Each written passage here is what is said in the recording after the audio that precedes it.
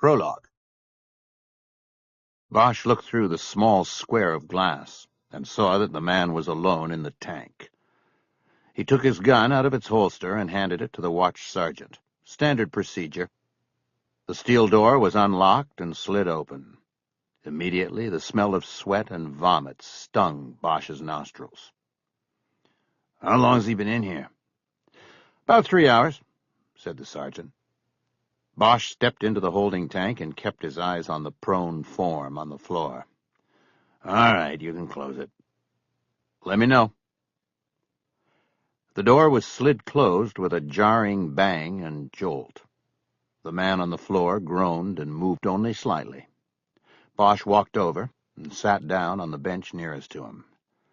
He took the tape recorder out of his jacket pocket and put it down on the bench. He glanced up at the glass window and saw the sergeant's face move away.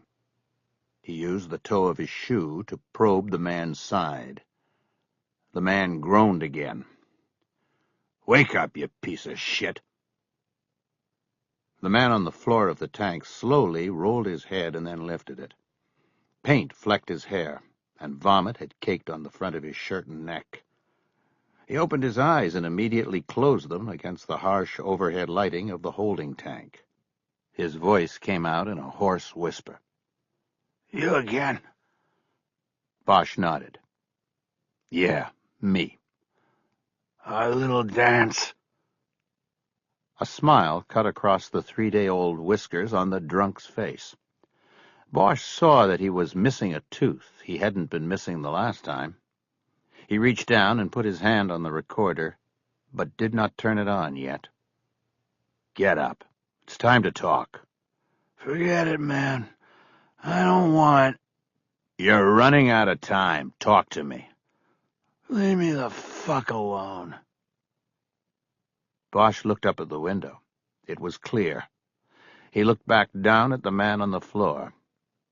"Your salvation is in the truth. Now more than ever. I can't help you without the truth." "Are you a priest now? You here to take my confession?" "You here to give it?" The man on the floor said nothing. After a while, Bosch thought he might have fallen back asleep. He pushed the toe of his shoe into the man's side again, into the kidney. The man erupted in movement, flailing his arms and legs. "Fuck you!" he yelled. "I don't want you, I want a lawyer!" Bosch was silent a moment. He picked up the recorder and slid it back into his pocket. He then leaned forward, elbows on his knees, and clasped his hands together. He looked at the drunk and slowly shook his head. "Then I guess I can't help you," he said. He stood up and looked at the window for the watch sergeant. He left the man lying on the floor. Chapter 1. "Someone's coming." Terry McCaleb looked at his wife and then followed her eyes down to the winding road below. He could see the golf cart making its way up the steep and winding road to the house. The driver was obscured by the roof of the cart. They were sitting on the back deck of the house he and Graciela had rented up on La Mesa Avenue. The view ranged from the narrow winding road below the house to the whole of Avalon and its harbor, and then out across the Santa Monica Bay to the haze of smog that marked Overland. The view had been the reason they'd chosen this house to make their new home on the island. But at the moment his wife had spoken, his gaze had been on the baby in his arms, not the view. He could look no farther than his daughter's wide blue and trusting eyes. McCaleb saw the rental number on the side of the golf cart passing below. It wasn't a local coming. It was somebody who had probably come from Overland on the Catalina Express. Still, he wondered about how Graciela knew that the visitor was coming to their house and not any of the others on La Mesa. He didn't ask about this. She'd had premonitions before. He just waited, and soon after the golf cart disappeared from sight, there was a knock at the front door. Graciela went to answer it, and soon came back to the deck with a woman McCaleb hadn't seen in 3 years. Sheriff's Detective Jay Winston smiled when she saw the child in his arms. It was genuine, but at the same time, it was the distracted smile of someone who wasn't there to admire a new baby. McCaleb knew the thick green binder she carried in one hand and the video cassette in the other meant Winston was there on business. Death business. "Terry, how you been?" she asked. "Couldn't be better. You remember Graciela?" "Of course. And who's this?" "This is Cece." McCaleb never used the baby's formal name around others. He only liked to call her Cielo when he was alone with her. "Cece," Winston said, and hesitated as if waiting for an explanation of the name. When none came, she said, "How old?" "Almost 4 months. She's big." "Wow, yeah, I can see." "And the boy, where's he?" "Raymond," Graciela said. "He's with some friends today. Terry had a charter, and so he went with friends to the park to play softball." The conversation was halting and strange. Winston either wasn't really interested or was unused to such banal talk. "Would you like something to drink?" McCaleb offered as he passed the baby to Graciela. "No, I'm fine. I had a Coke on the boat." As if on cue, or perhaps indignant about being passed from one set of hands to another, the baby started to fuss, and Graciela said she would take her inside. She left them then, standing on the porch. McCaleb pointed to the round table and chairs where they ate most nights while the baby slept. "Let's sit down."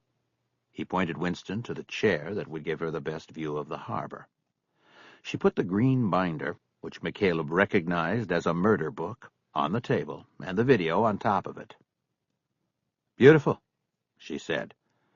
"Yeah, she's amazing. I could watch her all—" He stopped and smiled when he realized she was talking about the view, not his child.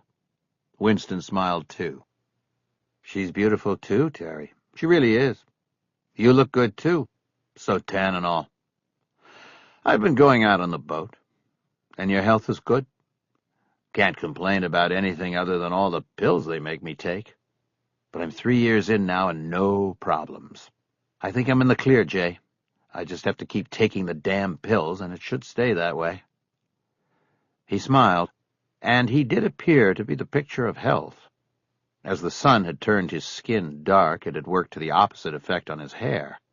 Close-cropped and neat, it was almost blonde now. Working on the boat had also defined the muscles of his arms and shoulders. The only giveaway was hidden under his shirt, the 10-inch scar left by transplantation surgery. "That's great," Winston said. "It looks like you have a wonderful setup here. New family, new home, away from everything." She was silent a moment, turning her head as if to take in all of the view and the island and McCaleb's life at once.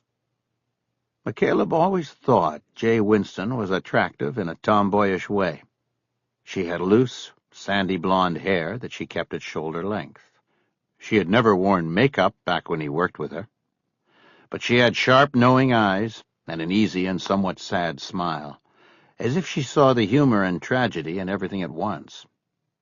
She wore black jeans and a white T-shirt beneath a black blazer. She looked cool and tough, and McCaleb knew from experience that she was. She had a habit of hooking her hair behind her ear frequently as she spoke. He found that endearing for some unknown reason. He'd always thought that if he hadn't connected with Graciela, he might have tried to know Jay Winston better. He also sensed that Winston intuitively knew that. "Makes me feel guilty about why I came," she said. "Sort of." McCaleb nodded at the binder and the tape. "You came on business. You could have just called, Jay. Saved some time, probably." "No, you didn't send out any change of address or phone cards. Like maybe you didn't want people to know where you ended up." She hooked her hair behind her left ear and smiled again. "Not really," he said. "I just didn't think people would want to know where I was. So how did you find me?" Passed around over at the marina on the mainland. Overland. They call it overland here. Overland, then. They told me in the harbor master's office that you still kept a slip there, but you moved the boat over here. I came over and took a water taxi around the harbor until I found it. Your friend was there. He told me how to get up here. Buddy. McCaleb looked down into the harbor and picked out the following sea. It was about a half-mile or so away. He could see Buddy Lockridge bent over in the stern. After a few moments, he could tell that Buddy was washing off the reels with the hose from the freshwater tank. "So what's this about, Jay?" McCaleb said without looking at Winston. "Must be important for you to go through all of that on your day off. I assume you're off on Sundays." "Most of them." She pushed the tape aside and opened the binder. Now McCaleb looked over.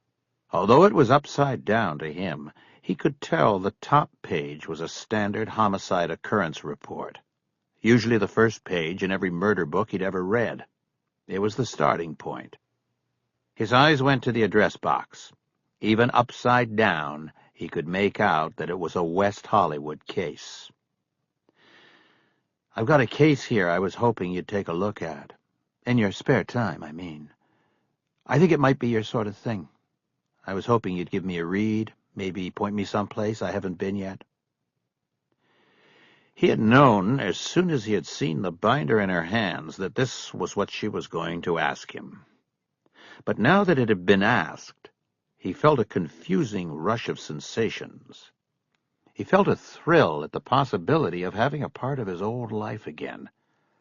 He also felt guilt over the idea of bringing death into a home so full of new life and happiness.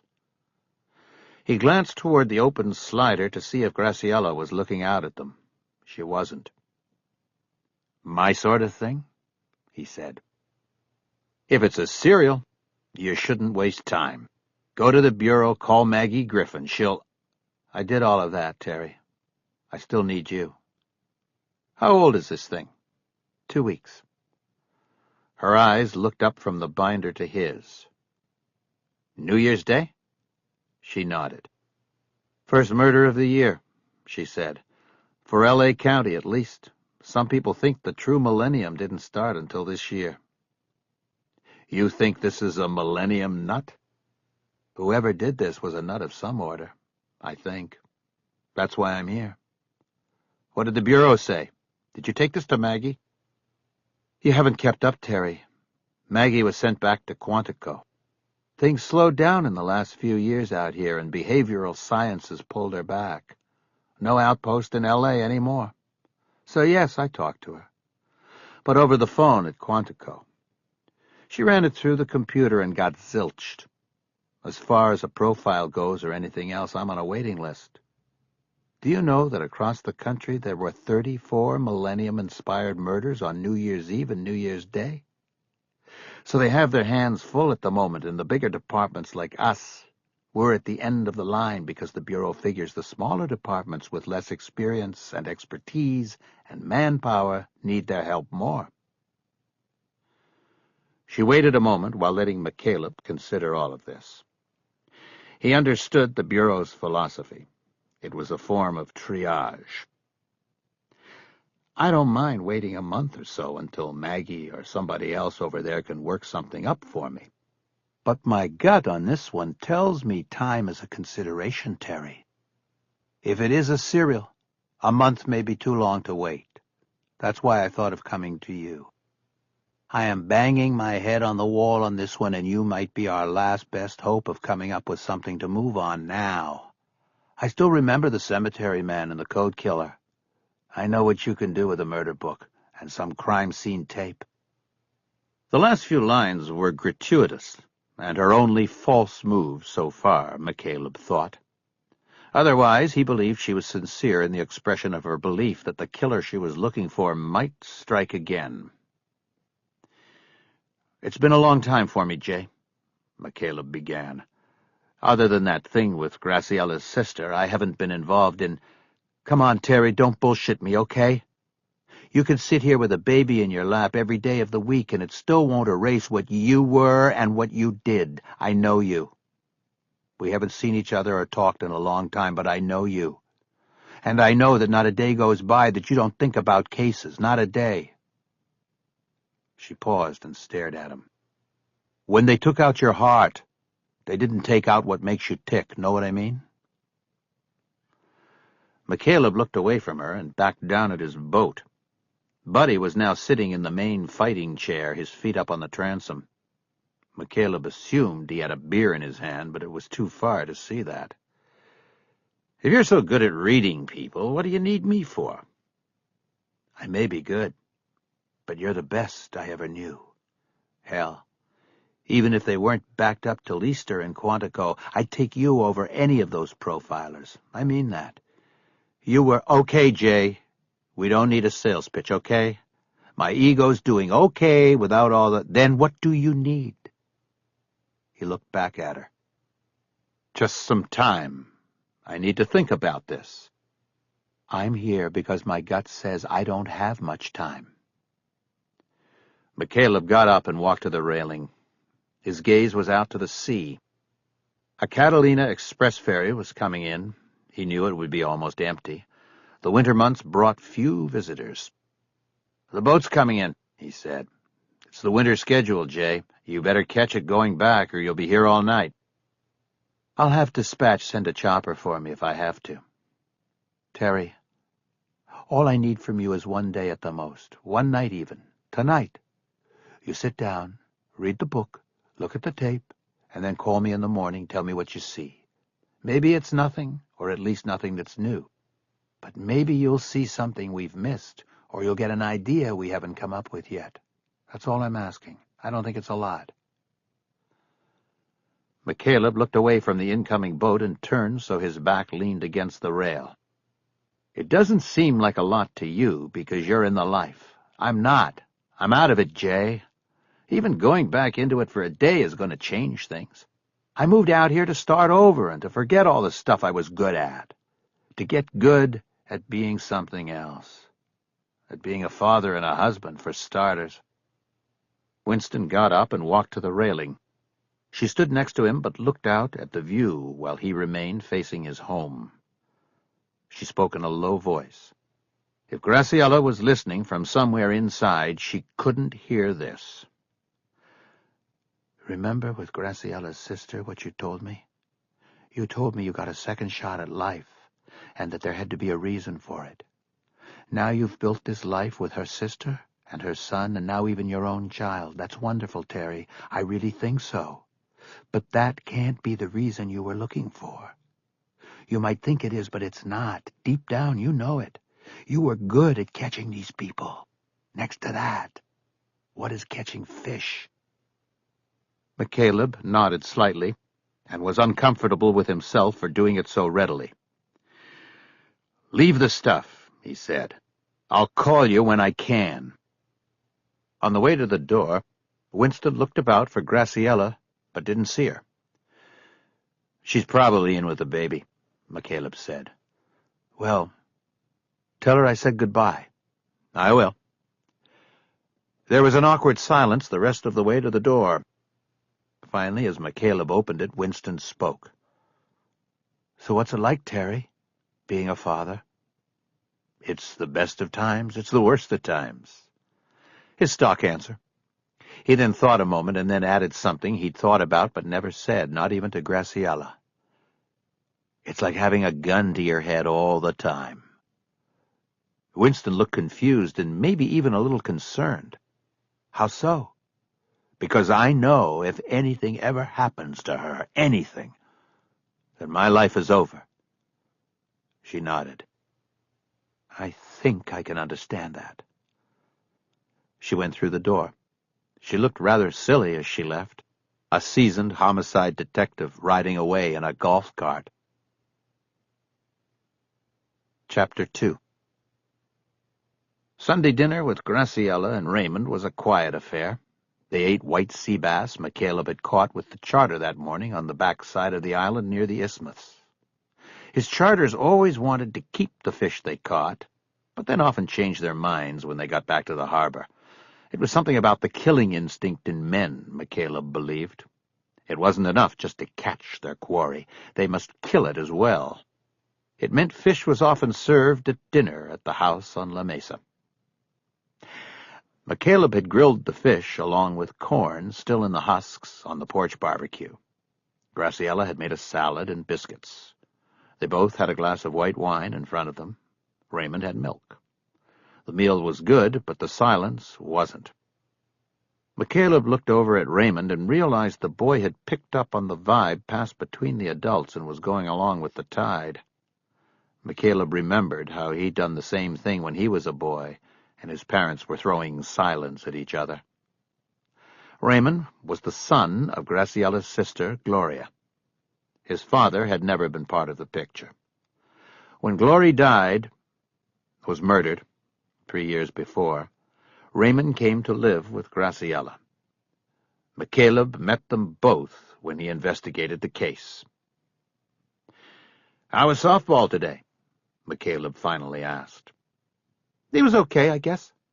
"Get any hits?" "No." "You will. Don't worry. Just keep trying. Keep swinging." McCaleb nodded. The boy had wanted to go out on the charter that morning, but hadn't been allowed. The charter was for 6 men from Overland. With McCaleb and Buddy, that made 8 on the following sea, and that was the limit the boat could carry under the rules of safety. McCaleb never broke those rules. "Well, listen, our next charter isn't until Saturday. Right now it's only 4 people. In the winter season, I doubt we'll pick up anybody else. If it stays that way, you can come." The boy's dark features seemed to lighten, and he nodded vigorously as he worked his fork into the pure white meat of the fish on his plate.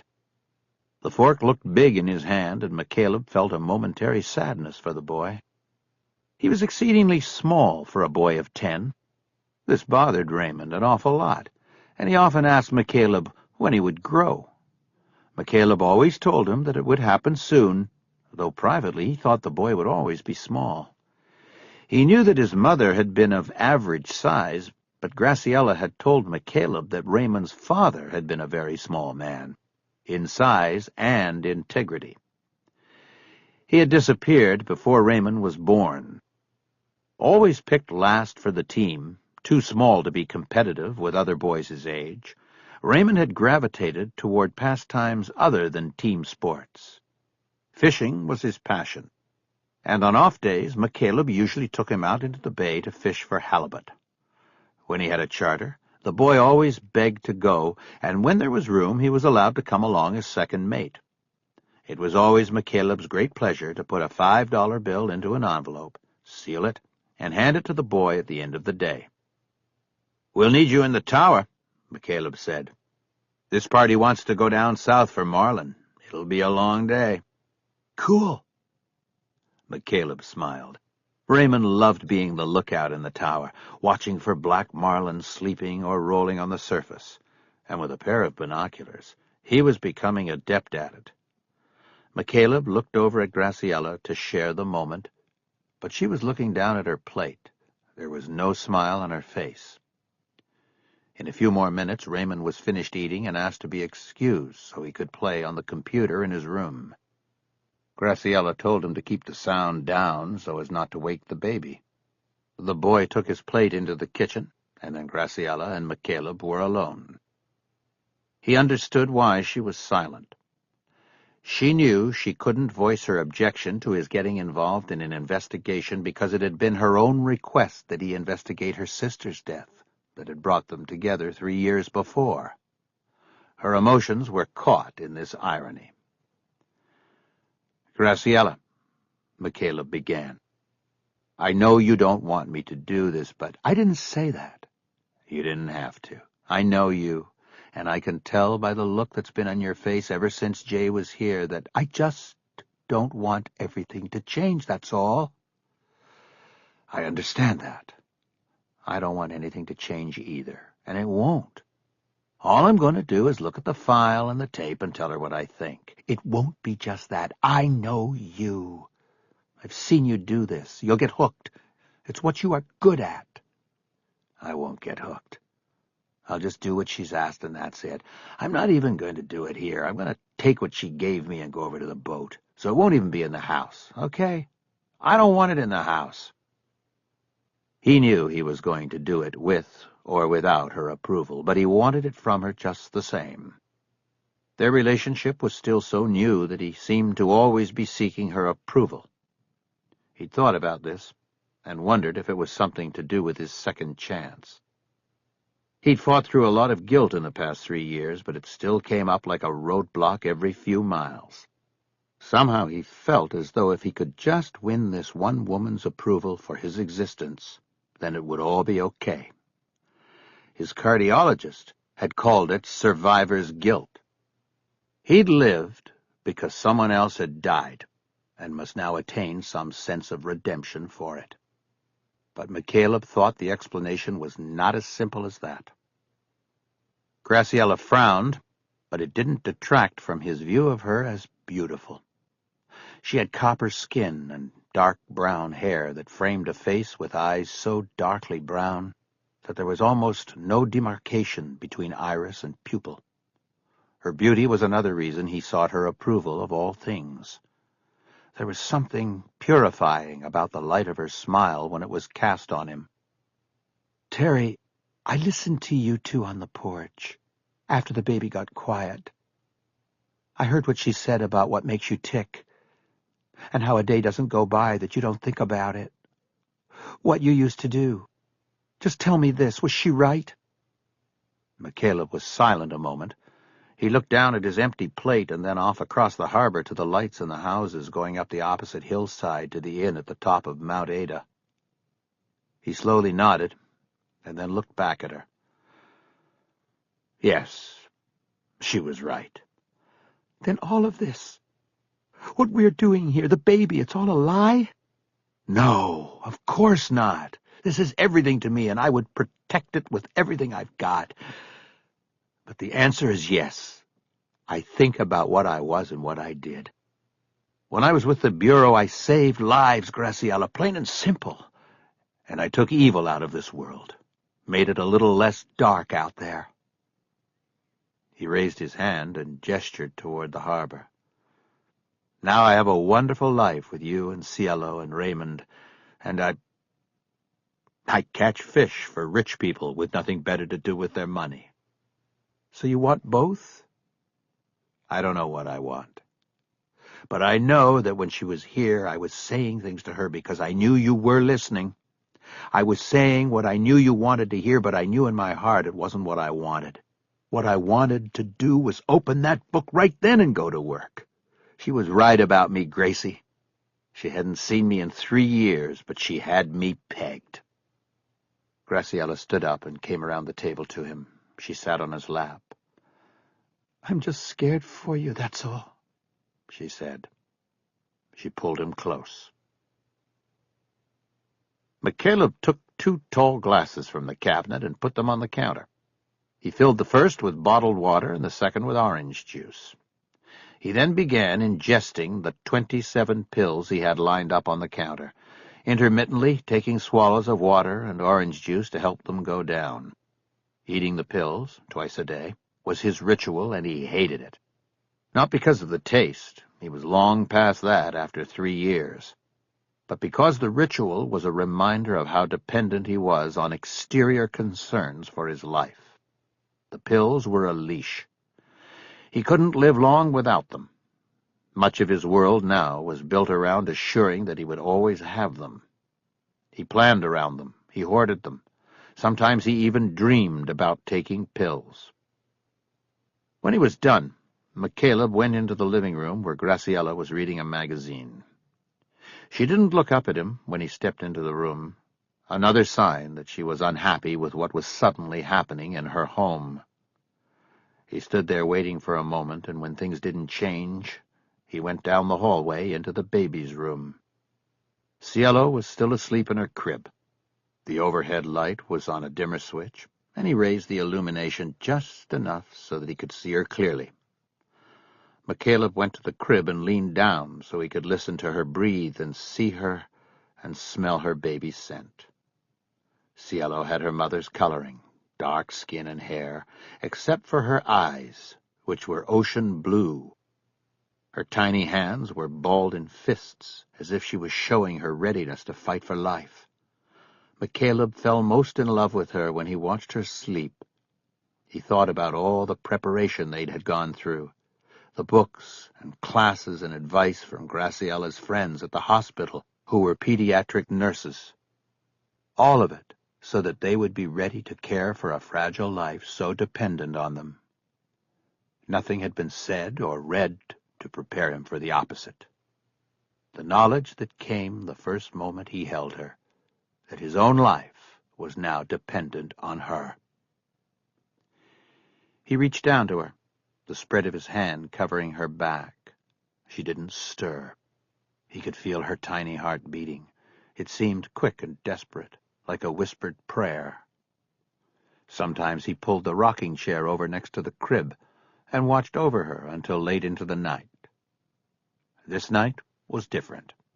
He had to go. He had work to do. Blood work. He wasn't sure if he was there to simply say goodbye for the night or to somehow gain an inspiration or approval from her as well. In his mind, it didn't quite make sense. He just knew that he had to watch her and touch her before he went to his work. McCaleb walked out on the pier and then down the steps to the skiff dock. He found his Zodiac among the other small boats and climbed aboard, careful to put the videotape and the murder book in the shelter of the inflatable's bow so they wouldn't get wet. He pulled the engine cord twice before it started, and then headed off down the middle lane of the harbor. There were no docks in Avalon Harbor. The boats were tied to mooring buoys set in lines that followed the concave shape of the natural harbor. Because it was winter, there were few boats in the harbor, but McCaleb didn't cut between the buoys. He followed the fairways, as if driving a car on the streets of a neighborhood. You didn't cut across lawns. You stayed on the roadway. It was cold on the water, and McCaleb zipped up his windbreaker. As he approached the following sea, he could see the glow of the television behind the curtains of the salon.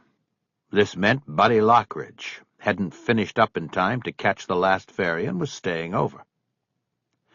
McCaleb and Lockridge worked the charter business together. While the boat's ownership was in Graciella's name, the marine charter license and all other documentation relating to the business was in Lockridge's name. The two had met more than 3 years earlier, when McCaleb had docked the following sea at Cabrillo Marina in the Los Angeles harbor, and was living aboard it while restoring it. Buddy was a neighbor, living on a sailboat nearby. They'd struck up a friendship that ultimately became a partnership. During the busy spring and summer season, Lockridge stayed most nights on the following sea.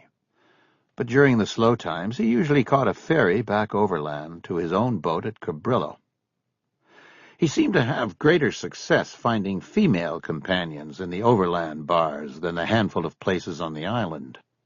McCaleb assumed he would be heading back in the morning, since they didn't have a charter for another 5 days. McCaleb bumped the Zodiac into the fantail of the following sea. He cut the engine and got out with the tape and the binder. He tied the Zodiac off on a stern cleat and headed for the salon door. Buddy was there waiting, having heard the Zodiac or felt its bump on the fantail. He slid the door open. He held a paperback novel down at his side. McCaleb glanced at the television, but couldn't tell what it was he had on. "What's up, Tara?" Lockridge asked. "Nothing. I just need to do a little work. I'm going to be using the forward bunk, okay?" He stepped into the salon. It was warm. Lockridge had the space heater fired up. "Sure, fine. Anything I could do to help." "Nah, this isn't about the business." "It's about that lady who came by, the sheriff's lady." McCaleb had forgotten that Winston had come to the boat first and gotten directions from Buddy. "Yeah." "You working a case for her?" "No," McCaleb said quickly, hoping to limit Lockridge's interest and involvement. "I just need to look at some stuff and give her a call back." "Very cool, dude." "Not really. It's just a favor. "What are you watching?" Just some shit on TV. A show about this task force that goes after computer hackers. Why, you seen it?" "No, but I was wondering if I could borrow the TV for a little while." McCaleb held up the videotape. Lockridge's eyes lit up. "Be my guest. Pop that baby in there." Not up here, buddy. This is... Detective Winston asked me to do this in confidence. I'll bring the TV back up as soon as I'm done." Lockridge's face registered his disappointment, but McCaleb wasn't worried about it. He went over to the counter that separated the galley from the salon and put down the binder and tape. He unplugged the television and removed it from the locking frame that held it in place so that it wouldn't fall when the boat encountered high seas. The television had a built-in video cassette player and was heavy. McCaleb lugged it down the narrow stairway and took it to the forward stateroom, which had been partially converted into an office. Two sides of the room had been lined with twin bunk beds. The bottom berth on the left had been changed into a desk, and the two top bunks were used by McCaleb to store his old bureau case files. Graciela didn't want them in the house where Raymond might stumble upon them. The only problem was that McCaleb was sure that on occasion Buddy had gone through the boxes and looked at the files, and it bothered him. It was an invasion of some kind. McCaleb had thought about keeping the forward stateroom locked, but knew that could be a deadly mistake. The only ceiling hatch on the lower deck was in the forward room, and access to it should not be blocked in case there was ever a need for an emergency evacuation through the bow. He put the television down on the desk and plugged it in. He turned to go back up to the salon to retrieve the binder and tape when he saw Buddy coming down the stairs, holding the tape and leafing through the binder. "Hey, Buddy, looks like a weird one, man." McCaleb reached out and closed the binder, then took it and the tape from his fishing partner's hands. "Just taking a peek." "I told you, it's confidential." "Yeah, but we work good together, just like before." It was true that by happenstance Lockridge had been a great help when McCaleb had investigated the death of Graciela's sister. But that had been an active street investigation. This was just going to be a review. He didn't need anybody looking over his shoulder. "This is different, Buddy. This is a one-night stand. I'm just going to take a look at this stuff, and then that will be it. Now let me get to work so I'm not here all night." Lockridge didn't say anything, and McCaleb didn't wait. He closed the door to the forward bunk and then turned to the desk. As he looked down at the murder book in his hands, he felt a sharp thrill as well as the familiar rising of dread and guilt. McCaleb knew it was time to go back to the darkness, to explore it and know it, to find his way through it. He nodded, though he was alone now. It was an acknowledgment that he had waited a long time for this moment. Chapter 3. The video was clear and steady. The lighting was good. The technical aspects of crime scene videotaping had vastly improved since McCaleb's days with the Bureau. The content hadn't changed. What the tape McCaleb watched showed was the starkly lit tableau of murder. McCaleb finally froze the image and studied it. The cabin was silent, the gentle lapping sound of the sea against the boat's hull the only intrusion from outside. At center focus was the nude body of what appeared to be a man who had been trussed with baling wire. His arms and legs held tightly behind his torso in such extreme that the body appeared to be in a reverse fetal position. The body was face down on an old and dirty rug. The focus was too tight on the body to determine in what sort of location it had been found. McCaleb judged that the victim was a man solely on the basis of body mass and musculature. For the head of the victim was not visible. A gray plastic mop bucket had been placed entirely over the victim's head. McCaleb could see that a length of the baling wire was stretched taut from the victim's ankles, up his back and between his arms, and beneath the lip of the bucket where it wrapped around his neck. It appeared on first measure to be a ligature strangulation, in which the leverage of the legs and feet pulled the wire tight around the victim's neck, causing asphyxia. In effect, the victim had been bound in such a way that he ultimately killed himself when he could no longer hold his legs folded backward in such an extreme position. He continued studying the scene. A small amount of blood had poured onto the carpet from the bucket, indicating that some kind of head wound would be found when the vessel was removed. McCaleb leaned back in his old desk chair and thought about his initial impressions. He hadn't yet opened the binder, choosing instead to watch the crime scene videotape first and study the scene as close as possible to the way the investigators had originally seen it. Already he was fascinated by what he was looking at. He felt the implication of ritual in the scene on the television screen. He also felt the trilling of adrenaline in his blood again. He pressed the button on the remote, and the video continued. The focus pulled back as Jay Winston entered the frame of the video. McCaleb could see more of the room now, and noted that it appeared to be a small, sparely furnished house or apartment. Coincidentally, Winston was wearing the same outfit she had worn when she had come to the house with the murder book and videotape. She had on rubber gloves that she'd pulled up over the cuffs of her blazer. Her detective shield hung on a black shoelace which had been tied around her neck. She took a position on the left side of the dead man while her partner, a detective McCaleb didn't recognize, moved to the right side. For the first time, there was talking on the video. "The victim has already been examined by a deputy coroner and released for crime scene investigation," Winston said. "The victim has been photographed in situ. We're now going to remove the bucket to make further examination." McCaleb knew that she was carefully choosing her words and demeanor with the future in mind, a future that would include a trial for an accused killer in which the crime scene tape would be viewed by a jury. She had to appear professional and objective, completely emotionally removed from what she was encountering. Anything deviating from this could be cause for a defense attorney to seek removal of the tape from evidence. Winston reached up and hooked her hair behind her ears and then placed both hands on the victim's shoulders, and with her partner's help turned the body on its side, the dead man's back to the camera. The camera then came in and went over the victim's shoulder and closed in as Winston gently pulled the bucket handle from under the man's chin and proceeded to carefully lift it off the head. "Okay," she said.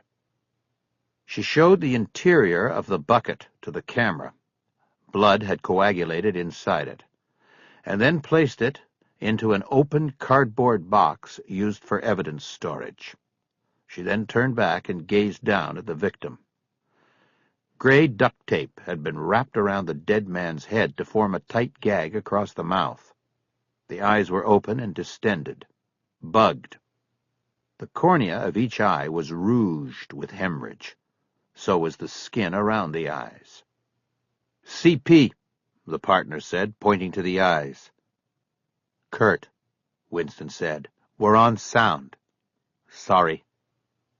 She was telling her partner to keep all observations to himself. Again, she was safeguarding the future. McCaleb knew that what her partner was pointing out was the hemorrhaging, or conjunctive petechia, which always came with ligature strangulation. However, the observation was one that should be made to a jury by a medical examiner, not a homicide detective. Blood matted the dead man's medium-length hair and had pooled inside the bucket against the left side of his face. Winston began manipulating the head and combing her fingers through the hair in search of the origin of the blood. She finally found the wound on the crown of the head. She pulled the hair back as much as possible to view it. "Barney, come in close on this if you can," she said. The camera moved in. McCaleb saw a small round puncture wound that didn't appear to penetrate the skull. He knew that the amount of blood evidenced was not always in concert with the gravity of the wound. Even small, inconsequential wounds to the scalp could produce a lot of blood. He would get a formal and complete description of the wound in the autopsy report.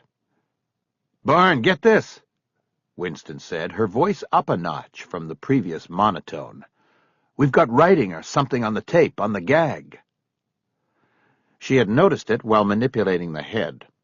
The camera moved in.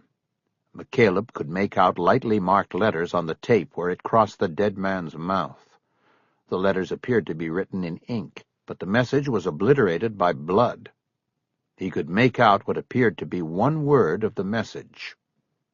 "Cave," he read out loud. Cave?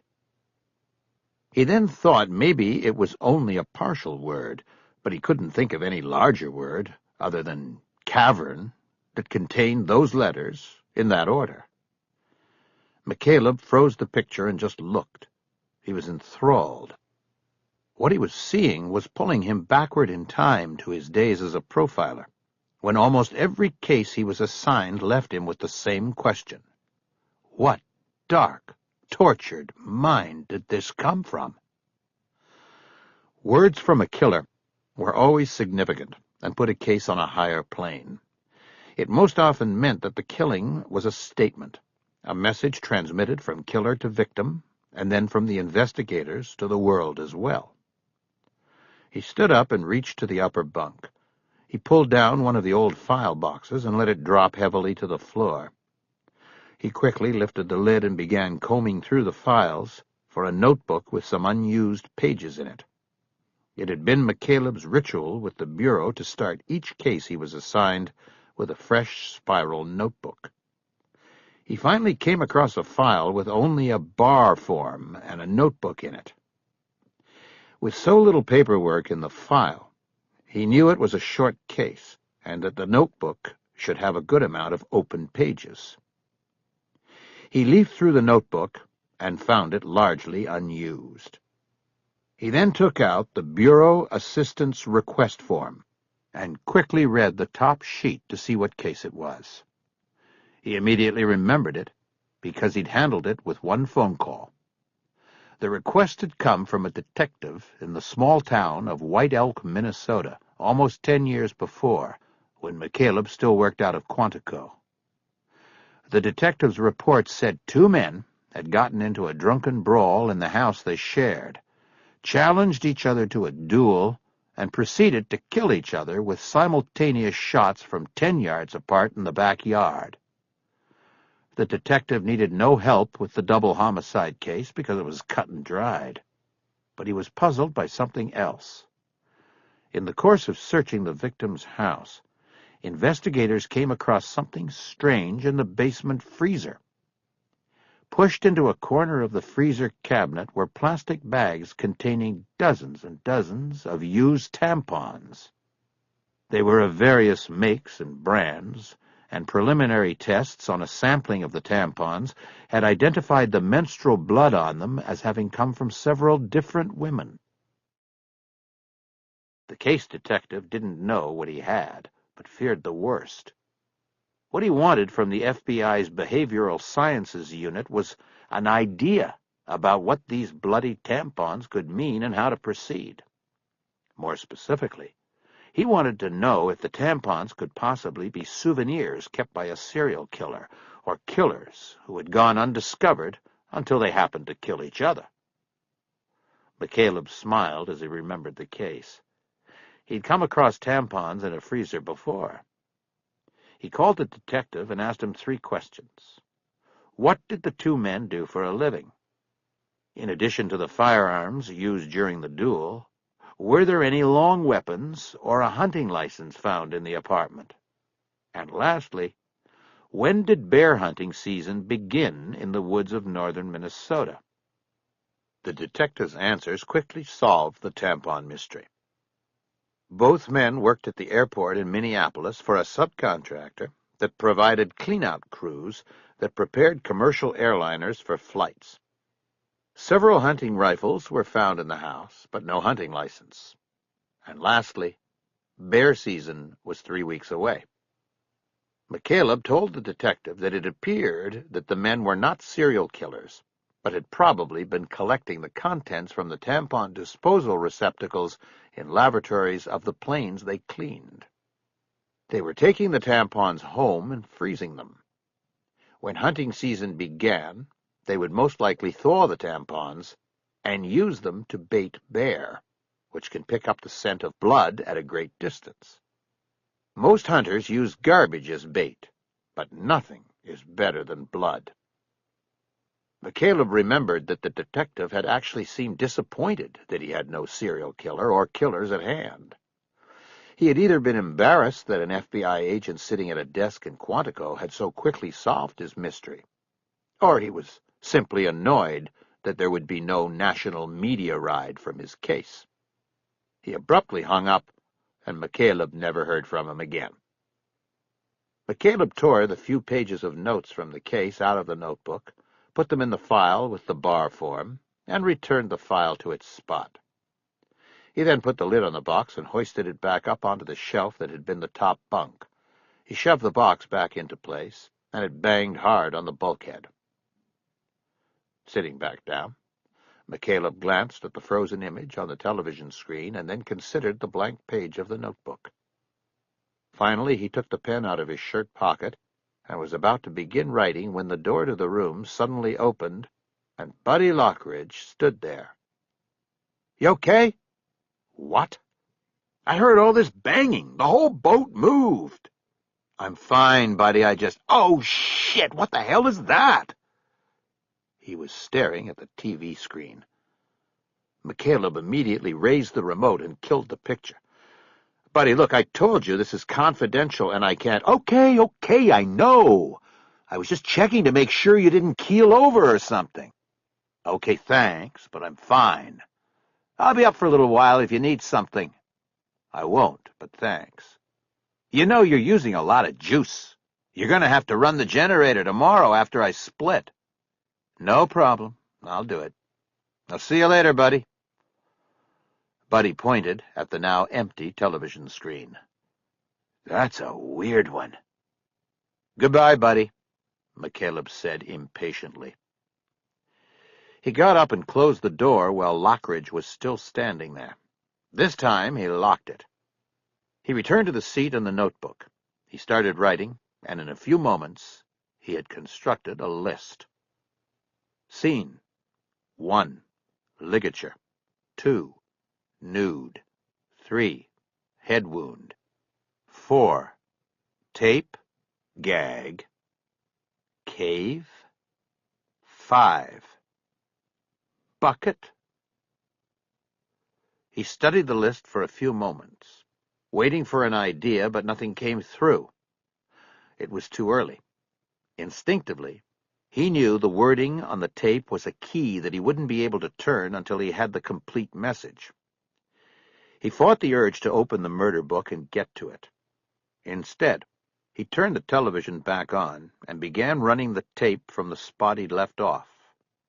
The camera was in and tight on the dead man's mouth, and the tape stretched tightly across it.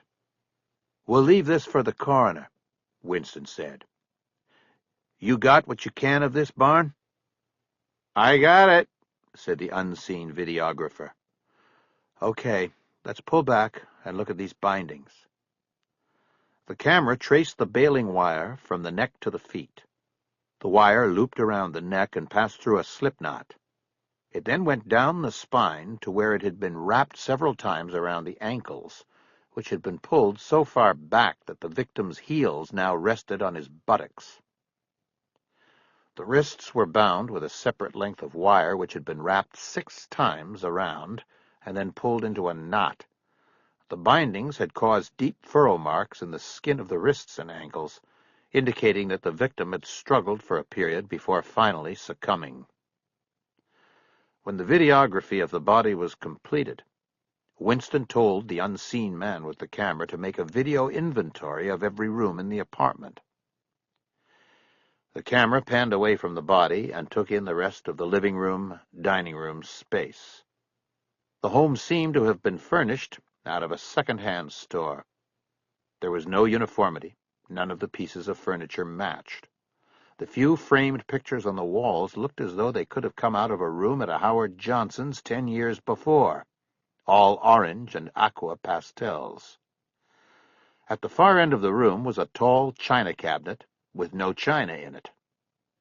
There were some books on a few of the shelves, but most were barren. On top of the cabinet was something McCaleb found curious. It was a 2-foot-high owl that looked to be hand-painted. McCaleb had seen many of these before, especially in Avalon Harbor and Cabrillo Marina. Most often the owls were made of hollow plastic and placed at the top of masts or on the bridges of power boats in a usually unsuccessful attempt to scare gulls and other birds away from the boats. The theory was that the owl would be seen by the other birds as a predator, and they would stay clear, thereby leaving the boats unfouled by their droppings. McCaleb had also seen the owls used on the exteriors of public buildings where pigeons were a nuisance. But what interested him about the plastic owl here was that he had never seen or heard of one being used inside a private home as ornamentation or otherwise. He knew that people collected all manner of things, including owls, but he had so far seen none in the apartment other than the one positioned at center on the cabinet. He quickly opened the binder and found the victim identification report. It listed the victim's occupation as a house painter. McCaleb closed the binder and considered for a moment that perhaps the victim had taken the owl from a job or removed it from a structure while prepping it to be painted. He backed the tape up and watched again as the videographer panned from the body to the cabinet atop which the owl was perched. It appeared to McCaleb that the videographer had made a 180-degree turn, meaning the owl would have been directly facing the victim, looking down upon the scene of the murder. While there were other possibilities, McCaleb's instinct told him the plastic owl was somehow part of the crime scene. He took up the notebook and made the owl the 6th entry on his list. The rest of the crime scene videotape fostered a little interest in McCaleb. It documented the remaining rooms of the victim's apartment, the bedroom, bathroom, and kitchen. He saw no more owls and took no more notes. When he got to the end of the tape, he rewound it and watched it all the way through once more. Nothing new caught his attention. He ejected the tape and slid it back into its cardboard slipcase. He then carried the television back up to the salon, where he locked it into its frame on the counter. Buddy was sprawled on the couch reading his paperback.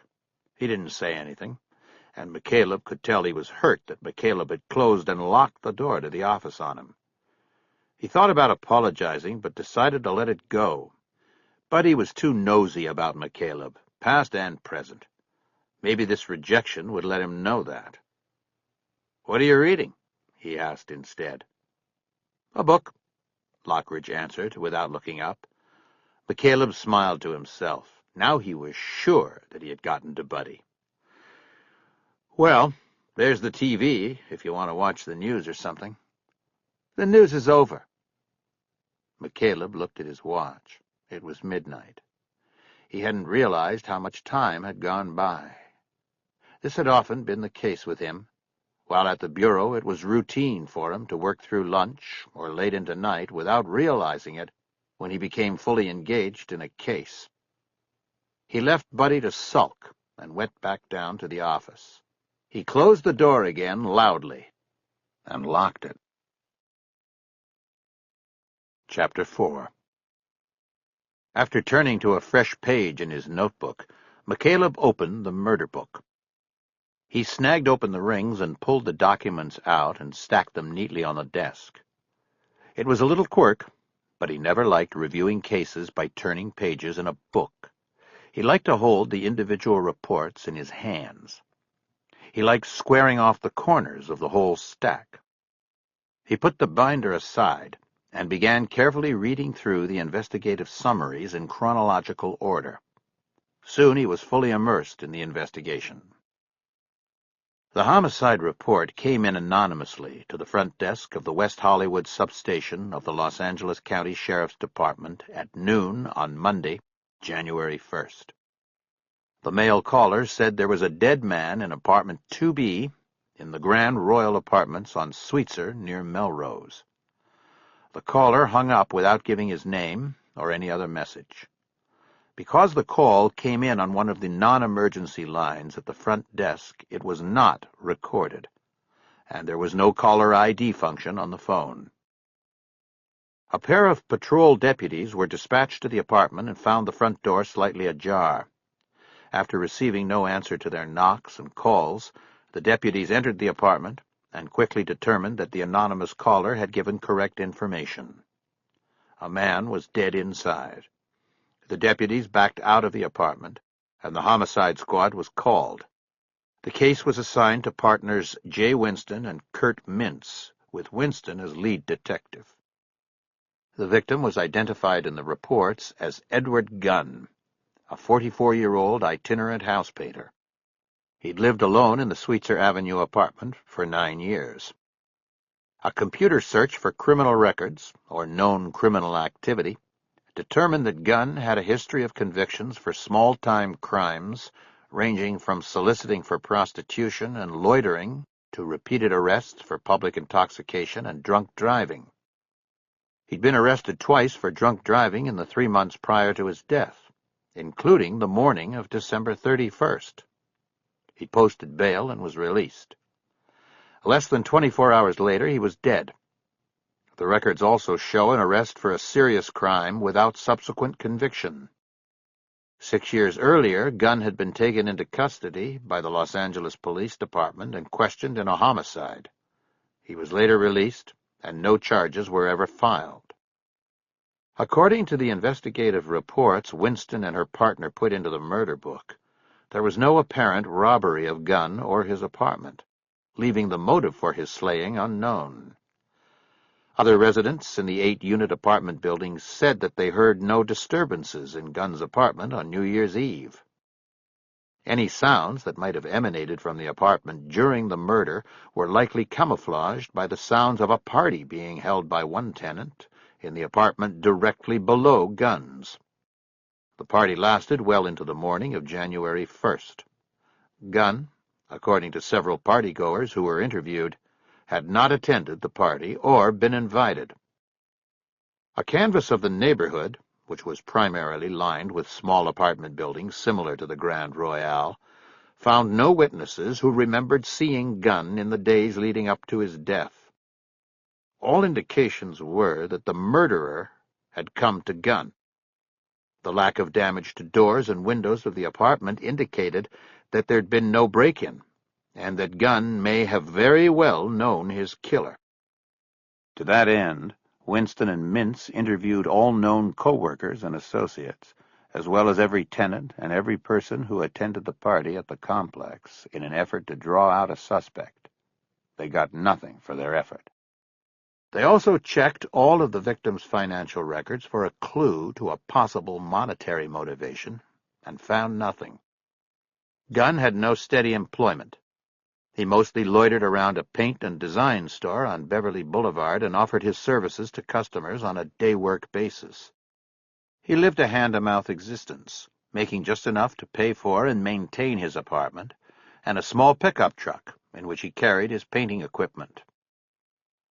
Gunn had one living relative, a sister who lived in Long Beach. At the time of his death, he hadn't seen her in more than a year, though he happened to call her the night before his death from the holding tank of the LAPD's Hollywood Division station. He was being held there following his DUI arrest. The sister reported that she told her brother she could no longer keep helping him and bailing him out. She'd hung up, and she couldn't offer the investigators any useful information in regard to his murder. The incident in which Gunn had been arrested 6 years before was fully reviewed. Gunn had killed a prostitute in a Sunset Boulevard motel room. He'd stabbed her with her own knife when she attempted to stab and rob him, according to his statement in the report forwarded by the LAPD's Hollywood Division. There were minor inconsistencies between Gunn's original statement to responding patrol officers and the physical evidence, but not enough for the district attorney's office to seek charges against him. Ultimately, the case was reluctantly written off as self-defense and dropped. McCaleb noticed that the lead investigator on the case had been Detective Harry Bosch. Years earlier, McCaleb had worked with Bosch on a case, an investigation he still often thought about. Bosch had been abrasive and secretive at times, but still a good cop with excellent investigative skills, intuition, and instincts. They had actually bonded in some way over the emotional turmoil the case had caused them both. McCaleb wrote Bosch's name down in the notebook as a reminder to call the detective to see if he had any thoughts on the Gunn case. He went back to reading the summaries. With Gunn's record of prior engagement with a prostitute in mind, Winston's and Mintz's next step was to comb through the murder victim's phone records as well as check and credit card purchases for indications that he might have continued to use prostitutes. There was nothing. They cruised Sunset Boulevard with an LAPD vice crew for 3 nights, stopping and interviewing street prostitutes. But none admitted knowing the man in the photos the detectives had borrowed from Gunn's sister. The detectives scanned the sex want ads in the local alternative papers for an advertisement Gunn might have placed. One more time, their efforts hit a wall.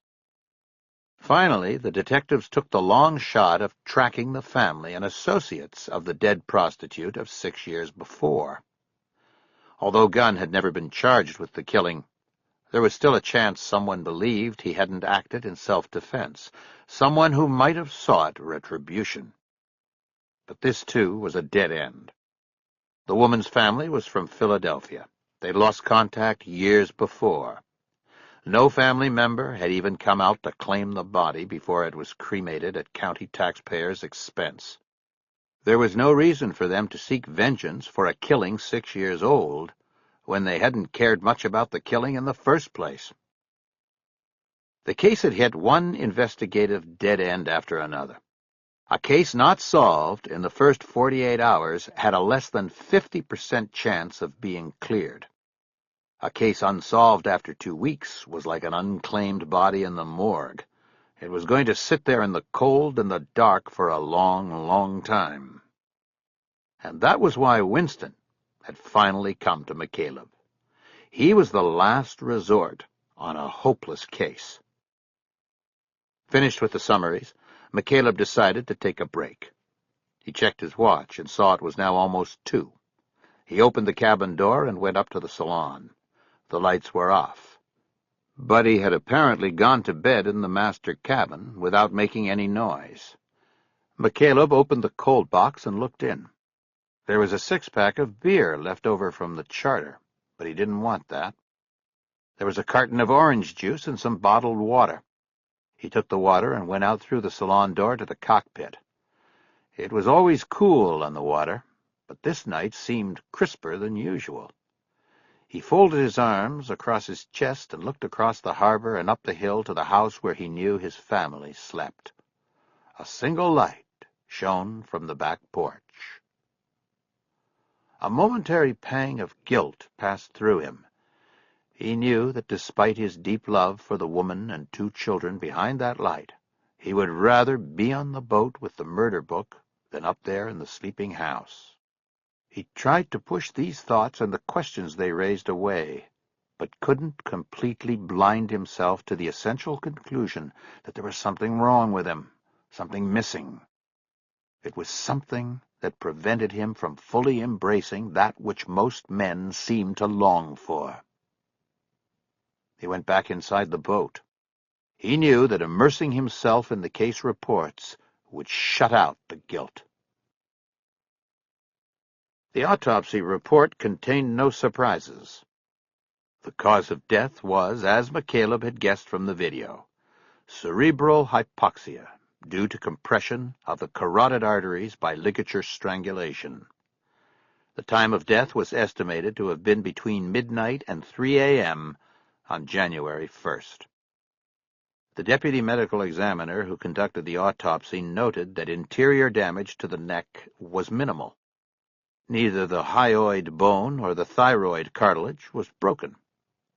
This aspect, coupled with the multiple ligature furrows on the skin, led the examiner to conclude that Gunn suffocated slowly while desperately struggling to keep his feet behind his torso so that the wire noose wasn't pulled tight around his neck.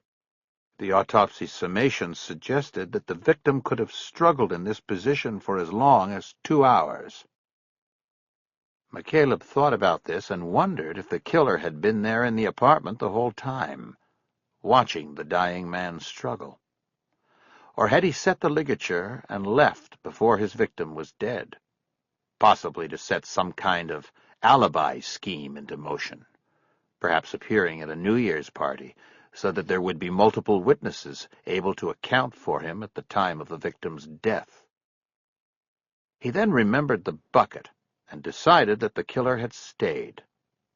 The covering of the victim's face was a frequent occurrence in sexually motivated and rage killings, the attacker covering his victim's face as a means of dehumanizing the victim and avoiding eye contact. McCaleb had worked dozens of cases where he had noted this phenomena. Women who had been raped and murdered with nightgowns or pillowcases covering their faces. Children with their heads wrapped in towels. He could write a list of examples that would fill the entire notebook. Instead, he wrote one line on the page under Bosch's name. Unsub was there the whole time. He watched. The unknown subject, McCaleb thought. So we meet again. Before moving on, McCaleb looked through the autopsy report for 2 other pieces of information. First was the head wound. He found a description of the wound in the examiner's comments. The perimortem laceration was circular and superficial. Its damage was minimal and was possibly a defensive wound. McCaleb dismissed the possibility of it being a defensive wound. The only blood on the rug at the crime scene was that spilled from the bucket after it was placed over the victim's head. Plus, the flow of blood from the wound at the point of the crown was forward and over the victim's face. This indicated the head was bowed forward. McCaleb took all of this to mean that Gunn was already bound and on the floor when the blow had been struck to his head, and then the bucket placed over it. His instinct told him this may have been a blow delivered with the intention of hurrying the victim's demise, an impact to the head that would weaken the victim and shorten his struggle against the ligature. He wrote these thoughts down on the notebook and then went back into the autopsy report. He located the findings on the examination of the anus and penis. Swabs indicated no sexual activity had occurred in the time prior to death. McCaleb wrote, "No sex," down in the notebook. Beneath this he wrote the word rage and circled it. McCaleb realized that many, if not all, of the suspicions and conclusions he was coming up with were probably already reached by J. Winston. But this had always been his routine in analyzing murder scenes. He made his own judgments first, then looked to see how they stacked next to the primary investigator's conclusions afterward. After the autopsy, he went to the evidence analysis reports. He first looked at the recovered evidence list and noticed that the plastic owl he had seen on the videotape had not been bagged and tagged. He felt sure that it should have been, and made a note of it. Also missing from the list was any mention of a weapon recovery. It appeared that whatever had been used to open up the wound on Gunn's scalp had been taken away from the scene by the killer. McCaleb made a note of this as well, because it was another piece of information supportive of a profile of the killer as organized, thorough, and cautious. The report on the analysis of the tape used to gag the victim was folded into a separate envelope that McCaleb found in one of the binder's pockets. In addition to a computer printout and an addendum, there were several photographs that showed the full length of the tape after it had been cut and peeled away from the victim's face and head. The first set of photos documented the tape, front and back, as it was found, with a significant amount of coagulated blood obscuring the message written on it. The next set of photos showed the tape, front and back, after the blood had been removed with a solution of soapy water. McCaleb stared at the message for a long moment, even though he knew he would never be able to decipher it on his own. Cave, cave, dus, videt. He finally put the photos aside and picked up the accompanying reports. The tape was found to be clear of fingerprints, but several hairs and microscopic fibers were collected from the underside adhesive. The hair was determined to have belonged to the victim. The fibers were held pending further orders for analysis. McCaleb knew this meant there was a time and cost constraint. The fibers would not be analyzed until the investigation reached a point that there were fibers from a suspect's possessions that also could be analyzed and compared. Otherwise, the costly and time-consuming analysis of the collected fibers would be for nothing. McCaleb had seen this sort of investigative prioritizing before. It was a routine in local law enforcement not to take expensive steps until necessary. But he was a bit surprised that it hadn't been deemed necessary in this case. He concluded that Gunn's background as a one-time murder suspect may have dropped him into a lower class of victim, one for which the extra step is not taken. Maybe, McCaleb thought, this was why Jay Winston had come to him. She hadn't said anything about paying him for his time, not that he could accept a monetary payment anyway. He moved on to an addendum report that had been filed by Winston. She had taken a photograph of the tape and the message to a linguistics professor at UCLA, who had identified the words as Latin. She was then referred to a retired Catholic priest who lived in the rectory at St. Catherine's in Hollywood and had taught Latin at the church's school for 2 decades until it was dropped from the curriculum in the early 70s. He easily translated the message for Winston. As McCaleb read the translation, he felt the feathery run of adrenaline rise up his spine to his neck. His skin tightened, and he felt a sensation that came close to lightheadedness. Cave, cave, dus videt. Cave, cave, dominus videt. Beware, beware, God sees. Holy shit, McCaleb said quietly to himself. It was not said as an exclamation.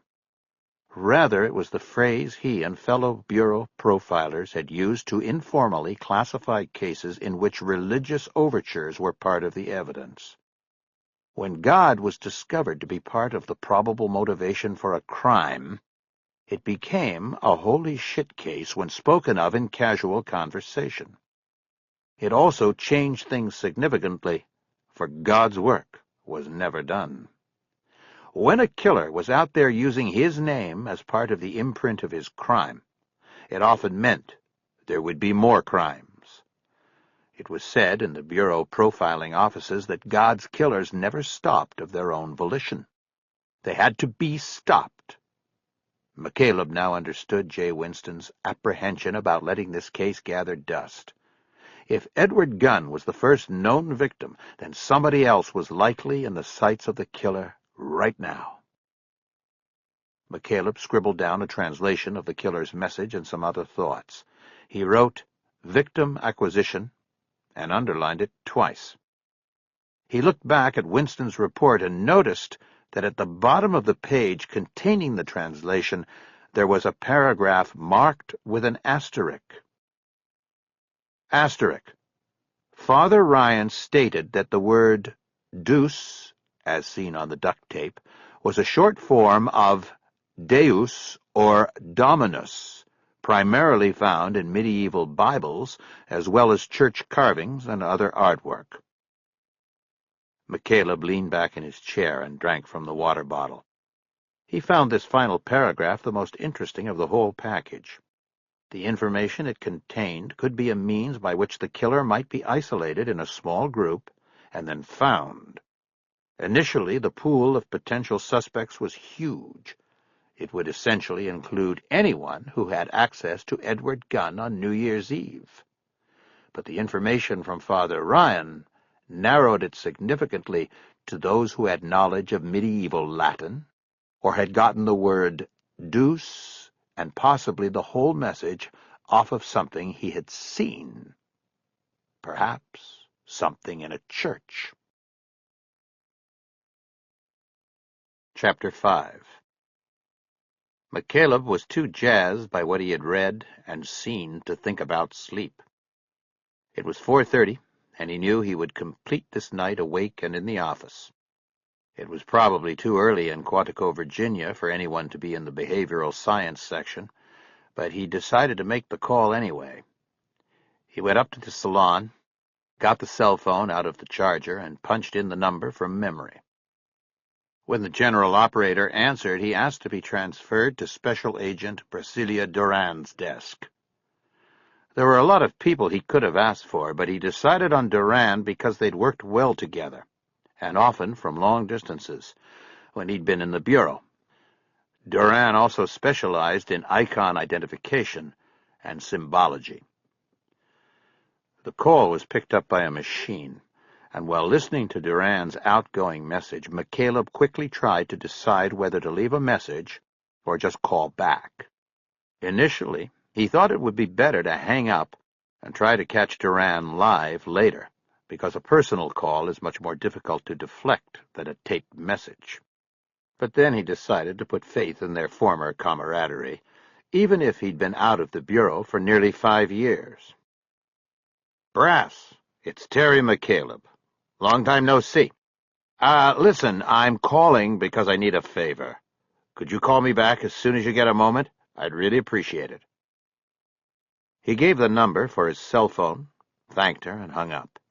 He could take the phone with him back to the house and wait for the call there, but that would mean that Graciela might overhear the conversation with Duran, and he didn't want that. He went back down to the forward bunk and started through the murder book documents again. He checked every page again for something that stood out in its inclusion or exclusion. He took a few more notes and made a list of things he still needed to do and know before drawing up a profile. But primarily, he was just waiting for Duran. She finally returned his call at 5:30. "Long time is right," she said by way of greeting. "Too long.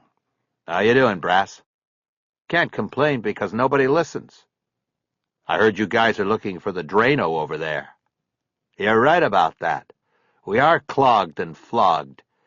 You know, last year we sent half the staff to Kosovo to help in the war crimes investigations on 6-week rotations. That just killed us. We are still so far behind, it's getting critical." McCaleb wondered if she was giving him the woe-is-me pitch so he might not ask the favor he'd mentioned on the message. He decided to go ahead with it anyway. "Well, then you aren't going to like hearing from me," he said. "Oh, boy, I'm shaking in my boots. What do you need, Terry?" "I'm doing a favor for a friend out here. Sheriff's Homicide Squad. Taking a look at a homicide and—" "Did he already run it through here?" "It's a she, and yeah, she ran it on the VICAP box and got blanked. That's all. She got the word on how backed up you guys are on profiling and came to me instead. I sort of owe her one, so I said I'd take a look." "And now you want to cut in line, right?" McCaleb smiled, and he hoped she was as well on the other end of the line. "Sort of, but I think it's a quickie. It's just one thing I want." "Then out with it. What?" "I need an iconography baseline. I'm following a hunch on something." "Okay, doesn't sound too involving. What's the symbol?" "An owl." "An owl? Just an owl?" More specifically, a plastic owl. But an owl just the same. I want to know if it's turned up before and what it means. Well, I remember the owl on the bag of potato chips. What's that brand? Wise, I remember. It's an East Coast brand. Well, there you go. The owl is smart. He's wise. Brass, I was hoping for something a little more. I know. Tell you what, I'll see what I can find. The thing to remember is symbols change. What means one thing at one time might mean something completely different at another time. You just looking for contemporary uses and examples? McCaleb thought for a moment about the message on the tape. Can you throw in the medieval time period? Sounds like you got a weird one, but ain't they all? Let me guess. A holy shit case. Could be. How'd you know that? All that medieval Inquisition and church stuff. Seen it before. I've got your number. I'll try to get back today. McCaleb thought about asking her to run an analysis of the message from the duct tape, but decided not to pile it on. Besides, the message must have been included on the computer run Jay Winston completed. He thanked her, and was about to disconnect when she asked about his health, and he told her he was fine. You still living on that boat I heard about? Nope. I'm living on an island now, but I still have the boat. I've got a wife and new baby daughter, too. Wow! Is this the Terry TV dinner McCaleb I used to know? Same one, I guess. Well, sounds like you got your stuff together. I think I finally do. Then be careful with it. What are you doing chasing a case again? McCaleb hesitated in his reply. I'm not sure. Don't bullshit me. We both know why you're doing it. Tell you what, let me see what I can find out, and I'll call you back. Thanks, Brass.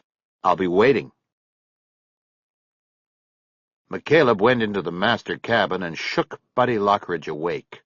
His friend startled and began swinging his arms wildly. It's me. Before he calmed down, Buddy clapped McCaleb on the side of the head with a book he had fallen asleep holding. What are you doing? He exclaimed. I'm trying to wake you, man. What for? What time is it? It's almost 6. I want to take the boat across. Now? Yeah, now. So get up and help me. I'll get the lines. Man, now? We're going to hit the lair. Why don't you wait until it burns off? Because I don't have the time. Buddy reached up and turned on the reading lamp that was attached to the cabin wall just above the headboard. McCaleb noticed the book he was reading was called The Wire in the Blood. Something sure put a wire in your blood, man, he said as he rubbed his ear where the book had hit him. Sorry about that. Why are you in such a hurry to cross anyway? It's that case, isn't it? I'll be on top. Let's get it going. McCaleb headed out of the cabin. Buddy called after him as he expected he would. You gonna need a driver? No, Buddy. You know I've been driving a couple years now. Yeah, but you might need help with the case, man. I'll be all right. Hurry up, Bud. I want to get over there. McCaleb took the key off the hook next to the salon door and went out and climbed up into the bridge.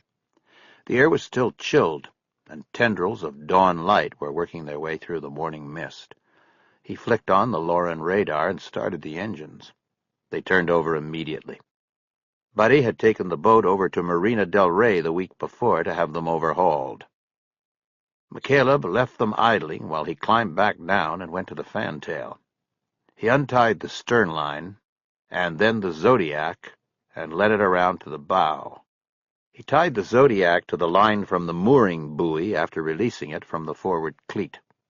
The boat was free now. He turned in the pulpit and looked up at the bridge just as Buddy, his hair a wiry nest from sleep, slid into the pilot's seat. McCaleb signaled that the boat was loose. Buddy pushed the throttles forward, and the following sea began to move. McCaleb picked the 8-foot gaff pole up off the deck and used it to keep the buoy off the bow as the boat made the turn into the fairway and slowly headed toward the mouth of the harbor. McCaleb stayed in the pulpit, leaning back against the railing and watching the island slip away behind the boat. He looked up once again toward his house and saw only the one light still on. It was too early for his family to be awake. He thought about the mistake he had knowingly just made. He should have gone up to the house and told Graciela what he was doing, tried to explain it. But he knew it would lose him a lot of time, and that he would never be able to explain it to her satisfaction. He decided to just go. He would call his wife after the crossing, and he would deal with the consequences of his decisions later. The cool air of the shark-gray dawn had tightened the skin on his arms and neck. He turned in the bow pulpit and looked forward and across the bay to where he knew Overland lay hidden beneath the marine lair. Not being able to see what he knew to be there gave him an ominous feeling, and he looked down. The water the bow cut through was flat and as blue-black as a marlin's skin. McCaleb knew he needed to get up into the bridge to help Buddy.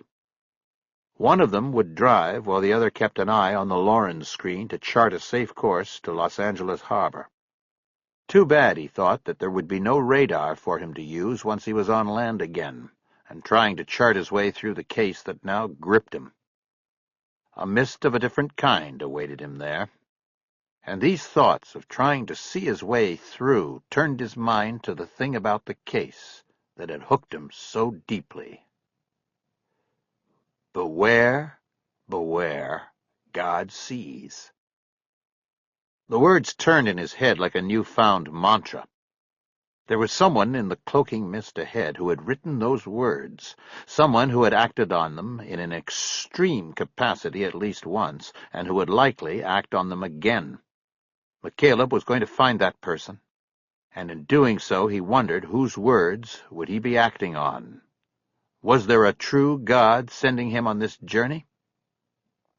He felt a touch on his shoulder, and startled and turned, nearly dropping the gaff pole overboard. It was Buddy. "Jesus, man, don't do that!" "You all right?" "I was, till you scared the hell out of me. What are you doing? You should be driving." McCaleb glanced over his shoulder to make sure they were clear of the harbor markers and into the open bay. "I don't know," Buddy said. "You look like Ahab standing out here with that gaff. I thought something was wrong. What are you doing?" "I was thinking." "Do you mind? Don't sneak up on me like that, man." "Well, I guess that makes us even, then." "Just go drive the boat, Buddy. I'll be up in a minute. And check the generator. Might as well juice the batteries." As Buddy moved away, McCaleb felt his heart even out again. He stepped off the pulpit and snapped the gaff back into its clamps on the deck. As he was bent over, he felt the boat rise and fall as it went over a 3 or 4 foot roller.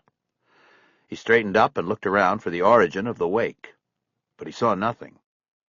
It had been a phantom moving across the flat surface of the bay.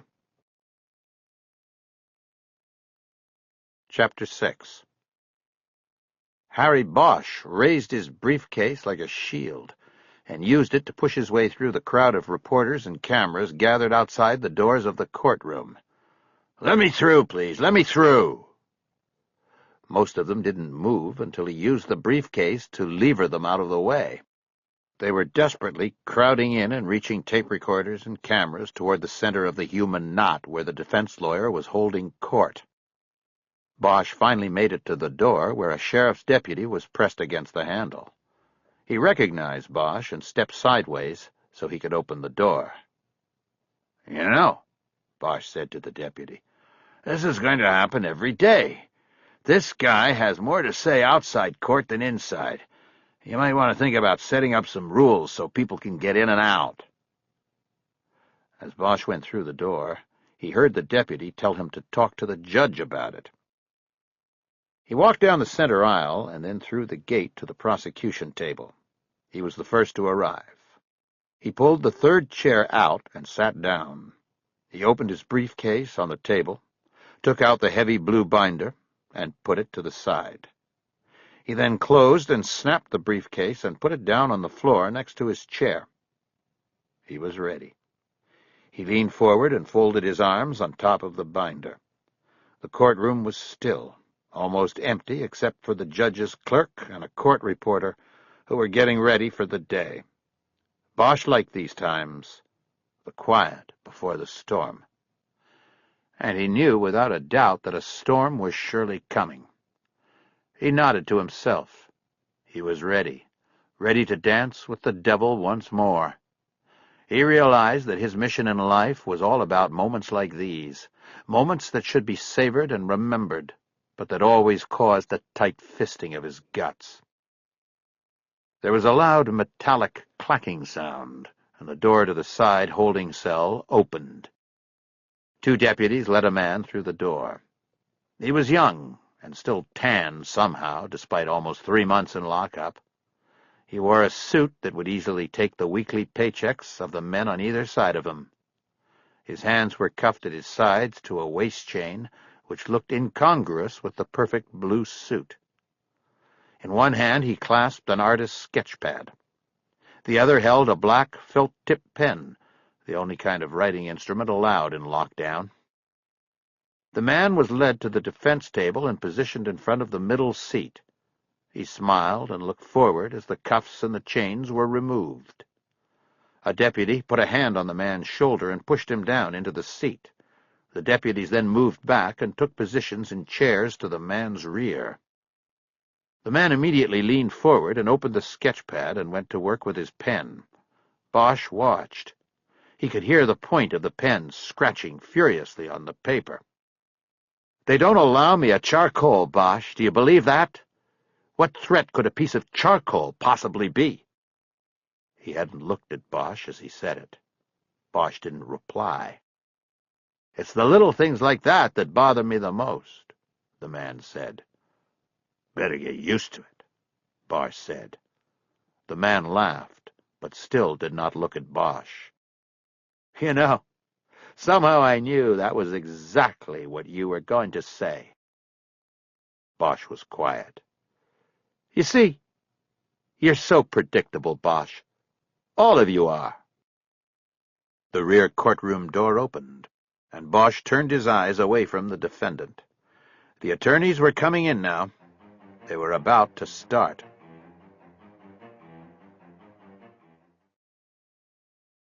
Chapter 7.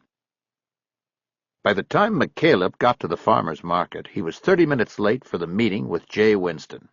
He and Buddy had made the crossing in an hour and a half, and McCaleb had called the sheriff's detective after they tied up at Cabrillo Marina. They arranged to meet, but then he found the battery in the Cherokee dead because the car hadn't been used in 2 weeks. He had to get Buddy to give him a jump from his old Taurus, and that had taken up the time. He walked into Dupar's, the corner restaurant in the market, but didn't see Winston at any of the tables or the counter. He hoped she hadn't come and gone. He chose an unoccupied booth that afforded the most privacy and sat down. He didn't need to look at a menu. They had chosen the farmer's market to meet because it was near Edward Gunn's apartment and because McCaleb wanted to eat breakfast at Dupar's. He'd told Winston that more than anything else about Los Angeles he missed the pancakes at Dupar's. Often when he and Graciela and the children made their once-a-month trip to Overland to buy clothing and supplies not available on Catalina, they ate a meal at Dupar's. It didn't matter whether it was breakfast, lunch, or dinner. McCaleb always ordered pancakes. Raymond did too. But he was boysenberry, while McCaleb was traditional maple. McCaleb told the waitress he was waiting for another party, but ordered a large orange juice and a glass of water. After she brought the 2 glasses, he opened his leather bag and took out the plastic pill box. He kept a week's supply of his pills on the boat and another couple days' worth in the glove box of the Cherokee. He'd prepared the box after docking. Alternating gulps of orange juice and water, he downed the 27 pills that made up his morning dosage. He knew their names by their shapes and colors and tastes. Prilosec, Demodex, Digoxin, Bacitracin.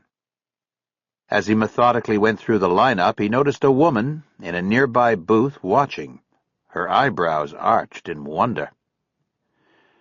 He would never get rid of the pills.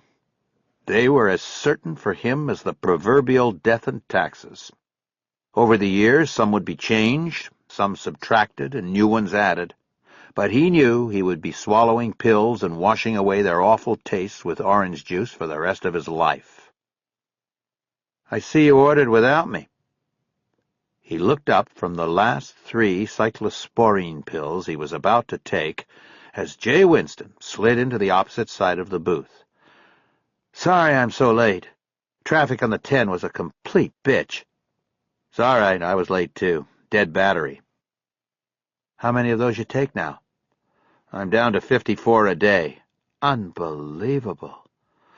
"I had to turn a hallway closet into a medicine cabinet. The whole thing." "Well, at least you're still here." She smiled, and McCaleb nodded. The waitress came to the table with a menu for Winston, but she said they had better order. "I'll have what he's having." McCaleb ordered a large stack with melted butter.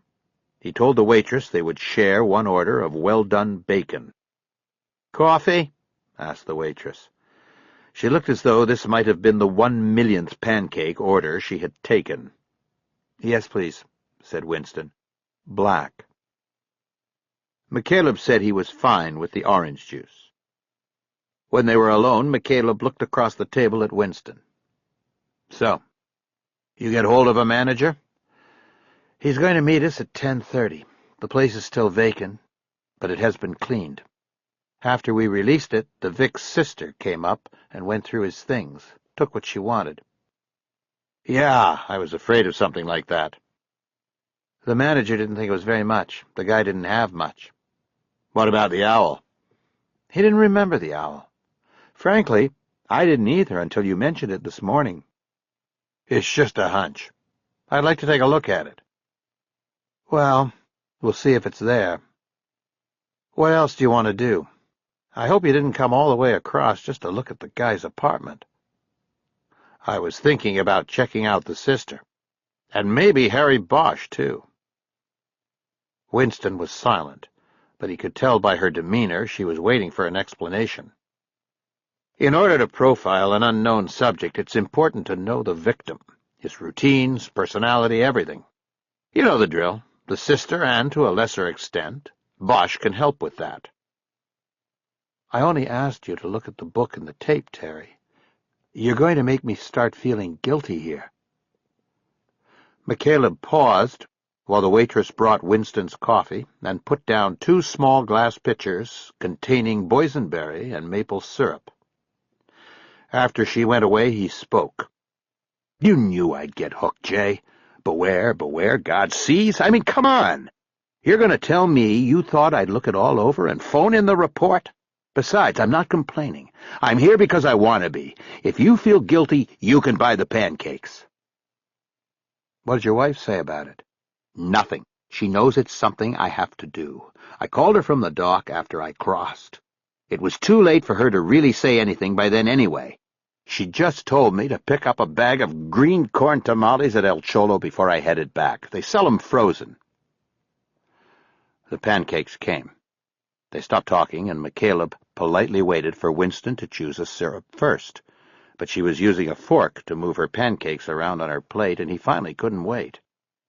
He doused his stack with maple syrup and started eating. The waitress came back by and put a check down. Winston quickly grabbed it. "The sheriff will pay for this." "Tell him thanks." "You know, I don't know what you expect from Harry Bosch. He told me he'd only had a handful of contacts with Gunn in the 6 years since the prostitution case." "When were those? When he got popped?" Winston nodded as she poured boysenberry syrup on her pancakes. "That means he would have seen him the night before he was killed. I didn't see anything about it in the book." "I haven't written it up. There's not much to it. The watch sergeant called him and told him Gunn was in the drunk tank on a deuce." McCaleb nodded. "And?" "And he came in to look at the guy. That was it. He said they didn't even talk because Gunn was too blitzed." "Well, I still want to talk to Harry. I worked a case with him once. He's a good cop, intuitive and observant. He might know something I could use. That is, if you can get to talk to him. What do you mean? You don't know? He's riding the prosecution table on the David Story murder case up in Van Nuys. Don't you watch the news? Ah, damn, I forgot about that. I remember reading his name in the stories after they took Story down. That was, what, in October? They're already in trial? They sure are. No delays, and they didn't need a prelim because they went through the grand jury. They started jury selection right after the first. Last I heard, they had the panel, so openers will probably be this week. Maybe even today. Shit. Yeah, good luck getting to Bosch. I'm sure this is just what he'll want to hear about. Are you saying you don't want me to talk to him? Winston shrugged her shoulders. No, I'm not saying that at all. Do whatever you want to do. I just didn't think you'd be doing so much legwork on this. I can talk to my captain about maybe getting a consulting fee for you, but don't worry about it. The sheriff's buying breakfast, that's enough. Doesn't seem like it. He didn't tell her that he'd worked the case for free, just to be back in the life for a few days. And he didn't tell her that he couldn't take any money from her anyway. If he made any official income, he'd lose his eligibility for the state medical assistance that paid for the 54 pills he swallowed every day. The pills were so expensive that if he had to pay for them himself, he'd be bankrupt inside 6 months, unless he happened to be drawing a 6-figure salary. It was the ugly secret behind the medical miracle that had saved him. He got a second chance at life, just as long as he didn't use it to try to earn a living. It was the reason the charter business was in Buddy Lockridge's name. Officially, McCaleb was an unpaid deckhand. Buddy simply rented the boat for charter from Graciela, the rent being 60% of all charter fees after expenses. "How are your pancakes?" he asked Winston. "The best." "Damn right." Chapter 8. The Grand Royale was a 2-story eyesore, a deteriorating stucco box whose attempt at style began and ended with the modish design of the letters of its name tacked over the entranceway. The streets of West Hollywood and elsewhere in the flats were lined with such banal designs, the high-density apartments that crowded out smaller bungalow courts in the 50s and 60s. They replaced true style with phony, ornamental flourishes and names that reflected exactly what they were not.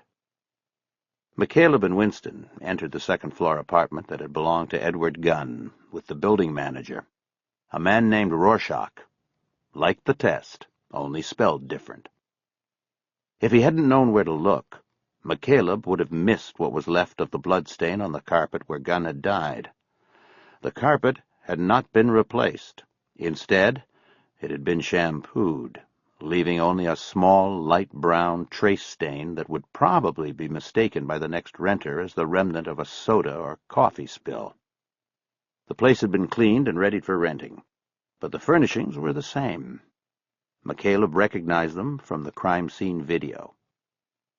He looked across the room at the china cabinet, but it was empty. There was no plastic owl perched atop it. He looked at Winston. "It's gone."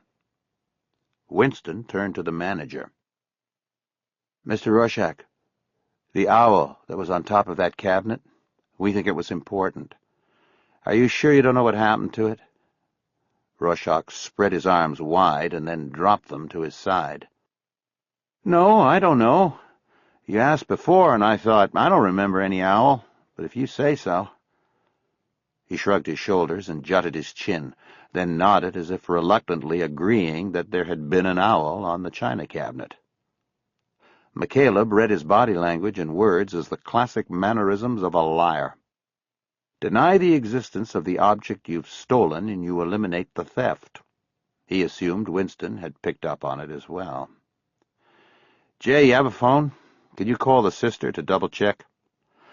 "I've been holding out until the county buys me one." McCaleb had wanted to keep his phone free in case Brass Duran called back, but put his leather bag down on an overstuffed couch and dug out his phone and handed it to her. She had to get the sister's number out of a notebook in her briefcase. While she made the call, McCaleb walked slowly around the apartment, taking it all in and trying to get a vibe from the place. In the dining area, he stopped in front of the round wooden table with 4 straight-back chairs placed around it. The crime scene analysis report said that 3 of the chairs had numerous smears, partials, and complete latent fingerprints on them, all of them belonging to the victim, Edward Gunn. The 4th chair, the one found on the north side of the table, was completely devoid of fingerprint evidence in any condition. The chair had been wiped down. Most likely, the killer had done this after handling the chair for some reason. McCaleb checked his directions and went to the chair on the north side of the table. Careful not to touch the back of it, he hooked his hand under the seat and pulled it away from the table and over to the china cabinet. He positioned it at the center, and then stepped up onto the seat. He raised his arms as if placing something on top of the cabinet. The chair wobbled on its uneven legs, and McCaleb instinctively reached one hand to the top edge of the china cabinet to steady himself. Before he grabbed on, he realized something and stopped himself. He braced his forearm across the frame of one of the cabinet's glass doors instead. "Steady there, Terry." He looked down. Winston was standing next to him. His phone was folded closed in her hand. "I am. So does she have the bird?" "No, she didn't know what I was talking about." McCaleb raised himself on his toes and looked over the top edge of the cabinet. "She tell you what she did take?" "Just some clothes and some old photos of them when they were kids. She didn't want anything else." McCaleb nodded. He was still looking up and down the top of the cabinet. There was a thick layer of dust on top. "You say anything about me coming down to talk to her?" "I forgot. I can call her back." "You have a flashlight, Jay?" She dug through her purse and then handed up a small pen light.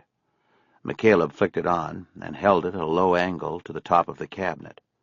The light made the surface dust more distinct, and he now could clearly see an octagonal-shaped impression that had been left by something that had been put on top of the cabinet in the dust. The base of the owl. He next moved the light along the edges of the top board, then turned it off and got down off the chair. He handed Jay the pen light. "Thanks. You might want to think about getting a print team back out here." "How come? The owl's not up there, is it?" McCaleb glanced at Rorschach for a moment. "Nope, it's gone. But whoever put it up there used that chair. When it wobbled, they grabbed a hold." He took a pen out of his pocket and reached up and tapped the front edge of the cabinet in the area he'd seen the finger impressions. "It's pretty dusty, but there might be prints." "What if it was whoever took the owl?" McCaleb looked pointedly at Rorschach when he answered. "Same thing. There might be prints." Rorschach looked away. "Can I use this again?" Winston held up his phone. "Go ahead." As Winston called for a print team, McCaleb dragged the chair into the middle of the living room, positioning it a few feet from the bloodstain. He then sat down on it and took in the room. In this position, the owl would have looked down on the killer as well as the victim. Some instinct told McCaleb that this was the configuration the killer had wanted. He looked down at the bloodstain and imagined he was looking down at Edward Gunn, struggling for his life and slowly losing the battle. The bucket, he thought. Everything fit but the bucket. The killer had set the stage, but then couldn't watch the play. He needed the bucket so that he wouldn't see his victim's face. It bothered McCaleb that it didn't fit. Winston came over and handed him the phone. "There's a crew just finishing a break-in on King's. They'll be here in 15 minutes. "That's lucky." "Very. What are you doing?" "Just thinking. I think he sat here and watched, but then couldn't take it. He struck the victim on the head to maybe hurry it up, Then he got the bucket and put it on so he wouldn't have to watch. Winston nodded. Where'd the bucket come from? There was nothing in the... We think it came from under the sink in the kitchen. There's a ring, a water ring, on the shelf that fits the base of the bucket. It's on a supplemental Kurt typed up. He must have forgotten to put it in the book. McCaleb nodded and stood up. You're going to wait for the print crew, right? Yes, shouldn't be long. I'm going to take a walk. He headed for the open door. I'll go with you, Rorschach said. McCaleb turned.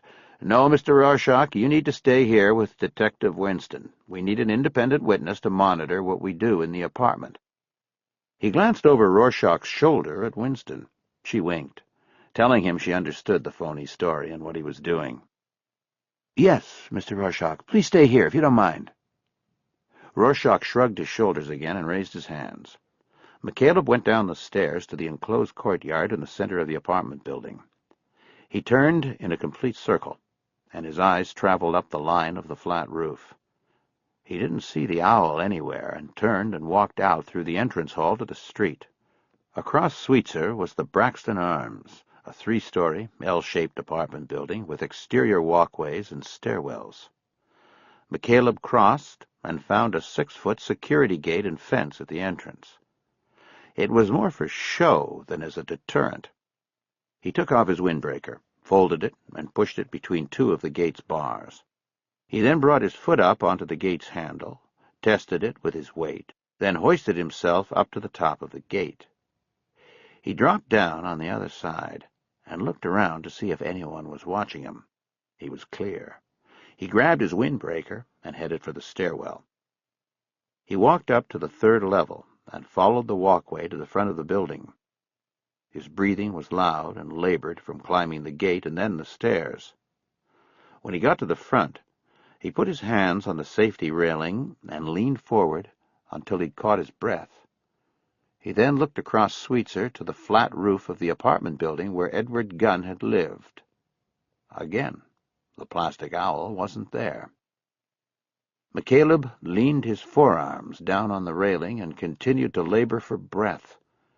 He listened to the cadence of his heart as it finally settled. He could feel sweat popping on his scalp. He knew it wasn't his heart that was weak. It was him, weakened by all the drugs he took to keep his heart strong. It frustrated him. He knew that he would never be strong, that he would spend the rest of his life listening to his heart the way a night burglar listens to creaks in the floor.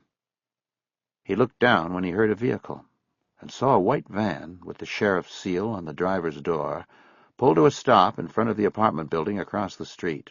The crew had arrived.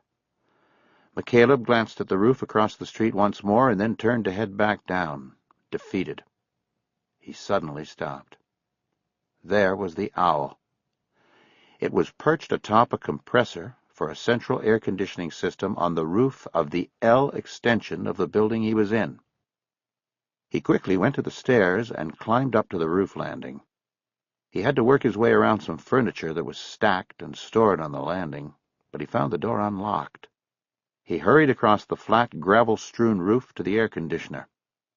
He first studied the owl before touching it. It matched his memory of the owl on the crime scene tape.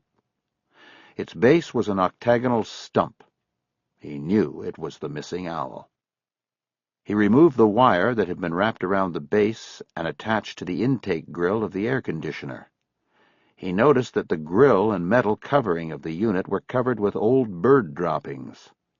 He surmised that the droppings were a maintenance problem, and Rorschach, who apparently managed this building as well as the one across the street, had taken the owl from Gunn's apartment to use to keep the birds away.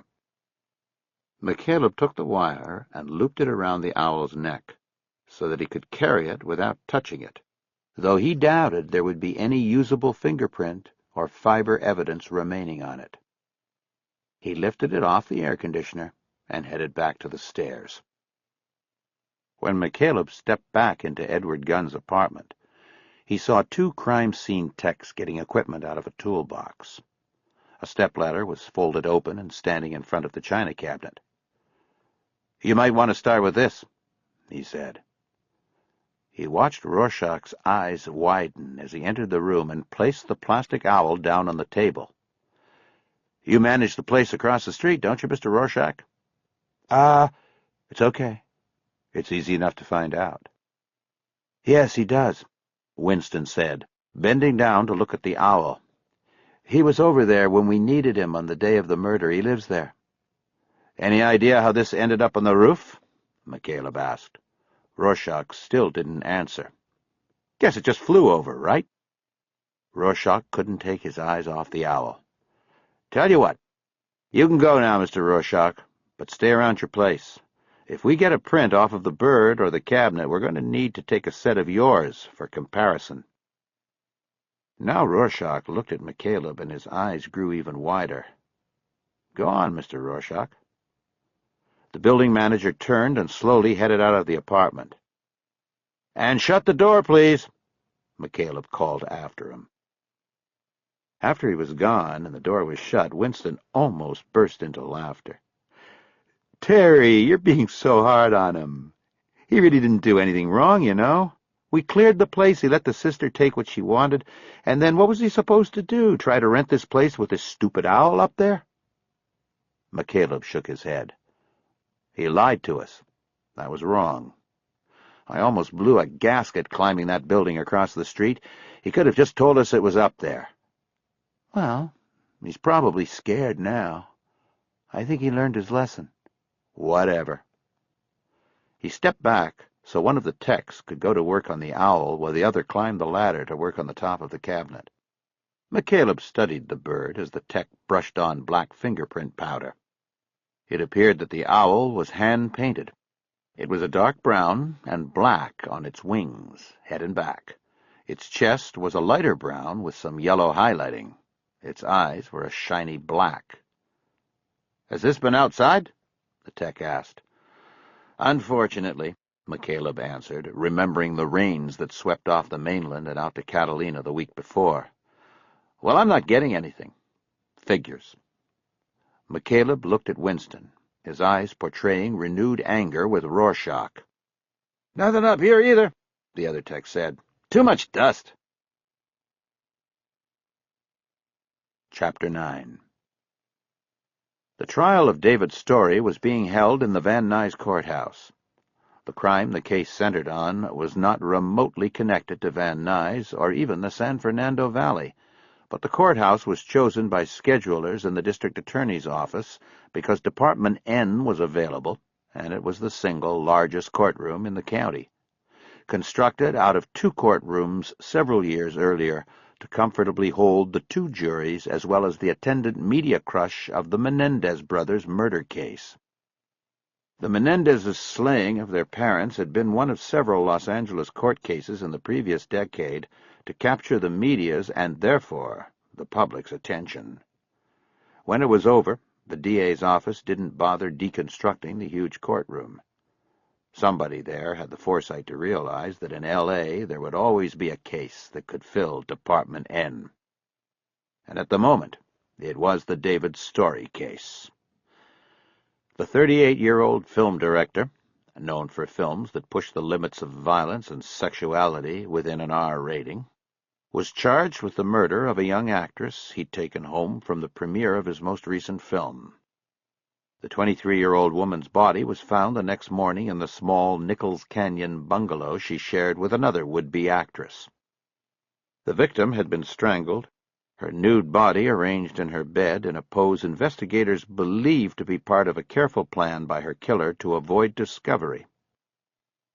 The case's elements, power, celebrity, sex, and money, and the added Hollywood connection, served to bring the case maximum media attention.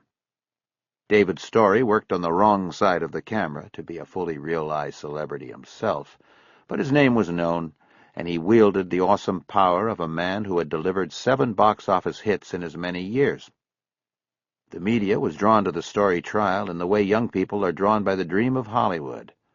The advance coverage clearly delineated the case as a parable on unchecked Hollywood avarice and excess. The case also had a degree of secrecy not usually seen in criminal trials. The prosecutors assigned to the case took their evidence to a grand jury in order to seek charges against Story. The move allowed them to bypass a preliminary hearing where most of the evidence accumulated against the defendant is usually made public. Without that fount of case information, the media was left to mine its sources in both the prosecution and defense camps.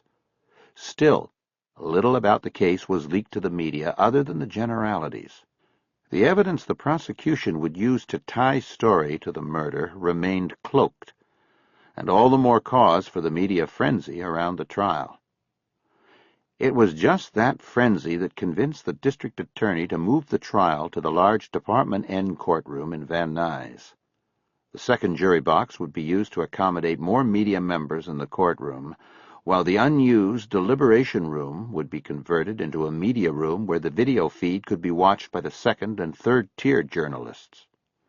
The move, which would give all media, from the National Enquirer to the New York Times, full access to the trial and its players, guaranteed the proceedings would become the first full-blooded media circus of the new century. In the center ring of this circus, sitting at the prosecution table, was Detective Harry Bosch, the lead investigator of the case. All the pretrial media analysis came down to one conclusion. The charges against David Story would rise and fall with Bosch. All evidence in support of the murder charge was said to be circumstantial, and that the foundation of the case would come from Bosch. The one solid piece of evidence that had been leaked to the media was that Bosch would testify that in a private moment, with no other witnesses or devices at hand to record the statement, Story had smugly admitted to him that he had committed the crime, and boasted that he would surely get away with it. McCaleb knew all of this as he walked into the Van Nuys courthouse shortly before noon. He stood in line to go through the metal detector, and felt a reminder of all that had changed in his life. When he'd been a bureau agent, all he needed to do was hold his badge up and walk around the line. Now he was just a citizen. He had to wait. The fourth-floor hallway was crowded with people milling about. McCaleb noticed that many clutched stacks of 8x10 black-and-white glossies of the movie stars they hoped would be attending the trial, either as witnesses or as spectators in support of the defendant. He walked to the double-door entrance to Department N, but one of the two sheriff's deputies posted there told him the courtroom was at full capacity.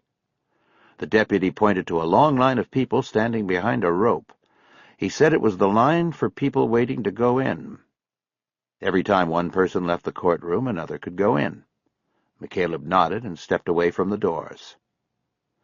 He saw that further down the hallway was an open door with people milling about it. He recognized one man as a reporter on a local television news program. He guessed it was the media room and headed that way. When he got to the open door, he could look in and see two large televisions mounted high up in either corner above the room where there were several people crowded around a large jury table. Reporters. They were typing on laptop computers, taking notes on pads, eating sandwiches from to-go bags. The center of the table was crowded with plastic coffee and soda cups. He looked up at one of the televisions and saw that court was still in session, though it was now past noon. The camera focused on a wide angle, and he recognized Harry Bosch sitting with a man and woman at the prosecution table. It didn't look like he was paying attention to the proceedings. A man McCaleb recognized stood at the lectern between the prosecution and defense tables. He was J. Reason Folks, the lead defense attorney. At the table to his left sat the defendant, David Story. McCaleb couldn't hear the audio feed, but he knew that Folks wasn't delivering his opening statement. He was looking up at the judge, not in the direction of the jury box. Most likely, last-minute motions were being argued by the attorneys before openers began. The twin television screens switched to a new camera, this angled directly on the judge who began speaking, apparently delivering his rulings. McCaleb noted the nameplate in front of the judge's bench. It said Superior Court Judge John A. Houghton. "Agent McCaleb!" McCaleb turned from the television to see a man he recognized but couldn't immediately place standing next to him. "Just McCaleb, Terry McCaleb." The man perceived his difficulty and held out his hand. "Jack McAvoy. I interviewed you once. It was pretty brief. It was about the poet investigation." "Oh, right, I remember now. That was a while back." McCaleb shook his hand. He did remember McAvoy. He had become entwined in the poet case, and then wrote a book about it. McCaleb had had a very peripheral part in the case when the investigation had shifted to Los Angeles. He never read McAvoy's book, but was sure he hadn't added anything to it and likely wasn't mentioned in it. "I thought you were from Colorado," he said, recalling that McAvoy had worked for one of the papers in Denver. "They sent you out to cover this?" McAvoy nodded. "Good memory. I was from there, but I live out here now. I work freelance." McCaleb nodded, wondering what else there was to say. "Who are you covering this for?" "I've been writing a weekly dispatch on it for the New Times. Do you read it?" McCaleb nodded. He was familiar with the New Times. It was a weekly tabloid with an anti-authority, muckraking stance. It appeared to subsist mostly on entertainment ads, ranging from movies to the escort services that filled its back pages. It was free, and Buddy always seemed to leave issues lying around the boat. McCaleb looked at it from time to time, but hadn't noticed McAvoy's name before. "I'm also doing a general wrap for Vanity Fair," McAvoy said. "You know, a more discursive, dark side of Hollywood piece. I'm thinking about another book, too. What brings you here? Are you involved with this in some—" "Me? No. I was in the area, and I have a friend involved. I was hoping I might be able to get a chance to say hello to him." As he told the lie, McCaleb looked away from the writer and back through the door to the televisions. The full courtroom camera angle was now being shown. It looked like Bosch was gathering things into a briefcase. "Harry Bosch?" McCaleb looked back at him. "Yeah, Harry. We worked a case together before, and— what's going on in there now, anyway?" "Final motions before they start. They started with a closed session, and they're just doing some housekeeping. Not worth being in there. Everybody thinks the judge will probably finish before lunch and then give the lawyers the rest of the day to work on openers. They start tomorrow at 10. You think things are crowded here now? Wait till tomorrow." McCaleb nodded. "Oh, well, okay then. Nice seeing you again, Jack. Good luck with the story. And the book, if it comes to that." "You know, I would have liked to have written your story. You know, with the heart and everything."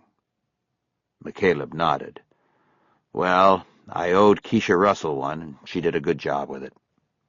McCaleb noticed people start to push their way out of the media room.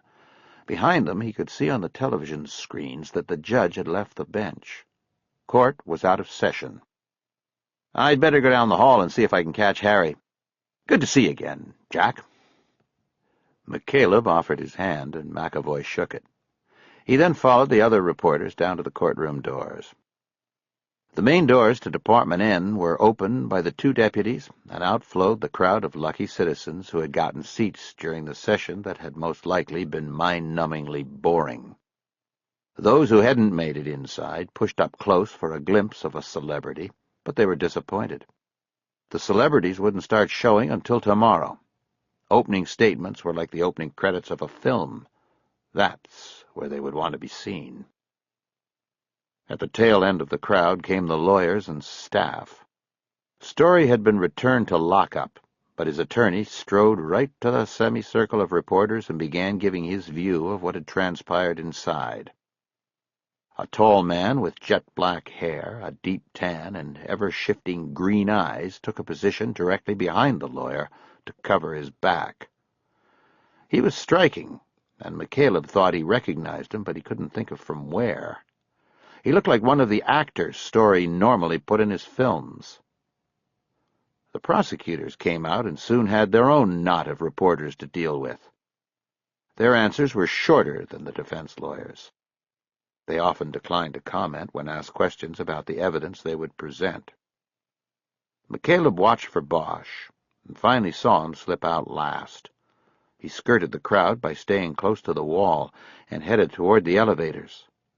One reporter moved in on him, but he held up his hand and waved her away. She stopped and moved back like a loose molecule to the pack standing around J. Reason folks. McCaleb followed Bosch down the hall and caught him when he stopped to wait for an elevator. "Hey, Harry Bosch!"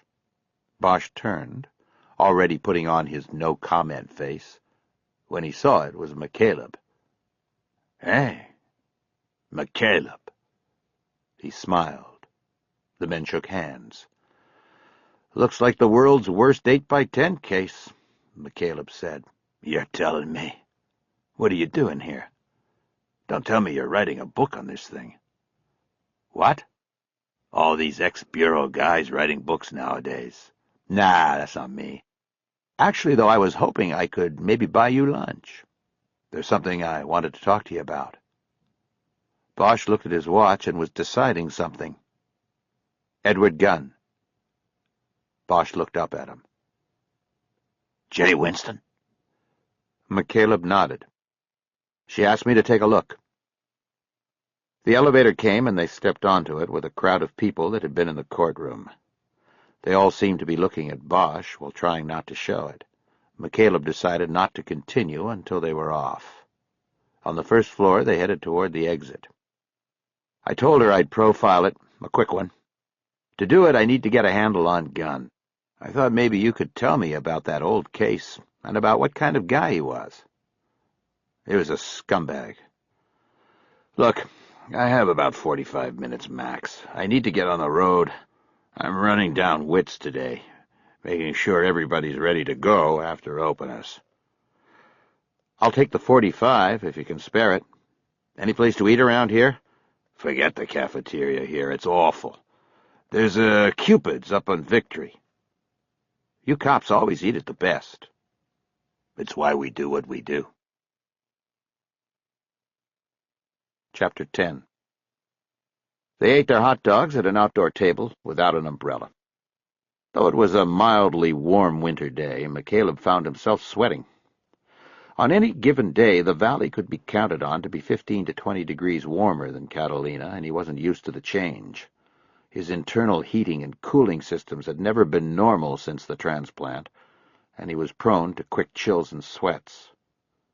He began with some small talk about Bosch's current case.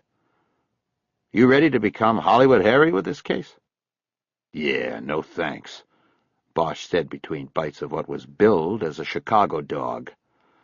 "I think I'd rather be on midnight shift in the 77th. "Well, you think you got it together? You got him?" "Never know. The DA's office hasn't won a big one since Disco. I don't know how it'll go. The lawyers all say it depends on the jury. I always thought it was the quality of the evidence, but I'm just a dumb detective. John Reason brought in O.J.'s jury consultant, and they're acting pretty happy with the 12 in the box. Shit, John Reason. See, I'm even calling the guy by the name the reporters use. It shows how good he is at controlling things, sculpting things." He shook his head and took another bite of his lunch. "Who's the big guy I saw him with?" McCaleb asked. "The guy standing behind him like Lurch." "Rudy Valentino, his investigator." "That's his name?" "No, it's Rudy Tefero. He's former LAPD. He worked Hollywood detectives until a few years back. People in the Bureau called him Valentino 'cause of his looks. He got off on it. Anyway, he went private. Has a bail bonds license. Don't ask me how, but he started getting security contracts with a lot of Hollywood people. He showed up on this one right after we popped Story. In fact, Rudy brought Story to folks. Probably got a nice finder's fee for that." "And how about the judge? How's he going to be?" Bosch nodded as if he had found something good in the conversation. Shootin' hootin'? He's no second chance Lance. He's no bullshit. He'll slap folks down if he needs to. At least we have that going for us. Shootin' hootin'? Under that black robe he's usually strapped, or at least most people think so. About 5 years ago he had a Mexican mafia case, and when the jury came in guilty, a bunch of the defendant's buddies and family in the audience got mad and nearly started a riot in the courtroom. Houghton pulled his Glock and put a round into the ceiling. It quieted things down pretty quick. Ever since, he's been reelected by the highest percentage of any incumbent judge in the county. Go in the courtroom and check the ceiling. The bullet hole's still there. He won't let anybody fix it. Bosch took another bite and looked at his watch. He changed the subject, talking with his mouth full.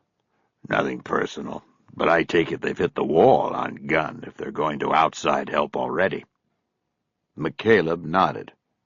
Something like that. He looked down at the chili dog in front of him and wished he had a knife and fork. What's wrong? We didn't have to go here. Nothing. I was just thinking. Between pancakes at Dupar's this morning and this, I might need another heart by dinner. You want to stop your heart. Next time you go to Dupar's, top it off with a stop at Bob's Donuts. Right there in the farmer's market. Raised glaze. A couple of those, and you'll feel your arteries harden and snap like icicles hanging off a house. They never came up with one suspect, right? Right. Nothing. So what makes you so interested? Same as Jay. Something about this one. We think whoever it was might be just starting. Bosch just nodded. His mouth was full. McCaleb appraised him. His hair was shorter than McCaleb had remembered it, more gray, but that was to be expected. He still had the mustache and the eyes. They reminded him of Graciella's, so dark there was almost no delineation between iris and pupil. But Bosch's eyes were weary and slightly hooded by wrinkles at the corners. Still, they were always moving, observing. He sat leaning slightly forward, as if ready to move. McCaleb remembered that there had always been a spring-loaded feel to Bosch. He felt as though at any moment or for any reason Bosch could put the needle into the red zone. Bosch reached inside his suit coat and took out a pair of sunglasses and put them on. McCaleb wondered if that had been in response to realizing that McCaleb had been studying him. He bent down, raised up his chili dog, and finally took a bite. It tasted delicious and deadly at the same time. He put the dripping mess back on the paper plate and wiped his hand on a napkin. So tell me about Gunn. You said he was a scumbag. What else? What else? That's about it. He was a predator. Used women, bought women. He murdered that girl in that motel room, no doubt in my mind. But the DA kicked the case. Yeah. Gunn claimed self-defense. He said some things that didn't add up, but not enough to add up to charges. He claimed self-defense, and there wasn't going to be enough to go against that in a trial. So they no-billed it. End of story. On to the next case. Did he ever know you didn't believe him? Oh, sure, he knew. Did you try to sweat him at all? Bosch gave him a look that McCaleb could read through the sunglasses. The last question went to Bosch's credibility as an investigator. I mean, McCaleb said quickly, what happened when you tried to sweat him? Actually, the truth is we never really got the chance. There was a problem. See, we did set it up. We brought him in and put him in one of the rooms. My partner and I were planning to leave him there a while, let him percolate a little and think about things. We were going to do all the paper, put it in a book, and then take a run at him, try to break his story. We never got the chance. I mean, to do it right. What happened? Me and Edgar, that's my partner. Jerry Edgar. We went down the hall to get a cup of coffee and talk about how we were going to play it. While we were down there, the squad lieutenant sees Gunn sitting in the interview room and doesn't know what the fuck he's doing there. He takes it upon himself to go in and make sure the guy's been properly advised of his rights. McCaleb could see the anger working its way into Bosch's face, even 6 years after the fact. You see, Gunn had come in as a witness, and ostensibly as the victim of a crime. He said she came at him with the knife and he turned it on her, so he didn't need to advise him. The plan was to go in there, shake his story down, and get him to make a mistake. Once we had that, then we were going to advise him. But this dipshit lieutenant didn't know any of this, and he just went in and advised the guy. After that, we were dead. He knew we were coming after him. He asked for a lawyer as soon as we walked into the room. Bosch shook his head and looked out in the street. McCaleb followed his eyes. Across Victory Boulevard was a used car lot with red, white, and blue pennants flapping in the wind. To McCaleb, Van Nuys was always synonymous with car lots. They were all over, new and used. "So what did you say to the lieutenant?" he asked. "Say? I didn't say anything. I just shoved him through the window of his office. I got a suspension out of it. Involuntary stress leave.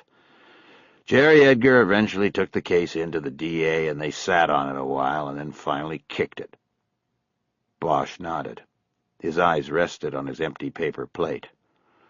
"I sort of blew it," he said. "Yeah, I blew it." McCaleb waited a moment before speaking. A gust of wind blew Bosch's plate off the table, and the detective watched it skitter across the picnic area. He made no move to chase it down. "You still working for that lieutenant?" "Nope. He's no longer with us. Not too long after that, he went out one night and didn't come home. They found him in his car, up in the tunnel in Griffith Park near the observatory." "What? He killed himself?" "No, somebody did it for him. It's still open, technically." Bosch looked back at him. McCaleb dropped his eyes and noticed that Bosch's tie-tack was a tiny pair of silver handcuffs. "What else can I tell you?" Bosch said. "None of this had anything to do with Gunn. He was just a fly in the ointment. The ointment being the bullshit they call the justice system." "Doesn't sound like you had time to do much background on him." "None, actually. All of that I told you took place in the span of 8 or 9 hours. Afterward, with what happened, I was off the case and the guy walked out the door." "But you didn't give up. Jay told me you visited him in the drunk tank the night before he got himself killed." "Yeah. He got popped on a deuce while cruising whores on Sunset. He was in the tank and I got a call. I went in to take a look, maybe jerk his chain a little, see if he was ready to talk. But the guy was pissed drunk, just lying there on the floor in the puke. So that was it. You could say that we didn't communicate." Bosch looked at McCaleb's unfinished chili dog and then his watch. "Sorry, but that's all I got. You gonna eat that, or can we go?" "Couple more bites, couple more questions. Don't you want to have a smoke?" "I quit a couple of years ago." "I only smoke on special occasions."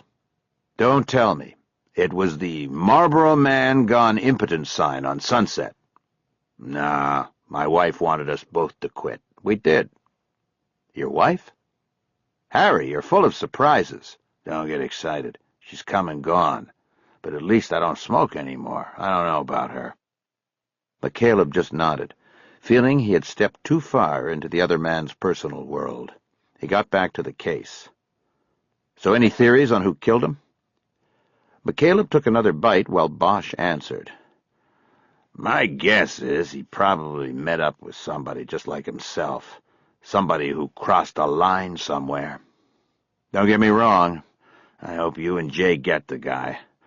But so far, whoever He or she hasn't done anything I'm too upset about. Know what I mean? It's funny you mentioned a she. You think it could have been a woman? I don't know enough about it, but like I said, he preyed on women. Maybe one of them put a stop to it. McCaleb just nodded. He couldn't think of anything else to ask. Bosch had been a long shot anyway. Maybe he knew it would come to this, and he just wanted to reconnect with Bosch for other reasons. He spoke with his eyes down on his paper plate. You still think about the girl on the hill, Harry? He didn't want to say out loud the name Bosch had given her. Bosch nodded. From time to time, I do. It sticks with me. They all do, I guess. McCaleb nodded. Yeah. So nobody ever made a claim on her?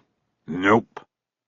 And I tried with Seguin one last time, went up to see him at Kew last year, about a week before he got the juice. Tried one more time to find out from him, but he just smiled at me. It was like he knew it was the last thing he could hold over me or something. He enjoyed it, I could tell. So I got up to leave, and I told him to enjoy himself in hell, and know he said to me? He said, I hear it's a dry heat. Bosch shook his head. Fuck her. I drove up and back on my day off, 12 hours in the car, and the air conditioner didn't work. He looked directly at McCaleb, and even through the shades, McCaleb again felt the bond he had known so long ago with this man. Before he could say anything, he heard his phone begin to chirp from the pocket of his windbreaker, which was folded on the bench next to him. He struggled with the jacket to find the pocket, and got to the phone before the caller hung up. It was Brass Duran. I have some stuff for you. Not a lot, but maybe a start. You someplace I can call you back in a few minutes? Actually, I'm in the Central Conference Room. We're about to brainstorm a case, and I'm the leader. It could be a couple hours before I'm free. You could call me at home tonight if you... No, hold on.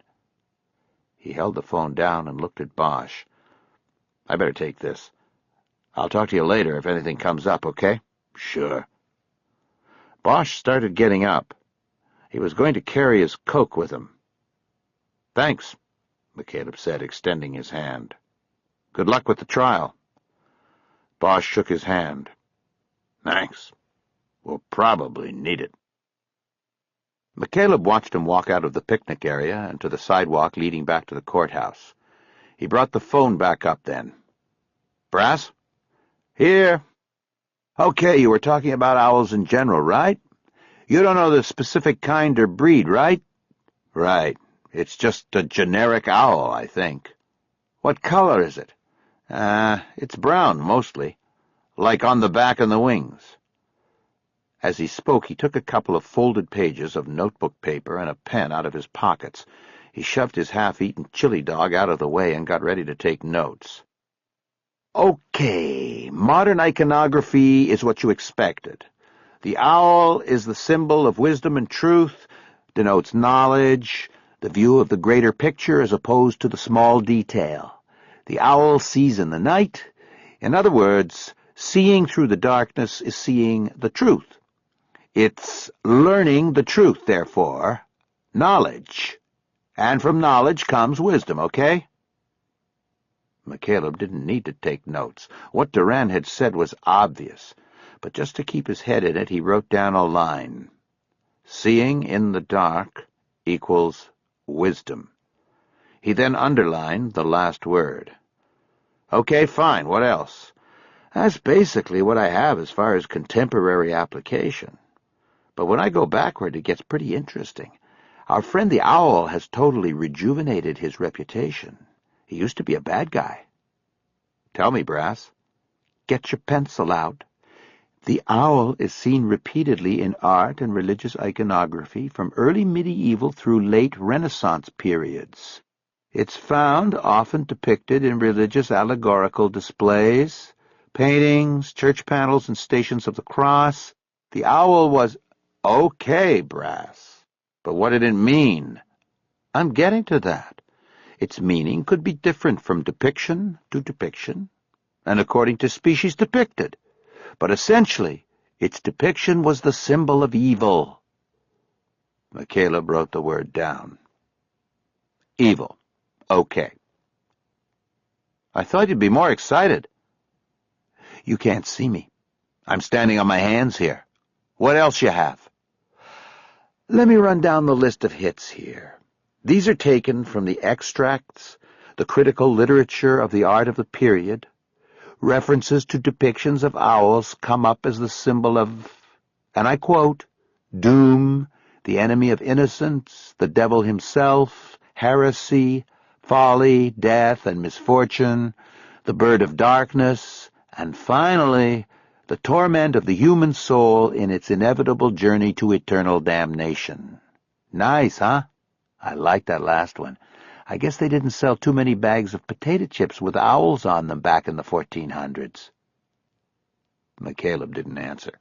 He was busy scribbling down the description she had read to him. Read that last one again.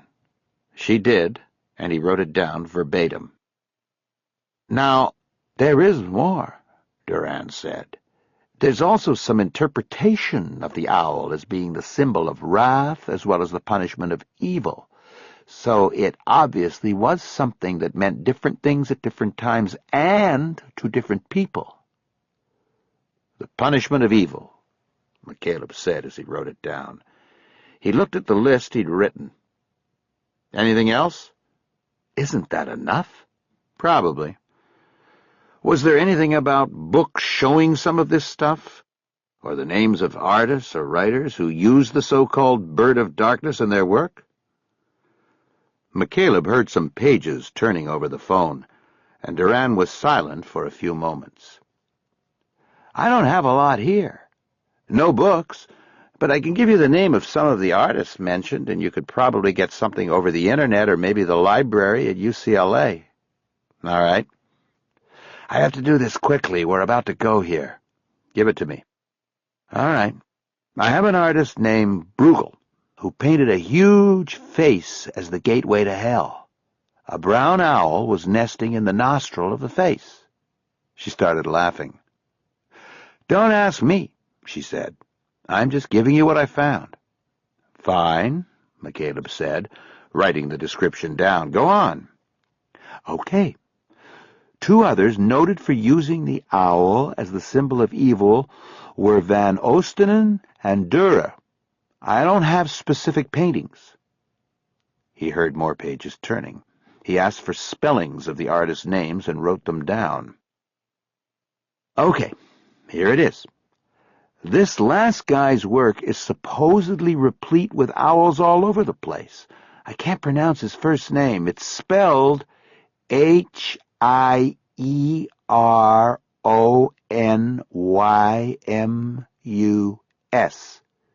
He was Netherlandish, part of the Northern Renaissance. I guess owls were big up there. McCaleb looked at the paper in front of him. The name she had just spelled seemed familiar to him. You forgot his last name. What's his last name? Oh, sorry, it's Bosch, like the spark plugs. McCaleb sat frozen. He didn't move, he didn't breathe. He stared at the name on the page, unable to write the last part that Durand had just given him. Finally, he turned his head and looked out of the picnic area to the spot on the sidewalk where he had last seen Harry Bosch walking away. Terry, you there? He came out of it. Yeah. That's really all I have, and I have to go. We're starting here. Anything else on Bosch? Not really, and I'm out of time. Okay, Brass, listen, thanks a lot. I owe you one for this. And I'll collect one day. Let me know how it all comes out, okay? You got it. And send me a photo of that little girl. I will. She hung up, and McCaleb slowly closed his phone. He wrote a note at the bottom of the page reminding him to send Brass a photo of his daughter. It was just an exercise in avoiding the name of the painter he had written down. Shit, he whispered. He sat with his thoughts for a long time. The coincidence of receiving the eerie information just minutes after eating with Harry Bosch was unsettling. He studied his notes for a few more moments, but knew they didn't contain the immediate information he needed. He finally reopened the phone and called 213 Information. A minute later, he called the personnel records of the Los Angeles Police Department. A woman answered after 9 rings. "Yes, I'm calling on behalf of the L.A. County Sheriff's Department. I need to contact a particular LAPD officer. Only I don't know where he works. I only have his name." He hoped the woman wouldn't ask what he meant by "on behalf of." There was what seemed to be a long silence, and then he heard the sound of typing on a keyboard. "Last name?" It's Bosch." He spelled it, and then looked down at his notes, ready to spell the first name. "And the first name—" "Never mind. There's only one. Hieronymus. Is that it? I can't pronounce it, I don't think." "Hieronymus. Yes, that's it." He spelled the name and asked if it was a match. It was. "Well, he's a detective 3rd grade, and he works in Hollywood Division. Do you need that number?" McCaleb didn't answer. "Sir, do you need—" "No, I have it. Thank you very much." He closed the phone, looked at his watch, and then reopened the phone. He called Jay Winston's direct number, and she picked up right away. He asked if she'd gotten anything back from the lab on the examination of the plastic owl. "Not yet. It's only been a couple hours, and one of them was lunch. I'm going to give it until tomorrow before I start knocking on their door." "Do you have time to make a few calls and do me a favor?" "What calls?" He told her about the icon search Brass Duran conducted, but left out any mention of Hieronymus Bosch. He said that he wanted to talk with an expert on Northern Renaissance painting, but thought the arrangements could be made more quickly and cooperation would be more forthcoming if the request came from an official homicide detective. "I'll do it," Winston said. "Where should I start?" "I'd try the Getty. I'm in Van Nuys now. If somebody will see me, I could be there in a half hour." "I'll see what I can do. You talked to Harry Bosch?" "Yeah. Anything new?" "Not really." "I didn't think so. Hang tight. I'll call you back." McCaleb dumped what was left of his lunch into one of the trash barrels and headed back toward the courthouse, where he'd left the Cherokee parked on a side street by the state parole offices. As he walked, he thought about how he'd lied by omission to Winston. He knew he should have told her about the Bosch connection or coincidence, whichever it was. He tried to understand what it was that made him hold it back. He found no answer. His phone chirped just as he got to the Cherokee. It was Winston. "You have an appointment at the Getty at 2. Ask for Lee Alistair Scott. He's an associate curator of paintings." McCaleb got out his notes and wrote the name down, using the front hood of the Cherokee, after asking Winston to spell it. "That was quick, Jay. Thanks." "We aim to please. I spoke directly to Scott, and he said if he couldn't help you, he would find someone who could." "You mentioned the owl?" "No, it's your interview." "Right." McCaleb knew he had another chance to tell her about Hieronymus Bosch, but again he let it pass. "I'll call you later, okay?" "See ya." He closed the phone and unlocked the car. He looked over the roof at the parole offices and saw a large white banner with blue lettering hanging across the facade above the building's entrance. "Welcome back, Thelma." He got into the car, wondering whether the Thelma being welcome back was a convict or an employee. He drove off in the direction of Victory Boulevard. He'd take it to the 405 and then head south. Chapter 11. As the freeway rose to cross the Santa Monica Mountains in the Sepulveda Pass, McCaleb saw the Getty rise in front of him on the hilltop. The structure of the museum itself was as impressive as any of the great artworks housed within it. It looked like a castle sitting atop a medieval hill. He saw one of the double trams slowly working its way up the side of the hill, delivering another group to the altar of history and art. By the time he parked at the bottom of the hill and caught his own tram ride up, McCaleb was 15 minutes late for his appointment with Lee Alistair Scott. After getting directions from a museum guard, McCaleb hurried across the travertine stone plaza to a security entrance. After checking in at the counter, he waited on a bench until Scott came for him. Scott was in his early 50s and spoke with an accent McCaleb placed as originating in either Australia or New Zealand. He was friendly and happy to oblige the L.A. County Sheriff's Office. "We have had occasion to offer our help and expertise to detectives in the past, usually in regard to authenticating artwork or offering historical background to specific pieces," he said as they walked down a long hallway to his office. "Detective Winston indicated this would be different. You need some general information on the Northern Renaissance?" He opened the door and ushered McCaleb into a suite of offices. They stepped into the first office past the security counter. It was a small office with a view through a large window across the Sepulveda Pass to the hillside homes of Bel Air. The office felt crowded because of the bookshelves lining 2 walls and the cluttered work table. There was just room for 2 chairs. Scott pointed McCaleb to one while he took the other. "Actually, things have changed a bit since Detective Winston spoke to you," McCaleb said. "I can be more specific about what I need now. I've been able to narrow down my questions to a specific painter of that period. If you can tell me about him and maybe show me some of his work, that would be a big help." "And what is his name?" "I'll show it to you." McCaleb took out his folded notes and showed him. Scott read the name aloud with obvious familiarity. He pronounced the first name Hieronymus. "I thought that was how you said it." "Rhymes with anonymous. His work is actually quite well known. You're not familiar with it?" "No, I never did much studying of art. Does the museum have any of his paintings?" "None of his works are in the Getty collection, but there is a descendant piece in the conservation studio. It's undergoing heavy restoration. Most of his verified works are in Europe, the most significant representations in the Prado. Others scattered about. I am not the one you should be talking to, however." McCaleb raised his eyebrows in way of a question. "Since you have narrowed your query to Bosch specifically, there is someone here you would be better advised to talk to. She is a curatorial assistant.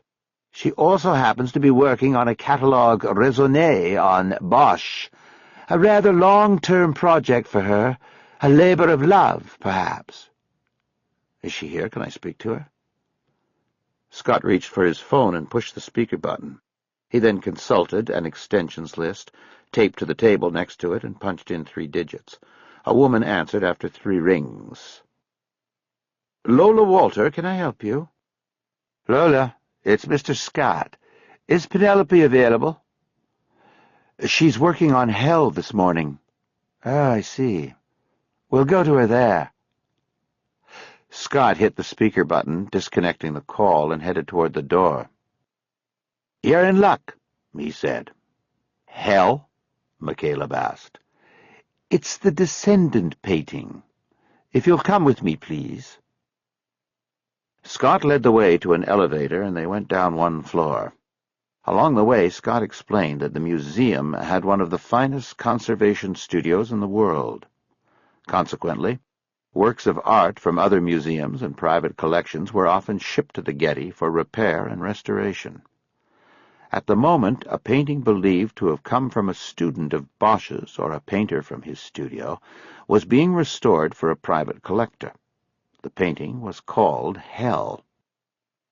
The conservation studio was a huge room partitioned into 2 main sections.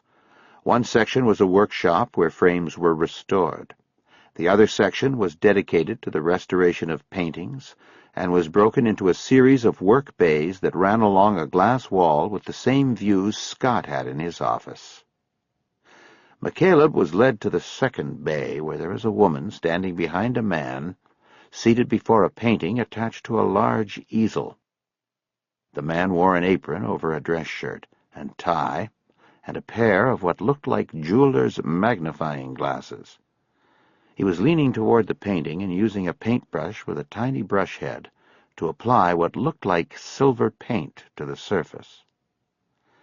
Neither the man nor the woman looked at McCaleb and Scott. Scott held his hands up in a hold here gesture, while the seated man completed his paint stroke. McCaleb looked at the painting. It was about 4 feet high and 6 feet wide. It was a dark landscape depicting a village being burned to the ground in the night, while its inhabitants were being tortured and executed by a variety of otherworldly creatures. The upper panels of the painting, primarily depicting the swirling night sky, were spotted with small patches of damage and missing paint. McCaleb's eyes caught on one segment of the painting below this which depicted a nude and blindfolded man being forced up a ladder to a gallows by a group of bird-like creatures with spears. The man with the brush completed his work and placed the brush down on the glass top of the work table to his left. He then leaned back toward the painting to study his work. Scott cleared his throat. Only the woman turned around. "Penelope Fitzgerald, this is Detective McCaleb. He is involved in an investigation and needs to ask about Hieronymus Bosch." He gestured toward the painting. "I told him you would be the most appropriate member of staff to speak with." McCaleb watched her eyes register surprise and concern, a normal response to a sudden introduction to the police. The seated man did not even turn around. This was not a normal response. Instead, he picked up his brush and went back to work on the painting. McCaleb held his hand out to the woman. "Actually, I'm not officially a detective. I've been asked by the sheriff's department to help out with an investigation." They shook hands. "I don't understand," she said. "Has a Bosch painting been stolen?" "No, nothing like that. This is a Bosch?" He gestured toward the painting. "Not quite. It may be a copy of one of his pieces. If so, then the original is lost and this is all we have. The style and design are his, but it's generally agreed to be the work of a student from his workshop. It was probably painted after Bosch was dead." As she had spoken, her eyes never left the painting. They were sharp and friendly eyes that easily betrayed her passion for Bosch. He guessed that she was about 60, and had probably dedicated her life to the study and love of art. She had surprised him.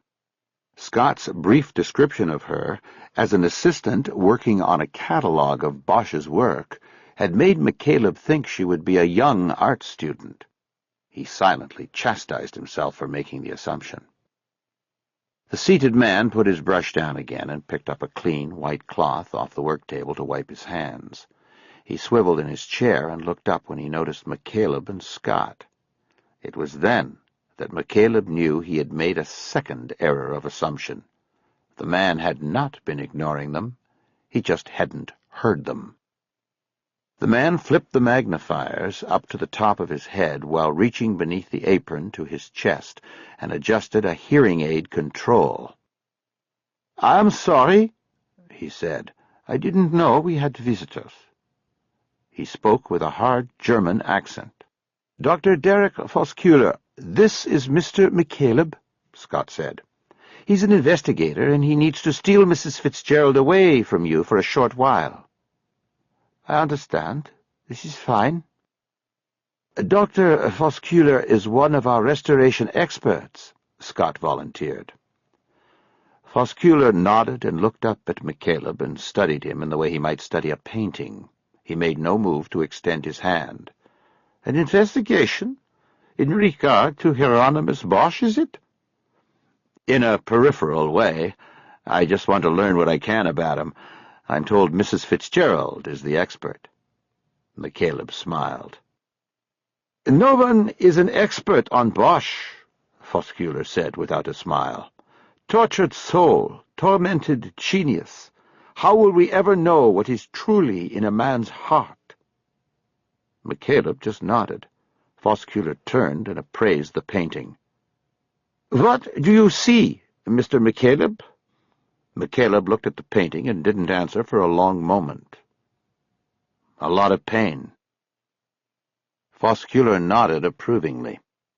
Then he stood and looked closely at the painting, flipping the glasses down and leaning close to the upper quarter panel, his lenses just inches from the night sky above the burning village. Bosch knew all of the demons, he said, without turning from the painting. The darkness. A long moment went by. A darkness more than night. There was another long moment of silence until Scott abruptly punctuated it by saying he needed to get back to his office. He left then. And after another moment, Foscular finally turned from the painting. He didn't bother flipping up the glasses when he looked at McCaleb. He slowly reached into his apron and switched off sound to his ears. I, too, must go back to work. Good luck with your investigation, Mr. McCaleb. McCaleb nodded as Foscular sat back in his swivel chair and picked up his tiny brush again. We can go to my office, Fitzgerald said. I have all the plate books from our library there. I can show you Bosch's work. That would be fine, thank you. She headed toward the door. McCaleb delayed a moment and took one last look at the painting. His eyes were drawn to the upper panels, toward the swirling darkness above the flames. Penelope Fitzgerald's office was a 6-by-6 pod in a room shared by several curatorial assistants. She pulled a chair into the tight space from a nearby pod where no one was working and told McCaleb to sit down. Her desk was L-shaped, with a laptop computer set up on the left side and a cluttered workspace on the right. There were several books stacked on the desk. McCaleb noticed that behind one stack was a color print of a painting very much in the same style as the painting Foscular was working on. He pushed the books a half-foot to the side and bent down to look at the print. It was in 3 panels, the largest being the centerpiece. Again, it was a ramble. Dozens and dozens of figures spread across the panels, scenes of debauchery and torture. Do you recognize it? Fitzgerald said. I don't think so, but it's Bosch, right? His signature piece, the triptych called The Garden of Earthly Delights. It's in the Prado in Madrid. I once stood in front of it for 4 hours. It wasn't enough time to take it all in. Would you like some coffee or some water or anything, Mr. McCaleb? No, I'm fine, thank you. You can call me Terry if you want. And you can call me Nep. McCaleb put a quizzical look on his face. Childhood nickname. He nodded. Now, she said, in these books I can show you every piece of Bosch's identified work. Is it an important investigation? McCaleb nodded. I think so. It's a homicide. Are you some kind of consultant? I used to work for the FBI here in L.A. The sheriff's detective assigned to the case asked me to look at it and see what I think. It led me here, to Bosch. I'm sorry, but I can't get into the details of the case, and I know that will probably be frustrating to you. I want to ask questions, but I can't really answer any from you. Darn, she smiled. It sounds really interesting. Tell you what, if there is ever a point I can tell you about, I will. Fair enough, McCaleb nodded. From what Dr. Foscular said, I take it there isn't a lot known about the man behind the paintings. Fitzgerald nodded. Hieronymus Bosch is certainly considered an enigma, and he probably always will be. McCaleb unfolded his notepaper on the table in front of him and started taking notes as she spoke. He had one of the most unconventional imaginations of his time, or any time for that matter. His work is quite extraordinary, and still subject these 5 centuries later to restudy and reinterpretation. However, I think you will find that the majority of the critical analysis to date holds that he was a doomsayer. His work is informed with the portents of doom and hellfire, of warnings of the wages of sin. To put it more succinctly, his paintings primarily carried variations on the same theme, that the folly of humankind leads us all to hell as our ultimate destiny. McCaleb was writing quickly, trying to keep up. He wished he'd brought a tape recorder. "Nice guy, huh?" Fitzgerald said. "Sounds like it." He nodded to the print of the triptych. "Must have been fun on a Saturday night."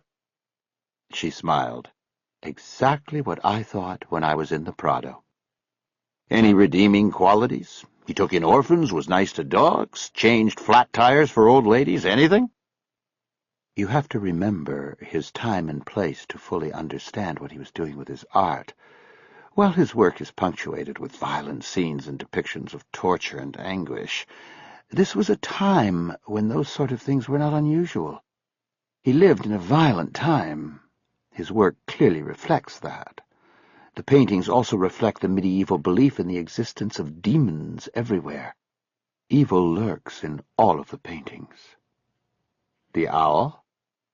She stared blankly at him for a moment. Yes, the owl is one symbol he used. I thought you said you were unfamiliar with his work. I am unfamiliar with it. It was an owl that brought me here. But I shouldn't go into that, and I shouldn't have interrupted you. Please, go on. I was just going to add that it's telling when you consider that Bosch was a contemporary of Leonardo, Michelangelo, and Raphael. Yet if you were to look at their works side by side, you would have to believe Bosch, with all the medieval symbols and doom, was a century behind. But he wasn't. She shook her head as though she felt sorry for Bosch. He and Leonardo da Vinci were born within a year or two of each other. By the end of the 15th century, da Vinci was creating pieces that were full of hope and celebration of human values and spirituality, while Bosch was all gloom and doom. That doesn't make you feel sad, does it? She put her hands on the top book in the stack, but didn't open it. It was simply labeled Bosch on the spine, and there was no illustration on the black leather binding. I can't help but think about what could have been if Bosch had worked side by side with Da Vinci or Michelangelo. What could have happened if he had used his skill and imagination in celebration rather than damnation of the world? She looked down at the book and then back up at him. But that is the beauty of art and why we study and celebrate it. Each painting is a window to the artist's soul and imagination. No matter how dark and disturbing, his vision is what sets him apart and makes his paintings unique. What happens to me with Bosch is that the paintings serve to carry me into the artist's soul, and I sense the torment. He nodded, and she looked down and opened the book. The world of Hieronymus Bosch was as striking to McCaleb as it was disturbing. The landscapes of misery that unfolded in the pages Penelope Fitzgerald turned were not unlike some of the most horrible crime scenes he'd witnessed. But in these painted scenes the players were still alive and in pain. The gnashing of teeth and the ripping of flesh were active and real. His canvases were crowded with the damned, human beings tormented for their sins by visible demons and creatures given image by the hand of a horrible imagination. At first he studied the color reproductions of the paintings in silence, taking it all in the way he would first observe a crime scene photograph. But then a page was turned, and he looked at a painting that depicted 3 people gathered around a sitting man. One of those standing used what looked like a primitive scalpel to probe a wound on the crown of the sitting man's head. The image was depicted in a circle, There were words painted above and below the circle. "What is this one?" he asked. "It's called the stone operation," Fitzgerald said. "It was a common belief at the time that stupidity and deceit could be cured by the removal of a stone from the head of the one suffering the malady." McCaleb leaned over her shoulder and looked closely at the painting, specifically at the location of the surgery wound. It was in a comparable location to the wound on Edward Gunn's head. "Okay, you can go on."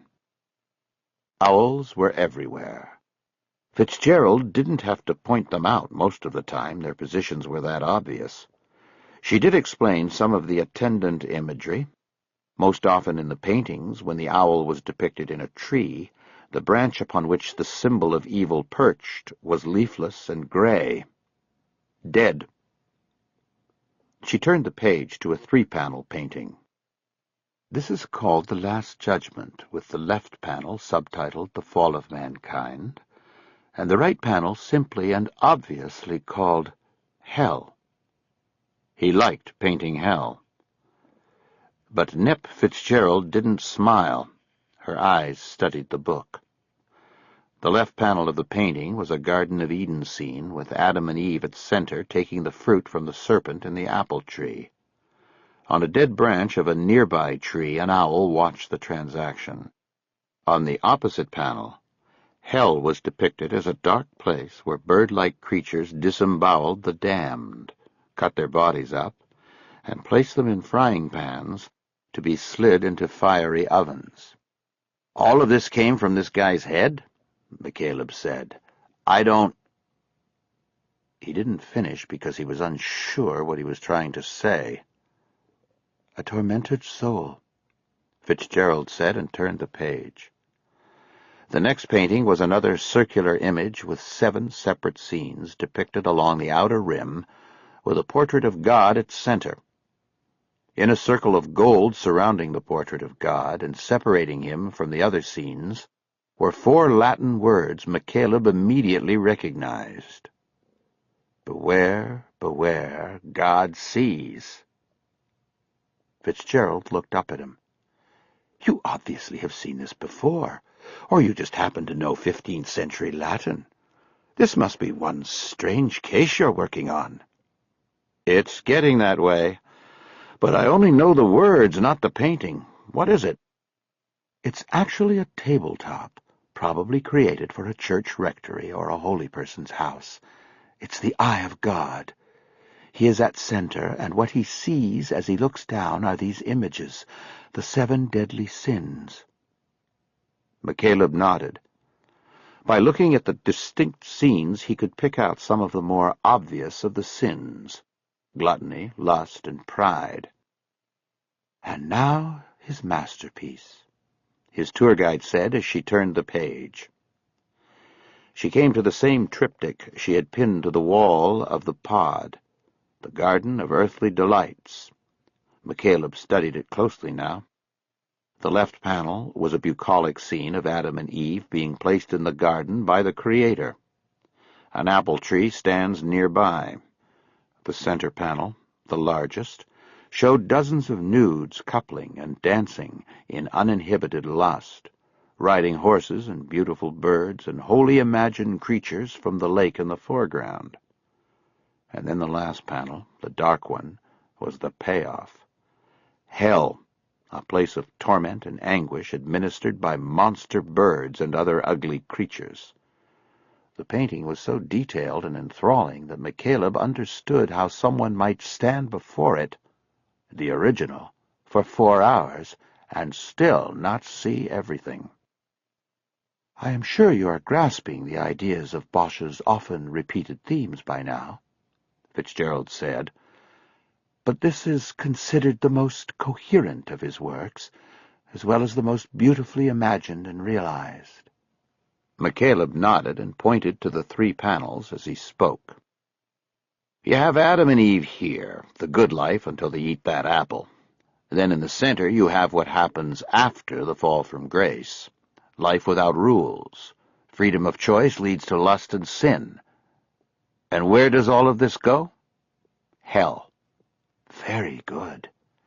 And if I could just point out a few specifics that might interest you. Please. She started with the first panel. The earthly paradise. You are correct in that it depicts Adam and Eve before the fall. This pool and fountain at center represent the promise of eternal life. You already noted the fruit tree at left center. Her finger moved across the plate to the fountain structure, a tower of what looked like flower petals that somehow delivered water in 4 distinct trickles to the pool below. Then he saw it. Her finger stopped below a small, dark entrance at the center of the fountain structure. The face of an owl peered from the darkness. You mentioned the owl before. Its image is here. You see, all is not right in this paradise. Evil lurks, and as we know, will ultimately win the day. According to Bosch. Then, going to the next panel, we see the imagery again and again. She pointed out 2 distinct representations of owls and 2 other depictions of owl-like creatures. McCaleb's eyes held on one of the images. It showed a large brown owl with shiny black eyes being embraced by a nude man. The owl's coloring and eyes matched that of the plastic bird found in Edward Gunn's apartment. "Do you see something, Terry?" He pointed to the owl. "This one. I can't really go into it with you, but this one.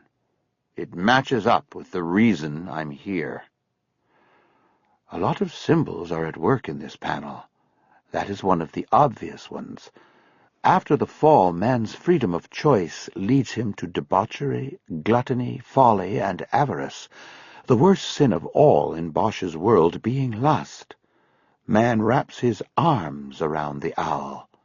He embraces evil. McCaleb nodded. "And then he pays for it." "Then he pays for it."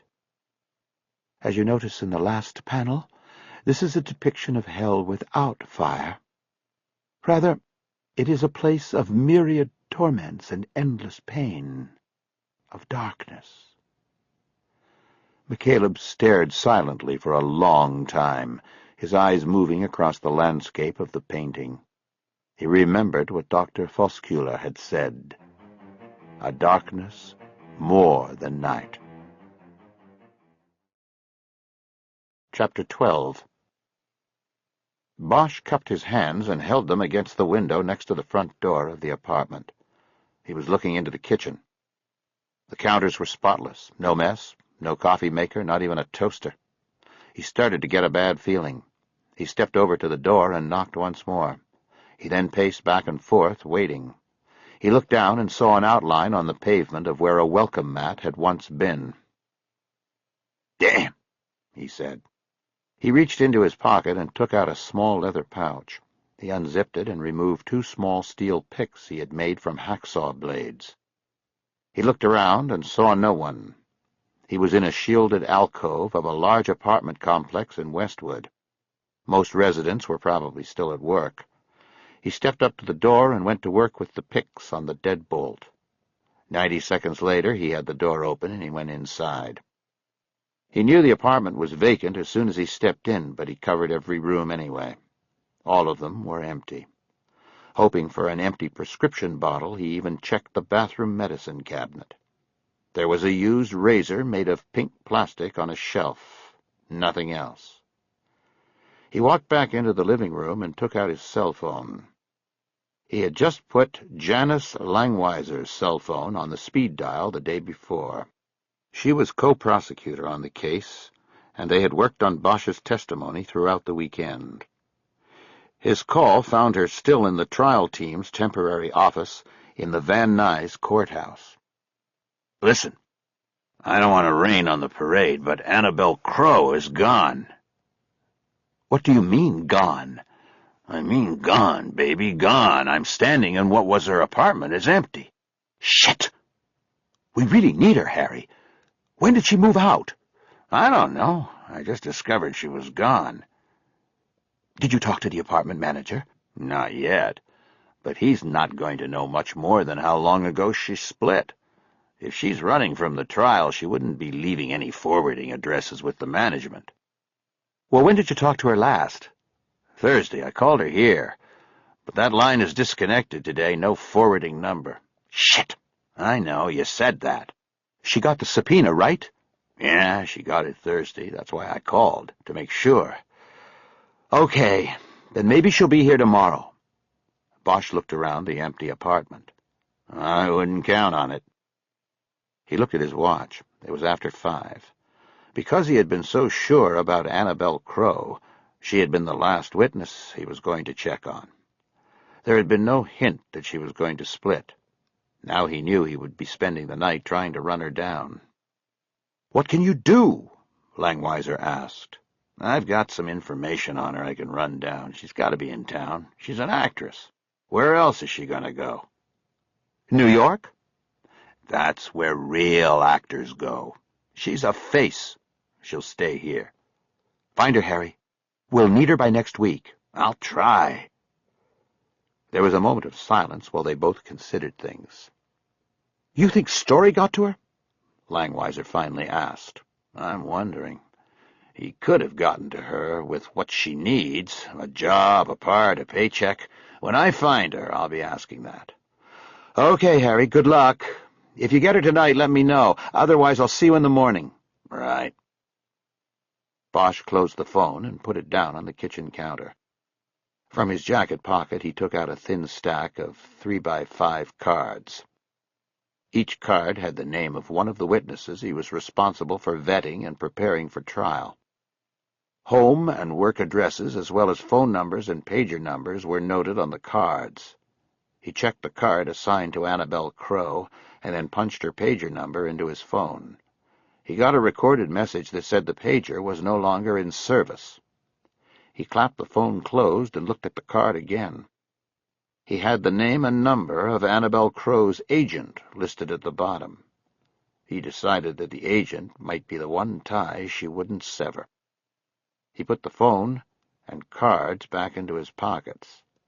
This was one inquiry he was going to make in person. Chapter 13. McCaleb made the crossing by himself, the following sea arriving at Avalon Harbor just as darkness did.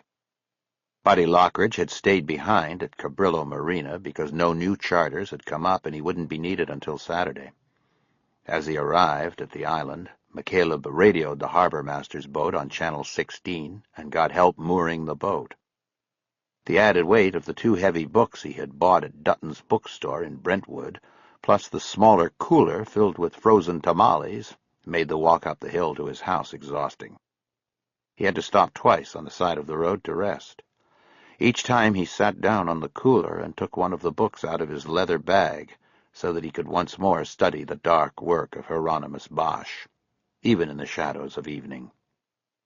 Since his visit to the Getty, the images in the Bosch paintings were never far from his thoughts. Nep Fitzgerald had said something at the end of the meeting in her office. Just before closing the book on the plates reproducing the Garden of Earthly Delights, she looked at him with a small smile, as if she had something to say, but was hesitant. "What?" he said. "Nothing really, just an observation." "Go ahead and make it. I'd like to hear it."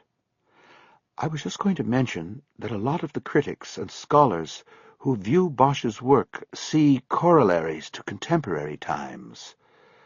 That's the mark of a great artist, if his work stands the test of time, if it has the power to connect to people and maybe influence them." McCaleb nodded. He knew she wanted him to tell her what he was working on. "I understand what you're saying. I'm sorry, but at the moment I can't tell you about this. Maybe someday I will, or someday you will just know what it was, but thank you. You have helped a lot, I think. I don't know for sure yet." Sitting on the cooler now, McCaleb remembered the conversation.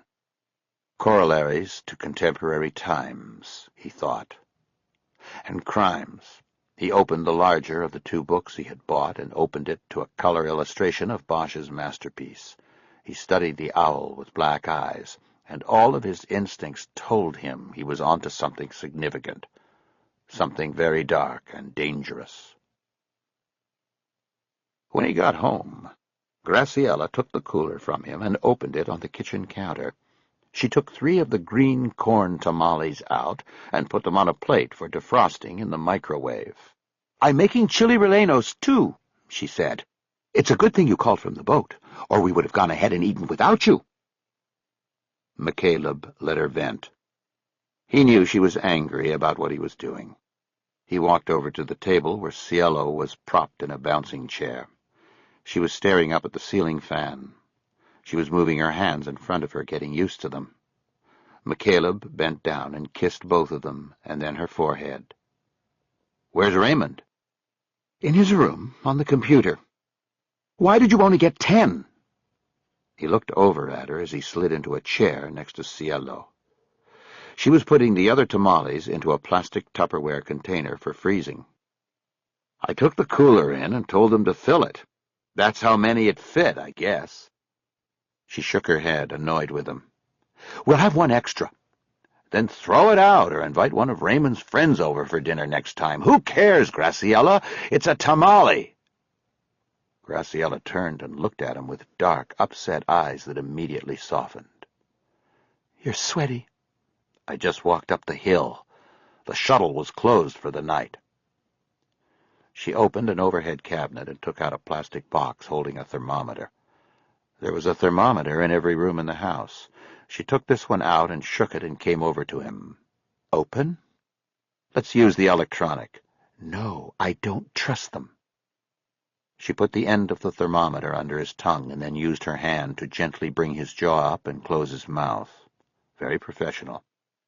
She had been an emergency room nurse when he'd met her. She was now the school nurse and an office clerk at Catalina Elementary. She had just gone back to work after the Christmas holiday.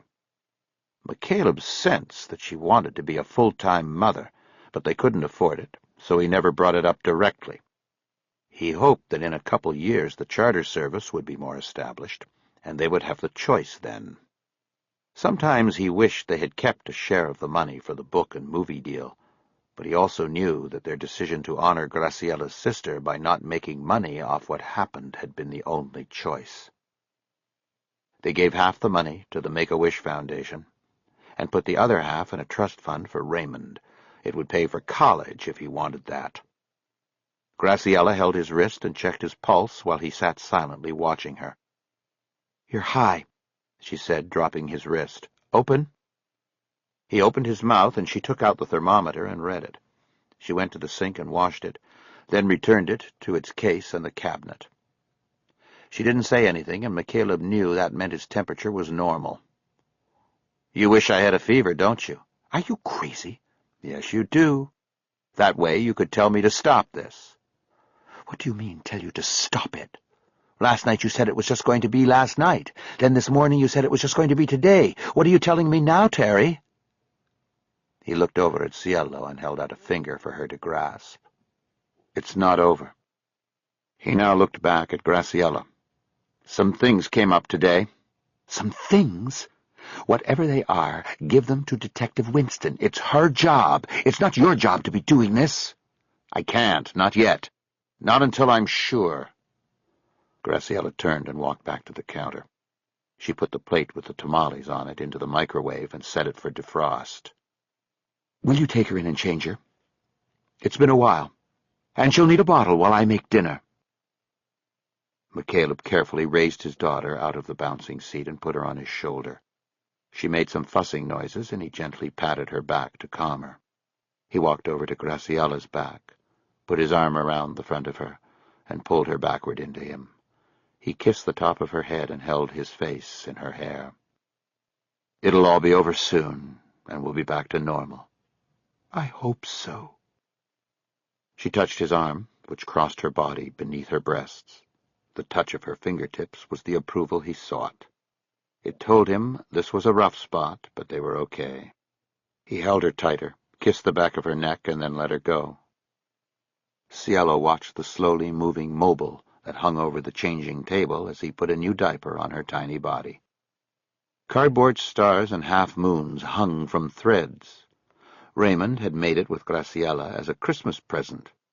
An air current from somewhere in the house gently turned it, and Cielo's dark blue eyes focused on it. McCaleb bent down and kissed her forehead. After wrapping her in 2 baby blankets, he took her out to the porch and gave her the bottle while gently moving in the rocking chair. Looking down at the harbor, he noticed he had left on the instrument lights on the Following Seas bridge. He knew he could call the harbor master on the pier, and whoever was working nights could just motor over and turn them off.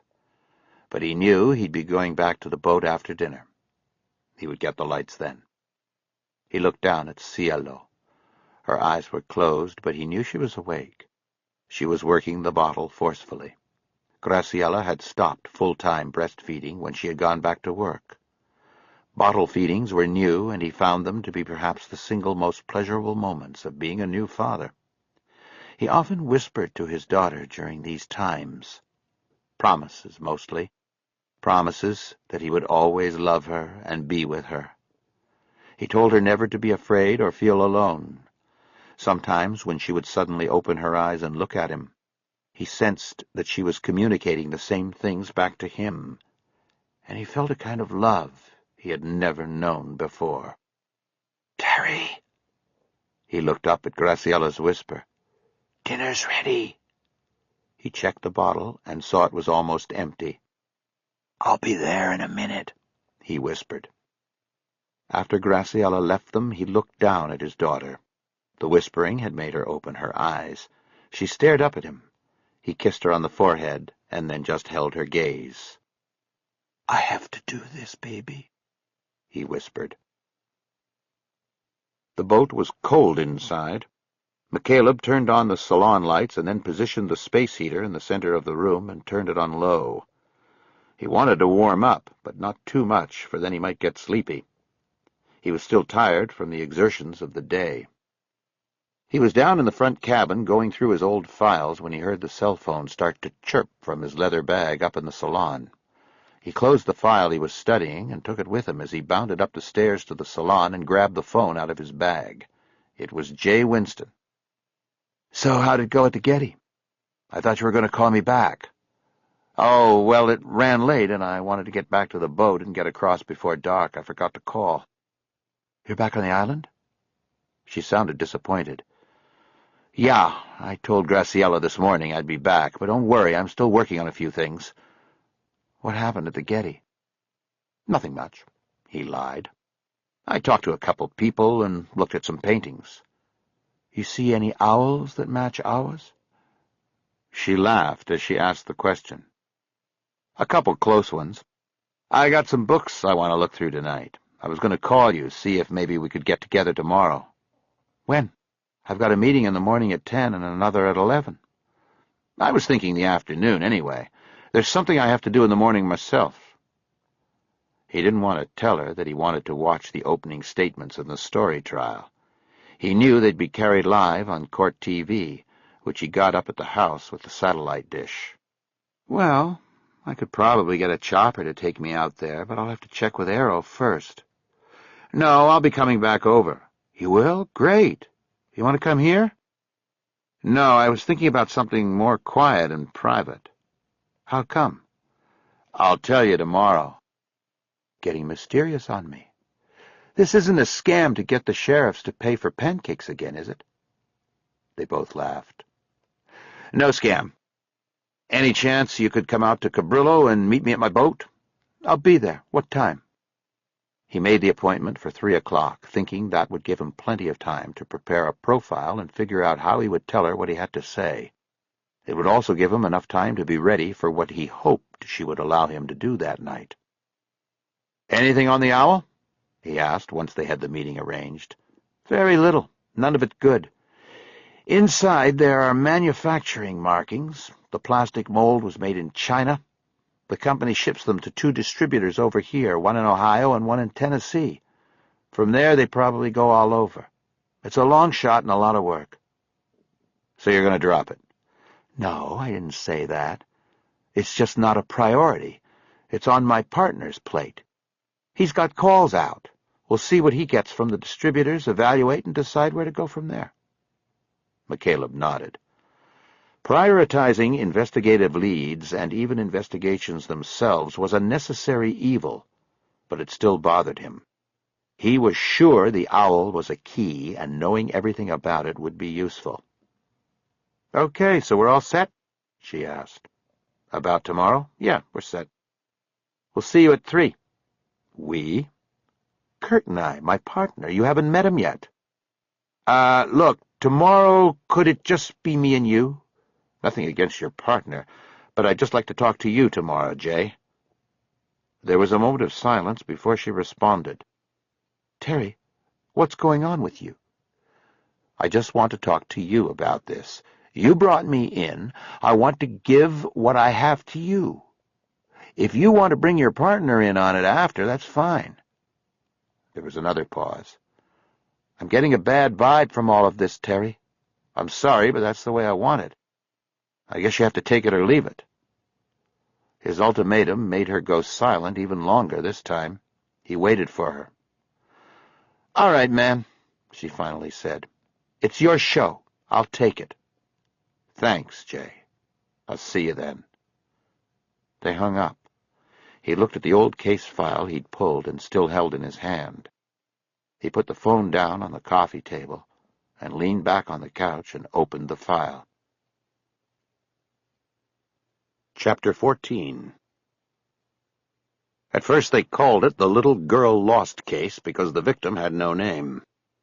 The victim was thought to be about 14 or 15 years old, a Latina, probably Mexican, whose body was found in the bushes and among the debris below one of the overlooks off of Mulholland Drive. The case belonged to Bosch and his partner at the time, Frankie Sheehan. This was before Bosch worked homicide out of Hollywood Division. He and Sheehan were a robbery-homicide team, and it had been Bosch who had contacted McCaleb at the Bureau. McCaleb was newly returned to Los Angeles from Quantico. He was setting up an outpost for the Behavioral Sciences Section and Violent Criminal Apprehension Program. The Little Girl Lost case was one of the first submitted to him. Bosch came to him, bringing the file and the crime scene photos to his tiny office on the 13th floor of the Federal Building in Westwood.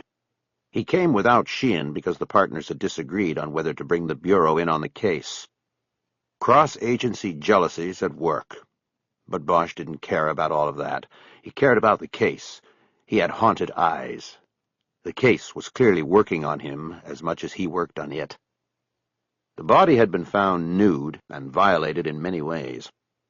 The girl had been manually strangled by her killer's gloved hands. No clothes or purse were found on the hillside. Fingerprints matched no computerized records. The girl matched no description on an active missing persons case anywhere in Los Angeles County or on national crime computer systems. An artist's rendering of the victim's face put on the TV news and in the papers brought no calls from a loved one. Sketches faxed to 500 police agencies across the Southwest and to the state judicial police in Mexico drew no response. The victim remained unclaimed and unidentified, her body reposing in the refrigerator at the coroner's office while Bosch and his partner worked the case. There was no physical evidence found with the body. Aside from being left without her clothes or any identifying property, the victim had apparently been washed with an industrial-strength cleaner before being dumped late at night off of Mulholland. There was only one clue with the body, an impression in the skin of the left hip. Post-mortem lividity indicated the blood in the body had settled on the left half, meaning the body had been lying on its left side in the time between the stilling of the heart and the dropping of the body down the hillside, where it came to rest face down on a pile of empty beer cans and tequila bottles.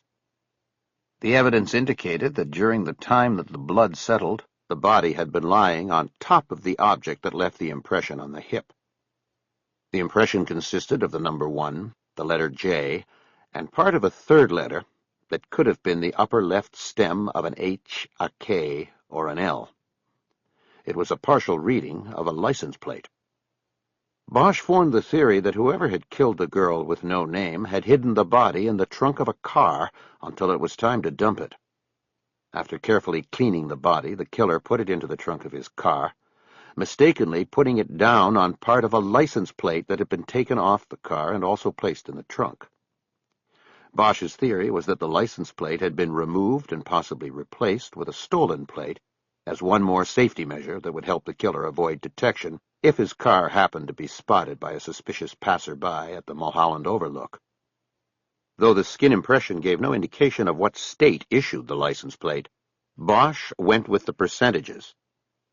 From the State Department of Motor Vehicles, he obtained a list of every car registered in Los Angeles County that carried a plate beginning 1JH, 1JK, and 1JL. The list contained over 3,000 names of car owners. He and his partner cut 40% of it by discounting the female owners. The remaining names were slowly fed into the National Crime Index computer, and the detectives came up with a list of 46 men with criminal records ranging from minor to the extreme. It was at this point that Bosch came to McCaleb. He wanted a profile of the killer. He wanted to know if he and Sheehan were on the right track in suspecting that the killer had a criminal history, and he wanted to know how to approach and evaluate the 46 men on the list. McCaleb considered the case for nearly a week. He looked at each of the crime scene photos twice a day, first thing in the morning and last thing before going to sleep, and studied the reports often. He finally told Bosch that he believed they were on the right course. Using data accumulated from hundreds of similar crimes and analyzed in the Bureau's VICAP program, he was able to provide a profile of a man in his late 20s, with a history of having committed crimes of an escalating nature and likely including offenses of a sexual nature. The crime scene suggested the work of an exhibitionist, a killer who wanted his crime to be public and to instill horror and fear in the general population. Therefore, the location of the body dump site would have been chosen for these reasons as opposed to reasons of convenience. In comparing the profile to the list of 46 names, Bosch narrowed the possibilities to two suspects: a Woodland Hills office building custodian who had a record of arson and public indecency, and a stage builder who worked for a studio in Burbank and had been arrested for the attempted rape of a neighbor when he was a teenager. Both men were in their late 20s. Bosch and Sheehan leaned toward the custodian because of his access to industrial cleaner, like what had been used to wash the victim's body. However, McCaleb liked the stage builder as a suspect because the attempted rape of the neighbor in his youth indicated an impulsive action that was more in tune with the profile of the current crime's perpetrator. Bosch and Sheehan decided to informally interview both men and invited McCaleb along. The FBI agent stressed that the men should be interviewed in their own homes so that he would have the opportunity to study them in their own environment as well as look for clues in their belongings. The stage builder was first. His name was Victor Seguin. He seemed shell-shocked by the three men at his door and the explanation Bosch gave for their visit. Nevertheless, he invited them in. As Bosch and Sheehan calmly asked questions, McCaleb sat on a couch and studied the clean and neat furnishings of the apartment. Within 5 minutes, he knew they had the right man and nodded to Bosch, their prearranged signal. Victor Seguin was informed of his rights and arrested. He was placed in the detective's car, and his small home under the landing zone of Burbank Airport was sealed until a search warrant could be obtained. 2 hours later, when they re-entered with the search warrant, they found a 16-year-old girl bound and gagged, but alive, in a soundproof, coffin-like crawl space constructed by the stage builder beneath a trap door hidden under his bed. Only after the excitement and adrenaline high of having broken a case and saved a life began to subside, did Bosch finally ask McCaleb how he knew they had their man. McCaleb walked the detective over to the living room bookcase, where he pointed out a well-worn copy of a book called The Collector, a novel about a man who abducts several women. Seguin was charged with the unidentified girl's murder and the kidnapping and rape of the young woman the investigators rescued. He denied any guilt in the murder and pressed for a deal by which he would plead guilty to the kidnapping and rape of the survivor only.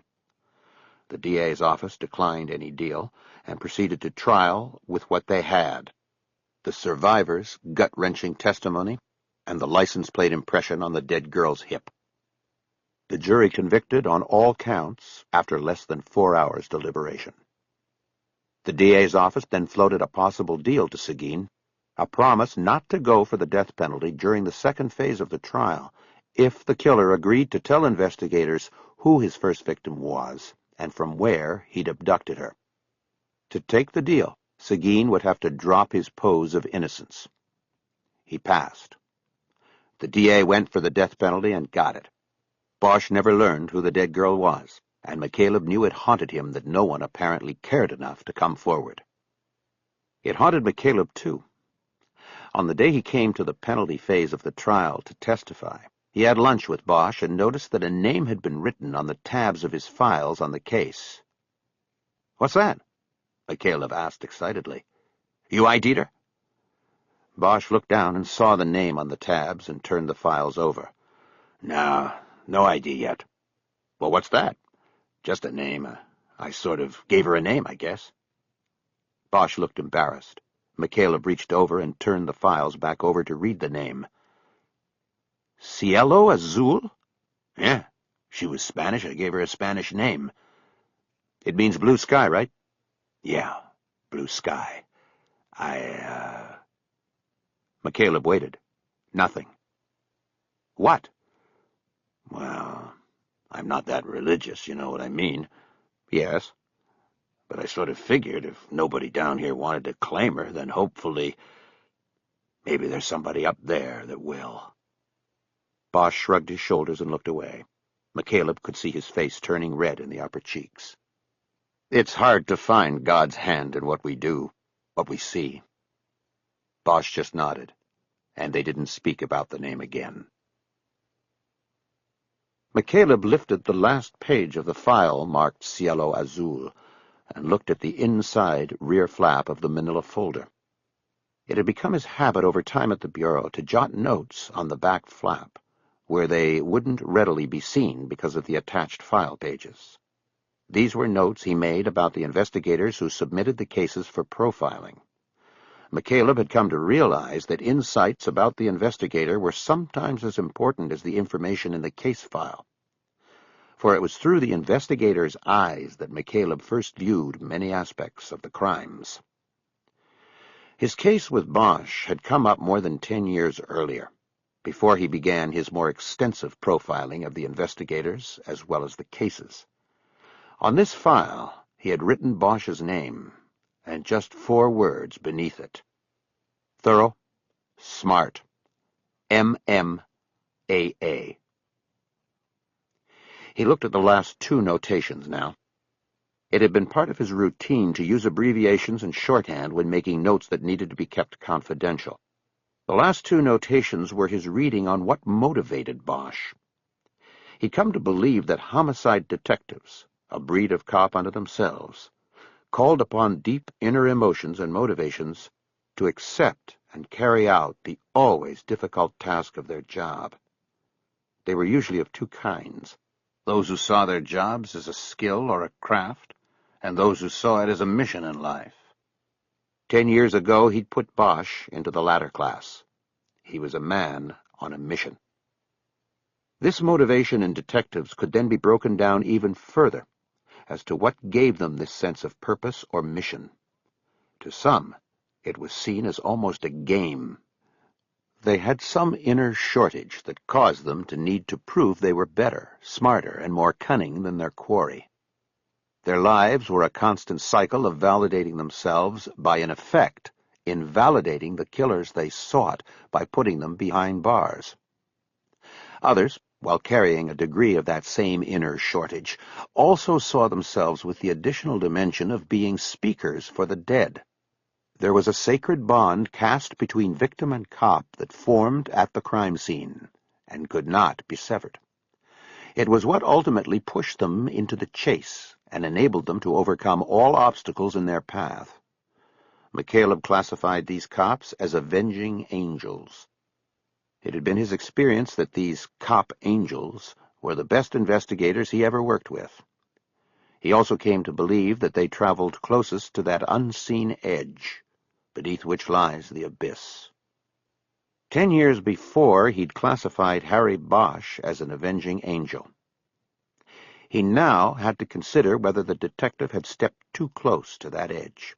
He had to consider that Bosch may have gone over. He closed the file and pulled the 2 art books out of his bag. Both were simply titled Bosch. The larger one, with full-color reproductions of the paintings, was authored by R.H. Marinason and P. Rifalari. The second book, which appeared to carry more analysis of the paintings than the other, was written by Eric Larson. McCaleb started with the smaller book and began scanning through the pages of analysis. He quickly learned that, as Penelope Fitzgerald had said, there were many different and even competing views of Hieronymus Bosch. The Larson book cited scholars who called Bosch a humanist, and even one who believed him to be part of a heretical group that believed that the earth was a literal hell ruled over by Satan.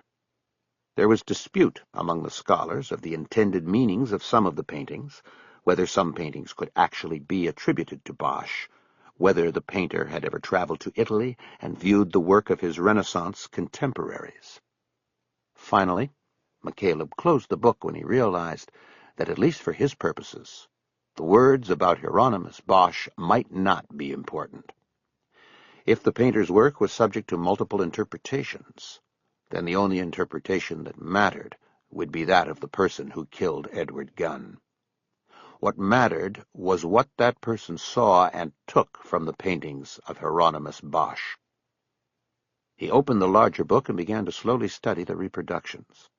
His viewing of reproduction plates of the paintings at the Getty had been hurried and encumbered by his not being alone. He put his notebook on the arm of the couch with the plan to keep a tabulation of the number of owls he saw in the paintings, as well as descriptions of each individual bird. He quickly realized that the paintings were so minutely detailed in the smaller-scale reproductions that he might be missing things of significance. He went down to the forward cabin to find the magnifying glass he'd always kept in his desk at the bureau for use while examining crime scene photos. As he was bent over a box full of office supplies he'd cleared out of his desk 5 years before, McCaleb felt a slight bump against the boat and straightened up. He had tied the Zodiac up on the fantail, so it couldn't have been his own skiff. He was considering this when he felt the unmistakable up-and-down movement of the boat, indicating that someone had just stepped aboard. His mind focused on the salon door. He was sure he had left it unlocked. He looked down into the box he'd just been sorting through and grabbed the letter opener.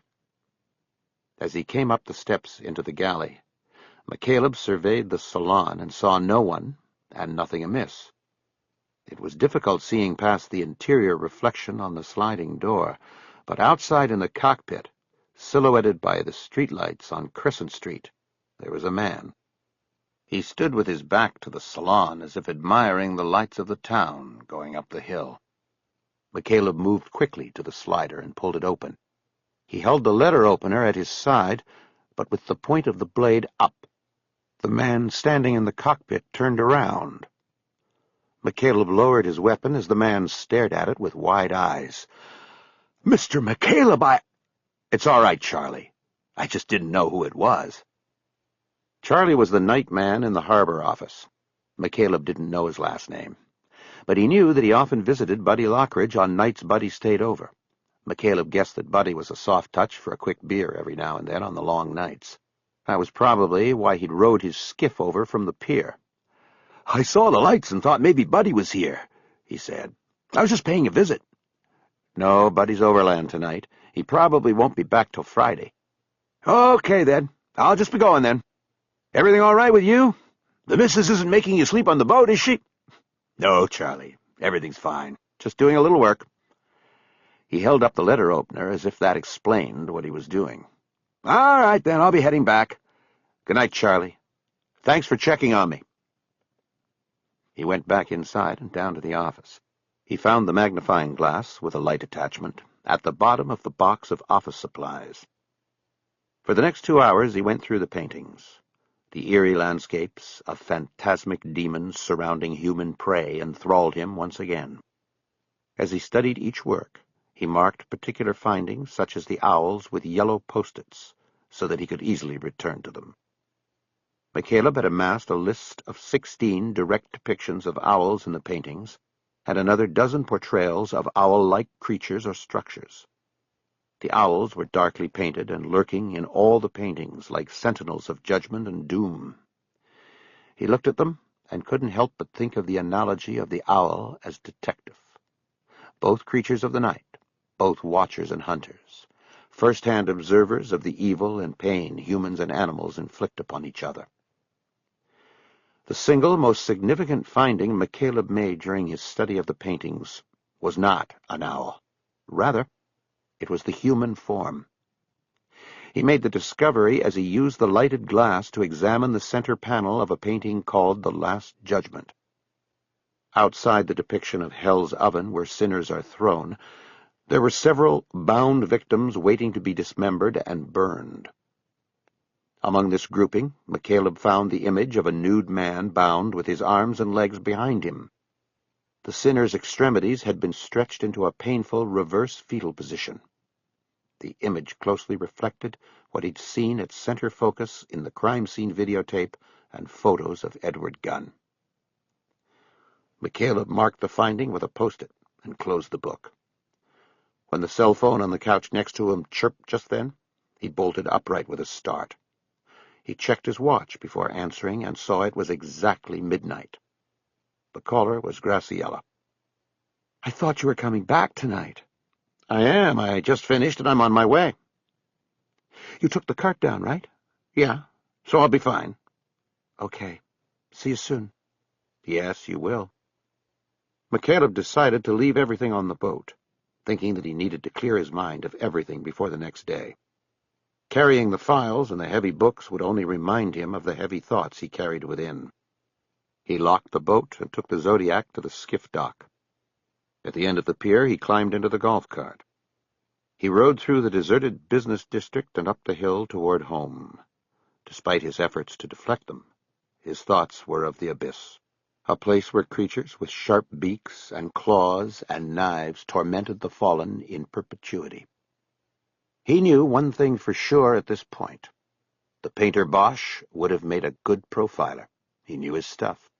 He had a handle on the nightmares that rattle around inside most people's minds, as well as those that sometimes get out. Chapter 15.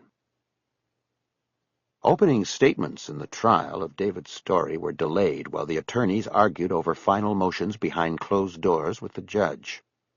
Bosch sat at the prosecution table and waited. He tried to clear his mind of all extraneous diversions, including his fruitless search for Annabel Crow the night before. Finally, at 10:45, the attorneys came into the courtroom and moved to their respective tables. Then the defendant, today wearing a suit that looked like it would cover 3 deputies' paychecks, was led into court from the holding cell, and finally, Judge Houghton took the bench. It was time to begin, and Bosch felt the tensions in the courtroom ratchet up a considerable notch. Los Angeles had raised, or perhaps lowered, the criminal trial to the level of worldwide entertainment, but it was never seen that way by the players in the courtroom. They were playing for keeps, and in this trial, perhaps more than most, there was a palpable sense of the enmity between the two opposing camps. The judge instructed the deputy sheriff, who acted as his bailiff, to bring in the jury. Bosch stood with the others and turned and watched the jurors file in silently and take their seats. He thought he could see excitement in some of their faces. They'd been waiting through 2 weeks of jury selection and motions for things to start. Bosch's eyes rose above them to the 2 cameras mounted on the wall over the jury box. They gave a full view of the courtroom, except for the jury box. After everyone was seated, Houghton cleared his throat and leaned forward to the bench microphone while looking at the jurors. "Ladies and gentlemen, how are you this morning?" There was a murmured response, and Houghton nodded. "I apologize for the delay. Please remember that the justice system is in essence run by lawyers. As such, it runs slowly." There was polite laughter in the courtroom. Bosch noticed that the attorneys, prosecution, and defense dutifully joined in, a couple of them overdoing it. It had been his experience that while in open court, a judge couldn't possibly tell a joke that the lawyers did not laugh at. Bosch glanced to his left, past the defense table, and saw the other jury box was packed with members of the media. He recognized many of the reporters from television newscasts and press conferences in the past. He scanned the rest of the courtroom and saw the public observation benches were densely packed with citizens, except for the row directly behind the defense table. There sat several people with ample room on either side and who looked like they spent the morning in a makeup trailer. Bosch assumed they were celebrities of some sort, but it wasn't a realm he was familiar with, and he couldn't identify any of them. He thought about leaning over to Janice Langweiser and asking, but then thought better of it. "We needed to clean up some last-minute details in my chambers," the judge continued to the jury. "But now we're ready to start. We'll begin with opening statements, and I need to caution you that these are not statements of fact, but rather statements about what each side thinks the facts are and what they will endeavor to prove during the course of the trial. These statements are not to be considered by you to contain evidence. All of that comes later on. So listen closely, but keep an open mind, because a lot is still coming down the pipe. Now we're going to start off with the prosecution, and, as always, give the defendant the last word. Mr. Kretzler, you may begin." The lead prosecutor stood and moved to the lectern position between the two lawyers' tables. He nodded to the jury and identified himself as Roger Kretzler, Deputy District Attorney assigned to the Special Crimes Section. He was a tall and gaunt prosecutor with a reddish beard beneath short, dark hair and rimless glasses. He was at least 45 years old. Bosch thought of him as not being particularly likable, but nevertheless very capable of his job. And the fact that he was still in the trenches prosecuting cases when others his age had left for the higher-paying corporate or criminal defense worlds made him all the more admirable. Bosch suspected he had no home life. On nights before the trial, when a question about the investigation would come up and Bosch would be paged, the callback number was always Kretzler's office line, no matter how late it was. Kretzler identified his co-prosecutor as Janice Langweiser, also of the Special Crimes Unit, and the lead investigator as LAPD Detective 3rd Grade Harry Bosch.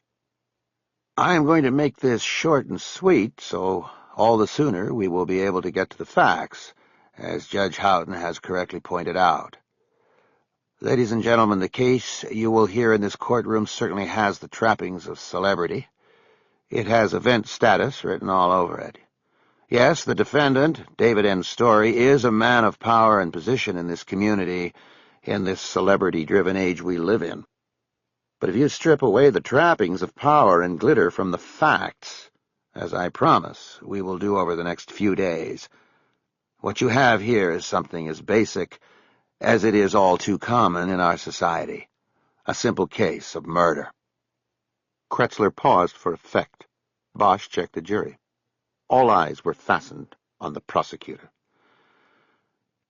"The man you see seated at the defense table, David N. Story, went out with a 23-year-old woman named Jody Kremens on the evening of last October 12th.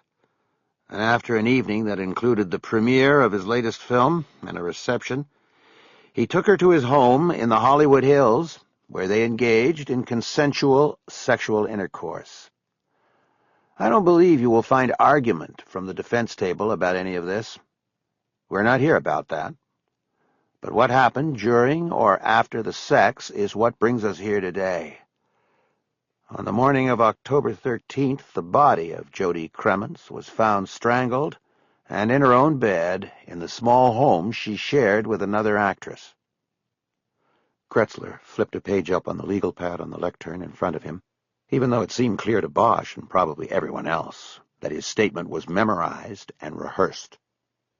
"In the course of this trial, the state of California will prove beyond a reasonable doubt that it was David Story who took Jody Kremens's life in a moment of brutal sexual rage.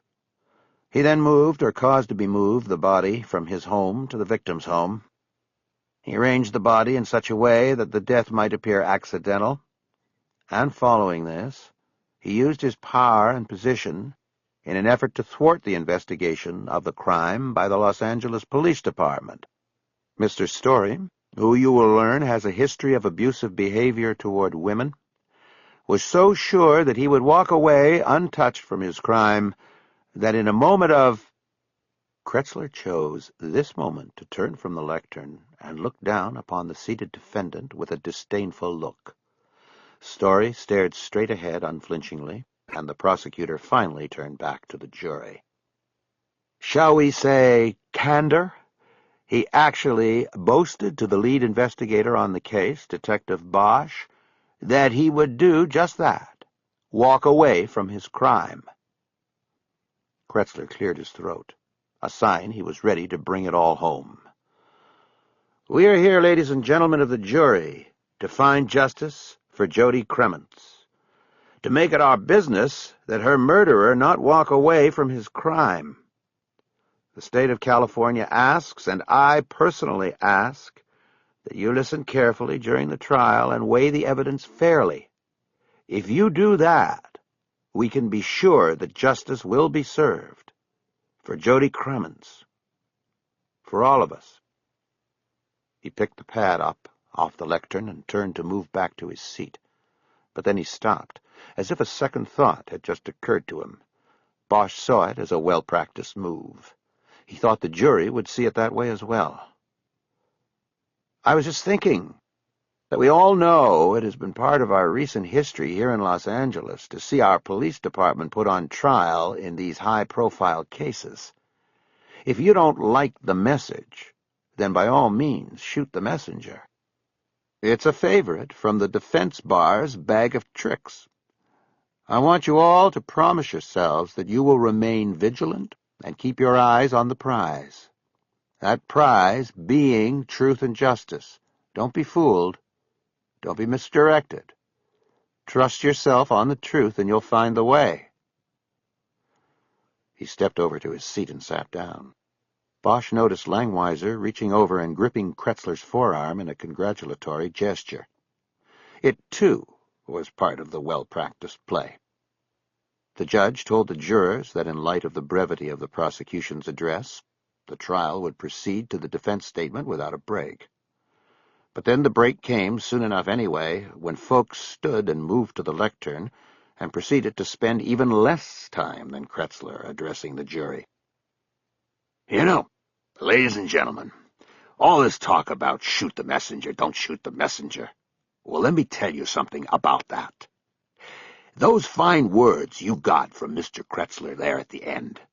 Well, let me tell you, every prosecutor in this building says those at the start of every trial in this place. I mean, they must have them printed up on cards they carry in their wallets, it seems to me. Kretzler stood and objected to what he called such wild exaggeration, and Houghton admonished folks, but then advised the prosecutor that he might make better use of his objections. Folks moved on quickly. If I was out of line, I'm sorry. I know it's a touchy thing with prosecutors and police, but all I'm saying, folks, is that where there's smoke, there's usually fire. And in the course of this trial, we're going to find our way through the smoke. We may or may not come upon a fire, but one thing I do know for sure we will come upon is the conclusion that this man— He turned and pointed strongly at his client. This man, David N. Story, is without a shadow of a doubt not guilty of the crime he's charged with. Yes, he is a man of power and position, but remember, it is not a crime to be so. Yes, he knows a few celebrities, but last time I checked People magazine, this too was not yet a crime. Now, I think you may find elements of Mr. Story's personal life and appetites to be offensive to you. I know I do. But remember that these do not constitute crimes that he is charged with in these proceedings. The crime here is murder. Nothing less and nothing more. It's a crime for which David Story is not guilty. No matter what Mr. Kretzler and Ms. Langweiser and Detective Bosch and their witnesses tell you, There's absolutely no evidence of guilt in this case. After folks bowed to the jury and sat down, Houghton announced the trial would break for an early lunch before testimony began in the afternoon. Bosch watched the jury file out through the door next to the box. A few of them looked back over their shoulders at the courtroom. The juror who was last in line, a black woman of about 50, looked directly at Bosch. He lowered his eyes and then immediately wished he hadn't. When he looked back up, she was gone. Chapter 16. McCaleb turned off the television when the trial broke for lunch. He didn't want to hear all the analysis of the talking heads. He thought the best point had been scored by the defense. Folks had made a smooth move telling the jury that he, too, found his client's personal life and habits offensive. He was telling them that if he could stand it, so could they. He was reminding them that the case was about taking a life, not about how one lived a life. He went back to preparing for his afternoon meeting with J. Winston. He'd gone back to the boat after breakfast and gathered up his files and books. Now, with a pair of scissors and some tape, he was putting together a presentation he hoped would not only impress Winston, but convince her of something McCaleb was having a difficult time believing himself. In a way, putting together the presentation was a dress rehearsal for putting on a case. In that respect, McCaleb found the time he labored over what he would show and say to Winston very useful. It allowed him to see logic holes and prepare answers for the questions he knew Winston would ask. While he considered exactly what he would say to Winston, she called on his cell phone. "We might have a break on the owl. Maybe, maybe not." "What is it?" "The distributor in Middleton, Ohio, thinks he knows where it came from. A place right here in Carson called Bird Barrier." "Why does he think that?" "Because Kurt faxed photos of our bird, and the man he was dealing with in Ohio noticed that the bottom of the mold was open." "Okay. What's it mean?" "Well, apparently these are shipped with the base enclosed, so the base can be filled with sand so the bird stands up in wind and rain and whatever." "I understand." "Well, they have one sub-distributor who orders the owls with the bottom of the base punched out, Bird Barrier. They take them with the open base because they fit the owls on top of some kind of gizmo that shrieks." "What do you mean, shrieks?" "You know, like a real owl. I guess it helps really scare birds away. You know what Bird Barrier's slogan is? Number 1 when it comes to birds going number 2. Cute, huh? That's how they answer the phone there." McCaleb's mind was churning too quickly to register humor. He didn't laugh. "This place is in Carson?" "Right, not far from your marina. I've got to go to a meeting now, but I was going to drop by before coming to see you. You want to meet there instead? Can you make it over in time?" "That would be good. I'll be there." She gave him the address, which was about 15 minutes from Cabrillo Marina, and they agreed to meet there at 2. She said that the company's president, a man named Cameron Riddell, had agreed to see them. "Are you bringing the owl with you?"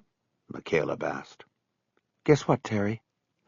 I've been a detective going on 12 years now, and I've had a brain even longer." "Sorry."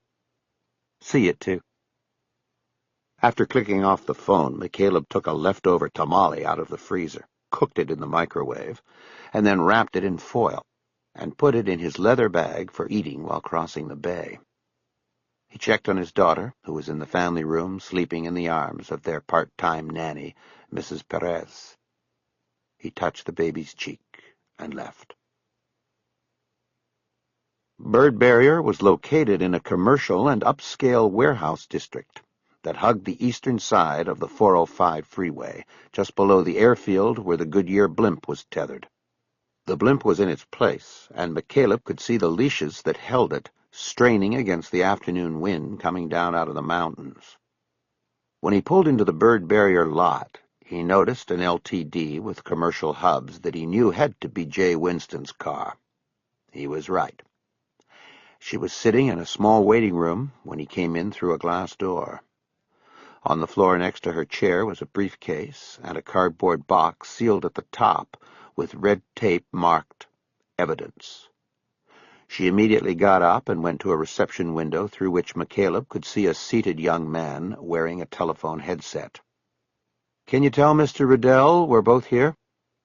The young man, who was apparently on a call, nodded to her.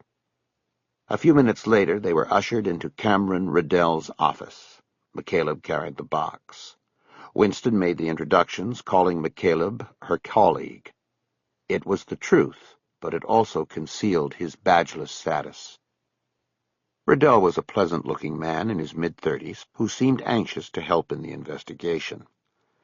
Winston put on a pair of latex gloves from her briefcase, then ran a key along the red tape on the box and opened it. She removed the owl and placed it on Riddell's desk. "What can you tell us about this, Mr. Riddell?" Riddell remained standing behind his desk and leaned across to look at the owl. "I can't touch it?" "Tell you what, why don't you put these on?"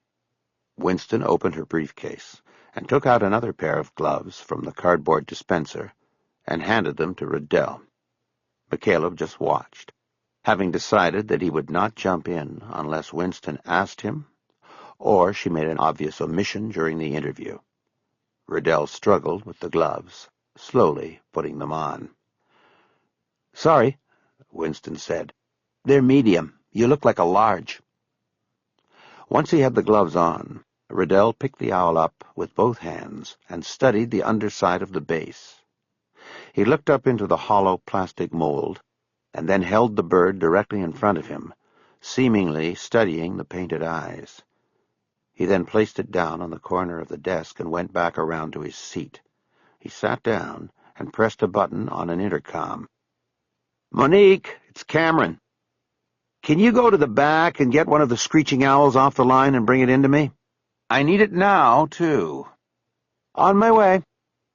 Riddell took off the gloves and flexed his fingers. He then looked at Winston. Having sensed that she was the important one, he gestured to the owl. "Yes, it's one of ours, but it's been... I don't know what the word you would use would be. It's been changed. Modified? We don't sell them like this." "How so?" "Well, Monique's getting us one so you can see, but essentially this one has been repainted a little bit, and the screeching mechanism has been removed.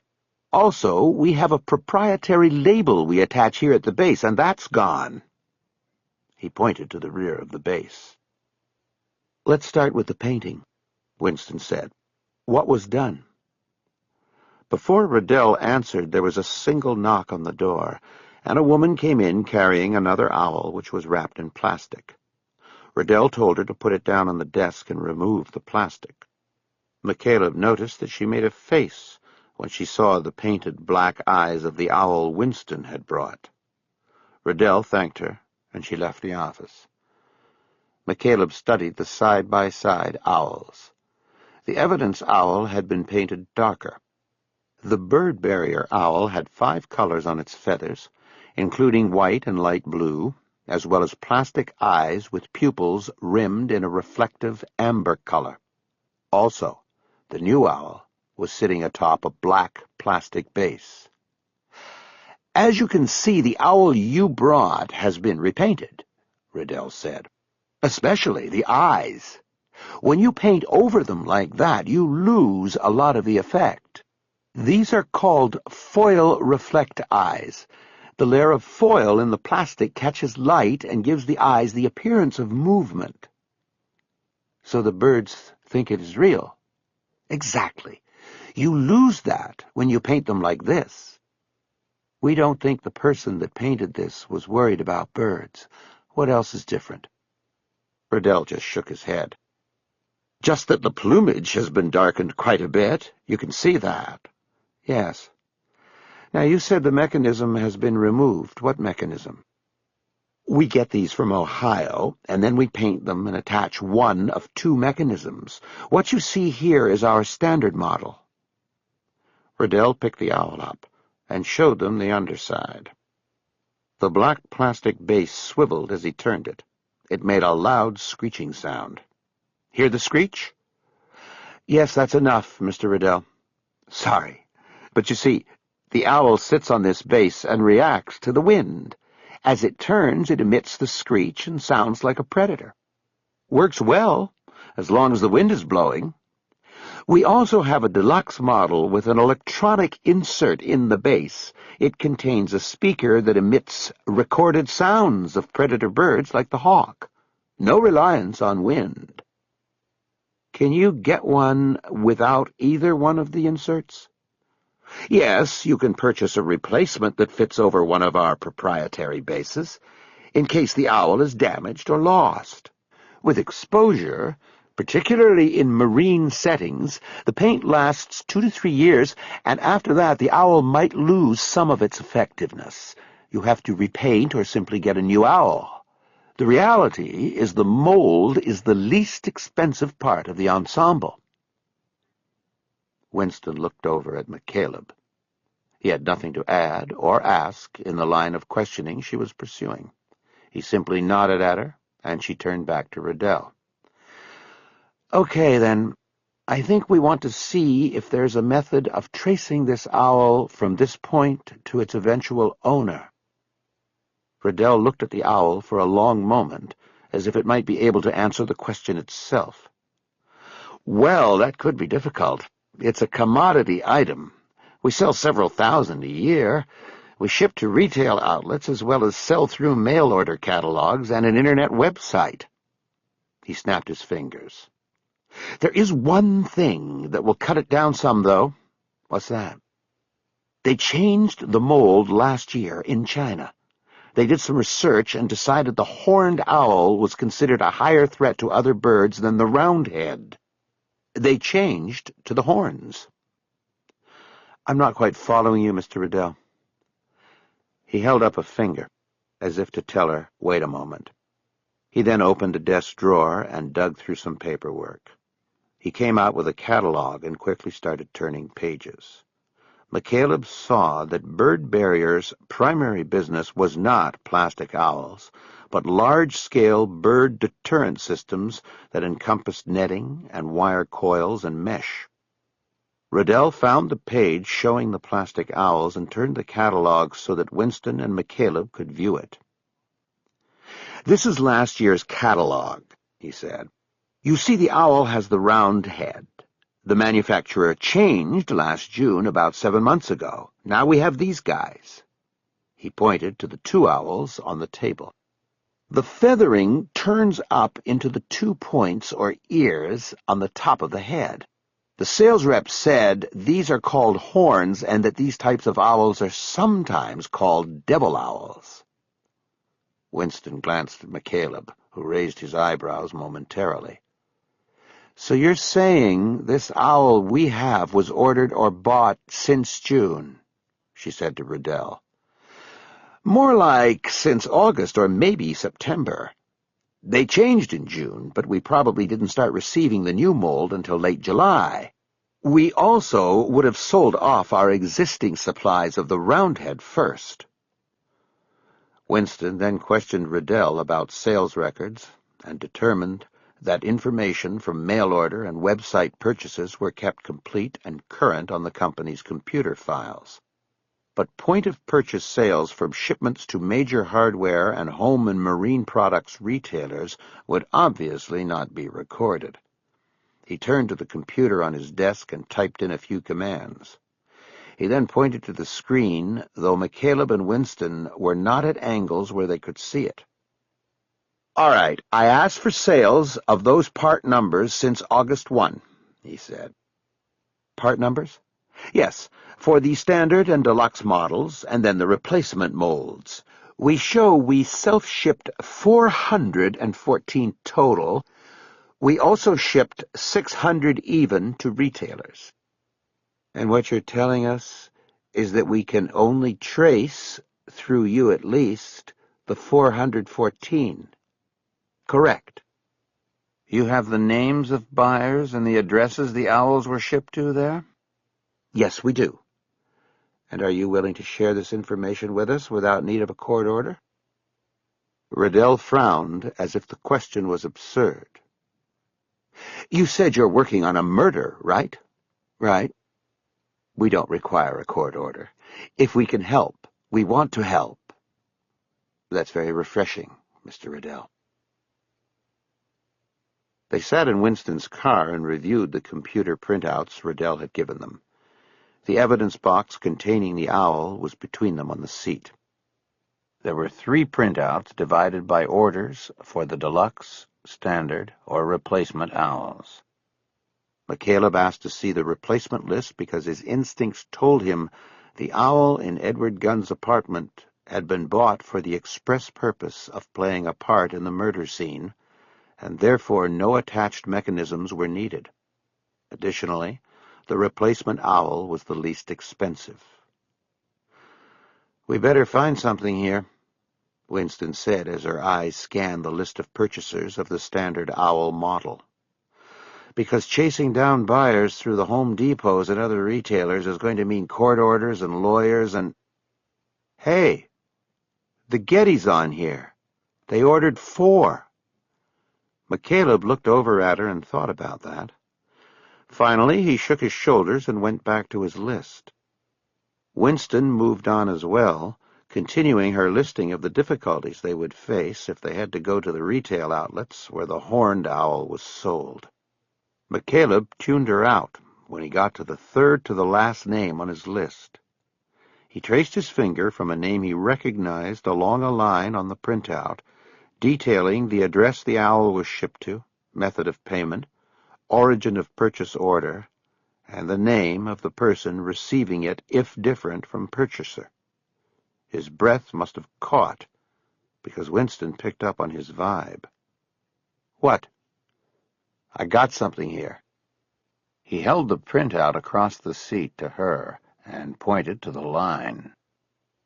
"This buyer, Jerome Van Aken. He had one shipped the day before Christmas to Gunn's address and apartment number. The order was paid for by a money order." She took the printout from him and started reading the information. "Shipped to the Sweetser address, but to a Lubert Das, care of Edward Gunn." Lubert Das. Nobody named Lubert Das came up in the investigation. I don't remember that name on the residence list of that building either. I'll call Rorschach to see if Gunn ever had a roommate with that name. "Don't bother. Lubert Das never lived there." She looked up from the pages and over at him. "You know who Lubert Das is?" "Sort of." Her brow creased deeply. "Sort of? Sort of?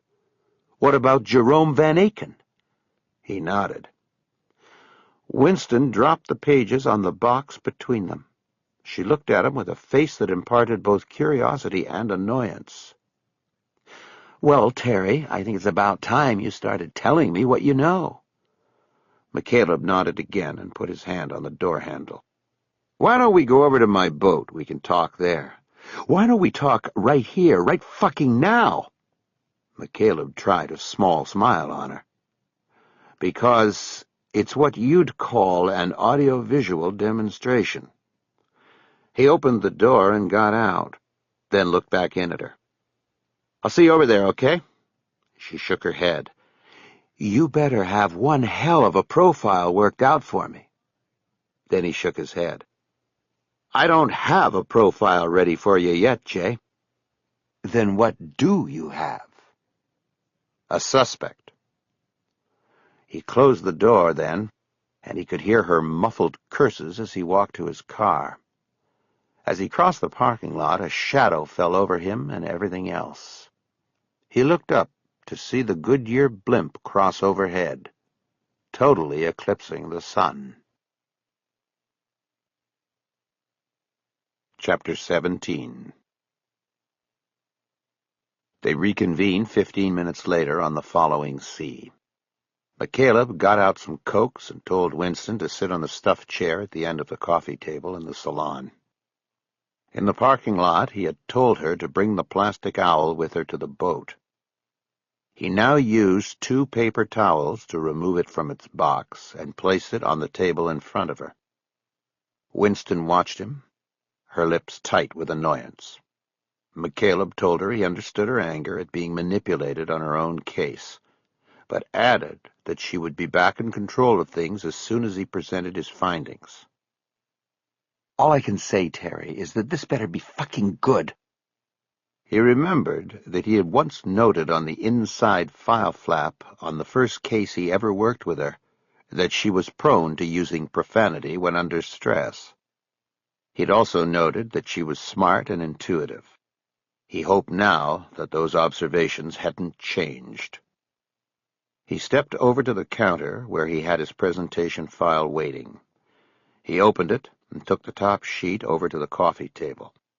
He pushed the bird barrier printout aside and put the sheet down at the base of the plastic owl. "What do you think? This our bird?" Winston leaned forward to study the color image he had put down. It was an enlarged detail from the Bosch painting The Garden of Earthly Delights, showing the nude man embracing the dark owl with shining black eyes. He had cut it and other details from the Marinison book. He watched as Winston's eyes moved back and forth between the plastic owl and the detail from the painting. "I'd say it's a match," she finally said. "Where'd you get this, the Getty? You should have told me about this yesterday, Terry. What the fuck is going on?" McCaleb raised his hands in a calming gesture. "I'll explain everything. Just let me show you this stuff the way I want to. Then I'll answer any question you ask." She waved a hand, indicating he could go on. He went over to the counter and got the second sheet and brought it over. He put it down in front of her. "Same painter? Different painting?" She looked. It was a detail from the Last Judgment depicting the sinner bound in the reverse fetal position, waiting to be delivered to hell. "Don't do this to me. Who painted these?" "I'll tell you in a minute." He went back to the counter and the file. "Is this guy still alive?" she called after him. He walked the third sheet over and put it down on the table next to the other 2. "He's been dead about 500 years. Jesus!" She picked up the third sheet and looked closely at it. It was the full copy of the 7 Deadly Sins tabletop. "That's supposed to be God's eye seeing all the sins of the world," McCaleb explained. "You recognize the words in the center, running around the iris?" "Beware. Beware." She whispered the translation. "Oh, God. We've got a real nut here. Who is this?" "One more. This one really falls into place now." He went back to the file for the 4th time and came back with another reproduction of a painting from the Bosch book. He handed it to her. "It's called the Stone Operation. In medieval times it was believed by some that an operation to remove a stone from the brain was a cure for stupidity and deceit. Note the location of the incision." I noted, just like our guy. What's all of this around here?" She traced the exterior of the circular painting with a finger. In the outer black margin were words that were once ornately painted in gold, but which had deteriorated over time to almost be indecipherable. The translation is, "Master, cut out the stone. My name is Lubert Das." The critical literature on the painter who created this piece notes that in his time the name Lubert was a derisive name, applied to those who were perverted or stupid. Winston put the sheet down on top of the others and raised her hands, palms out. "All right, Terry. Enough. Who is the painter, and who is this suspect you say you've come up with?" McCaleb nodded. It was time. The painter's name was Jerome van Aken. He was Netherlandish, considered to be one of the greats of the Northern Renaissance, but his paintings were dark, full of monsters and phantasmic demons. Owls, too, lots of owls. The literature suggests the owls found in his paintings symbolized everything from evil to doom to the fall of mankind. He sorted through the sheets on the coffee table and held up the detail of the man embracing the owl. This kind of says it all about him. A man's embracing of evil, the devil owl, to use Mr. Riddell's description, leads to the inevitable destiny of hell. Here's the whole painting. He went back to the file and brought to her the full copy of The Garden of Earthly Delights. He watched her eyes as she studied the images. He saw repulsion as well as fascination. He pointed out the 4 owls he had found in the painting, including the detail he'd already shown her.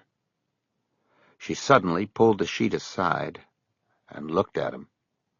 "Wait a minute. I know I've seen this before. In a book or maybe an art class I took at CSUN. But I never heard of this Van Aken, I don't think. He painted this?" McCaleb nodded. "The Garden of Earthly Delights. Van Aken painted it, but you never heard of him because he wasn't known by his real name. He used the Latin version of Jerome and took the name of his hometown for a last name. He was known as Hieronymus Bosch." She just looked at him for a long moment, as it all clicked together. The images he had shown her, the names on the printout, her knowledge of the Edward gun case. "Bosch," she said, almost as an expulsion of breath. "Is Hieronymus—" She didn't finish. McCaleb nodded. "Yeah, that's Harry's real name." They were both pacing in the salon now, heads down but careful not to collide, talking in sprints, a bad but fast-moving jazz in their blood. "This is too far out there, McCaleb. Do you know what you are saying?" "I know exactly what I'm saying, and don't think that I didn't think long and hard about it before I said it. I consider him to be a friend, Jay. There was... I don't know. At one time, I thought we were a lot alike, but look at this stuff. Look at the connections, the parallels. It fits. It all fits." He stopped and looked at her. She kept pacing. "He's a cop. A homicide cop, for God's sake." "What? Are you going to tell me it's beyond the realm because he's a cop? This is Los Angeles, the modern Garden of Earthly Delights, with all the same temptations and demons. You don't even have to go beyond the city limits for examples of cops crossing the line, dealing drugs, robbing banks, even murder. Does the word rampart ring a bell with you?" I know. It's just that—" She didn't finish. "At minimum, it fits well enough that you know we have to take a good hard look." She stopped and looked back at him. "We? Forget it, Terry.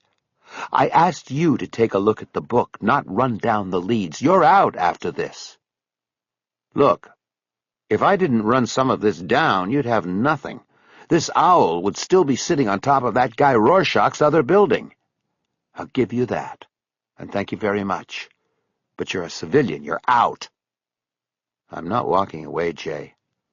If I'm the one who puts Bosch under the glass, then I'm not walking away from it." Winston sat down heavily in the chair. "All right.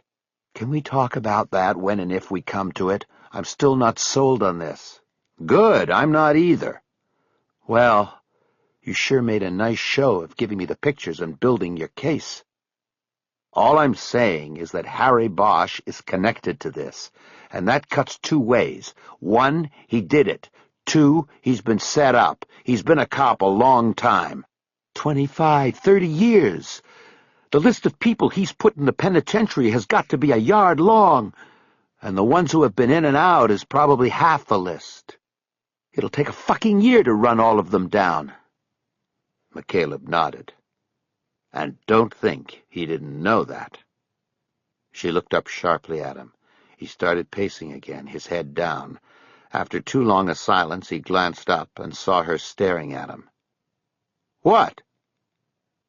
"You really like Bosch for this, don't you?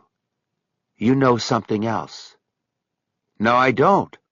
I'm trying to stay open. All avenues of possibility need to be pursued." "Bullshit. You're driving down one avenue." McCaleb didn't answer. He felt enough guilt about it without Winston having to apply more. "Okay," she said. "Then why don't you step it out for me? And don't worry, I'm not going to hold it against you when you end up wrong." He stopped and looked at her. "Come on, step it out for me." McCaleb shook his head. "I'm not all the way there yet. All I know is that what we have here is way, way beyond the realm of coincidence, so there has to be an explanation. So tell me the explanation involving Bosch. I know you. You've been thinking about it." "All right. But remember, it's all theory at this point." "I'll remember. Go." "First of all, you start with Detective Hieronymus Bosch believing, no, make that knowing, that this guy, Edward Gunn, walked on a homicide. Okay. Then you have Gunn turn up strangled and looking like a figure out of a picture by the painter, Hieronymus Bosch. You throw in one plastic owl and at least a half-dozen other connection points between the two Bosches, let alone the name, and there it is." "What's there? Those connections don't mean it was Bosch who did it. You said it yourself. Someone could have set this up for us to find and put on Bosch." "I don't know what it is. Gut instinct, I guess. There's something about Bosch. Something off the page." He remembered how Foscular described the paintings. A darkness more than night. What's that supposed to mean? McCaleb waved off the question. He reached over and picked up the detail of the owl embraced by the man. He held it up in front of her face. "Look at the darkness there, in the eyes. There's something about Harry that is the same." "Now you're getting downright spooky, Terry. What are you saying? In a previous life, Harry Bosch was a painting? I mean, listen to what you are saying here." He put the sheet back down and stepped away from her, shaking his head. "I don't know how to say it," he said. "There's just something there, a connection of some kind between them that's more than the name." He made a motion of waving away the thought. "All right. Then let's move on," Winston said. "Why now, Terry? If it is Bosch, why now? And why Gunn? He walked away from him 6 years ago." "It's interesting that you say walked away from him and not justice. I didn't mean anything by it. You just like to take, why now? Who knows? But there was that re-encounter the night before in the drunk tank, and before that there was the time in October, and it goes further back. Whenever this guy ended up in the can, Bosch was there. But on that last night, Gunn was too drunk to talk. Says who?" She nodded. They only had Bosch's account of the drunk tank encounter. "All right, fine. But why Gunn? I mean, I don't want to put a qualitative judgment on a murderer or his victims, but come on. The guy stabbed a prostitute in a Hollywood hot sheet hotel. We all know that some count more than others, and this one couldn't have counted for much. If you read the book, you saw her own family didn't even care about her." "Then there's something missing. Something else that we don't know, because Harry cared. I don't think he's the kind who ever counts one case, one person, more important than another anyway. But there's something about Gunn we don't know yet. There has to be. 6 years ago, it was enough for Harry to shove his lieutenant through a window and take a suspension for it. It was enough for him to visit Gunn every time he got hooked up and put in a cell." McCaleb nodded to himself. "We need to find the trigger, the stressor. The thing that forced the action now as opposed to a year ago, 2 years ago, whenever. Winston abruptly stood up. Would you stop saying we? And you know, there is something you are conveniently missing here. Why would this man, this veteran cop and homicide detective, kill this guy and leave all of these clues leading back to himself? It makes no sense. Not with Harry Bosch. He'd be too smart for that. Only from this side of it. These things may only seem obvious now that we've discovered them. And you're forgetting the act of murder itself is evidence of aberrant thinking, of a dissembling personality. If Harry Bosch has veered off the path and crashed into the ditch, into the abyss, then we can't assume anything about his thinking or planning of a murder. His leaving of these markers could be symptomatic. She waved off his explanation. That's the Quantico dance there. Too much mumbo-jumbo. Winston picked the copy of The Garden of Earthly Delights off the table and studied it. I talked to Harry about this case 2 weeks ago, she said. You talked to him yesterday. He wasn't exactly climbing the walls and foaming at the mouth. And look at this trial he's riding now. He's cool, calm, and he has his shit together. Know what some of the guys in the office call him, the ones who know him? The Marlboro Man. Yeah, well, he stopped smoking. And maybe this story case was the stressor. A lot of pressure. It's gotta come out someplace. McCaleb could tell she wasn't listening. Her eyes had caught on something in the painting. She dropped the sheet and picked up the detail of the dark owl embraced by the nude man. Let me ask you something, she said. If our guy sent the owl directly from that warehouse to our victim, then how the fuck did it get this nice custom paint job? McCaleb nodded. Good question. He must have painted it right there in the apartment. Maybe while watching Gunn try to stay alive. There was no paint like this found in the apartment, and we checked the building's dumpster, too. I saw no paint. He took it with him. Got rid of it somewhere else. Or maybe he plans to use it again on the next one. She paused and thought for a long moment. McCaleb waited. So what do we do? She finally asked. So it's we now. For now. I changed my mind. I can't take this inside. Too dangerous. If it's wrong, I could kiss everything goodbye. McCaleb nodded. Do you and your partner have other cases? We've got 3 open files, including this one. Well, put them on one of the others while you work this one, with me. We work on Bosch until we have something solid, one way or the other, that you can take in and make official. And what do? Call up Harry Bosch and tell him I need to talk to him because he's a suspect in a murder? I'll take Bosch first. It will be less obvious if I make the first run.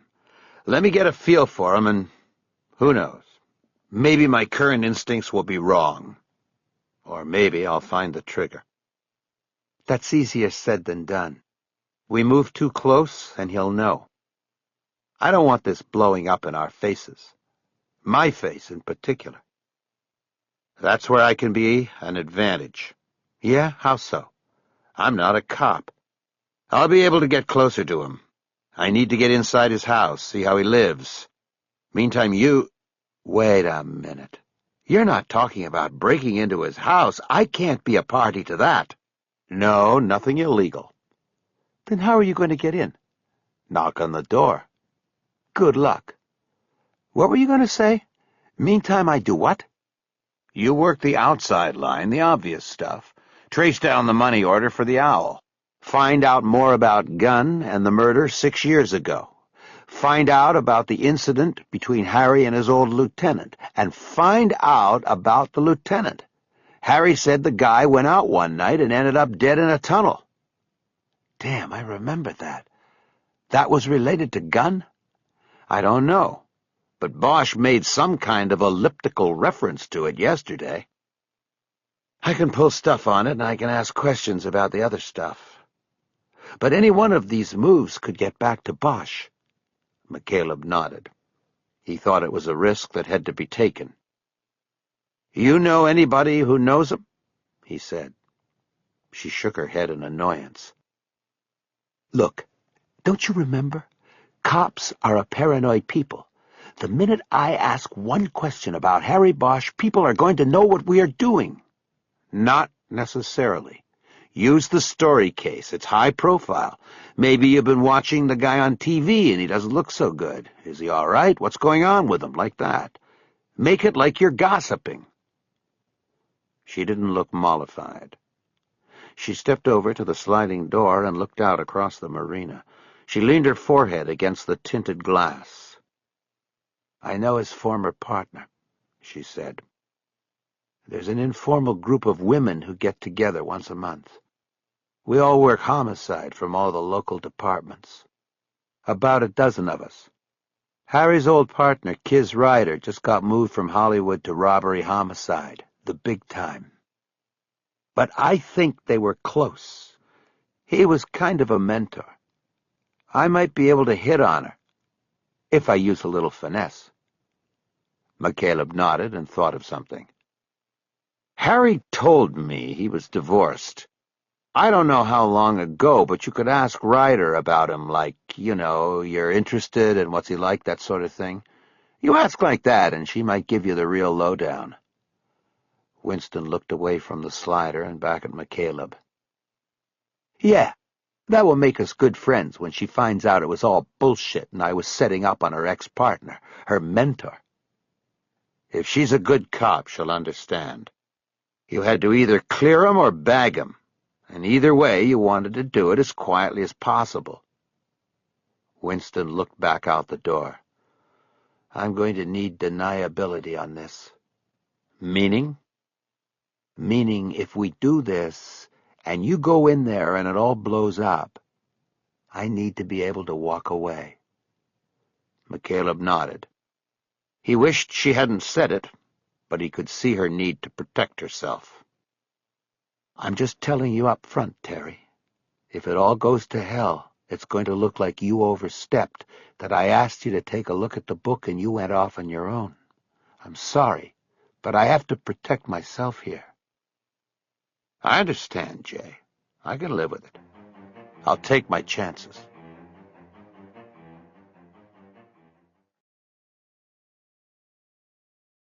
Chapter 18.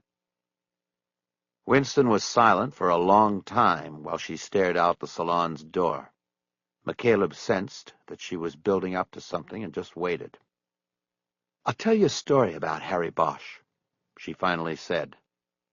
"The first time I ever met him was about 4 years ago. It was a joint case. 2 kidnapped murders. The one in Hollywood was his, the one in West Hollywood was mine. Young women. Girls, really. Physical evidence tied the cases together. We were basically working them separately, but would meet for lunch every Wednesday to compare notes." "Did you profile it?" "Yeah. This was when Maggie Griffin was still out here in the bureau. She worked something up for us, the usual. Anyway, things heated up when a third one disappeared. A 17-year-old this time. The evidence from the first 2 indicated the doer was keeping them alive 4 or 5 days before he got tired of them and killed them. So we had a big clock on us. We got reinforcements and we were running down common denominators." McCaleb nodded. It sounded as though they were going by the book on tracking a serial. "A long shot came up," she said. "All 3 of the victims used the same dry cleaner on Santa Monica near La Cienega. The latest, the girl, had a summer job at Universal and took her uniforms in for dry cleaning. Anyway, before we even went in there to the management, we went into the employee parking lot and took down tags to run, just in case we got something before we had to go in and announce ourselves. And we got a hit. The manager himself. He'd gotten popped about 10 years before on a public indecency. We pulled the jacket, and it was a garden variety flasher case. He pulled up in a car next to a bus stop and opened the door so the woman on the bench could get a look at his Johnson. Turned out she was an undercover. They knew a wagger was working the neighborhood and put out decoys. Anyway, he got probation and counseling. He lied about it on his application at the job and over the years worked his way up to manager of the shop. Higher job, higher stress, higher level of offense. That's what we thought, but we didn't have any evidence. So Bosch had an idea. He said all of us, me, him, and our partners, would go see this guy. His name was Hagen, at his home. He said an FBI agent once told him to always brace a suspect at home if you get the chance, because sometimes you get more from the surroundings than you get from their mouths. McCaleb suppressed a smile. It had been a lesson he learned on the Cielo Azul case. So we followed Hagen home. He lived over in Los Feliz in a big, old, run-down house off Franklin. This was the 4th day of the 3rd woman's disappearance, so we knew we were running out of time. We knocked on his door, and the plan was to act like we didn't know about his record, and that we were just there to enlist his help in checking out employees in the shop. You know, to see how he reacted, or if he made a slip. Right. Well, we were in there in this guy's living room, and I was doing most of the talking because Bosch wanted to see how the guy took it. You know, a woman in control. And we weren't there but 5 minutes when Bosch suddenly stood up and said, "It's him. She's here somewhere." And when he said that, Hagen up and bolted for the door. He didn't get far. Was it a bluff or part of the plan? Neither. Bosch just knew. On this little table next to the couch was one of those baby monitor things, you know. Bosch saw that, and he just knew. It was the wrong end. It was the transmitter part. It meant the receiver was somewhere else. If you have a kid, it's the other way around.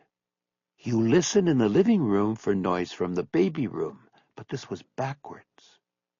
The profile from Griffin said this guy was a controller, that he likely used verbal coercion on his victim.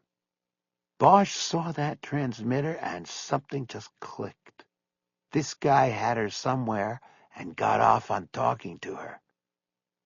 He was right? Dead on. We found her in the garage in an unplugged freezer with 3 air holes drilled in it. It was like a coffin. The receiver part of the monitor was in there with her. She later told us that he talked to her incessantly whenever he was in the house. He sang to her, too, top 40s. He'd change the words and sing about raping and killing her. McCaleb nodded. He wished he'd been there on the case, for he knew what Bosch had felt, that sudden moment of coalescing when the atoms smashed together. When you just knew. A moment as thrilling as it was dreadful. The moment every homicide detective privately lives for. The reason I tell this story is because of what Bosch did and said after. Once we had Hagen in the back seat of one of the cars and started searching the house, Bosch stayed in the living room with that baby monitor. He turned it on and he spoke to her. He never stopped until we found her. He said, "Jennifer, we're here, it's all right. Jennifer, we're coming. You're safe and we're coming for you. Nobody's going to hurt you." He never stopped talking to her, soothing her like that. She stopped for a long moment, and McCaleb saw her eyes were on the memory. After we found her, we all felt so good. It was the best high I've ever had on this job. I went to Bosch and said, "You must have kids. You spoke to her like she was one of your own." And he just shook his head and said no. He said, "I just know what it's like to be alone and in the dark." Then he sort of walked away. She looked from the door back at McCaleb. "Your talking about darkness reminded me of that." He nodded. "What do we do if we come to a point that we know flat out that it was him?" she asked, her face turned back to the glass. McCaleb answered quickly so that he wouldn't have to think about the question. "I don't know," he said. After Winston had put the plastic owl back in the evidence box, gathered all of the pages he had shown her, and left, McCaleb stood at the sliding door and watched her make her way up the ramp to the gate. He checked his watch and saw there was a lot of time before he needed to get ready for the night. He decided he would watch some of the trial on court TV. He looked back out the door and saw Winston putting the evidence box into the trunk of her car. Behind him, somebody cleared his throat.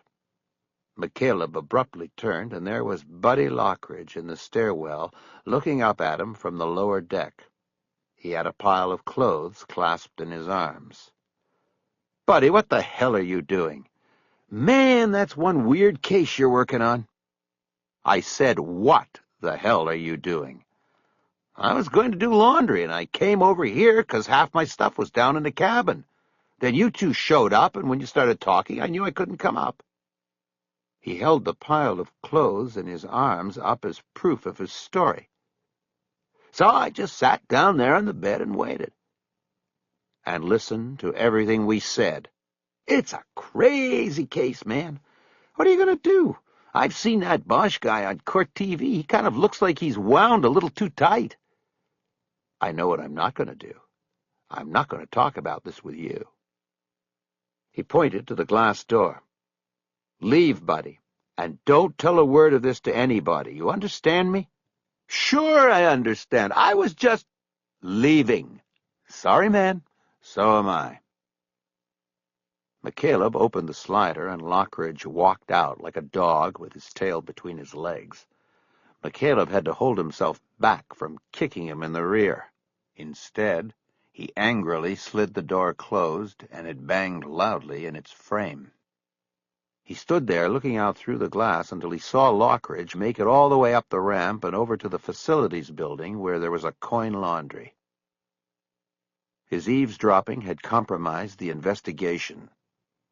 McCaleb knew he should page Winston immediately and tell her, see how she wanted to handle it. But he let it go. The truth was he didn't want to make any move that might take him out of the investigation. Chapter 19. After putting his hand on the Bible and promising the whole truth, Harry Bosch took a seat in the witness chair and glanced up at the camera mounted on the wall above the jury box. The eye of the world was upon him, he knew. The trial was being broadcast live on court TV and locally on Channel 9. He tried to give no appearance of nervousness, but the fact was that more than the jurors would be studying him and judging his performance and personality. It was the first time in many years of testifying in criminal trials that he didn't feel totally at ease. Being on the side of the truth was not a comfort when he knew the truth had to run a treacherous obstacle course set before it by a wealthy, connected defendant and his wealthy, connected attorney. He put the blue binder, the murder book, down on the front ledge of the witness box and pulled the microphone toward him, creating a high-pitched squeal that hurt every set of ears in the courtroom. "Detective Bosch, please don't touch the microphone," Judge Houghton intoned. "Sorry." A deputy sheriff who acted as the judge's bailiff came over to the witness box, turned the microphone off, and adjusted its location. When Bosch nodded at its new position, the bailiff turned it back on. The judge's clerk then asked Bosch to state his full, formal name and spell it for the record. "Very well," the judge said after Bosch finished. "Ms. Langweiser?" Deputy District Attorney Janice Langweiser got up from the prosecution table and went to the attorney's lectern. She carried a yellow legal tablet with her questions on it. She was second seat at the prosecution table, but had worked with the investigators since the start of the case. It was decided that she would handle Bosch's testimony. Langweiser was a young, up-and-coming lawyer in the DA's office. In the span of a few short years, she had risen from a position of filing cases for more experienced lawyers in the office to handle, to taking them all the way to court herself. Bosch had worked with her before on a politically sensitive and treacherous case known as the Angel's Flight murders. The experience resulted in his recommendation of her as second chair to Kretzler. Since working together again, Bosch had found his earlier impressions were well-founded. She had complete command and recall of the facts of the case. While most other lawyers would have to shift through evidence reports to locate a piece of information, she would have the information and its location in the reports memorized. But her skill was not focused on the minutiae of the case. She never took her eyes off the big picture, the fact that all their efforts were focused on putting David's story away for good. "Good afternoon, Detective Bosch," she began. "Could you please tell the jury a bit about your career as a police officer?" Bosch cleared his throat. Yes, I've been with the Los Angeles Police Department 28 years. I have spent more than half of that time investigating homicides. I'm a Detective 3 assigned to the Homicide Squad of the Hollywood Division. What does Detective 3 mean? It means Detective 3rd grade. It's the highest detective rank, equivalent to sergeant, but there are no detective sergeants in the LAPD. From Detective 3, the next rank up would be Detective Lieutenant. How many homicides would you say you've investigated in your career? I don't keep track. I would say at least a few hundred in 15 years. A few hundred? Langweiser looked over at the jury when she stressed the last word. Give or take a few. And as a Detective 3, you are currently a supervisor on the Homicide Squad? I have some supervisory duties. I am also the lead officer on a 3-person team that handles homicide investigations. As such, you were in charge of the team that was called to the scene of a homicide on October 13th of last year, correct? That is correct. Bosch glanced over at the defense table. David Story had his head down and was using his felt-tip pen to draw on the sketch pad. He'd been doing it since jury selection began. Bosch's eyes traveled to the defendant's attorney and locked on those of J. Reason Folks. Bosch held the stare until Langweiser asked her next question. "This was the murder of Donatella Spears?" Bosch looked back over at Langweiser. Correct. That was the name she used. It was not her real name? Bosch glanced out into the gallery seating and saw the victim's mother, seated in the front row behind the prosecution table. She had come down from Fresno the night before. It was her stage name, I guess you would call it. She was an actress. She changed her name. Her real name was Jody Kremens. The judge interrupted and asked Bosch to spell the names for the court reporter. Then Langweiser continued. "Tell us the circumstances of the call-out. Walk us through it, Detective Bosch. Where were you? What were you doing? How did this become your case?" Bosch cleared his throat and had reached to the microphone to pull it closer, when he remembered what happened the last time. He left the microphone where it was and leaned forward to it. My 2 partners and I were eating lunch at a restaurant called Musso and Frank's on Hollywood Boulevard. It was Friday, and we usually eat there if we have the time. At 11:48, my pager went off. I recognized the number as belonging to my supervisor, Lieutenant Grace Billets. While I was calling her, the pagers of my partners, Jerry Edgar and Kisman Ryder, also went off. At that point, we knew we'd probably drawn a case. I got a hold of Lieutenant Billets, and she directed my team to 1001 Nichols Canyon Road, where patrol officers had earlier responded along with paramedics to an emergency call at that location. They reported a young woman was found dead in her bed under suspicious circumstances. You then went to the address? No. I had driven all three of us to Musso's. So I drove back to the Hollywood station, which is a few blocks away, and dropped off my partners so they could get their own vehicles. Then all three of us proceeded separately to the address. You never know where you might have to go from a crime scene. It's good procedure for each detective to have his or her own car.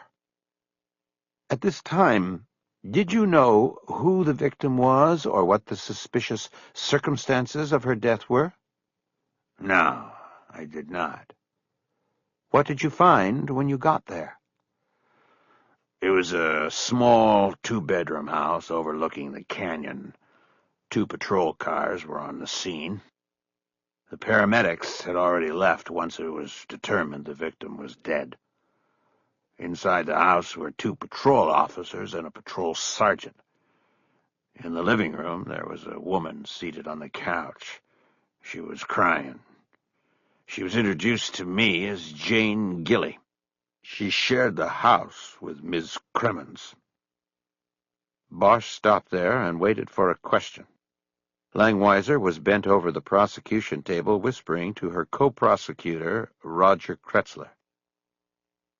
Ms. Langweiser, does that conclude your questioning of Detective Bosch? Judge Houghton asked. Langweiser jerked upright, having not noticed that Bosch had stopped. No, Your Honor. She moved back to the lectern. Go on, Detective Bosch. Tell us what happened after you entered the house. I spoke to Sergeant Kim, and he informed me that there was a young woman who was deceased in her bed in the bedroom to the right rear of the house. He introduced the woman on the couch, and he said that his people had backed out of the bedroom without disturbing anything once the paramedics determined that the victim was dead. I then went down the short hallway to the bedroom and entered. What did you find in there? I saw the victim in the bed. She was a white female of slim build and blonde hair. Her identification would later be confirmed as Jody Cremens, age 23. Langweiser asked permission to show a set of photographs to Bosch. Houghton allowed it, and he identified the police evidence photos as being that of the victim in situ, as the body had been seen at first by police. The body was face up. The bedclothes were pulled to the side to reveal the body to be nude, with the legs spread about 2 feet apart at the knees. The large breasts held their full shape despite the body being in a horizontal position, an indication of breast implants. The left arm was extended over the stomach. The palm of the left hand covered the pubic region. 2 fingers of the left hand penetrated the vagina. The victim's eyes were closed, and her head rested on a pillow, but at a sharp angle to her neck. Wrapped tightly around her neck was a yellow scarf with one end looped up and over the top crossbar of the bed's headboard. The end of the scarf came off of the crossbar and extended to the victim's right hand on the pillow above her head. The end of the silk scarf was wrapped several times around the hand. The photographs were in color. A purplish-red bruise could be seen on the victim's neck, where the scarf had tightened against the skin. There was a rouge-like discoloration in and around the eye sockets.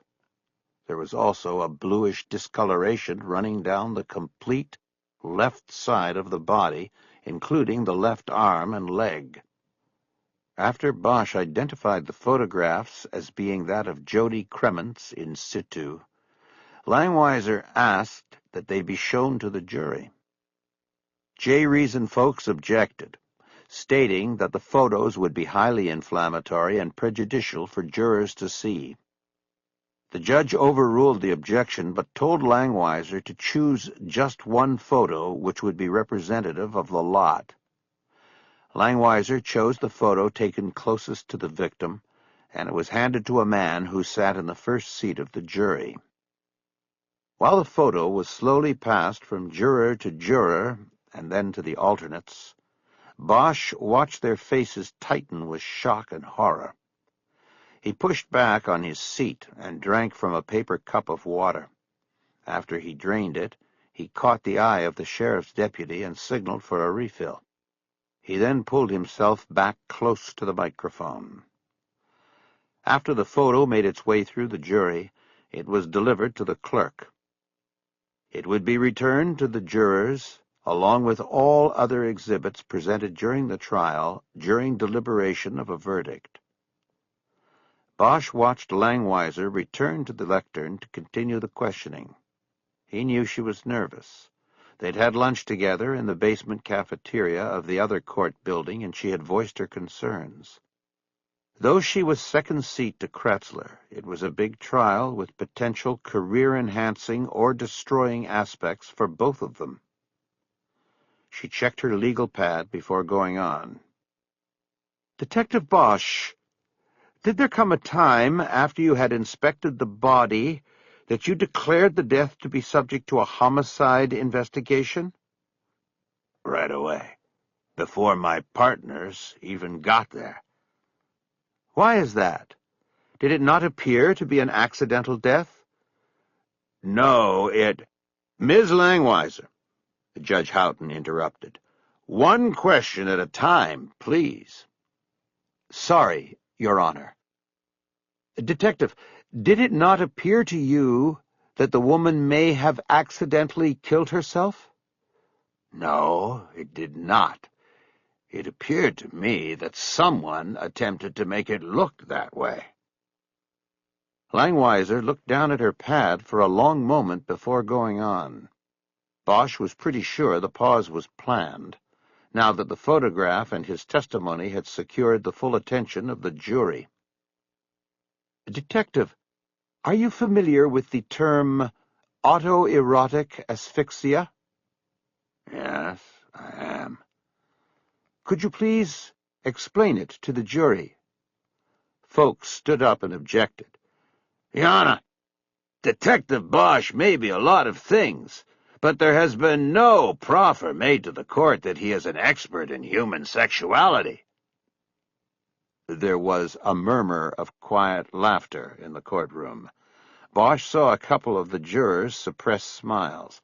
Houghton hit his gavel once and looked at Langweiser. "What about that, Ms. Langweiser?" "Your Honor, I can make a proffer." "Proceed." "Detective Bosch, you said you have worked hundreds of homicides. Have you investigated deaths that turned out not to be caused by homicide?" "Yes, probably hundreds of those as well.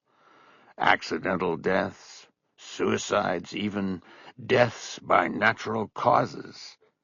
It is routine for a homicide detective to be called out to a death scene by patrol officers to help in making a determination as to whether a death should be investigated as a homicide. This is what happened in this case. The patrol officers and their sergeant weren't sure what they had. They called it in as suspicious, and my team got the call out." "Have you ever been called out or investigated a death that was ruled either by you or the medical examiner's office an accidental death by autoerotic asphyxia?" "Yes." Folks stood up again. "Same objection, Your Honor. This is leading to an area where Detective Bosch is not an expert." "Your Honor," Langweiser said, It has clearly been established that Detective Bosch is an expert in the investigation of death. That would include all kinds. He has seen this before. He can testify to it." There was a note of exasperation in her voice. Bosch thought it was intended for the jury, not Houghton. It was a subliminal way of communicating to the 12 that she wanted to get at the truth while others wanted to block the way. "I tend to agree, Mr. Folks," Houghton said after a slight pause. "Objections to this line of questioning are overruled. Proceed, Ms. Langweiser." "Thank you, Your Honor."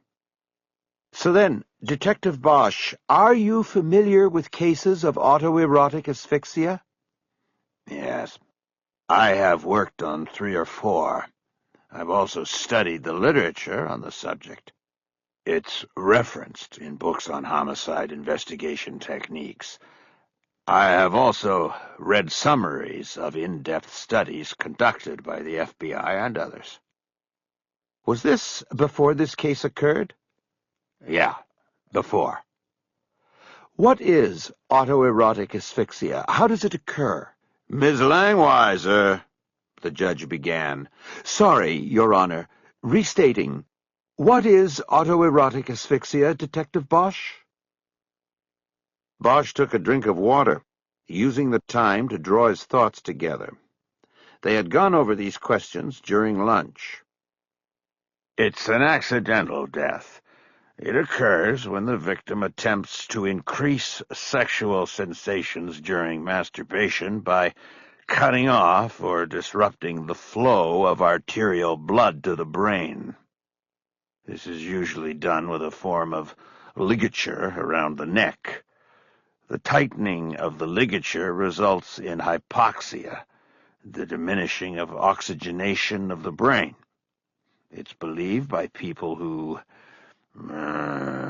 practice this that hypoxia, the lightheadedness that ensues, heightens masturbatory sensations.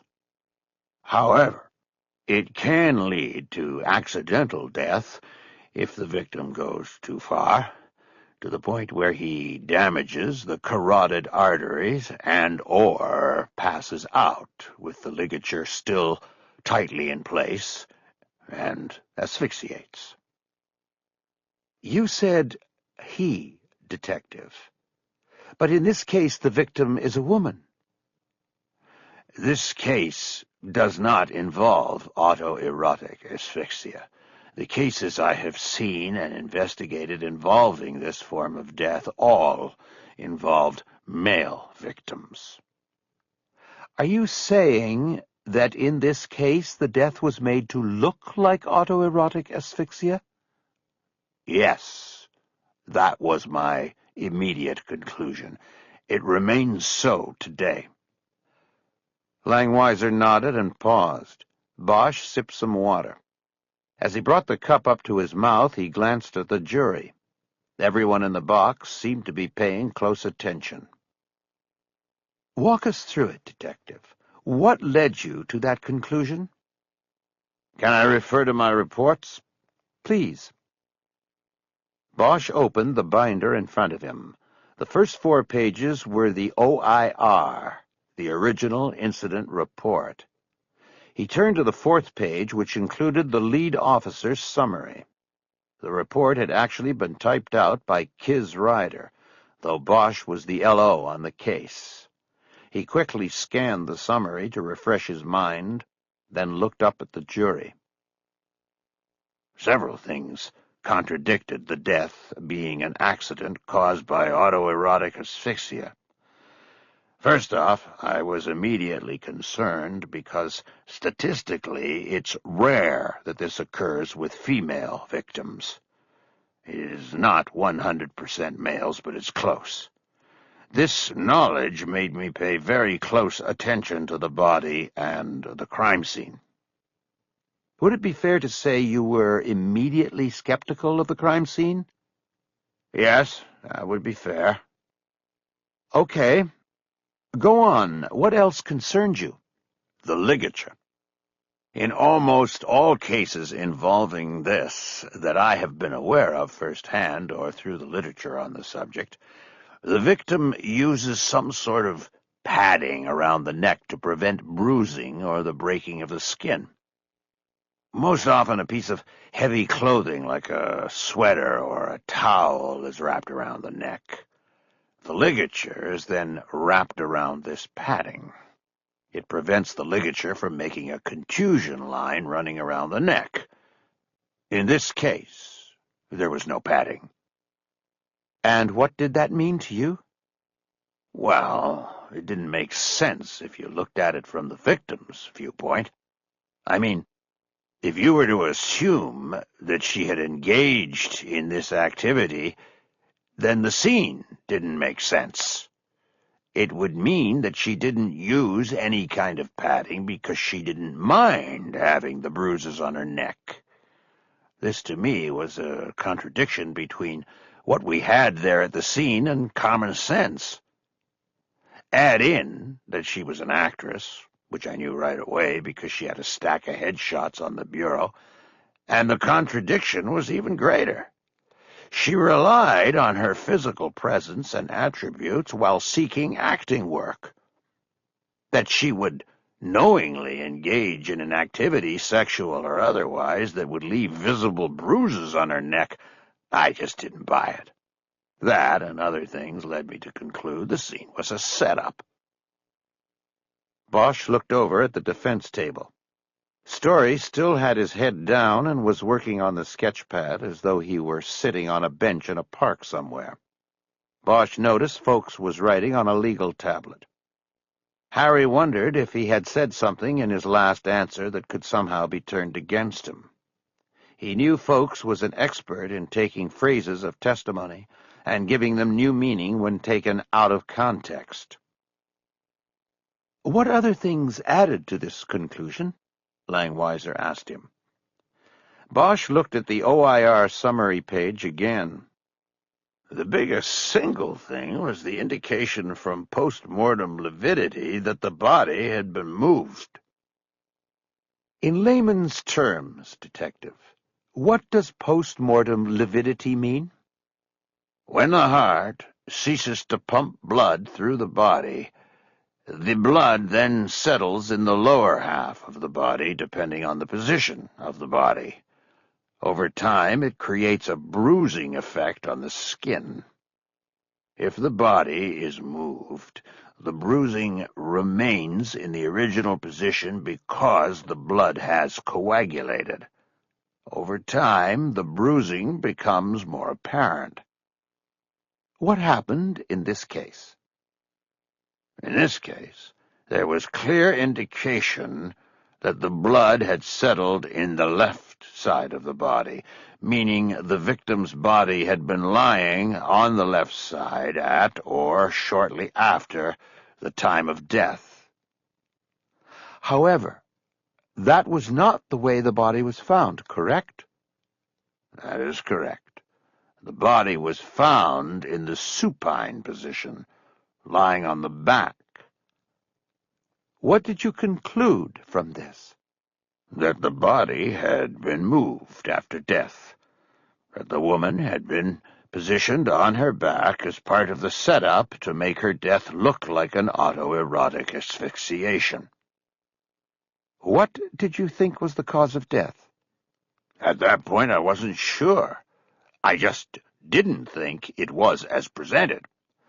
The bruising on the neck beneath the ligature led me to believe we were looking at a strangulation, just not at her own hands. At what point did your partners arrive on the scene? While I was making the initial observations of the body and crime scene. Did they come to the same conclusions as you? Folks objected, saying the question called for an answer that would be hearsay. The judge sustained the objection. Bosch knew it was a minor point. If Langweiser wanted the conclusions of Edgar and Ryder on the record, she could just call them to testify. Did you attend the autopsy of Jody Cremence's body? Yes, I did. He flipped through the binder until he found the autopsy protocol. On October 17th, it was conducted by Dr. Claudia Corazon, chief of the medical examiner's office. Was a cause of death determined by Dr. Corazon during autopsy? Yes. The cause of death was asphyxiation. She was strangled. By ligature? Yes. Now, doesn't this contradict your theory that the death was not caused by autoerotic asphyxiation? No, it confirmed it. The pose of autoerotic asphyxiation was used to cover the strangulation murder of the victim. The interior damage to both carotid arteries, to the muscular tissue of the neck and the hyoid bone, which was crushed, led Dr. Corazon to confirm that death was at the hand of another. The damage was too great to be knowingly self-inflicted. Bosch realized he was holding a hand to his neck as he described the injuries. He dropped it back down to his lap. Did the medical examiner find any independent evidence of homicide? He nodded. Yes. Examination of the victim's mouth determined that there was a deep laceration caused by biting on the tongue. Such injury is common in cases of strangulation. Langweiser flipped a page over on her tablet. Okay, Detective Bosch. Let's go back to the crime scene. Did you or your partners interview Jane Gilly? Yes, I did, along with Detective Ryder. From that interview, were you able to ascertain where the victim had been in the 24 hours prior to the discovery of her death? Yes. We first determined that she had met the defendant several days earlier at a coffee shop. He invited her to attend a premiere of a movie as his date on the night of October 12th at the Chinese Theater in Hollywood. He picked her up between 7 and 7:30 that night. Miss Gilly watched from a window in the house and identified the defendant. Did Miss Gilly know when Ms. Crements returned that night? No. Miss Gilly left the house shortly after Miss Crements went on her date and spent the night elsewhere. Consequently, she didn't know when her roommate returned home. It was when Miss Gilly returned to the house at 11 a.m. on October 13th that she discovered Miss Crements's body. What was the name of the movie which was premiered the night before? It was called Dead Point. And who directed it? David Story. Langweiser waited through a long pause before looking at her watch, and then up at the judge. Your Honor, she said, I am going to move into a new line of questioning now with Detective Bosch. If appropriate, this might be the best time to break for the day. Houghton pulled back the baggy black sleeve of his robe and looked at his watch. Bosch looked at his. It was 3:45. Okay, Ms. Langweiser, we'll adjourn until 9 o'clock tomorrow morning. Houghton told Bosch he could step down from the witness stand. He then admonished the jurors not to read newspaper accounts or watch TV reports on the trial. Everyone stood as the jurors filed out. Bosch, who was now standing next to Langweiser at the prosecution table, glanced over at the defense side. David Story was looking at him. His face betrayed no emotion at all, but Bosch thought he saw something in his pale blue eyes. He wasn't sure, but he thought it was mirth. Bosch was the first to look away. Chapter 20. After the courtroom emptied, Bosch conferred with Langweiser and Kretzler about their missing witness. Anything yet? Kretzler asked. Depending on how long John Reason keeps you up there, We're going to need her tomorrow afternoon or the next morning." "Nothing yet," Bosch said. "but I've got something in the works. In fact, I better get going." "I don't like this," Kretzler said. "This could blow up. If she's not coming in, there's a reason. I've never been 100% on her story." "Story could have gotten to her," Bosch offered. "We need her," Langweiser said. "It shows pattern. You have to find her." "I'm on it." He got up from the table to leave. "Good luck, Harry," Langweiser said. "And, by the way, so far I think you're doing very well up there." Bosch nodded. "The calm before the storm." On his way down the hall to the elevators, Bosch was approached by one of the reporters. He didn't know his name, but he recognized him from the press seats in the courtroom. "Detective Bosch!" Bosch kept walking. "Look, I've told everybody I'm not commenting until the trial's over. I'm sorry. You'll have to get—" "No, that's okay. I just wanted to see if you hooked up with Terry McCaleb." Bosch stopped and looked at the reporter. "What do you mean?" "Yesterday. He was looking for you here."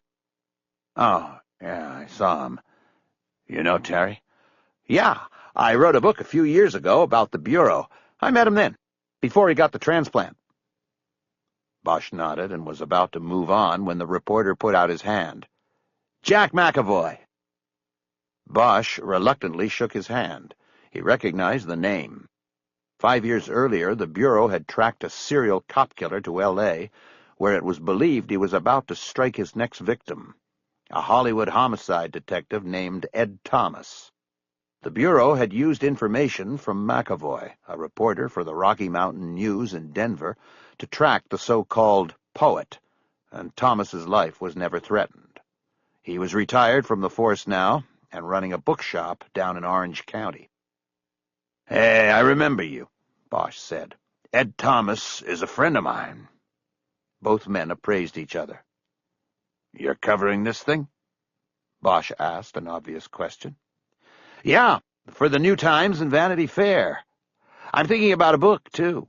So when it's all over, maybe we can talk." "Yeah, maybe." "Unless you're doing something with Terry on it." "With Terry? No, that was something else yesterday. No book." "Okay, then keep me in mind." McAvoy dug into his pocket for his wallet and then removed a business card. "I work mostly out of my home in Laurel Canyon. Feel free to give me a call if you want." Bosch held the card up. "Okay. I gotta go. See you around, I guess." "Yeah." Bosch walked over and pushed the button for an elevator. He looked at the card again while he waited and thought about Ed Thomas. He then put the card into the pocket of his suit jacket. Before the elevator came, he looked down the hallway and saw McAvoy was still in the hallway, now talking to Rudy Tefero, the defense's investigator. Tefero was a big man, and he was leaning forward, close to McAvoy, as if it was some sort of conspiratorial rendezvous.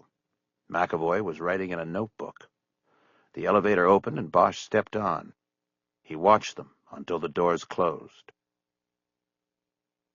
Bosch took Laurel Canyon Boulevard over the hill and dropped down into Hollywood ahead of the evening traffic. At sunset, he took a right and pulled to the curb a few blocks into West Hollywood. He fed the meter and went into the small, drab white office building across Sunset from a strip bar. The 2-story courtyard building catered to small production companies. They were small offices with small overheads. The companies lived from movie to movie. In between, there was no need for opulent offices and space. Bosch checked his watch and saw that he was right on time. It was 4:45, and the audition was set for 5. He took the stairs up to the second floor and went through a door with a sign that said, "Nuff Said Productions" on it. It was a 3-room suite, one of the biggest in the building. Bosch had been there before and knew the layout. A waiting room with a secretary's desk, the office of Bosch's friend, Albert Nuff Said, and then a conference room. A woman behind the secretary's desk looked up at Bosch as he stepped in. "I'm here to see Mr. Said. My name's Harry Bosch." She nodded and picked up the phone and punched a number.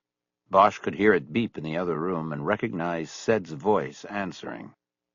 "It's Harry Bosch," the secretary said. Bosch heard Sed order her to send him in. He headed that way before she was off the phone. "Go on in," she said to his back. Bosch stepped into an office that was furnished simply with a desk, 2 chairs, a black leather couch, and a television video console. The walls were crowded with framed one-sheet posters advertising Sed's movies, and other mementos, such as the back panels of the producers' chairs, with the names of the movies printed on them. Bosch had known Sed at least 15 years, ever since the older man had hired him as a technical advisor on a movie thinly based on one of Bosch's cases. They had kept in touch sporadically over the ensuing decade, Sed usually calling Bosch when he had a technical question about a police procedure he was using in a movie. Most of Sed's productions were never seen on the silver screen. They were television and cable productions. Albert Sed stood up behind the desk, and Bosch extended his hand. "Hey, Nuff, how's it going?" "Going fine, my friend." He pointed to the television. "I watched your fine performance on court TV today. Bravo." He politely clapped his hands. Bosch waved the demonstration off and looked at his watch again. "Thanks. So are we all set here?" "I believe so. Marjorie will have her wait for me in the conference room. You can take it from there."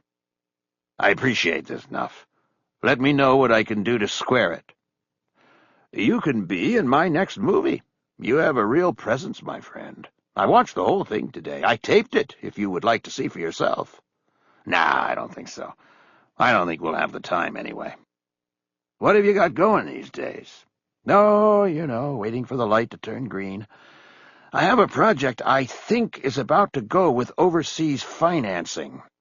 It's about this cop who gets sent to prison, and the trauma of being stripped of his badge and his respect and everything gives him amnesia. And so there he is in prison, and he can't remember which guys he's put there and which ones he didn't. He's in a constant fight to survive. The one convict who befriends him turns out to be a serial killer he sent there in the first place. It's a thriller, Harry. What do you think? Steven Seagal is reading the script." Sed's bushy black eyebrows were arched into sharp points on his forehead. He was clearly excited by the premise of the movie. "I don't know, Nuff," Bosch said. "I think it's been done before." "Everything's been done before. But what do you think?" Bosch was saved by the bell. In the silence after Sed's question, they both could hear the secretary talking to someone in the next room. Then the speakerphone on Sed's desk beeped, and the secretary said, "Miss Crow is here. She will be waiting in the conference room." Bosch nodded at Sed. "Thanks, Nuff," he whispered. "I'll take it from here." "Are you sure?" "I'll let you know if I need any help." He turned to the office door, but then went back to the desk and put out his hand. "I may have to split kind of fast, so I'll say goodbye. Good luck with that project. Sounds like another winner." They shook hands. "Yes, we shall see," Sed said. Bosch left the office and crossed a small hallway and entered the conference room. There was a square, glass-topped table at center with a chair on each side. Annabel Crow sat in the chair on the side opposite the door. She was studying a black-and-white photograph of herself as Bosch entered. She looked up with a bright smile and perfect teeth. The smile held for a little longer than a second and then crashed off of her face like a Malibu mudslide. "What? What are you doing here?" "Hello, Annabel. How have you been?" "This is an audition. You can't just—" "You're right. This is an audition. I'm auditioning you for the role of a witness in a murder trial." The woman stood up. Her headshot and resume slipped off the table to the floor. "You can't just— What is going on here?" "You know what's going on. You moved and left no forwarding. Your parents wouldn't help. Your agent wouldn't help me. The only way I could get to you was to set up an audition. Now sit down, and we're going to talk about where you've been and why you're ducking the trial." "So there is no part?" Bosch almost laughed. She still didn't get it. No, no part. And they're not remaking Chinatown? This time he did laugh, but quickly covered. One of these days they'll get around to it. But you're too young for the part, and I'm no Jake Giddies. Sit down, please. Bosch started to pull out the chair opposite hers, but she refused to sit down. She looked very put out. She was a beautiful young woman with a face that often got her what she wanted, but not this time. I said sit down, Bosch said sternly. You have to understand something here, Miss Crow. You broke the law when you did not respond to a court-issued subpoena to appear today. That means, if I want, I can just place you under arrest and we can talk about this in lockup. Or the alternative is that we sit down here because they're letting us use the nice room and talk about this in a civilized manner.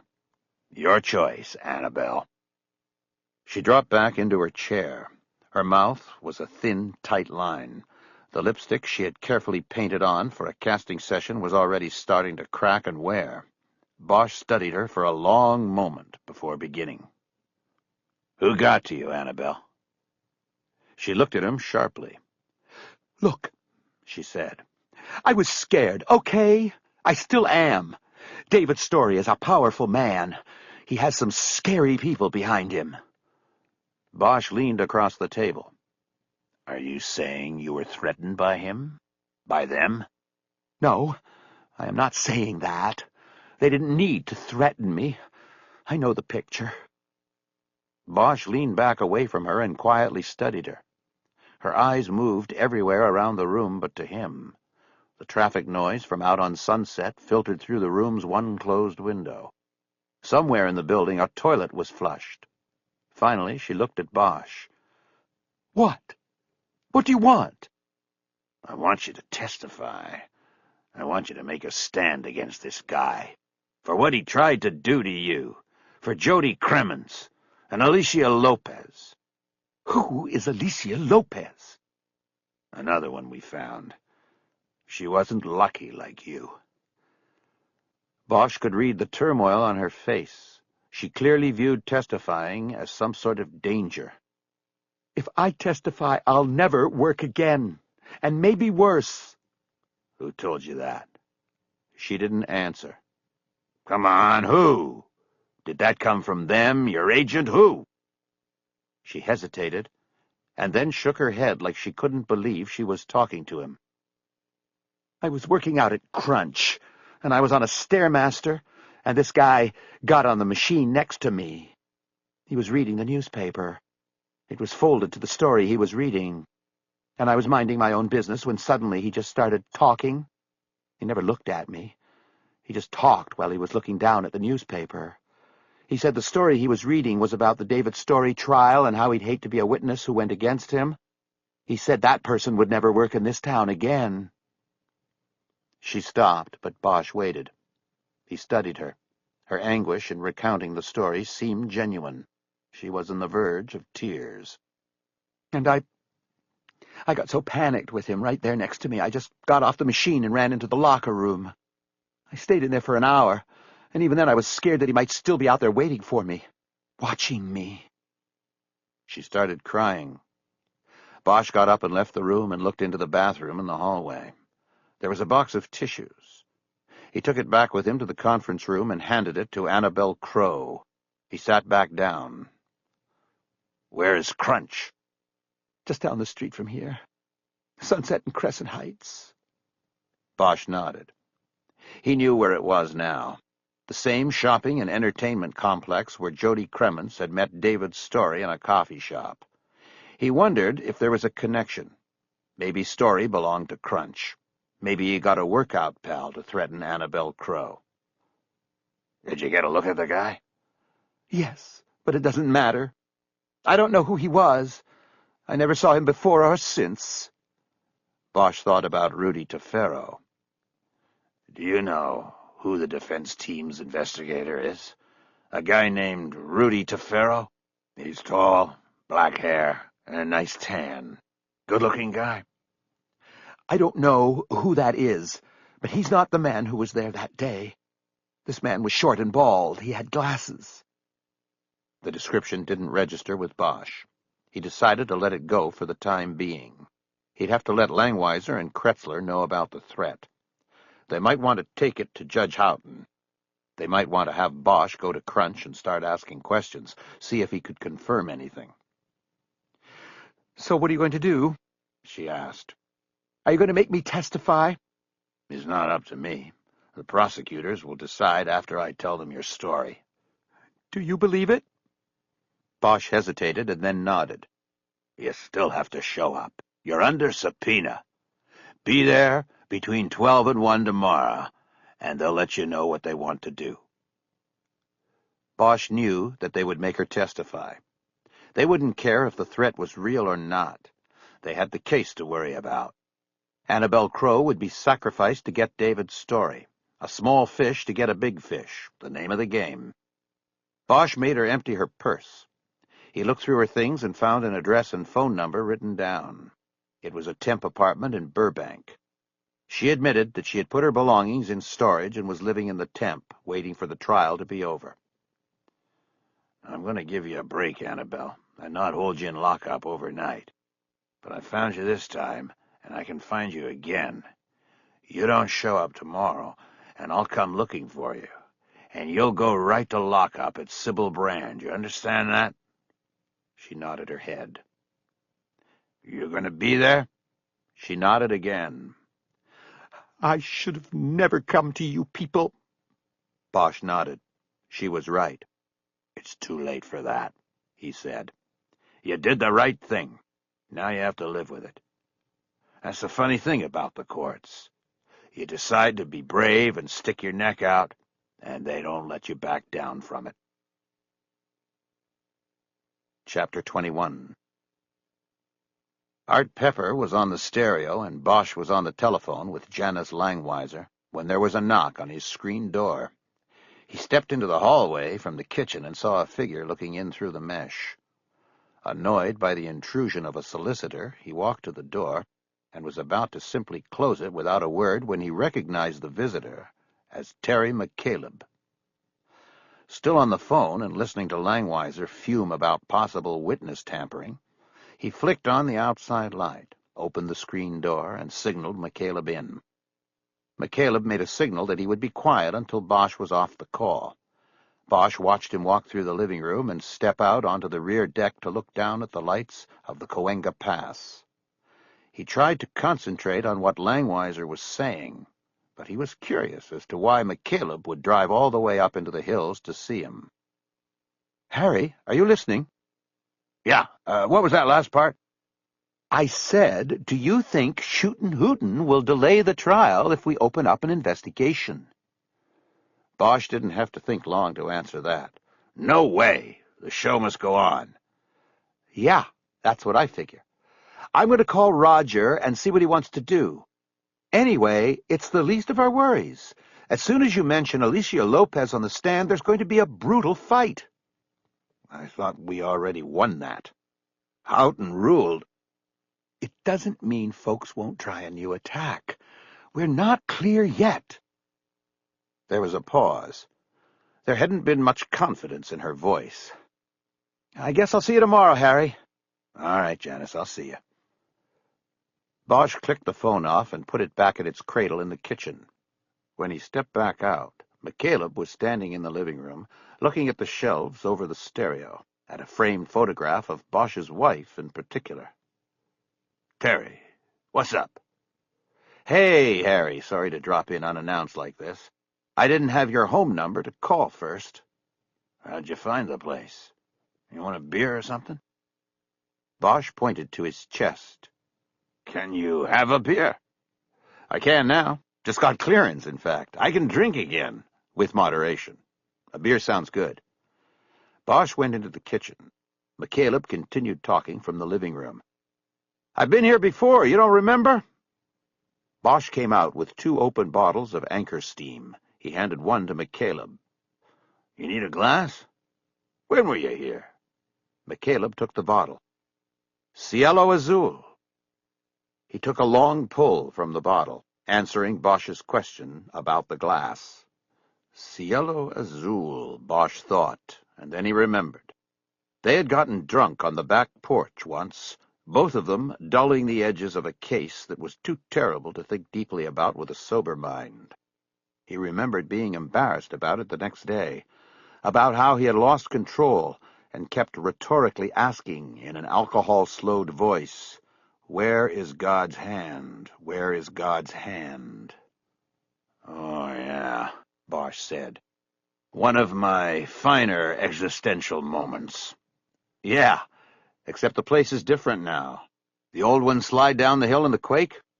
"Just about. Red tag, the whole bit. Started over from the ground up." "Yeah, I didn't recognize it. I drove up here looking for the old place. But then I saw the Shamu and figured there couldn't be another cop in the neighborhood." Bosch thought about the black and white parked in the carport. He hadn't bothered to take it to the station to exchange for his personal car. It would save him time in the morning by allowing him to drive straight to court. The car was a slickback, a black and white without the emergency lights on top. Detectives from the divisions used them as part of a program designed to make it look like there were more cops on the street than there really were. McCaleb reached over and clicked Bosch's bottle with his own. "To Cielo Azul," he said. "Yeah," Bosch said. He drank from the bottle. It was ice-cold and good, his first beer since the start of the trial. He decided he would keep it to one, even if McCaleb pressed on. "This your ex?" McCaleb said, pointing to the photo on the shelves. "My wife. Not my ex, yet. At least as far as I know. But I guess it's heading that way." Bosch stared at the photo of Eleanor Wish. It was the only picture of her he had. "That's too bad, man." "Yeah. So what's up, Terry? I've got some stuff I have to go over for—" "I know, the trial. I'm sorry to intrude, man. I know that's got to be all-consuming. I just had a couple of things on the gun case I wanted to clear up, but I also wanted to tell you something. I mean, show you, too." He pulled his wallet out of his back pocket, opened it, and took out a photo. He handed it to Bosch. The photo had taken on the contour line of the wallet. It showed a dark-haired baby in the arms of a dark-haired woman. "That's my daughter, Harry, and my wife." Bosch nodded and studied the photo. Both mother and child had dark hair and skin and were quite beautiful. He knew they were probably even more so to McCaleb. "Beautiful," he said. "The baby looks brand new, so tiny." "She's about 4 months now. That picture's a month old, though. Anyway, I forgot to tell you yesterday at lunch. We named her Cielo Azul." Bosch's eyes came up from the photo to McCaleb's. They held for a moment, and then he nodded. "Nice." "Yeah. I told Graciela I wanted to do it, and I told her why. She thought it was a good idea." Bosch handed the photo back. "I hope someday the kid does, too." "Me, too. We call her Cece most of the time. Anyway, remember that night up here? How you kept asking that question about the hand of God and how you couldn't find it in anything anymore? That happened to me, too. I lost it. This kind of job, it's hard not to." Then he held up the photo.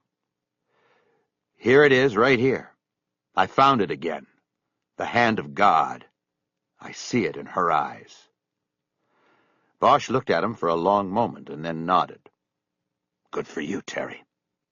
I mean, I'm not trying to come off like... I'm not trying to convert you or anything. I'm just saying I found that thing that was missing. And I don't know if you're still looking for it. I just wanted to say, that it's out there. Don't give up." Bosch glanced away from McCaleb and out the glass doors to the darkness. "For some people, I'm sure it is." He drained his bottle and went into the kitchen to break his promise to himself to only have one. He called back to McCaleb to see if he was ready for a second, but his visitor passed. As he bent into the open refrigerator, he paused and closed his eyes as the cool air caressed his face. He thought about what McCaleb had just told him. "You don't think you are one of them?" Bosch jerked up at the sound of McCaleb's voice. He was standing in the kitchen's doorway. "What?"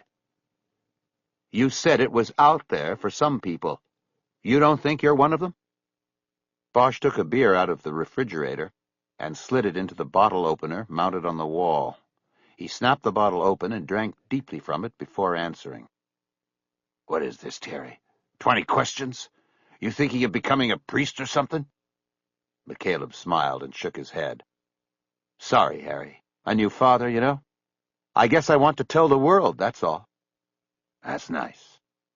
You want to talk about Gunn now?" "Sure. Let's go out and look at the night." They walked out to the back deck, and both looked at the view. The 101 was its usual ribbon of light, a glowing vein cutting through the mountains.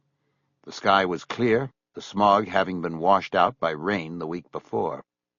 Bosch could see the lights on the floor of the valley seemingly extending into infinity.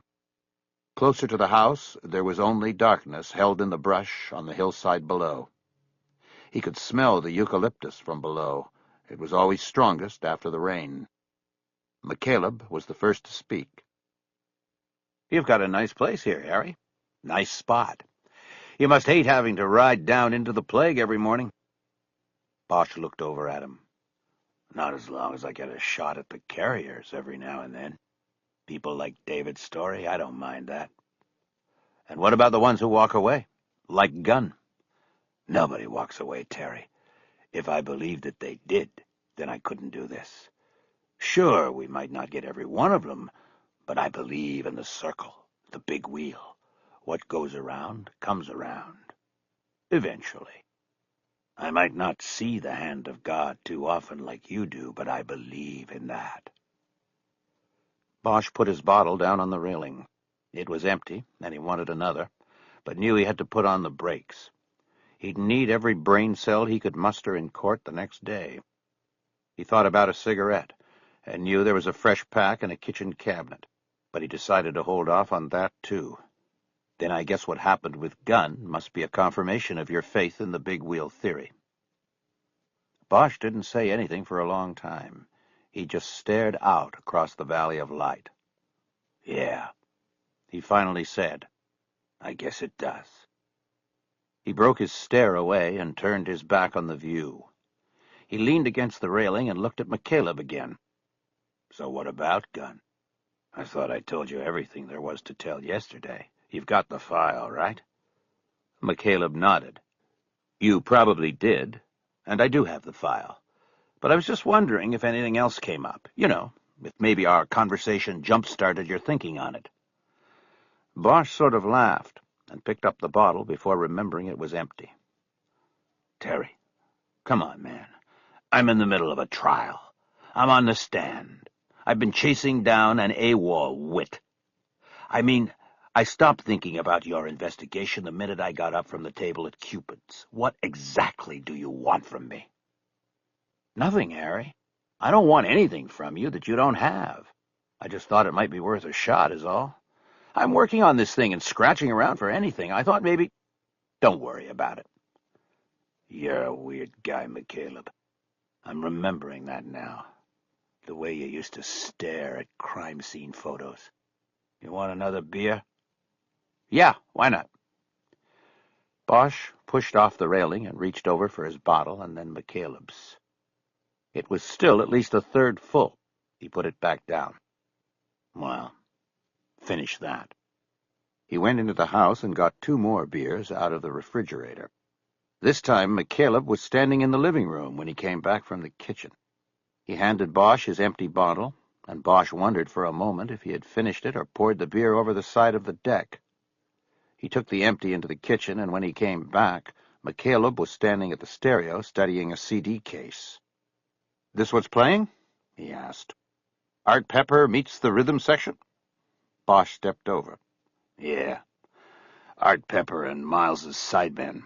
Red Garland on piano, Paul Chambers on bass, Philly Joe Jones on drums. Recorded here in L.A., January 19th, 1957. One day. The cork in the neck of Pepper's sax was supposedly cracked, but it didn't matter. He had one shot with these guys. He made the most of it. One day, one shot, one classic. That's the way to do it. These guys were in Miles Davis' band? At the time. McCaleb nodded. Bosch leaned close to look at the CD cover in McCaleb's hands. Yeah, Art Pepper, he said. When I was growing up, I never knew who my father was. My mother, she used to have a lot of this guy's records. She hung out at some of the jazz clubs where he'd play. Handsome devil Art was, for a hype. Just look at that picture. Too cool to fool.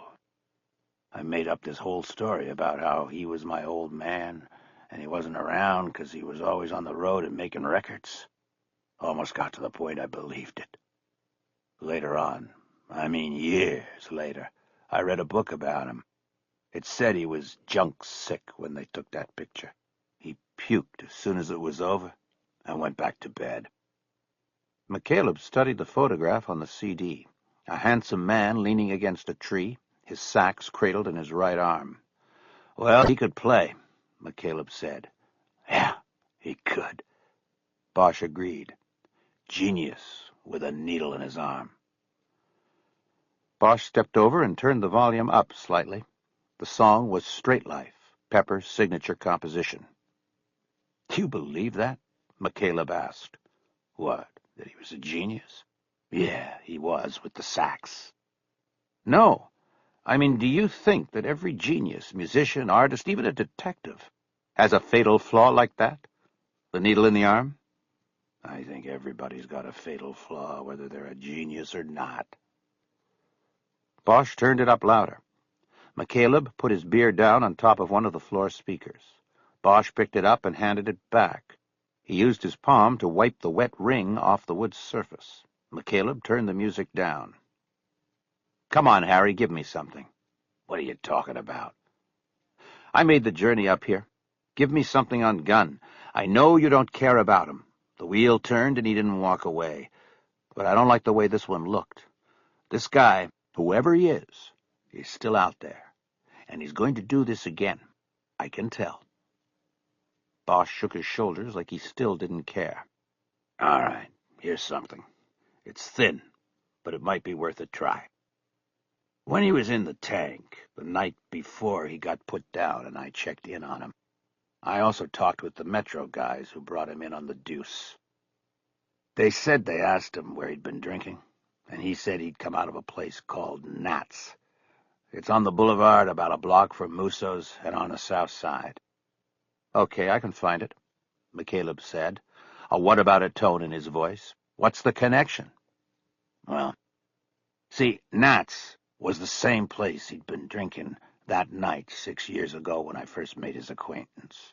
It's where he picked up that woman, the one he killed. So he's a regular. Looks it. Thanks, Harry. I'll check it out. How come you didn't tell this to Jay Winston? Bosch shrugged his shoulders. I guess I didn't think about it, and she didn't ask. McCaleb almost put his beer down on the speaker again, but instead handed it to Bosch. I might go check down there tonight. Don't forget. Forget what? You hook the guy who did it. You shake his hand for me. McCaleb didn't respond. He looked around the place as if he had just walked in. Can I use the bathroom? Down the hall, on the left. McCaleb headed that way while Bosch took the bottles into the kitchen and put them in the recycle bin with the others. He opened the refrigerator and saw he was down to one soldier left in the six-pack he'd bought on the way home from tricking Annabelle Crow. He closed the refrigerator when McCaleb stepped into the room. That's a crazy fucking picture you got hanging in the hallway, he said. What? Oh, yeah. I like that picture. What's it supposed to mean? I don't know. I guess it means the big wheel keeps turning. Nobody walks away. McCaleb nodded. I suppose. You heading down there to Nat's? Thinking about it. You want to go? Bosch considered it, even though he knew it would be foolish. He had to review half of the murder book in preparation for his continuing testimony the next morning. Nah, I better do some work here. Get ready for tomorrow. Okay. How'd it go today, anyway? So far, so good. But we're playing softball right now. Direct. Tomorrow the ball goes to John Reason, and he throws it back, inside and fast. I'll watch the news. McCaleb stepped over and stuck his hand out. Bosch shook it. Be careful out there. You too, Harry. Thanks for the beers. No problem. He walked McCaleb to the door and then watched him get into a black Cherokee parked on the street. It started up right away and pulled away, leaving Bosch standing in the lighted doorway. Bosch locked up and turned off the living room lights. He left the stereo on. It would automatically turn off at the end of Art Pepper's classic Moment in Time. It was early, but Bosch was tired from the pressures of the day and the alcohol moving in his blood. He decided he would sleep now and wake up early to prepare for his testimony. He went into the kitchen and got the last bottle of beer out of the refrigerator. On the way down the hall to his bedroom, he stopped and looked at the framed picture McCaleb had referred to. It was a print of the Hieronymus Bosch painting called The Garden of Earthly Delights. He'd had it for a long time, since he was a kid. The surface of the print was warped and scratched. It was in bad shape. It had been Eleanor who had moved it from the living room to the hallway. She didn't like it being in the place where they sat every night. Bosch never understood whether that was because of what was in the painting or because the print was old and deteriorated. As he looked at the human landscape of debauchery and torment depicted in the painting, Bosch thought about maybe moving it back to its spot in the living room. In Bosch's dream, he was moving through dark water, unable to see his hands in front of his own face. There was a ringing sound, and he pushed upward through the darkness. He came awake. The light was on, but all was silent. The stereo was off. He started to look at his watch when the phone rang again, and he quickly grabbed it off the bedside table. Yeah? Hey, Harry. It's Kiz. His old partner. Kiz. What's up? You okay? You sound out of it. I'm fine. I was asleep. He looked at his watch. It was just after 10. Sorry, Harry. I thought you'd be burning the oil, getting ready for tomorrow. I'm going to get up early and do it. Well, you did good today. We had the box on in the squad today. Everybody was pulling for you. I'll bet. How's it going down there? It's going. In a way, I'm starting over. I've got to prove myself to them. Don't worry about it. You'll be passing those guys like they're standing still, just like you did with me. Harry, you're the best. I learn more from you than you'll ever know. Bosch hesitated. He was genuinely touched by what she had said. That's nice of you to say, Kiz. You should call me more often. She laughed. Well, that's not why I'm calling. I told a friend I'd do this. It reminds me of high school, but here goes. There's somebody that's interested in you. I said I'd check to see if you were back out in the field, if you know what I mean. Bosch didn't even have to think before answering. Nah, Kiz, I'm not. I'm not giving up on Eleanor yet. I'm still hoping she'll call or show up, and maybe we can work it out. You know how it is. I do, and that's cool, Harry. I just said I'd ask. But if you change your mind, she's a neat lady. I know her. Yeah, you know her. Jay Winston over at the sheriff's. We're in a women's group together. Dicks Without Dicks. We got to talking about you tonight. Bosch didn't say anything. A strange, constricting feeling filled his gut. He didn't believe in coincidences. Harry, you there? Yeah, I'm here. I was just thinking about something. Well, I'll let you go. And listen, Jay asked me not to give you her name. You know, she just wanted to ask about you and put an anonymous feeler out. So next time you both run across each other on the job, it wouldn't be embarrassing. So you didn't get it from me, right? Right. She asked you questions about me? A few. Nothing big. I hope you don't mind. I told her she made a good choice. I said if I wasn't, you know, the way I was, I'd be interested too. Thanks, Kiz. Bosch said, but his mind was flying. Well, look, I'm going to go. I'll see you. Knock 'em dead tomorrow, okay? I'll try. She hung up, and Bosch slowly put the phone back in its cradle. The tightening in his gut got more intense. He started thinking about McCaleb's visit and what he had asked and what Harry had said. Now Winston was asking questions about him. He didn't believe it was a coincidence. It was clear to Bosch that they had a beat on him. They were looking at him for the Edward Gunn killing, and he knew he'd probably given McCaleb the right amount of psychological insight to believe he was on the right course. Bosch drained the bottle of beer that was on the nightstand. The last swallow was room temperature and sour. He knew there were no more bottles in the refrigerator. He got up to get a cigarette instead.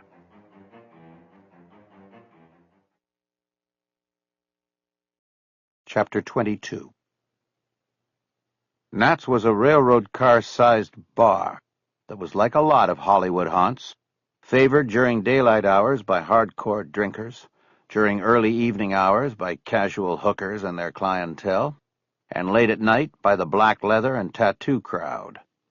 It was the kind of place where a person would stand out as a target if he tried to pay for drinks with a gold credit card. McCaleb had stopped at Musso's for dinner, his body clock demanding nourishment before a complete shutdown occurred, and didn't get to Nat's until after 10. While eating his chicken pot pie, he'd wondered whether going to the bar to ask questions about Gunn was even worth the time. The tip had come from the suspect. Would the suspect knowingly point the investigator in a true direction? It seemed not. But McCaleb factored in Bosch's drinking, and his being unaware of McCaleb's true mission during the visit to the house on the hill. The tip might very well be valid, and he decided he should leave no part of the investigation unexamined. As he walked in, it took him a few seconds to adjust to the dim, reddish lighting. When the room became clear, he saw it was half empty.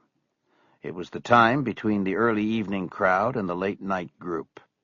2 women, one black, one white, sitting at one end of the bar that ran along the left side of the room, sized him up, and McCaleb could see cop register in their eyes at the same moment hookers registered in his. It secretly pleased him that he still had the look. He walked by them and further into the lounge. The booths lining the right side of the room were mostly full.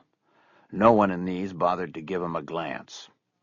He stepped up to the bar between 2 empty stools and signaled one of the bartenders. An old Bob Seger song, Night Moves, was blaring from a jukebox in the back. The bartender leaned over the bar so she could get McCaleb's order. She was wearing a buttoned black vest with no shirt underneath. She had long, straight, black hair, and a thin gold hoop pierced her left eyebrow. "What can I get you?"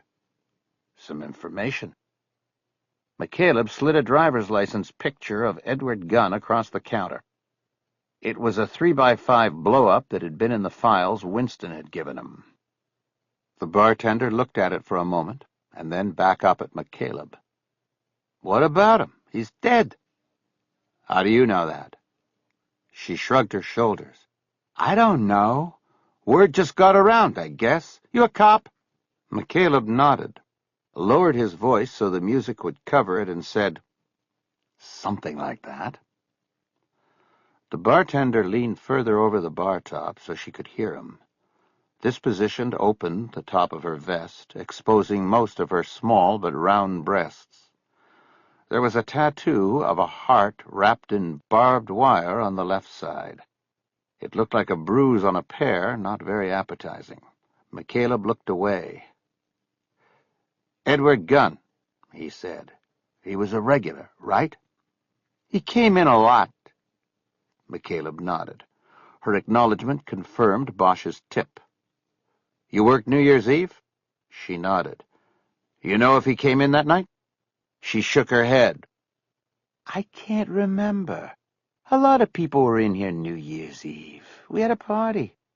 I don't know if he was here or not. It wouldn't surprise me, though. People came and went." McCaleb nodded toward the other bartender, a Latino who also wore a black vest with no shirt beneath. What about him? Think he'd remember?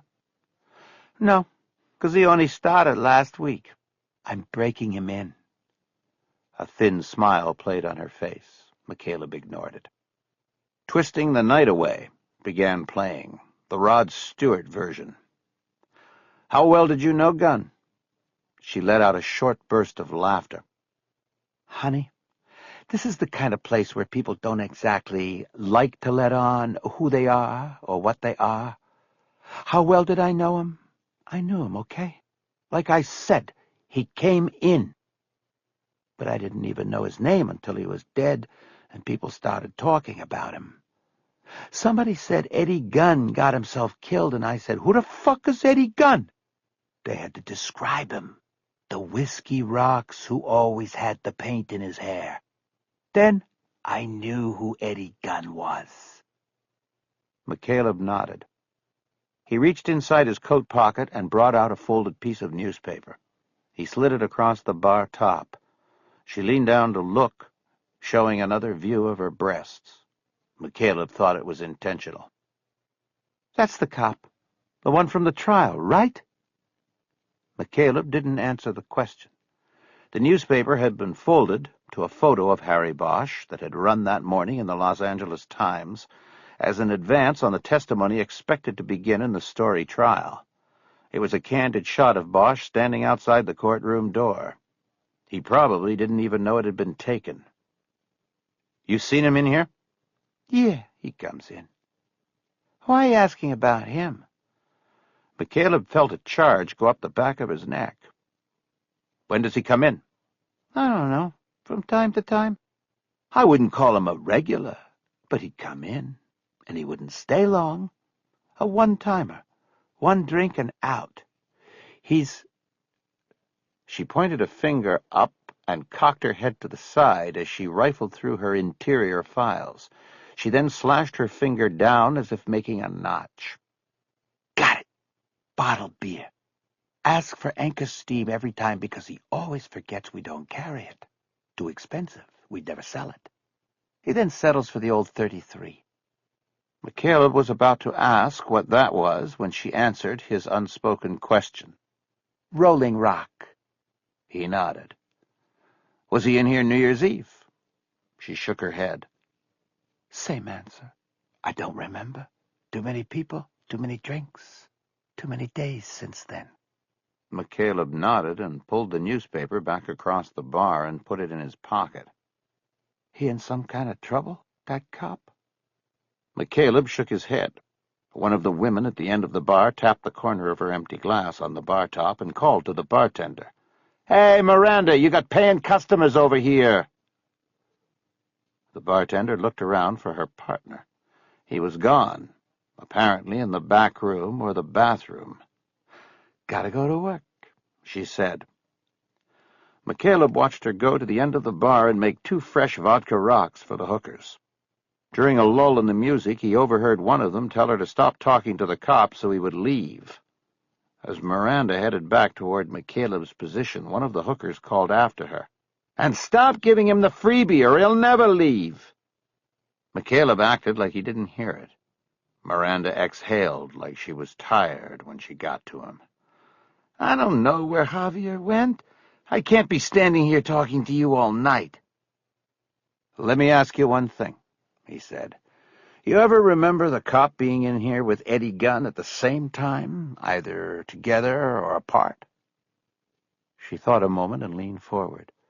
Maybe it could have happened, but I don't remember. McCaleb nodded. He was pretty sure that was the best he could get out of her. He wondered if he should leave some money on the bar. He'd never been good at that sort of thing when he was an agent. He never knew when it would be appropriate and when it would be insulting. "Can I ask you something now?" Miranda asked. "What?" "You like what you see?" He felt his face immediately begin to color with embarrassment. "I mean, you were looking enough. I just thought I'd ask." She glanced over at the hookers and shared a smile. They were all enjoying McCaleb's embarrassment. "They're real nice," he said. as he stepped away from the bar, leaving a $20 bill for her. "I'm sure they keep people coming back. Probably kept Eddie Gunn coming in." He headed toward the door, and she called after him, her words hitting him in the back all the way to the door. "Then maybe you ought to come back and try him out sometime. Officer!" As he went through the door, he heard the hookers whoop and slap hands in a high five. McCaleb sat in the Cherokee in front of Nat's and tried to shake off the embarrassment. He concentrated on the information he'd gotten from the bartender. Gunn was a regular and may or may not have been in there on the last night of his life. Secondly, she was familiar with Bosch as a customer. He, too, may or may not have been in there on the last night of Gunn's life. The fact that this information indirectly came from Bosch was puzzling. Again, he wondered why Bosch, if he was Gunn's killer, had given him a valid clue to follow. Was it arrogance, a belief that he would never be considered a suspect and therefore not be brought up during the questioning at the bar? Or could there be a deeper psychological motivation? McCaleb knew that many criminals make mistakes that assure their apprehension because subconsciously they do not want to get away with their crimes. The big wheel theory, McCaleb thought. Maybe Bosch was subconsciously making sure the wheel turned for him as well. He opened his cell phone and checked the signal. It was good. He called Jay Winston's home number. He checked his watch while the phone was ringing and thought that it wasn't too late to call. After 5 rings, she finally picked up. "It's me. I've got some stuff." "So do I, but I'm still on the phone. Can I call you when I'm done?" "Yeah, I'll be here." He clicked off and sat in the car waiting and thinking about things. He watched through the windshield as the white hooker from the bar stepped through the door with a man in a baseball cap in tow. They both lit cigarettes and headed down the sidewalk toward a motel called the Skylark. His phone chirped. It was Winston. "It's coming together, Terry. I'm a believer." "What'd you get?" "You first. You said you got some stuff." "No, you. What I got is minor. Sounds like you hooked something big." "Okay, listen to this. Harry Bosch's mother was a prostitute in Hollywood. She got murdered when he was a little kid, and whoever did it got away with it. How's that for psychological underpinnings, Mr. Profiler?" McCaleb didn't answer. The new information was stunning and provided many of the missing pieces in the working theory. He watched the hooker and her customer at the window of the motel office.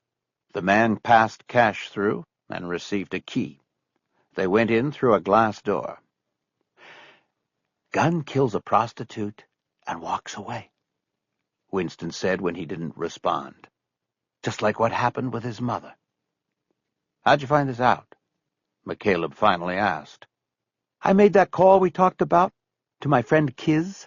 I acted like I was interested in Bosch and asked her if she knew if he was, over his divorce yet. She told me what she knew about him. The stuff about his mother apparently came out a few years ago in a civil trial when Bosch got sued for a wrongful death. The doll maker, you remember that one?" "Yeah, the LAPD refused to call us in on that one. That was also a guy who killed prostitutes. Bosch killed him. He was unarmed." "There's a psychology going on here. A goddamn pattern." "What happened to Bosch after his mother was killed?"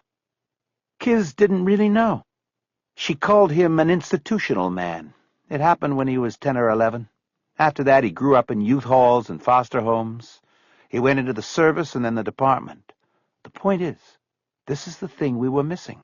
The thing that turned a no-count case into something Bosch wouldn't let go." McCaleb nodded to himself. "And there's more," Winston said. "I went through all the accumulated files, extraneous things I didn't put in the murder book. I looked at the autopsy on the woman Gunn killed 6 years ago. Her name was Frances Weldon, by the way. There was one thing in there that now seems significant in light of what we now know about Bosch. Examination of the uterus and hips showed that at some point she'd had a child. McCaleb shook his head. Bosch wouldn't have known that. He pushed his lieutenant through a window and was on suspension by the time there was an autopsy. True. But he could and probably did look at the case files after he came back. He would have known that Gunn did to some other kid what was done to him. You see, it's all fitting. 8 hours ago, I thought you were grasping at straws. Now it looks to me like you're dead on. It didn't feel all that good to be dead on, but he understood Winston's excitement. When cases fall together, the excitement can sometimes obscure the reality of the crime. "What happened to her kid?" he asked. No idea. She probably gave the child up after the birth. That doesn't matter. What matters is what it meant to Bosch. She was right, but McCaleb didn't like the loose end. "Going back to your call to Bosch's old partner, is she going to call him and tell him you asked about him?" She already did. "This is tonight?" Yeah. This all just went down. That was that call. Her getting back to me. He passed. He told her he was still holding out hope for his wife coming back. "Did she tell him it was you who was interested?" She wasn't supposed to. "But she probably did. This might mean he knows we're looking at him." That's impossible. How? "I was just up there tonight. I was in his house. Then the same night, he gets this call about you. A guy like Harry Bosch, he doesn't believe in coincidences, Jay." Well, when you were up there, how did you handle it? Winston finally asked. "Like we said. I wanted more info on Gunn, but sidetracked into talking about him. That's why I was calling you. I got some interesting stuff. Nothing that compares to what you got, but stuff that also fits. But if he got this call about you right after I was there, I don't know." Tell me about your stuff. "All little stuff. He's got the photo of the estranged wife prominently displayed in the living room. I was there less than an hour, and the guy downed 3 beers. So there's the alcohol syndrome, symptomatic of interior pressures. He also spoke of something he called the big wheel. It's part of his belief system. He doesn't see the hand of God in things. He sees the big wheel. What goes around comes around. He said guys like Gunn don't really get away. Something always catches up to them. The wheel. I used some specific phrases to see if I could draw a reaction or disagreement. I called the world outside his door the plague. He didn't disagree. He said he could deal with the plague as long as he got his shots at the carriers. It's all very subtle, Jay, but it's all there. He's got a Bosch print on the wall in the house's hallway. The Garden of Earthly Delights. It's got our owl on it." So, he's named after the guy. If my name was Picasso, I'd have a Picasso print on the wall. I acted like I'd never seen it before and asked him what it meant. All he said was that it was the big wheel turning. That's what it meant to him. Little pieces that fit. There's still work to be done. Well, are you still on it? Or are you going back? For the time being, I'm on it. I'll be staying over tonight, but I have a charter Saturday. I have to go back for that. She didn't say anything. "You got anything else?" he finally asked. Yeah, I almost forgot. "What?" The owl from Bird Barrier. It was paid for with a money order from the Postal Service. I got the number from Cameron Riddell and ran a trace on it. It was bought December 22nd at the post office on Wilcox in Hollywood. It's about 4 blocks from the police station where Bosch works. He shook his head. The law of physics. What do you mean? For every action, there is an equal and opposite reaction. When you look into the abyss looks into you. You know, all the cliches. They're cliches because they're true. You don't go into the darkness without it going into you and taking its piece. Bosch may have gone in too many times. He's lost his way. They were silent for a little while after that, and then made plans to meet the following day. As he hung up, he saw the hooker leaving the Skylark by herself and heading back up toward Nat's. She was wearing a denim jacket, which she pulled tight around her against the cool night air. She adjusted her wig as she walked toward the bar where she would seek another customer. Watching her and thinking about Bosch, McCaleb was reminded of all he had and how lucky in life he'd been. He was reminded that luck could be a fleeting thing. It had to be earned and then guarded with everything you had. He knew he wasn't doing that now. He was leaving things unguarded while he went into the dark. Chapter 23. Trial resumed 25 minutes after the scheduled 9 o'clock start because of the prosecution's unsuccessful bid to seek both sanctions against the defense for witness intimidation and a delay while the statements of Annabelle Crowe were fully investigated. Sitting behind his cherrywood desk in chambers, Judge Houghton encouraged the investigation, but said the trial wouldn't be delayed to accommodate it, and no sanctions or other penalties would be issued unless evidence corroborating the witnesses' statements could be found. He warned the prosecutors and Bosch, who had taken part in the closed-door meeting, by recounting his interview with Crowe, not to leak word of the witness accusations to the media. 5 minutes later, they were convened in the courtroom, and the jurors were brought to their 2 rows of seats. Bosch returned to the witness stand and was reminded by the judge that he was still under oath. Janice Langweiser went back to the lectern with her legal pad. Now, Detective Bosch, we left off yesterday with your conclusion in regard to the death of Jody Kremens being determined to be a homicide. Is that correct? Yes. And that conclusion was based not only on your investigation, but the investigation and autopsy conducted by the coroner's office as well, correct? Correct. Could you please tell the jurors how the investigation proceeded once you had established the death as a homicide? Bosch turned in his seat so that he was looking directly at the jury box as he spoke. The movement was jarring. He had a pounding headache on the left side of his head that was so intense he wondered if people could actually see his temple throbbing. Well, my 2 partners, Jerry Edgar and Kisman Ryder, and I began to sift through the physical evidence we'd accumulated. We also began conducting extensive interviews with those who knew the victim and were known to have been with her in the last 24 hours of her life. You mentioned physical evidence. Please explain to the jury what physical evidence you had accumulated. Actually, there wasn't a whole lot gathered. There were fingerprints throughout the house that we needed to run down, and there also was a quantity of fiber and hair evidence gathered from on and about the victim's body. J. Reason Folks quickly objected before Bosch could continue his answer. Objection to the phrase on or about as being vague and misleading. Your Honor, Langweiser countered, I think if Mr. Folks gave Detective Bosch a chance to finish the answer to the question, there would be nothing vague or misleading. But interrupting a witness in mid-answer to say the answer is vague or misleading is not appropriate. Overruled, Judge Houghton said, before Folks could get in a rejoinder. Let the witness complete his answer, and then we'll see how vague it is. Go ahead, Detective Bosch. Bosch cleared his throat.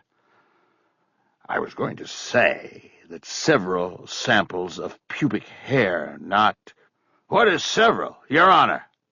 Folks said.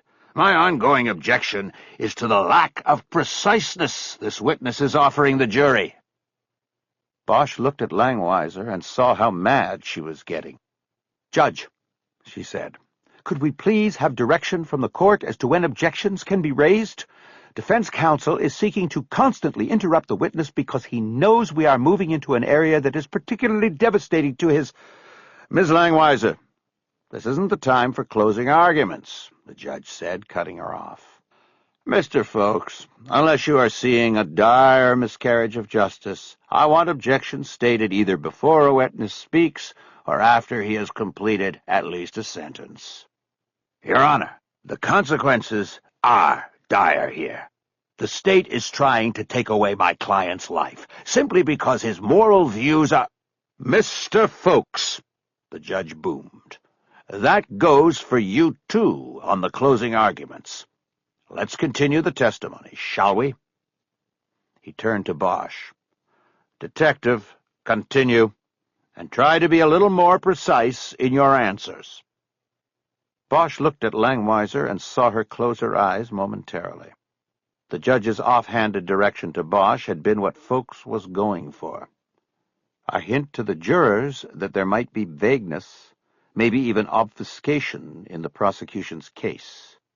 Folks had successfully goaded the judge into appearing to agree with his objections. Bosch glanced over at Folks and saw him sitting with arms folded, and a satisfied, if not smug, look on his face.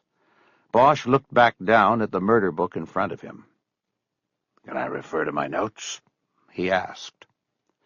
He was told he could. He opened the binder and turned to the evidence reports. Looking at the medical examiner's evidence collection report, he began again. Prior to autopsy, an evidence-collecting brush was passed through the victim's pubic hair.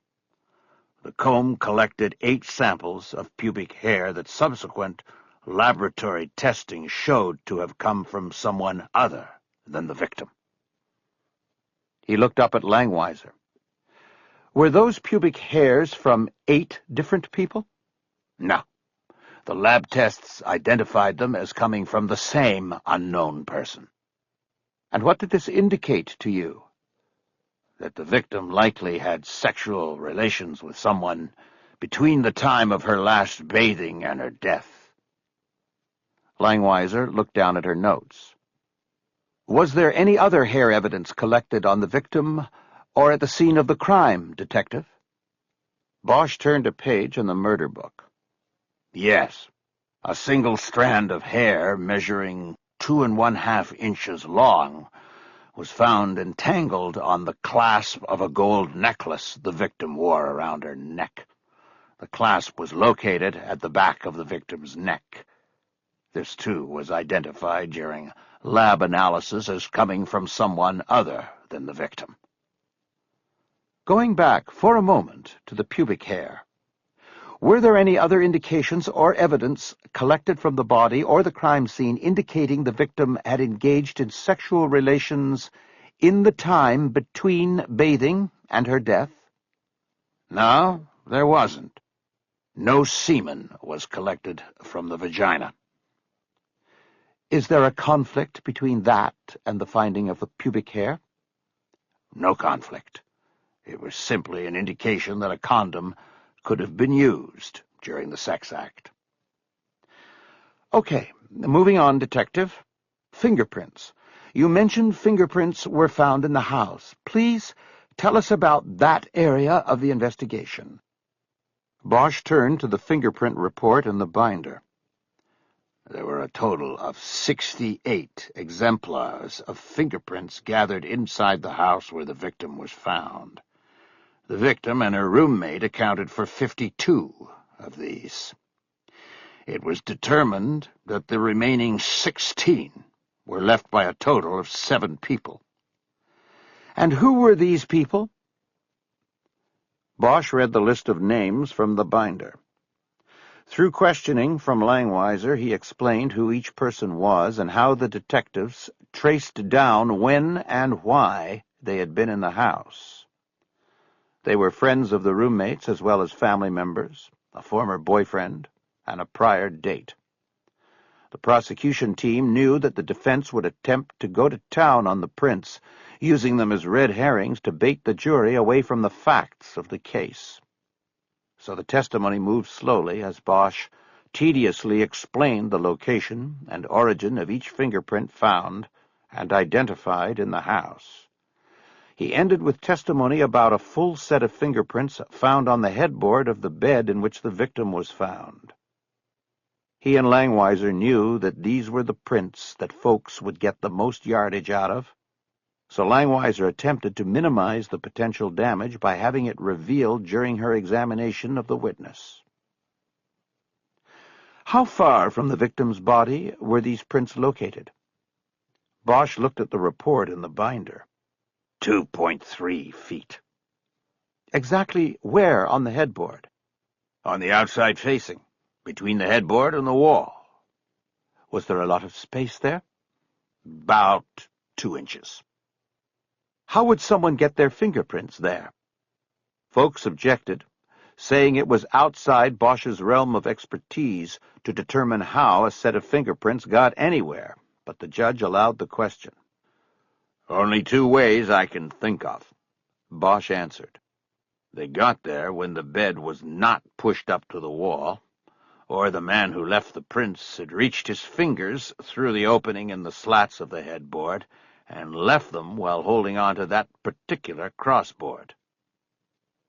Langweiser introduced a photo taken by a fingerprint technician as an exhibit, and it was shown to the jury. To accomplish the latter explanation you offered, the person would have to be lying in the bed, would he not? It would seem that way. Face down? Yes. Folks stood to object, but the judge sustained it before the lawyer uttered a word. You're going too far afield with suppositions, Miss Langweiser. Move on. Yes, Your Honor. She referred to her pad for a moment. This print on the victim's bed, didn't that make you think the person who left it should be considered a prime suspect? Not initially. It's impossible to tell how long a print has been at a specific location. Plus, we had the additional factor that we knew the victim had not been killed in her bed, but rather taken to the bed after being killed elsewhere. It appeared to us that the location of the print was not a place that would have been touched by the killer when he put the body in the bed. Who did these prints belong to?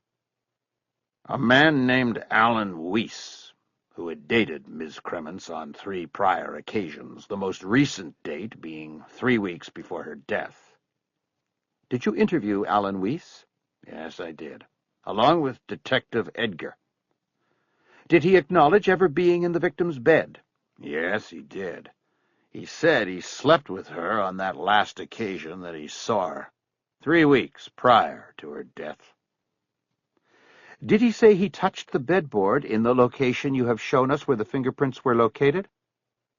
He said he could have done it, but he did not specifically remember doing it. Did you investigate Alan Weiss's activities on the night of Jody Kremens' death? Yes, we did. He had a solid alibi. And what was that? He told us he was in Hawaii at a real estate seminar. We checked airline and hotel records, as well as with the seminar's producers. We confirmed he was there. Langweiser looked at Judge Houghton and said that it would be a good time to take the morning break. The judge said it was a little early, but granted the request and ordered the jurors back in 15 minutes. Bosch knew she wanted the break now because she was about to move into questions about David's story and wanted them clearly separated from all the other testimony.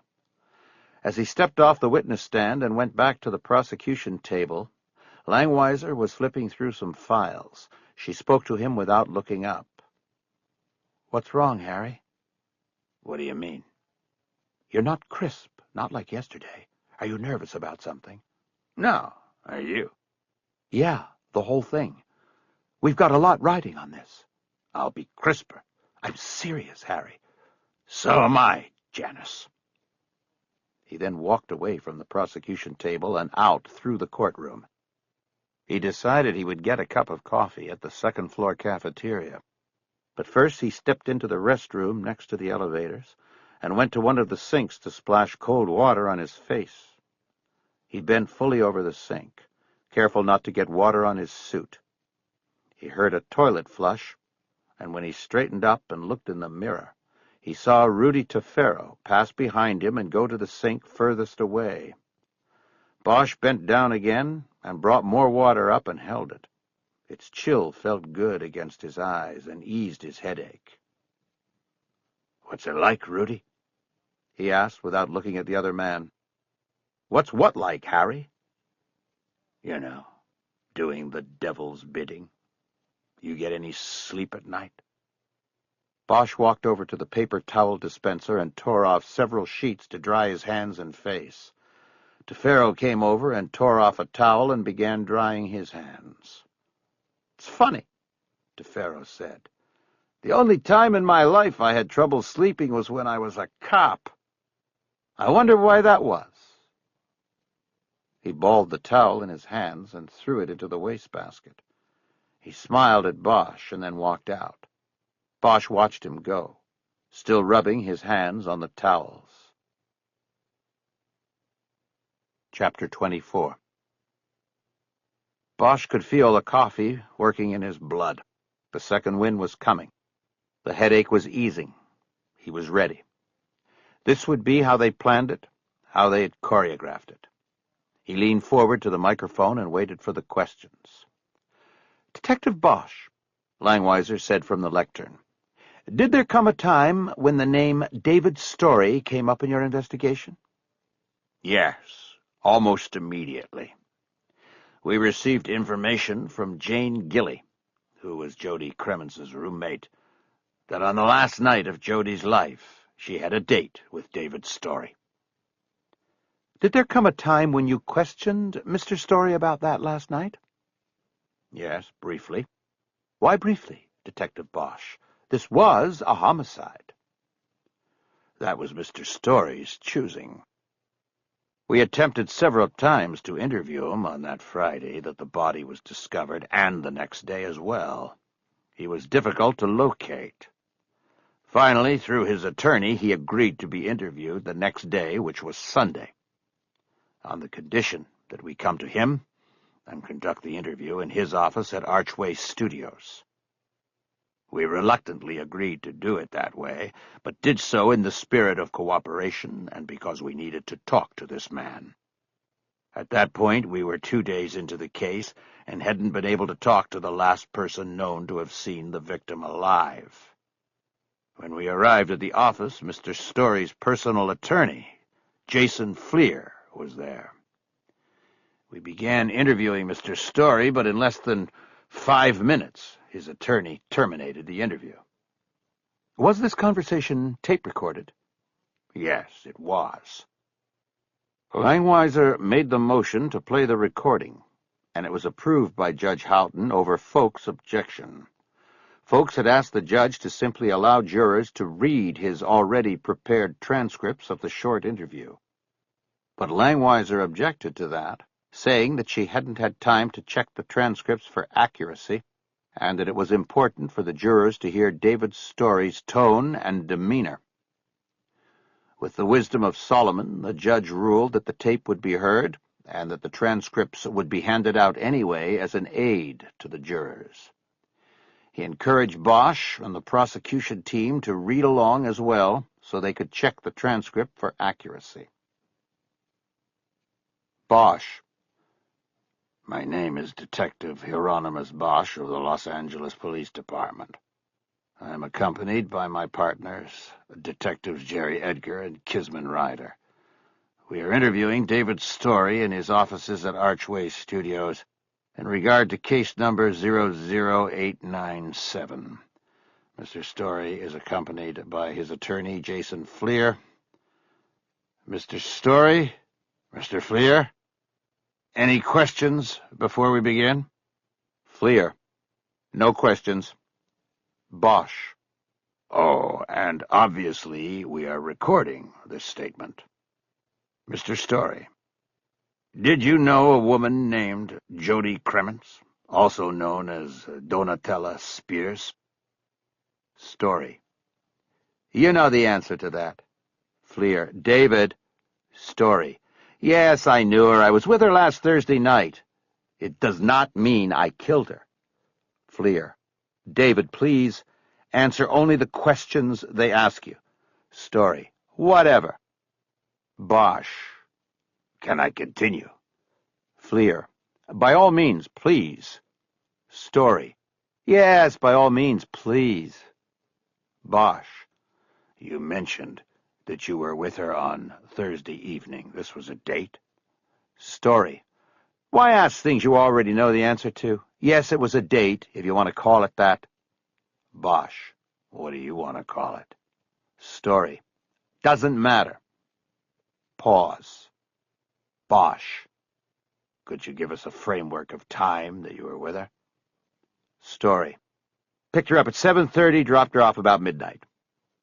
Bosch, did you enter her home when you came to pick her up? Story. Matter of fact, I didn't.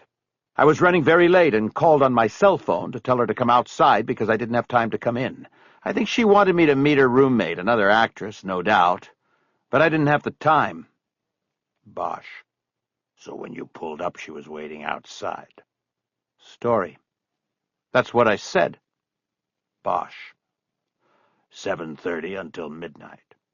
That's 4.5 hours. Story. You're good at math. I like that in a detective. Fleer. David, let's try to get this done. Story. I am. Bosch, could you tell us what you did during the time period you were with Jody Kremens? Story. We covered the 3 F's. Film, food, and a fuck. Bosch, excuse me. Story. We went to the premiere of my movie. Then we went to the reception and had something to eat. Then I took her to my place and we had sex. Consensual sex, detective. Believe it or not, people do it on dates all the time. And not just Hollywood people. It happens across this great country of ours. It's what makes it great. Bosch, I understand. Did you take her home when you were finished? Story. Always the gentleman, I did. Bosch, did you enter her house at this time? Story. No, I was in my fucking bathrobe. I just drove up, she got out and went inside. I then drove back home. Whatever happened after that, I don't know. I am not involved in this in any way, shape, or form. You people are... Fleer. David, please. Story. Completely full of shit. If for one fucking moment you think... Fleer. David, stop. Pause. Fleer. Detective Bosch, I think we need to stop this. Bosch, we're in the middle of an interview here, and... Fleer. David, where are you going? Story. Fuck these people. I'm going out for a smoke. Bosch, Mr. Story has just left the office. Fleer. I think at this point he is exercising his rights under the First Amendment. This interview is over. The tape went blank, and Langweiser turned it off. Bosch looked at the jury. Several of them were looking at Story. His arrogance had come through loud and clear on the tape. This was important, because they would soon be asking the jury to believe that Story had privately boasted to Bosch about the murder and how he would get away with it. Only an arrogant man would do that. The prosecution needed to prove Story was not only a murderer, but an arrogant one at that. Okay, then, Langweiser said. Did Mr. Story return to continue the interview? No, he did not, Bosch answered, and we were asked to leave. Did Mr. Story's denial of any involvement in the murder of Jody Kremens end your interest in him? No, it did not. We had an obligation to investigate the case fully, and that included either ruling him in or ruling him out as a suspect. Was his behavior during the short interview cause for suspicion? You mean his arrogance? No, he... Folks jumped up with an objection. Your Honor, one man's arrogance is another man's confidence in his innocence. There is no... You're right, Mr. Folks, Houghton said. He sustained the objection, struck Bosch's answer, and turned to the jurors and told them to ignore the remark. But everybody knew you can't unring a bell. His behavior during the interview was not cause for suspicion. Bosch began again. His being the last known person to be with the victim was cause for our immediate attention and focus. His lack of cooperation was suspicious, but at this point we were keeping an open mind about everything. My partners and I have a combined total of more than 25 years' experience investigating homicides. We know that things are not always what they seem. Where did the investigation go next? We continued all avenues of investigation. One of those avenues was obviously Mr. Story. Based on his statement that he and the victim had gone to his home on their date, my partners filed a search warrant application in municipal court and received approval to search David Story's home. Langweiser brought the search warrant forward to the judge, and it was received into evidence. She took it back with her to the lectern. Bosch then testified that the search of the home on Mulholland Drive was conducted at 6 a.m., 2 days after the initial interview with Story. The search warrant authorized you to seize any evidence of Jody Cremence's murder, any evidence of her belongings, and any evidence of her presence having been in that location. Is that correct? Correct. Who conducted the search? Myself, my partners, and a two-man forensics team. We also had a photographer for video and stills, a total of 6. How long did the search last? Approximately 7 hours. Was the defendant present during the search? For most of it. He had to leave at one point for a meeting with a movie actor he said he couldn't postpone. He was gone approximately 2 hours. During that time, his personal attorney, Mr. Fleer, remained in the house and monitored the search. We were never left alone in the house, if that is what you're asking. Langweiser flipped through the pages of the search warrant, coming to the end of it. Now, Detective, when you seize any items during a court-approved search, you are required by law to keep an inventory on the search warrant receipt, correct? Yes. This receipt is then filed with the court, correct? Yes. Can you tell us, then, why is this receipt blank? We didn't take any items from the house during the search. You found nothing that indicated that Jody Cremence had been inside Mr. Story's house, as he had told you she had been? Nothing. This search took place how many days after the evening Mr. Story told you he had taken Ms. Cremence to his house and engaged in sexual relations with her? 5 days from the night of the murder. 2 days from our interview with Mr. Story.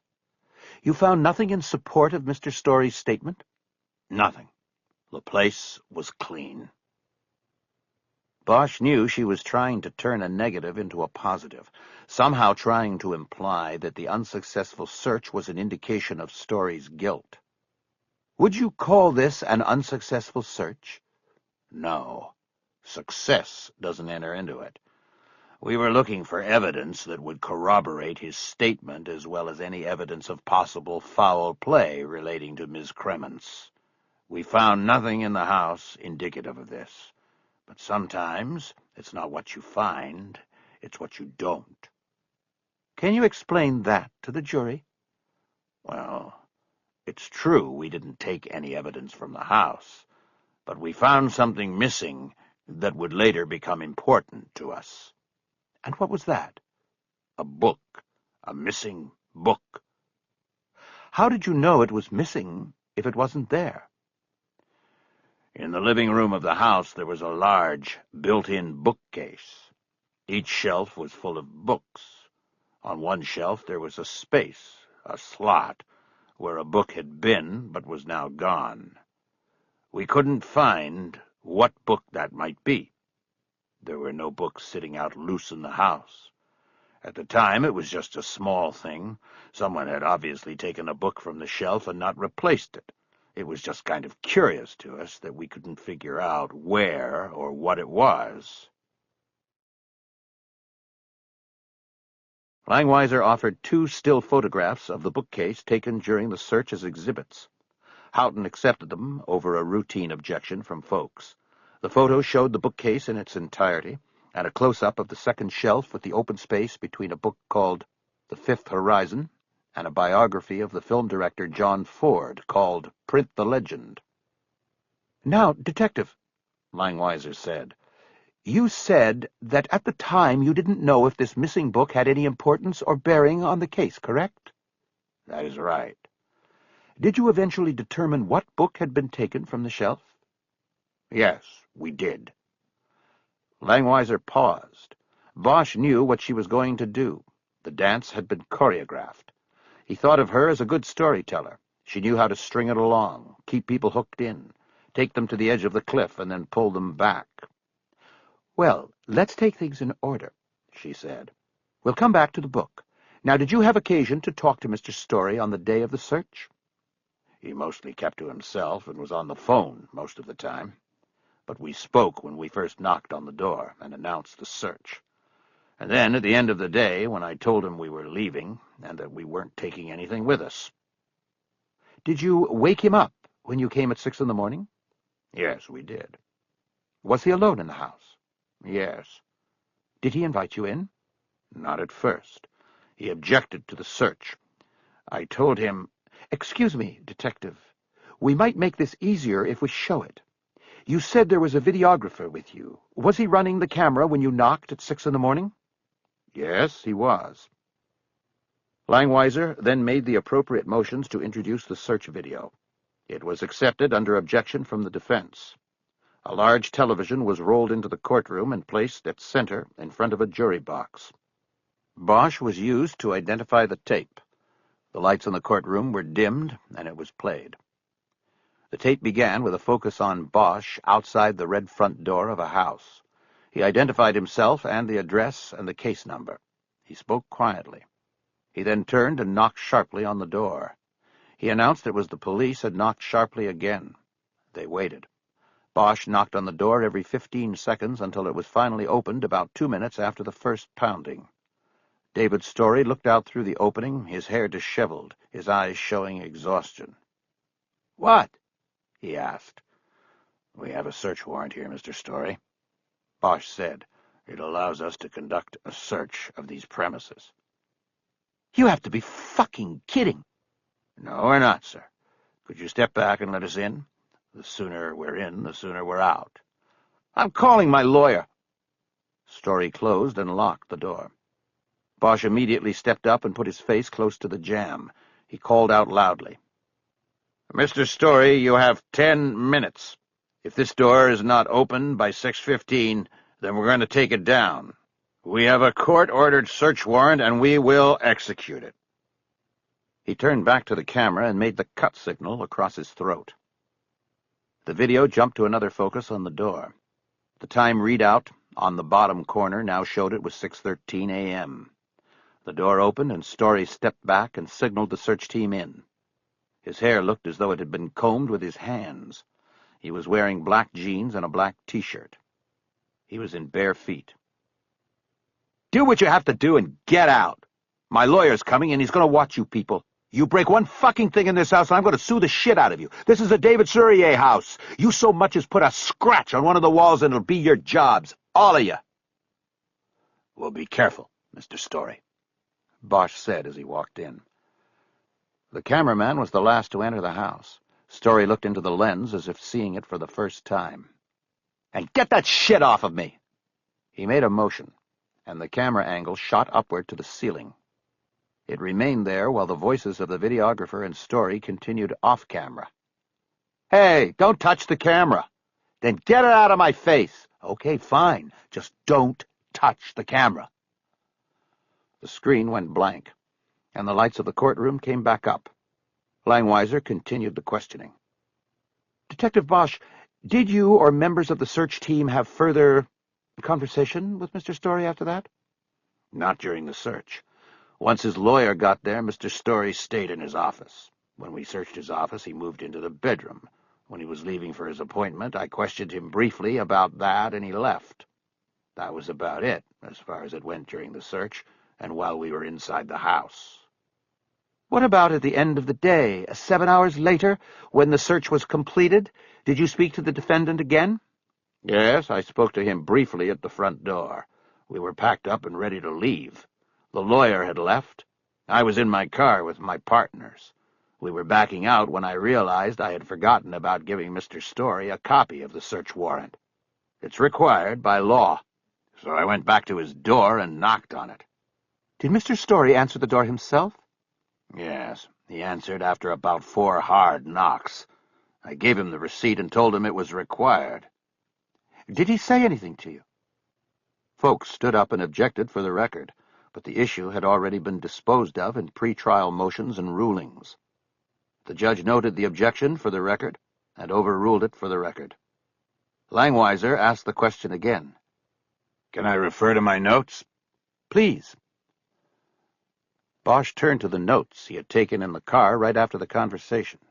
First, he said, you didn't find a goddamn thing, did you? And I told him he was right, that we weren't taking anything with us.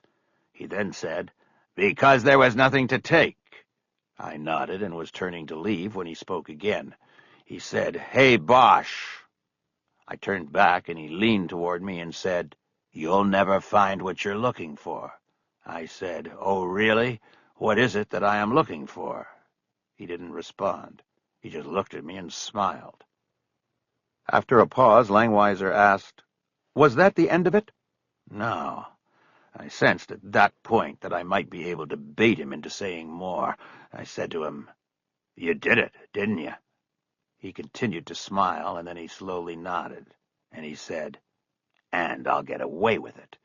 He said, I'm a bullshit! You're a fucking liar! It was Story. He had stood up and was pointing at Bosch. Folks had his hand on him and was trying to pull him back into his place. A deputy sheriff, who'd been positioned at a desk to the rear of the defense table, was up and moving towards Story from behind. The defendant will sit down!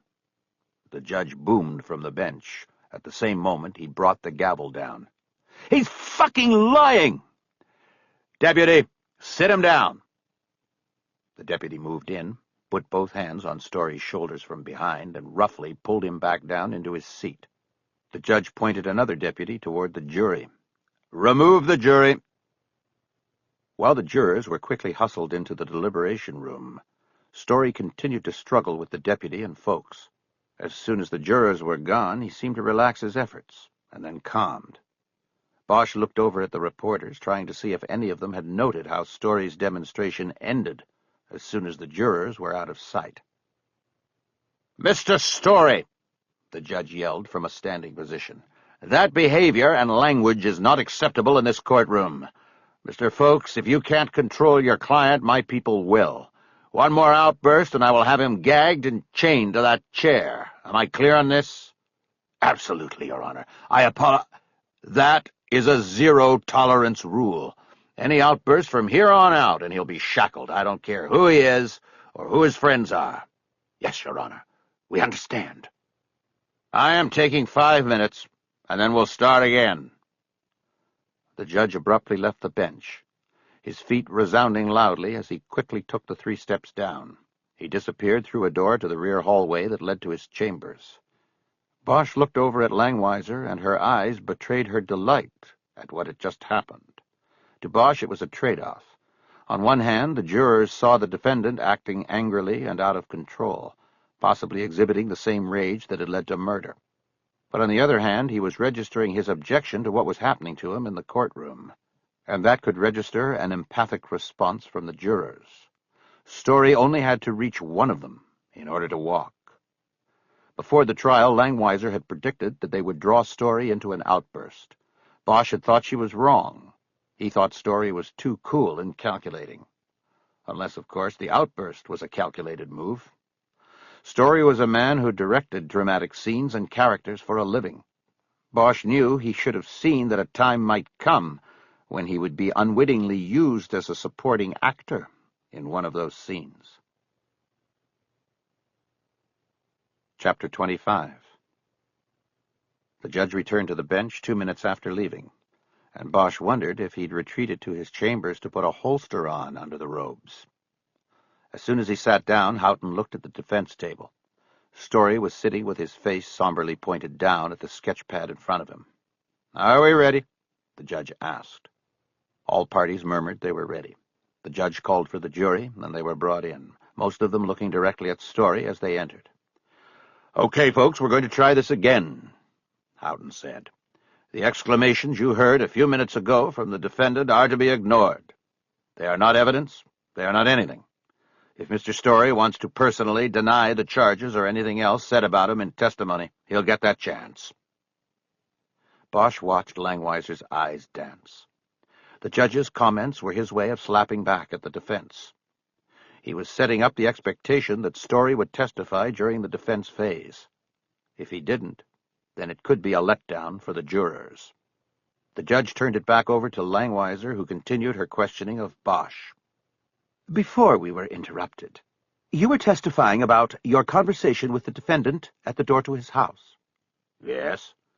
"You quoted the defendant as saying, 'And I'll get away with it.' Is that correct?" "Correct." "And you took this comment to be referring to the death of Judy Cremens, correct?" "That's what we were talking about, yes." "Did he say anything else after that?" "Yes." Bosch paused, wondering if Story would make another outburst. He didn't. "He said, 'I am a god in this town, Detective Bosch. You don't fuck with the gods.'" Nearly 10 seconds of silence went by before Langweiser was prompted by the judge to move on. "What did you do after the defendant made this statement to you?" "Well, I was kind of taken aback. I was surprised that he would say this to me." "You were not recording the conversation, is that correct?" "That is correct. It was just a conversation at the door after I knocked." "So what happened next?" "I went to the car and immediately wrote out these notes of the conversation, so I would have it verbatim from when it was freshest in my mind. I told my partners what had just transpired, and we decided to call the district attorney's office for advice as to whether this admission to me would give us probable cause to arrest Mr. Story. What happened was that none of us could get a signal on our cell phones because we were up there in the hills. We left the house and drove to the fire station on Mulholland, just east of Laurel Canyon Boulevard. We asked to use a phone there, and I made the call to the DA. "And who did you speak with?" "You. I recounted the case, what had transpired during the search, and what Mr. Story said at the door. It was decided to continue the investigation at that point and not make the arrest." "Did you agree with that decision?"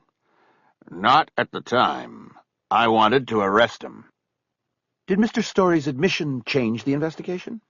"It pretty much closed the focus. The man had admitted the crime to me. We began looking only at him." "Did you ever consider that perhaps the admission was an empty boast? That at the same time you were in essence baiting the defendant, he was baiting you?" "Yes, I considered it. But ultimately I believed he made the statements because they were true, and because he believed he was in an invincible position at that point." There was a sharp ripping sound as Story tore the top page off his sketchpad. He crumbled the paper and bounced it across the table. It hit a computer screen and bounced off the table to the floor. "Thank you, Detective," Langweiser said. "Now, you said the decision was to continue the investigation. Can you tell the jury what that entailed?" Bosch described how he and his partners interviewed dozens of witnesses who had seen the defendant and the victim at the film premiere or at the reception that followed in a circus tent erected in a nearby parking lot. They also interviewed dozens more people who knew Story or had worked with him. Bosch acknowledged that none of these interviews produced information important to the investigation. "You mentioned earlier that during the search of the defendant's home, you became curious about a missing book, correct?" "Yes." Folks objected. "There has been no evidence whatsoever about a missing book. There was a space on the shelf. It doesn't mean there was ever a book in that place." Langweiser promised she would tie it all up promptly, and the judge overruled. "Did there come a time when you determined what book had been in that space on the shelf in the defendant's home?" "Yes. In the course of our gathering of background information on Mr. Story, my partner, Kisman Ryder, who was aware of his work and professional reputation, remembered that she had read a story about him in a magazine called Architectural Digest. She was able to do an internet search and determined that the issue she remembered was from February of last year. She then ordered a copy of the magazine from the publisher. What she had remembered was that there were photos in the article of Mr. Story in his house.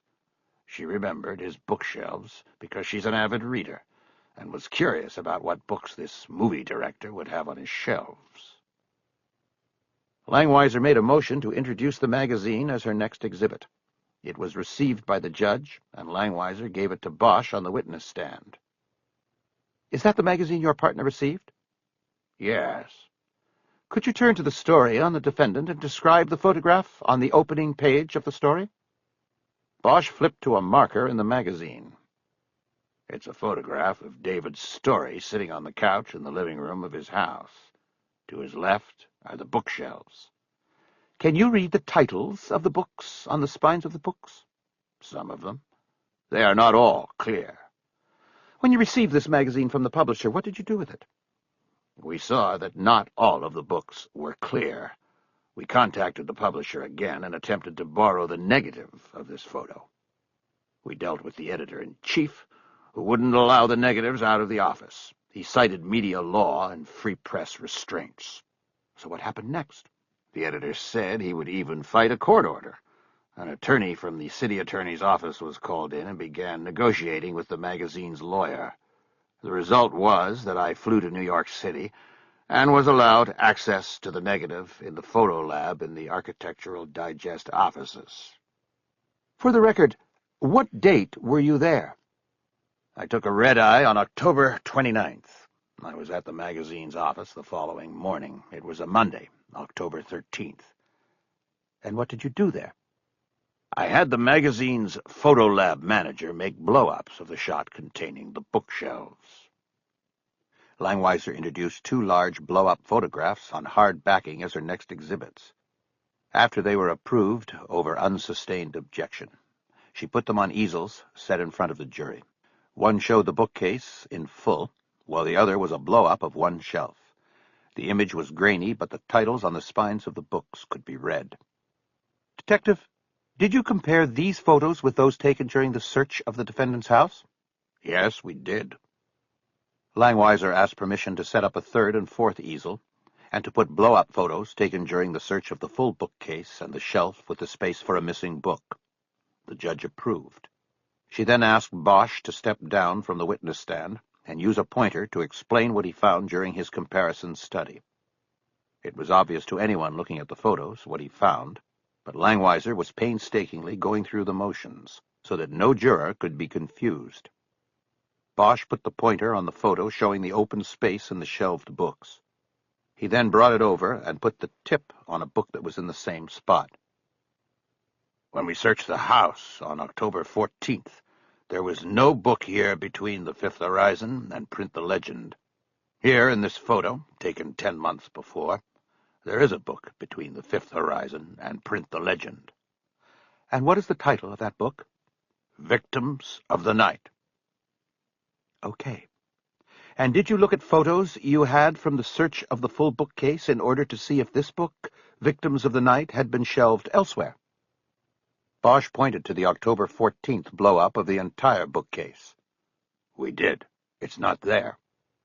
"Did you find this book anywhere in the house?" "No, we did not." "Thank you, Detective.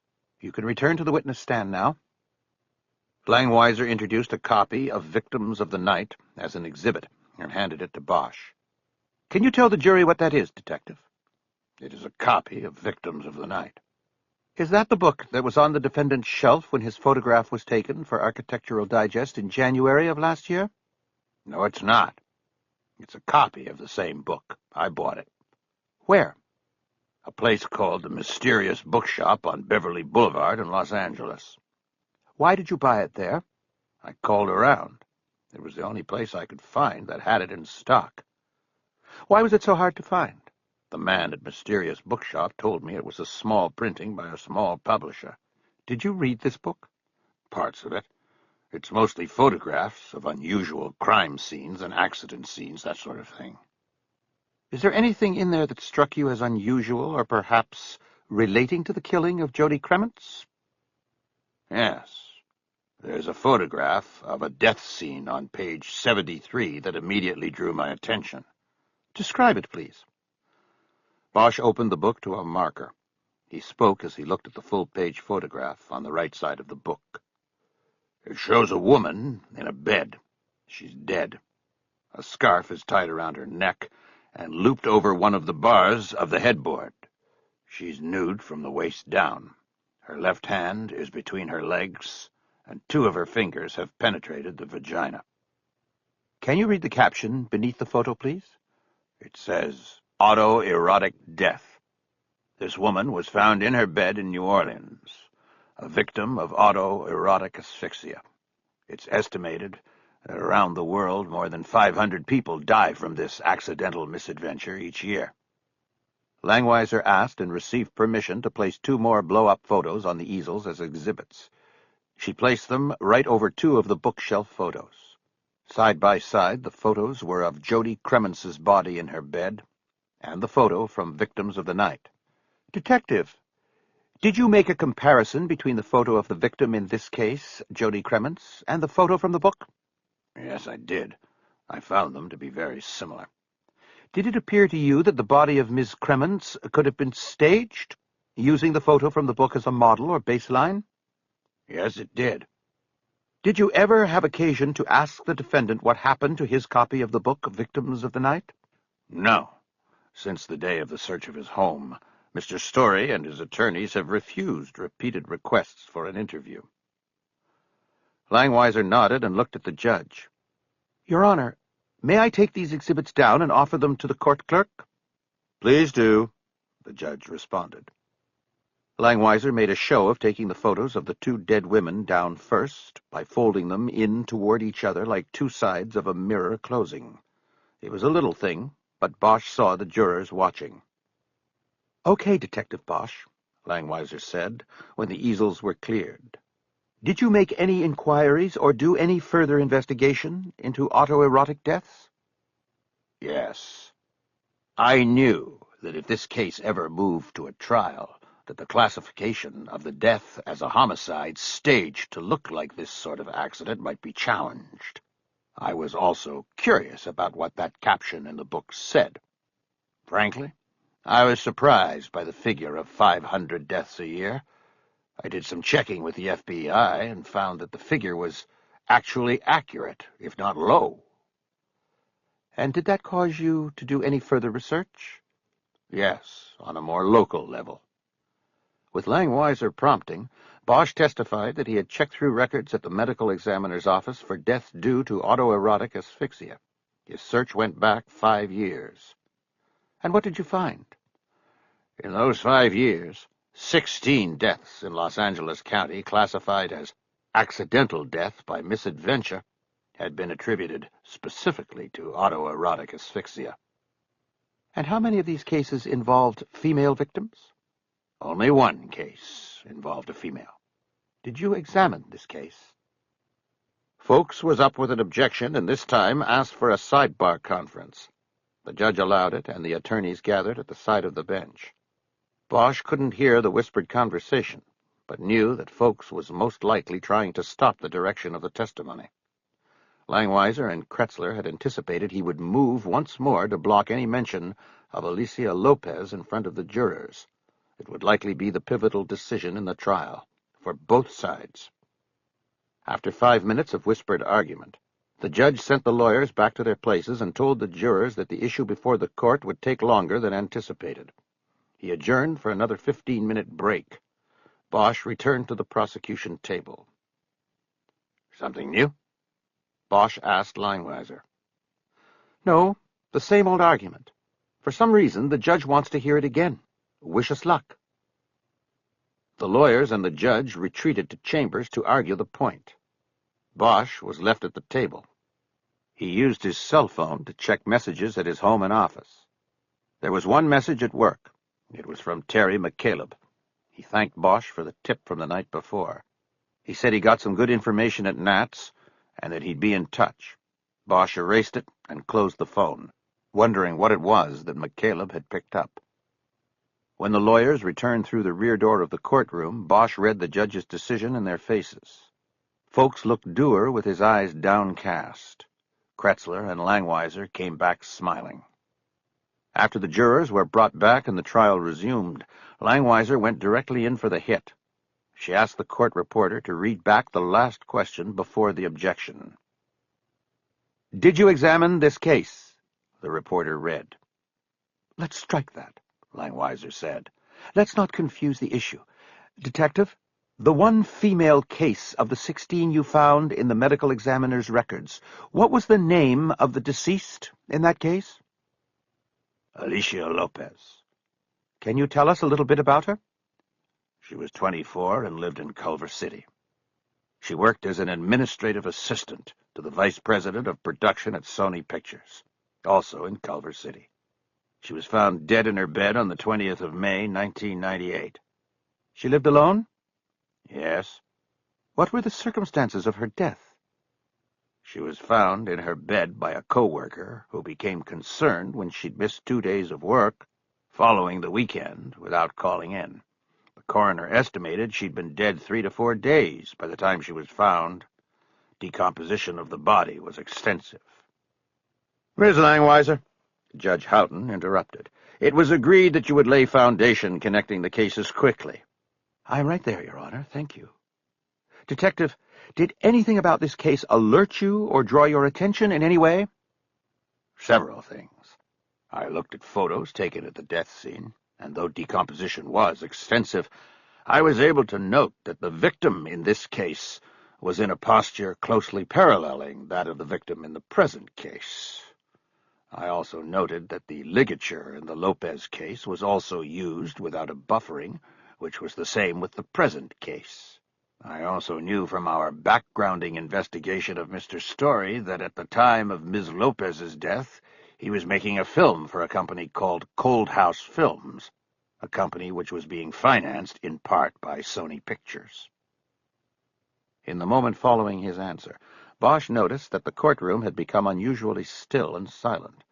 No one was whispering in the gallery or clearing their throat. It was as if everyone, jurors, lawyers, spectators, and media, all decided to hold their breath at once.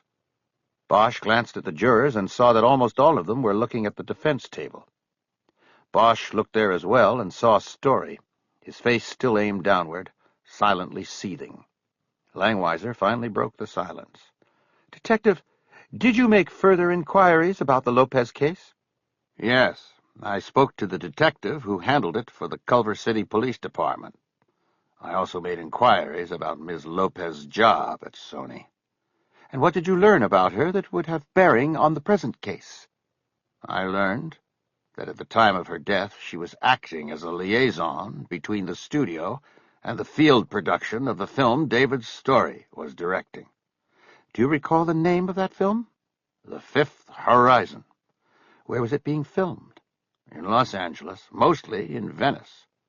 "And as a liaison, would Ms. Lopez have had any direct contact with Mr. Story?" "Yes. She spoke with him by phone, or in person, every day of the shoot." Again the silence seemed to be roaring. Langweiser milked it for as long as she could and then started driving home the nails. "Let me see if I have all of this straight, Detective. Your testimony is that in the past 5 years there has been only one death of a female in Los Angeles County attributed to autoerotic asphyxia, and that the present case involving the death of Jody Kremens was staged to appear as an autoerotic asphyxia?" "Objection!" Folks interjected. "Asked and answered." "Overruled," Houghton said without argument from Langweiser. "The witness may answer." "Yes," Bosch said. "Correct." "And that both of these women knew the defendant, David Story?" "Correct." "And that both of these deaths show similarities to a photograph of an autoerotic death contained in a book known at one time to be in the defendant's collection at home?" "Correct." Bosch looked over at Story as he said it, hoping he would look up so that they could lock eyes one more time. "What did the Culver City Police Department have to say about this, Detective Bosch?" "Based upon my inquiries, they've reopened the case, but they're hampered." "Why is that?" "The case is old. Because it was originally ruled an accidental death, not all the records were kept in archives. Because decomposition was advanced at the time of the body's discovery, it's hard to make definitive observations and conclusions, and the body cannot be exhumed because it was cremated. It was? By who? Folks stood and objected, but the judge said the argument had already been heard and overruled. Langweiser prompted Bosch before folks had even sat back down. By who, Detective Bosch? By her family, but it was paid for. The cremation, the service, everything was paid for by David Story as a gift in Alicia Lopez's memory. Langweiser loudly flipped up a page on her legal tablet. She was on a roll, and everybody knew it. It was what cops and prosecutors called being in the tube. It was a surfing reference. It meant they'd ridden the case into the water tunnel where everything was going smoothly and perfectly, and was surrounding them in glorious balance. Detective, subsequent to this part of the investigation, did there come a time when a woman named Annabelle Crowe came to see you? Yes. A story had broken in the Los Angeles Times about the investigation, and how David Story was the focus. She read the story and came forward. And who is she? She's an actress. She lives in West Hollywood. And what bearing did she have on this case? She told me that she had dated David Story at one time last year, and he choked her while they were having sex. Folks made another objection, this one without the force of his other protestations. But again, he was overruled as the testimony had been cleared by the judge in earlier motions. Where did Ms. Crowe say this incident took place? In Mr. Story's home on Mulholland Drive. I asked her to describe the place, and she was able to do so accurately. She'd been there. Couldn't she have seen the issue of Architectural Digest that showed photos of the defendant's home? She was able to describe in accurate detail areas of the master bedroom and bath that were not shown in the magazine. What happened to her when the defendant choked her? She told me she passed out. When she awoke, Mr. Story was not in the room. He was taking a shower. She grabbed her clothing and fled from the home. Langweiser underlined that with a long silence. She then flipped the pages of her pad down, glanced over at the defense table, and then looked up at Judge Houghton. Your Honor, that is all I have for Detective Bosch at this time. Chapter 26. McCaleb got to El Cochinito at 11:45. He hadn't been inside the storefront restaurant in Silver Lake in 5 years, but he remembered the place had only a dozen or so tables, and they were usually taken quickly at lunchtime. And often those tables were taken by cops. Not because the name of the restaurant was a draw, the Little Pig, but because the food was of high quality and low cost. It had been McCaleb's experience that cops were highly skilled in finding such establishments among the many restaurants in any city. When he'd traveled on assignment for the Bureau, he would always ask the local street cops for recommendations on food. He'd rarely been disappointed. While he waited for Winston, he carefully studied the menu and planned his meal. In the past year, his palate had finally returned with a vengeance. For the first 18 months of his life after surgery, his sense of taste had deserted him. He'd not cared what he ate because it all tasted the same, bland. Even a heavy dousing of habanero sauce on everything from sandwiches to pasta only registered a minor blip on his tongue. But then, slowly, his taste started coming back, and it became a second rebirth for him following the transplant itself. He now loved everything Graciela made. He even loved everything he made, and this despite his general ineptitude with anything other than the barbecue grill. He ate everything with a gusto he'd never had before, even before the transplant. A peanut butter and jelly sandwich in the middle of the night was something he privately savored, as much as a trip with Graciela overland to dine in style at Hozu on Melrose. Consequently, he'd started filling out, gaining back the 25 pounds he'd lost while his own heart had withered, and he'd waited for a new one.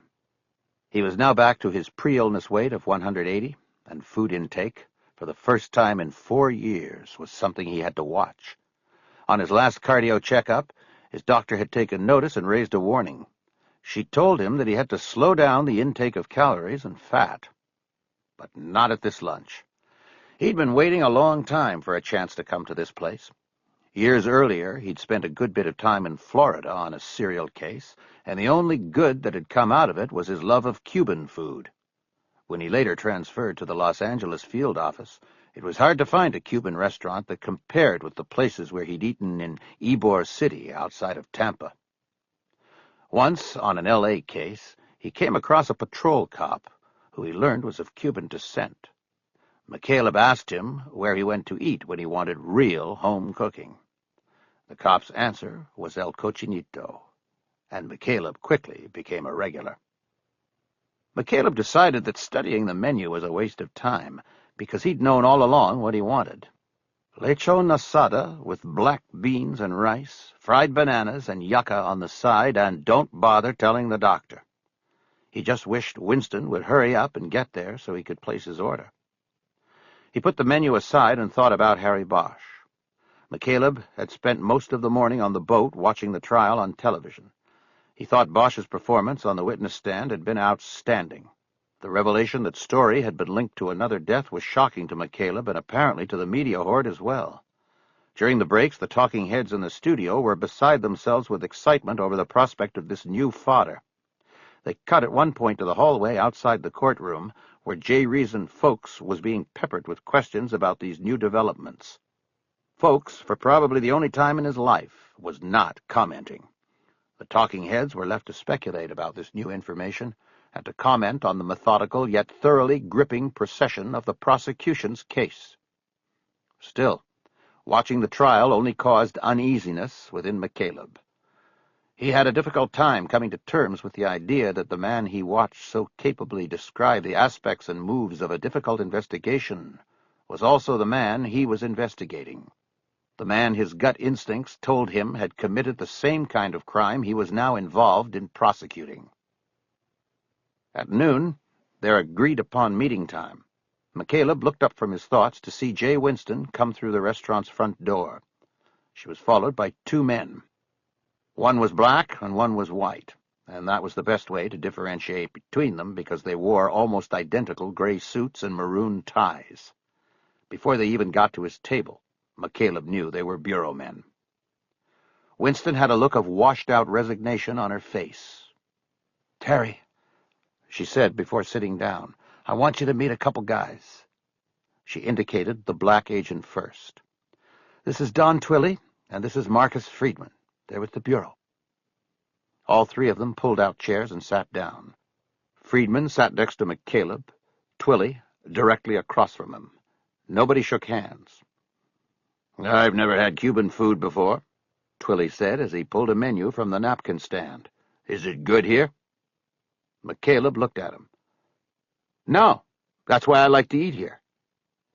Twilley's eyes came up from the menu, and he smiled. "I know, stupid question." He looked down at the menu and then back up at McCaleb. "You know I know about you, Terry. You're a fucking legend in the F.O. Not because of the heart, because of the cases. I'm glad to finally meet you." McCaleb looked over at Winston with a look that said, "What the hell is going on?" "Terry, Mark and Don are from the Civil Rights section." "Yeah? That's great. Did you guys come all the way from the field office to meet the legend and try Cuban food, or is there something else?" Twilley began. "Terry, the shit's hit the fan," Winston said. "A reporter called my captain this morning to ask if we were investigating Harry Bosch as a suspect in the gun case." McCaleb leaned back in his seat, shocked by the news. He was about to respond when the waiter came to the table. "Give us a couple minutes," Twilley said gruffly to the man, waving him off with a dismissive gesture which annoyed McCaleb. Winston continued. "Terry, before we go further with this, I have to know something. Did you leak this?" McCaleb shook his head in disgust. "Are you kidding me? You're asking me that?" "Look, all I know is that it didn't come from me, and I didn't tell anyone, not Captain Hitchens and not even my own partner, let alone a reporter." "Well, it wasn't me. Thanks for asking." He glanced at Twilley and then back at Winston.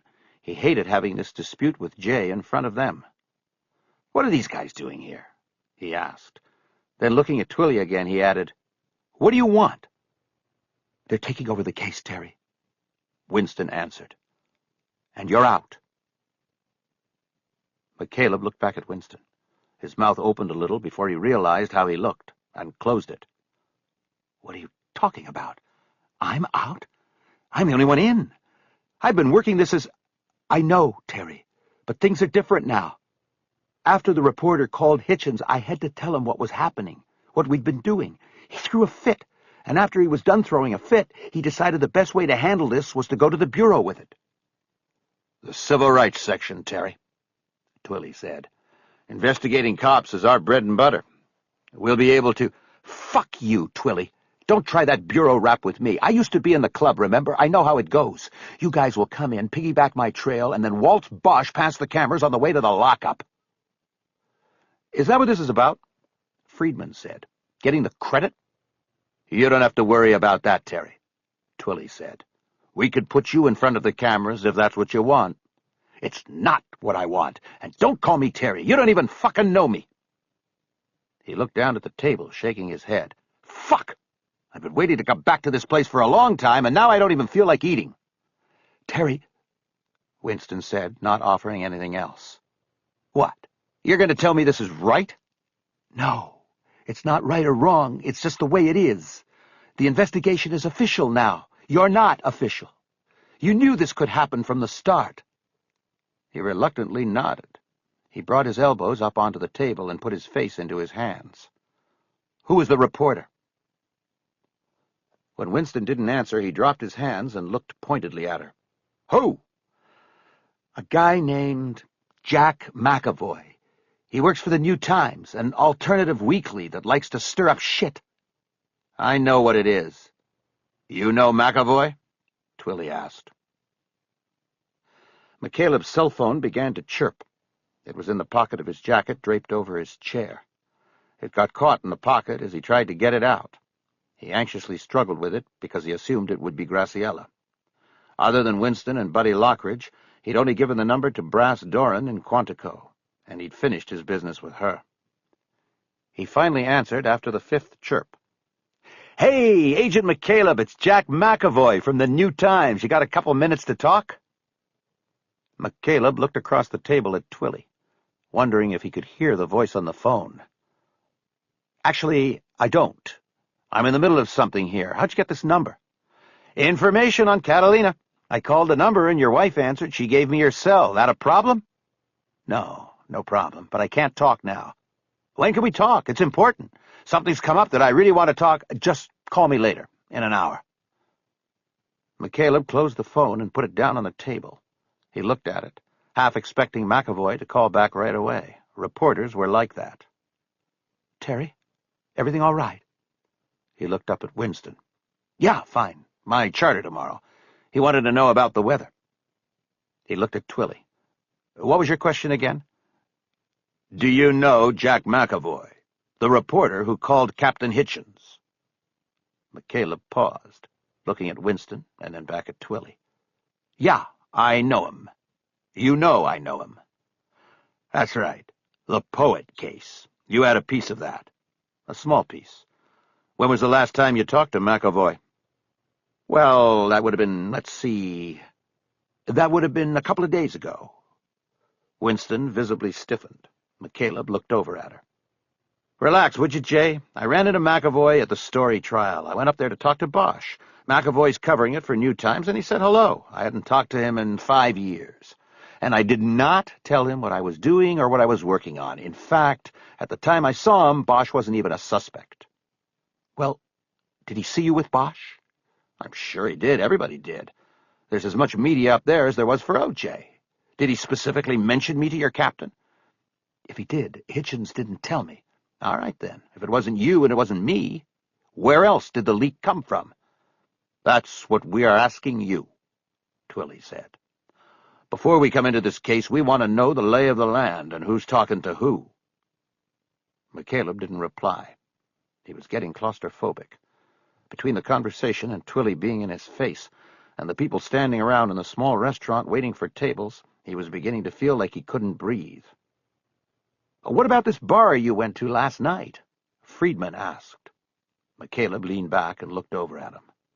What about it? Jay told us what you told her. You specifically asked about Bosch and Gunn there, right?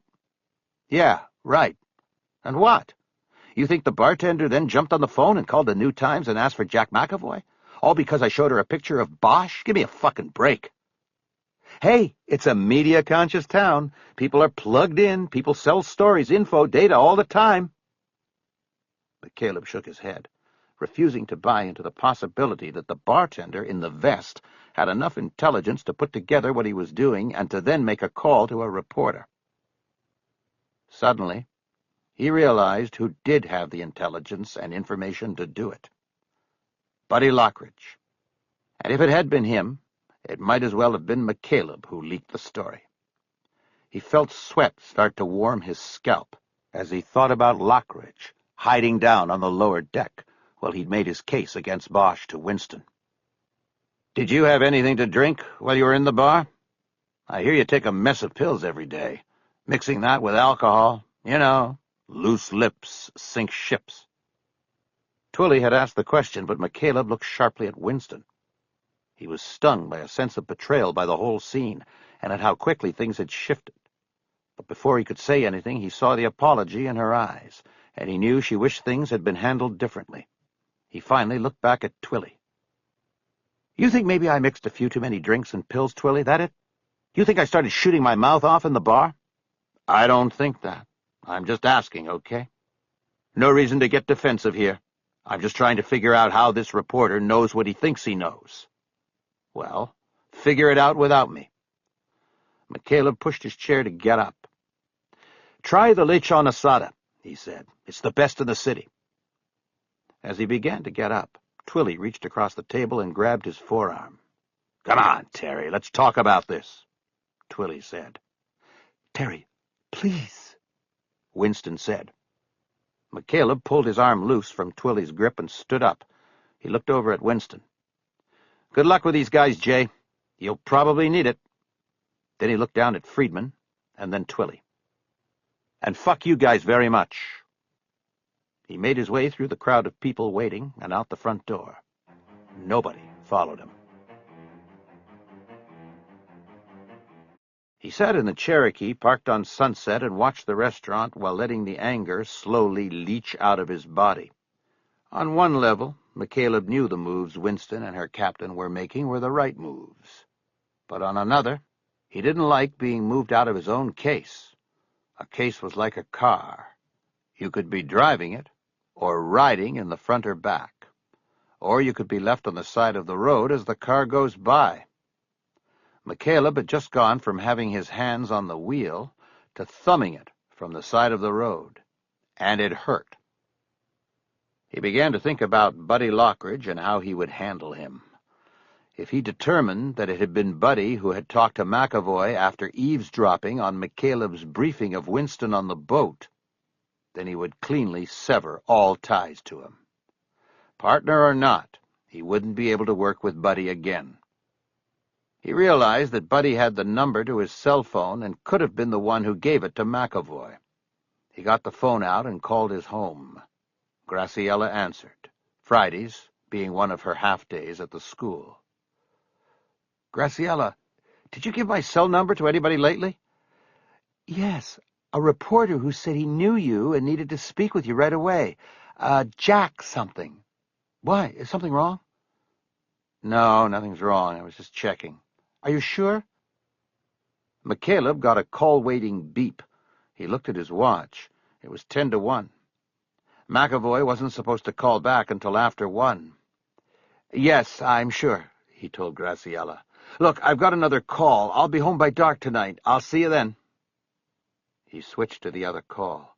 It was McAvoy, who explained that he was at the courthouse and had to get back into the trial at 1 or he'd lose his precious seat. He couldn't wait the full hour to call back. "Can you talk now?" he asked. "What do you want?" "I need to talk to you." "You keep saying that. About what?" "Harry Bosch. I'm working on a story about—" "I don't know anything about the story case. Only what's on TV." "It's not that. It's about the Edward Gunn case." McCaleb didn't answer. He knew this was not good. Dancing with a reporter over something like this could only lead to trouble. McAvoy spoke into the silence. Is that what you wanted to see Harry Bosch about the other day when I saw you here? Are you working on the gun case? Listen to me. I can honestly tell you that I am not working on the Edward gun case, okay? Good, McCaleb thought. So far, he hadn't lied.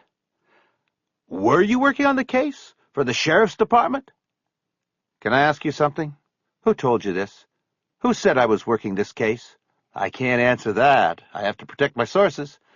If you want to give me information, I will protect your identity as well.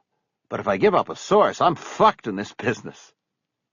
Well, I'll tell you what, Jack. I'm not talking to you unless you are talking to me. Know what I mean? It's a two-way street. You want to tell me who's saying this shit about me, and I'll talk to you. Otherwise, we've got nothing to say to each other. He waited.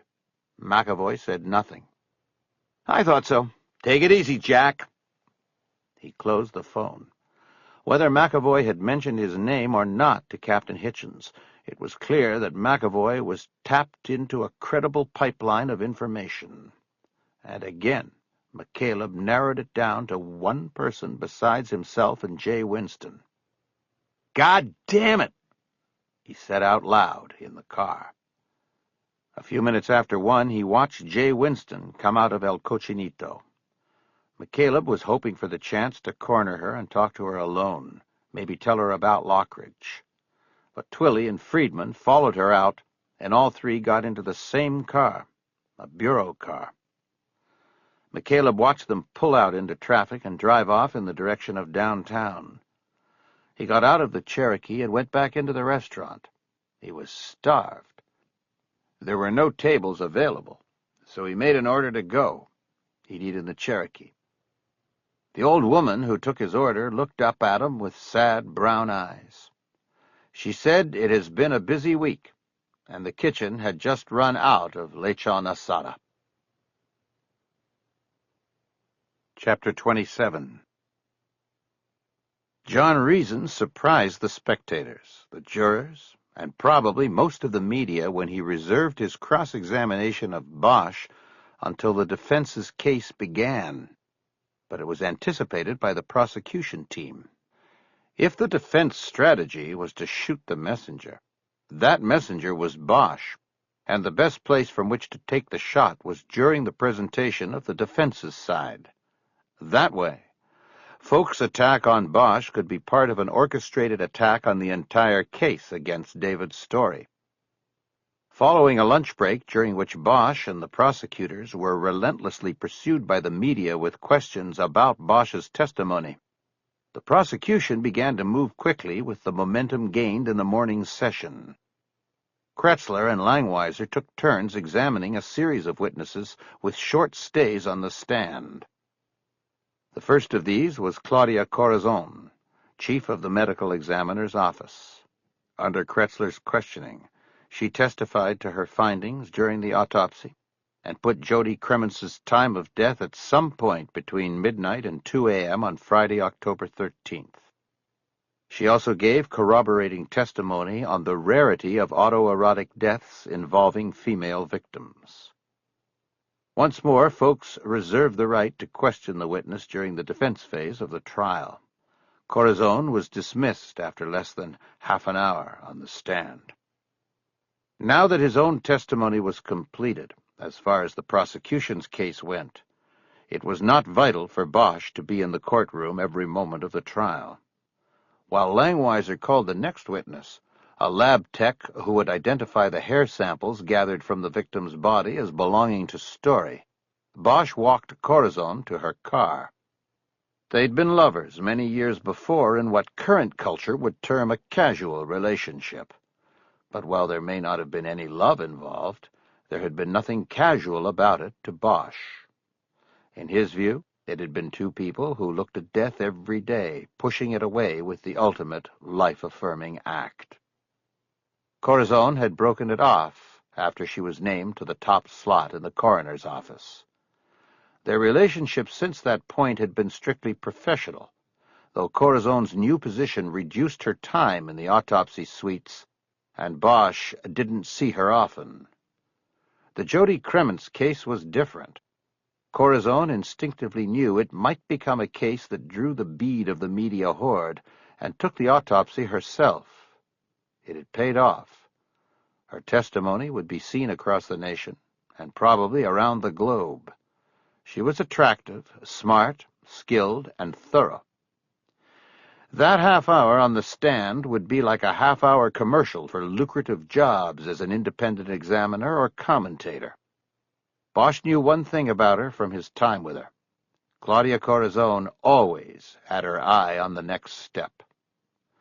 She was parked in the garage next to the state parole office on the back side of the Justice Complex. They spoke of banalities, the weather, Harry's attempts to stop smoking, until Corazon brought the case up. "It seems to be going well, so far. It'd be nice if we won one of these big ones for a change." "It would."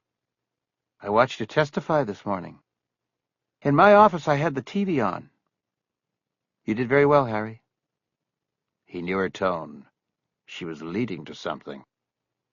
But you look tired. And you know they're going to come after you. This kind of case? If they destroy the cop, they destroy the case." OJ 101. "Right. So are you ready for them?" I think so. "Good. Just rest up." Easier said than done. As they approached the garage, Bosch looked over at the parole office and saw a gathering of the staff out front for some kind of presentation. The group was standing below a banner hanging from the roofline that said, "Welcome back, Thelma." A man in a suit was presenting a plaque to a heavy-set black woman who was leaning on a cane. "Oh, that's that parole agent," Corazon said. "The one who got shot last year by that hitman from Vegas?" Right, Bosch said, remembering the story. "She came back." He noticed that there were no television cameras recording the presentation. A woman got shot in the line of duty and then fought her way back to the job. It apparently wasn't worth wasting a videotape over. "Welcome back," he said. Corazon's car was on the second floor. It was a two-seat, shining black Mercedes.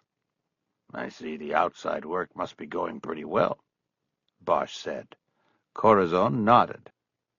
"In my last contract, I got 4 weeks of professional leave. I'm making the most of it. Trials, TV, that sort of thing. I did a case on that autopsy show on HBO, too. It airs next month." "Claudia, you're going to be world famous before we know it." She smiled and stepped close to him and straightened his tie. "I know what you think about it, Harry. That's okay." "Doesn't matter what I think about it. Are you happy?" She nodded. "Very. Then I'm happy for you. I better get back in there. I'll see you, Claudia." She suddenly rose on her toes and kissed him on the cheek.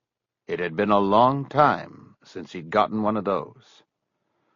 "I hope you make it through, Harry." "Yeah, me too." Bosch stepped out of the elevator into the hallway and headed toward the Department N courtroom. He saw a line of people cordoned off by the courtroom door, people waiting for a spectator seat to possibly open. A couple of reporters were milling about the open door of the press room, but everybody else was at stations watching the trial. "Detective Bosch?" Bosch turned. Standing in a payphone alcove was Jack McAvoy, the reporter he had met the day before. He stopped. "I saw you walk out, and I hoped I'd catch you." "I have to get back in there." "I know. I just wanted to tell you that it's very important that I talk to you about something. The sooner the better." "What are you talking about? What's so important?" "Well, it's about you." McAvoy stepped out of the alcove so that he was closer to Bosch and didn't have to speak as loud. "What about me?" Do you know you're under investigation by the sheriff's department? Bosch looked up the hall toward the courtroom door and then back at McAvoy. The reporter was slowly bringing a pad of paper and pen up in his hands. He was ready to take notes. Wait a minute. Bosch put his hand on the notebook. What are you talking about? What investigation? Edward Gunn, you remember him? He's dead, and you're their suspect. Bosch just stared at him, his mouth coming slightly open. I wondered if you want to comment on this. You know, defend yourself. I'll be writing a story for next week's edition and wanted you to have the chance to tell your... No comment. I have to get back. Bosch turned and walked a few paces toward the courtroom door, but then stopped. He walked back to McAvoy, who was writing in the notebook. What are you writing? I didn't say anything. I know. That's what I'm writing. McAvoy looked up from the notebook to him. You said next week. Bosch said. When does it come out? New Times is published every Thursday morning. So, until when do I have, if I decide to talk to you? About Wednesday lunch, but that won't be pressing it. I won't be able to do much then but drop in some quotes. The time to talk is now. Who told you this? Who's your source? McAvoy shook his head. I can't discuss sources with you. What I want to talk about is this allegation. Did you kill Edward Gunn? Are you some kind of avenging angel? That's what they think. Bosch studied the reporter for a long moment before finally speaking. Don't quote me on this, but fuck you. You know what I mean? I don't know if this is a bullshit bluff or not, but let me give you some advice. You better make damn sure you've got it right before you put anything in that paper of yours. A good investigator always knows the motivation of his sources. It's called having a bullshit meter. Yours better be working real well. He turned and walked quickly to the courtroom door. Langweiser had just finished with the hair specialist when Bosch came back into the courtroom. Once again, folks stood up and reserved the right to recall the witness during the defense case. While the witness came through the gate behind the attorney's lectern, Bosch slipped past him and went to his seat at the prosecution table. He didn't look at or say anything to Langweiser or Kretzler. He folded his arms and looked down at the notepad he'd left on the table. He realized he'd adopted the same position and posture he'd seen David Story take at the defense table, the posture of a guilty man. Bosch quickly dropped his arms to his lap and looked up at the seal of the state of California which hung on the wall above the judge's bench. Langweiser got up and called the next witness, a fingerprint technician. His testimony was quick and more corroboration of Bosch's testimony. It went unchallenged by folks. The technician was followed to the stand by the patrol officer who answered the first call from Krementz's roommate and his sergeant, who was the next to arrive. Bosch barely listened to the testimony. There was nothing new in it, and his mind was racing in another direction. He was thinking about McAvoy and the story he was working on. He knew he should inform Langweiser and Kretzler, but wanted time to think about things. He decided to hold off until after the weekend.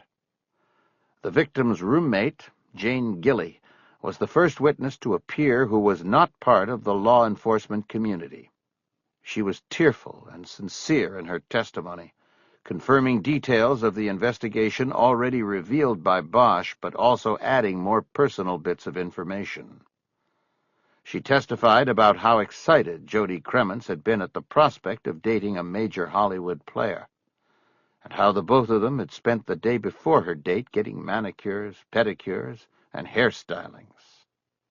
"She paid for me," Gilly testified. "That was so sweet."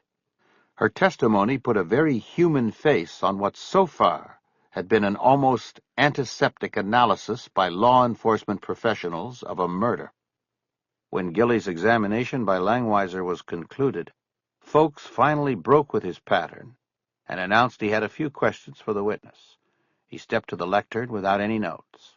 He clasped his hands behind his back and leaned slightly forward to the microphone.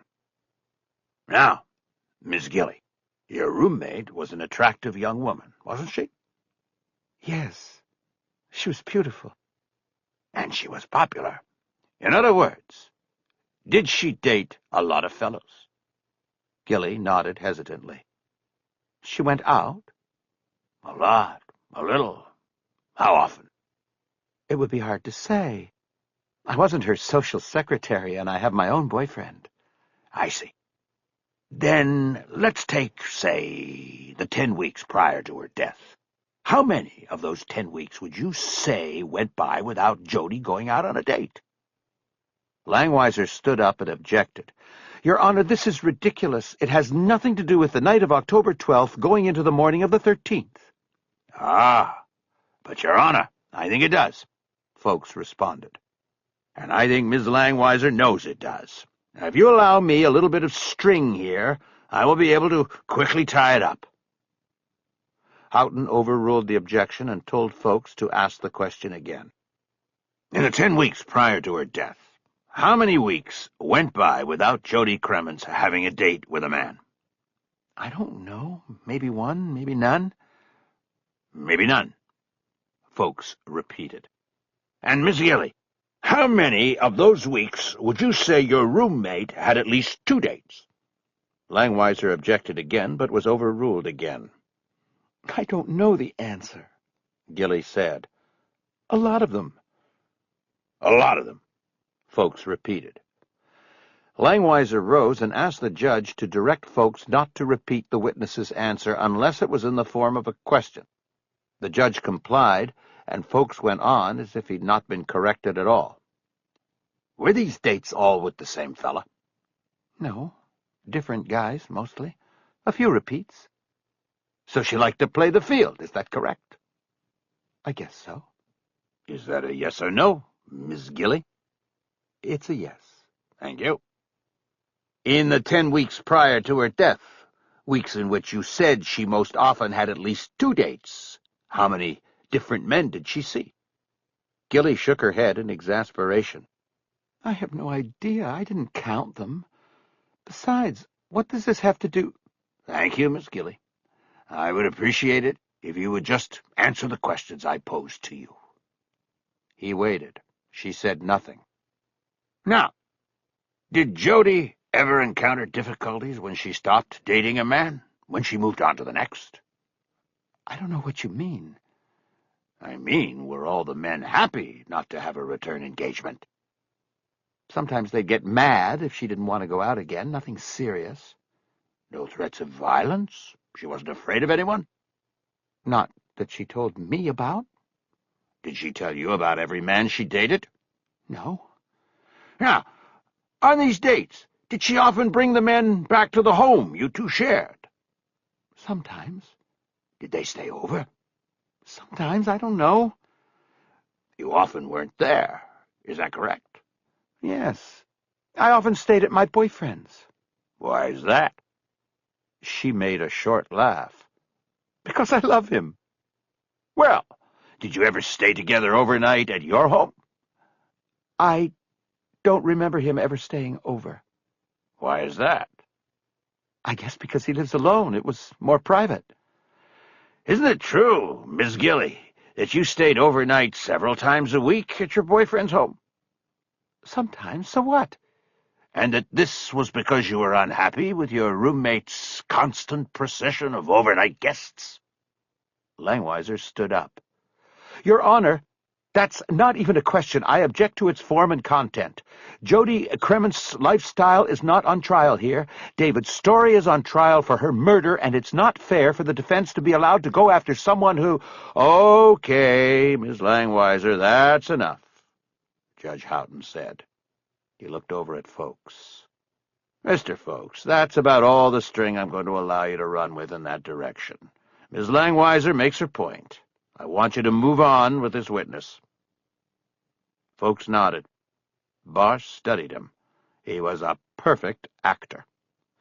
In his demeanor, he was able to convey the frustration of a man being pulled back from a hidden truth. He wondered if the jury would see it as an act.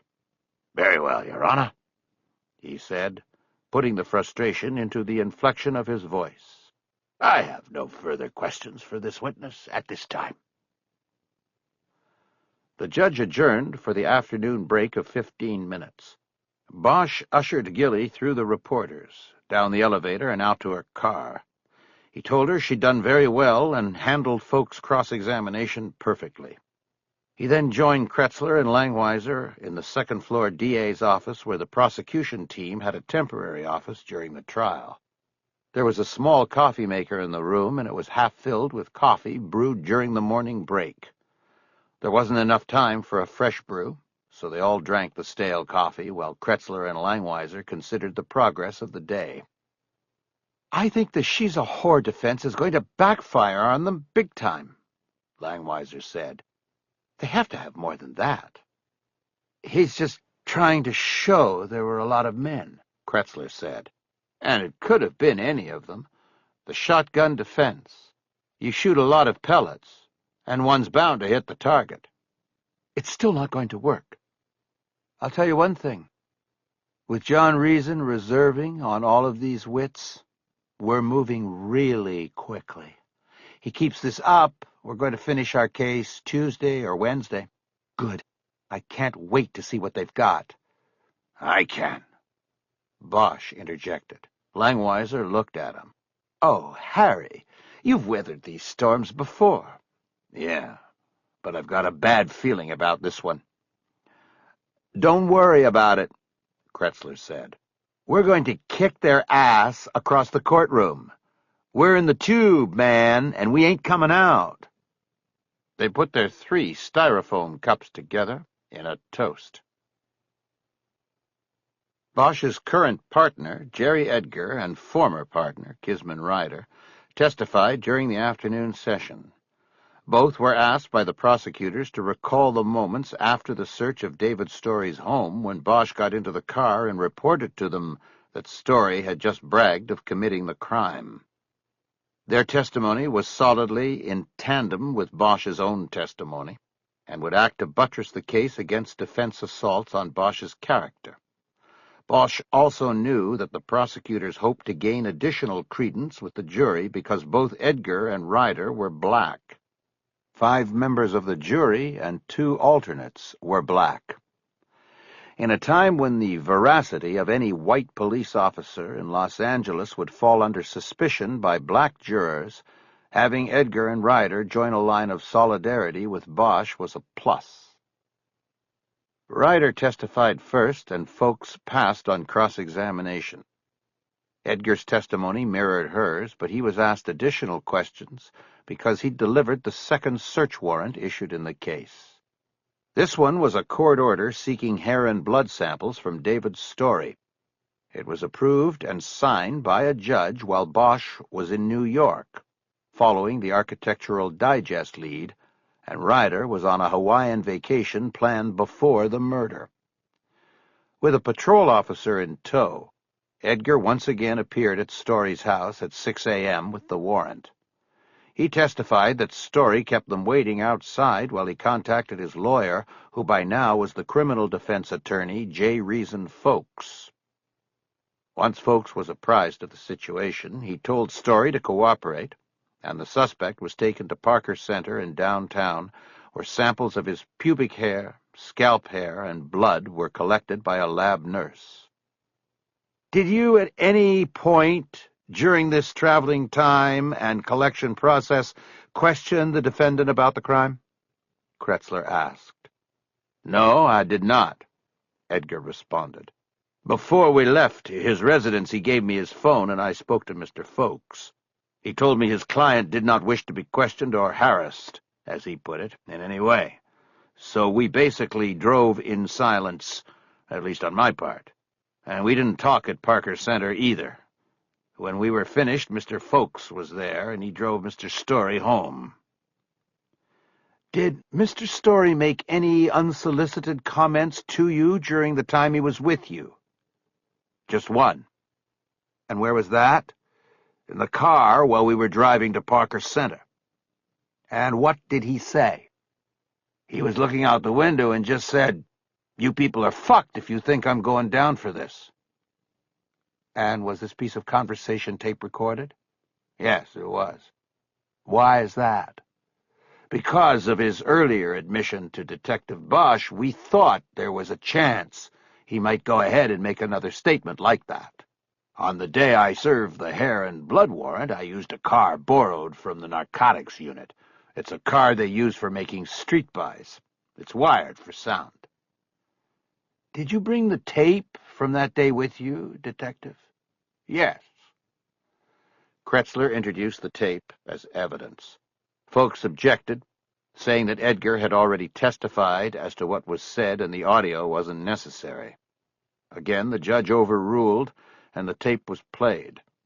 Kretzler started the tape well before the statement made by Story, so that the jurors would hear the hum of the car engine and traffic noise and know that Edgar did not violate the defendant's rights by questioning him in order to elicit the statement. When the tape came to Story's comment, the tone of arrogance and even hate for his investigators came through loud and clear.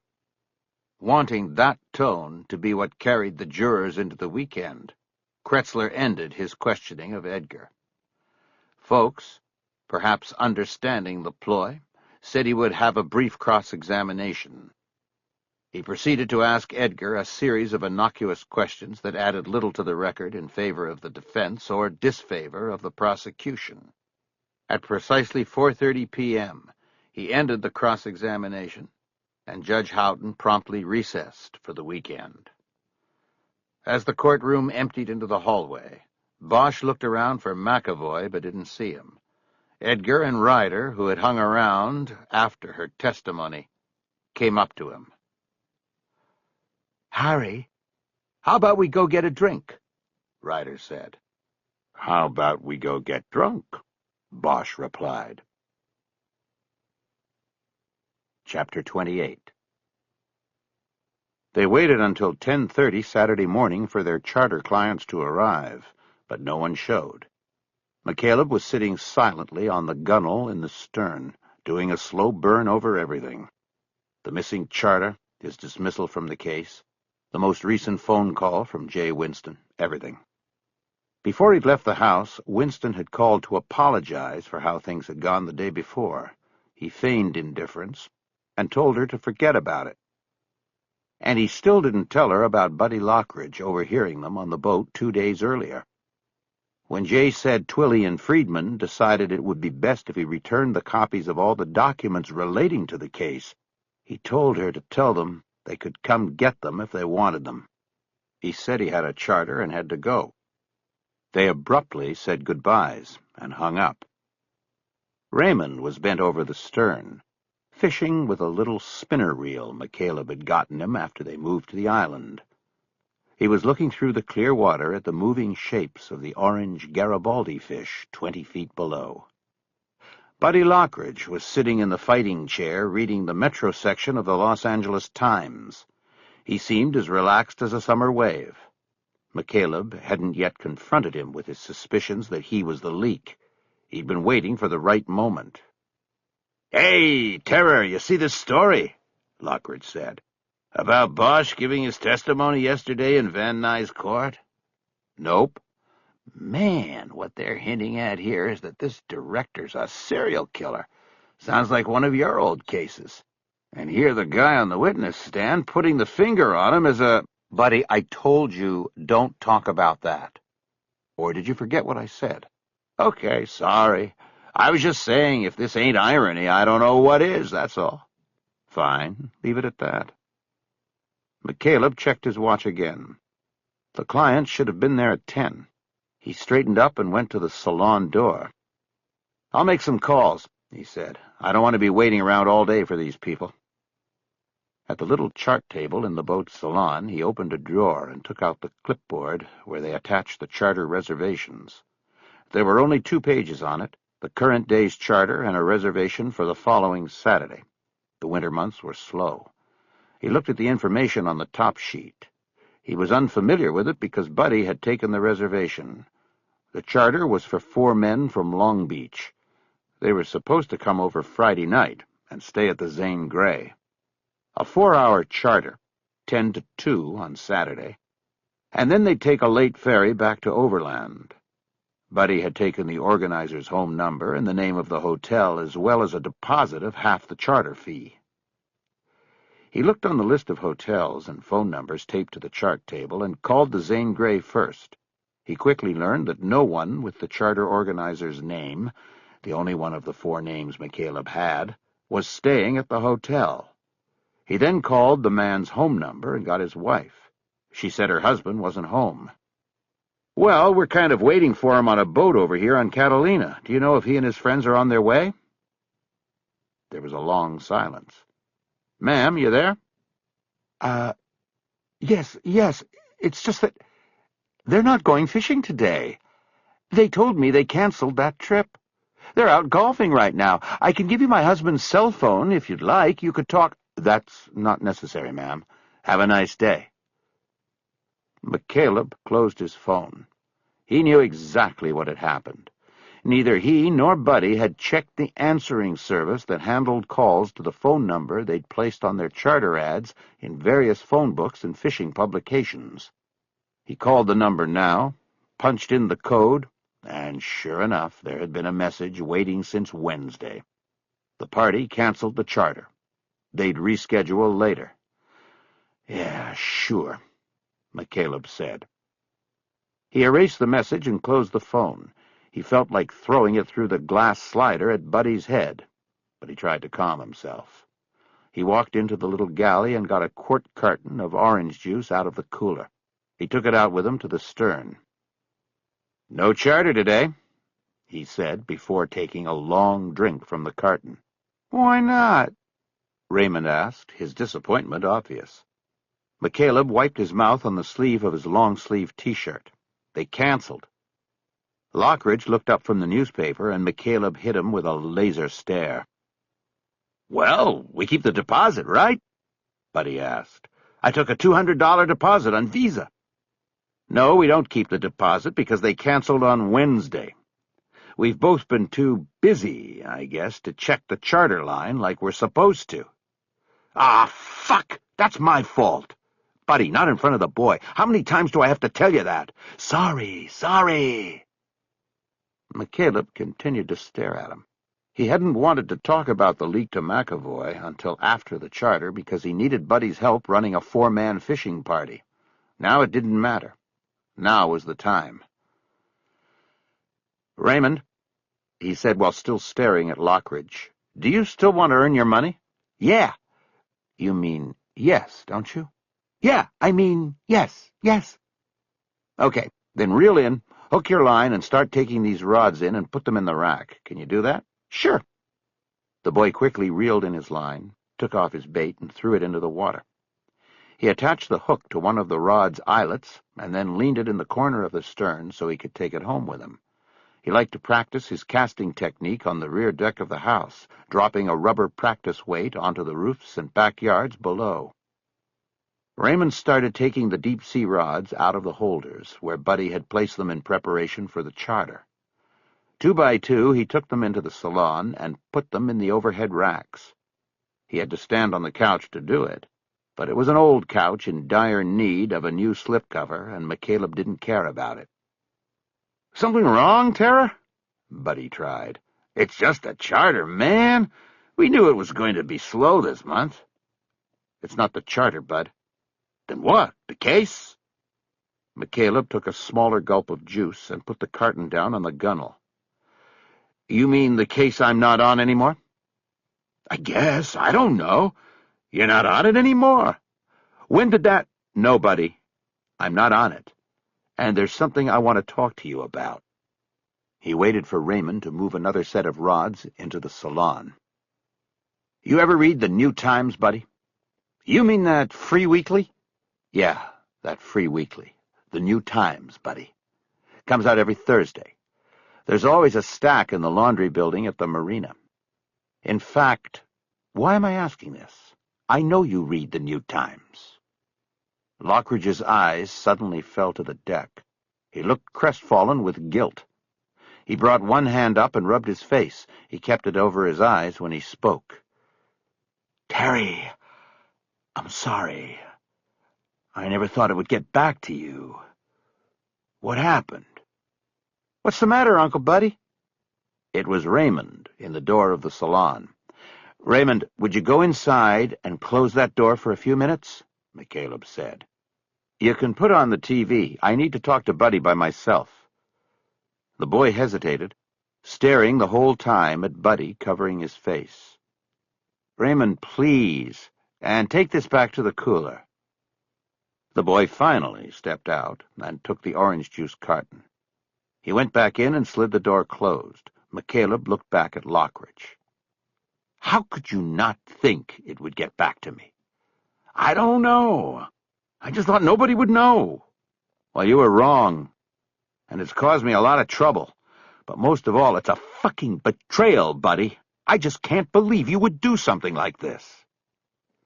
McCaleb glanced at the glass door to make sure the boy wasn't in earshot. There was no sign of Raymond. He must have gone down to one of the staterooms. McCaleb realized his breathing was way up. He was so angry he was hyperventilating. He had to end this and calm down. "Does Graciela have to know about it?" Buddy asked in a pleading voice. "I don't know. It doesn't matter what she knows. What matters is that we had this relationship and then you do something like this behind my back." Lockridge still hid his eyes behind his hand. "I just didn't think it would mean that much to you, even if you found out. It was no big deal. Don't try to mitigate it or tell me what kind of deal it is, okay? Don't even talk to me in that pleading, whiny voice. Just shut up." McCaleb walked to the stern, pressing his thighs against the padded coaming. His back to Lockridge, he looked up the hillside above the commercial part of the little town. He could see his house. Graciela was on the deck holding the baby. She waved and then held Cielo's hand up in a baby wave. McCaleb waved back. "What do you want me to do?" Buddy said from behind him. His voice was more controlled now. "What do you want me to say? I won't do it again? Fine, I won't do it again."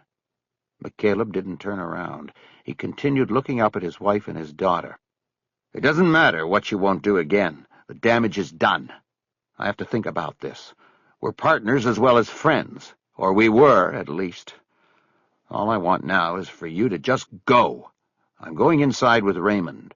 Take the skiff and go back to the pier. Take a ferry back tonight. I just don't want you around here, Buddy, not now." "How will you guys get back to the pier?" It was a desperate question with an obvious answer. "I'll call the water taxi. But we've got a charter next Saturday. It's 5 people, and I'll worry about Saturday when I come to it. I can cancel it if I have to, or turn it over to Jim Hall's charter." "Terry, are you sure about this? All I did was—" "I'm sure. Go on, Buddy. I don't want to talk any more." McCaleb turned from the view and walked past Lockridge and out to the salon door. He opened it and stepped in, then slid the door closed behind him. He didn't look back at Buddy. He went to the chart table and got an envelope out of the drawer. He slipped a $5 bill from his pocket into it, sealed it, and wrote Raymond's name on it. "Hey, Raymond, where are you?" he called out. For dinner they had grilled cheese sandwiches and chili. The chili was from the Busy Bee.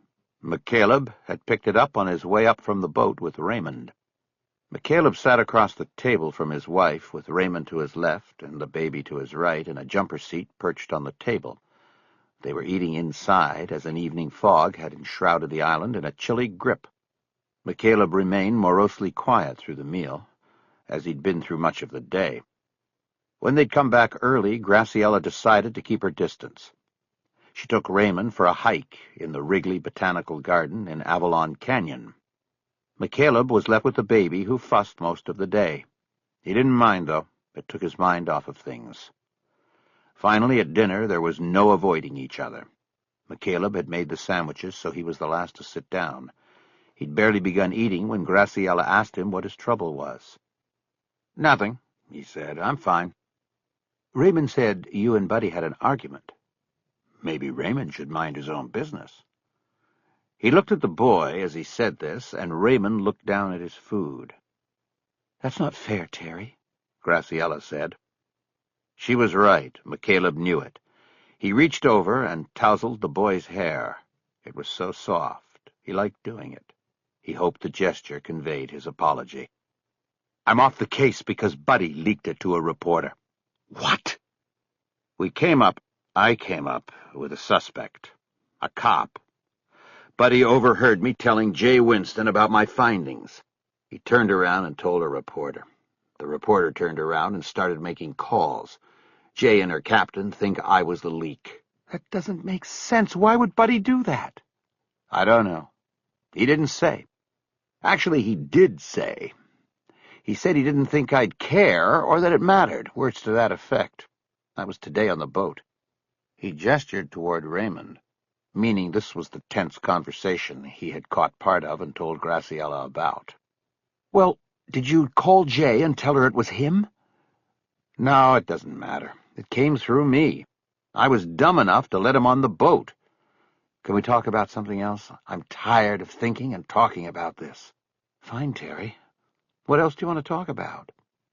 He was silent. She was silent. After a long moment, he started to laugh. I can't think of anything right now. Graciela finished eating a bite of her sandwich. McCaleb looked over at Cielo, who was looking at a blue and white ball that was suspended over her on a wire attached to the side of her bouncer seat. She was trying to reach for it with her tiny hands, but couldn't quite make it. McCaleb could see her getting frustrated, and he understood the feeling. Raymond, tell your father what you saw today in the gardens, Graciela said. She had recently begun referring to McCaleb as Raymond's father. They had adopted him, but McCaleb didn't want to put any pressure on the boy to think of or refer to him as his father. Raymond usually called him Terry. We saw a Channel Islands fox, he said now. It was hunting in the canyon. I thought foxes hunted at night and slept during the day. Well, somebody woke him up then, because we saw him. He was big. Graciela nodded, confirming the sighting. Pretty cool, McCaleb said. Too bad you didn't get a picture. They ate in silence for a few minutes. Graciela used her napkin to clean spittle off the baby's chin. Anyway, McCaleb said, I'm sure you're happy that I'm off it, and things will be normal around here again. Graciela looked at him. I want you to be safe. I want the whole family to be together and safe. That's what makes me happy, Terry. He nodded and finished his sandwich. She continued. I want you to be happy. But if that means working these cases, then that's a conflict with your personal well-being as far as your health is concerned, and the well-being of this family. Well, you don't have to worry about it anymore. I don't think anybody will come calling on me again after this. He got up to clear the table, but before picking up plates, he leaned over his daughter's chair and bent the wire so that the blue and white ball would be within her reach. It's not supposed to be like that, Graciela said. McCaleb looked at her. Yes, it is. Chapter 29. McCaleb stayed up into the early morning hours with the baby. He and Graciela alternated nights on duty so that at least one of them got a decent night of sleep. Cielo seemed to have an almost hourly feed clock. Each time she awoke, he would feed her and walk her through the dark house. He would gently pat her back until he heard her burp, and then he would put her down again. In an hour, the process would begin again. After each cycle, McCaleb would walk through the house and check the doors. It was a nervous habit, his routine. The house, by virtue of being up on the hillside, was fogged in tight. Looking through the rear windows, he couldn't even see the lights of the pier down below. He wondered if the fog stretched across the bay to Overland. Harry Bosch's house was up high. He wondered if he was standing at his window, looking into the misty nothingness as well. In the morning, Graciela took the baby, and McCaleb, exhausted from the night and everything else, slept until 11. When he came to, he found the house to be quiet. In his T-shirt and boxer shorts, he wandered down the hall and found the kitchen and family room empty. Graciela had left a note on the kitchen table saying she'd taken the children to St. Catherine's for the 10 o'clock service, and then to the market afterward. The note said they'd be back by noon. McCaleb went to the refrigerator and got out the gallon jug of orange juice. He poured a full glass and then took his keys off the counter and went back into the hallway to the locking cabinet. He opened it up and got out a plastic Ziploc bag containing a morning dose of the drug therapy that kept him alive. The first of every month, he and Graciela carefully put together the doses and put them in plastic bags marked with dates and whether they were the AM or PM dosage. It made it easier than having to open dozens of pill bottles twice a day. He took the bag back to the kitchen and began taking the pills 2 and 3 at a time with gulps of juice. As he followed this routine, he looked through the kitchen window and down to the harbor below. The fog had moved out. It was still misty, but clear enough for him to see the following sea and a skiff tied at its fantail. He went to one of the kitchen drawers and pulled out the set of binoculars Graciela liked to use when she was watching him on the boat heading in or out of the harbor with a charter party. He went out onto the deck and to the railing. He focused the binoculars. There was no one in the cockpit or up on the bridge of the boat. His view couldn't penetrate the mirrored sliding door of the salon. He moved his focus to the skiff. It was weathered green with a 1.5-horse outboard. He recognized it as being one of the rentals from the concession on the pier.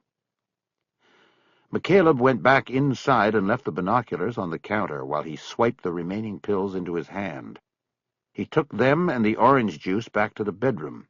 He quickly ingested the pills while he got dressed. He knew Buddy Lockridge would not have rented a boat to get to the following sea. Buddy knew which Zodiac was McCaleb's and would have simply borrowed that. Somebody else was on his boat.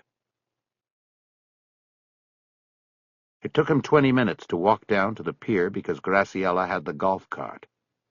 He went to the boat rental booth first to ask who'd rented the boat, but the window was closed, and there was a sign with a clock face that said the operator would not be back until 12:30. McCaleb checked his watch. It was 10 after 12. He couldn't wait. He went down the ramp to the skiff dock and stepped onto his Zodiac and started the engine. As McCaleb moved down the fairway toward the following sea, he studied the side windows of the salon, but still couldn't see any movement or indication that someone was on the boat. He cut the engine on the Zodiac when he was 25 yards away, and the inflatable skiff glided the rest of the way silently. He unzipped the pocket of his windbreaker and removed the Glock 17, his service weapon from his time with the Bureau. The Zodiac bumped lightly into the fantail next to the rental skiff. McCaleb first looked into the skiff, but saw nothing other than a life vest and a flotation cushion. Nothing that indicated who'd rented the boat.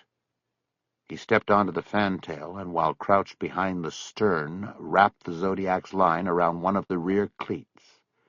He looked over the transom and only saw himself in the mirrored sliding door. He knew he would have to approach the door, not knowing if there would be someone on the other side watching him come in. He crouched down again and looked around. He wondered if he should retreat and come back with the harbor patrol boat. After a moment, he decided against it. He glanced up the hill at his house and then raised himself and swung his body over the transom. With the gun carried low and hidden behind his hip, he walked to the door and looked down at the lock. There was no damage or indication it had been tampered with. He pulled the handle and the door slid open. McCaleb was sure he'd locked it the day before when leaving with Raymond. He stepped inside. The salon was empty, no sign of intruder or burglary.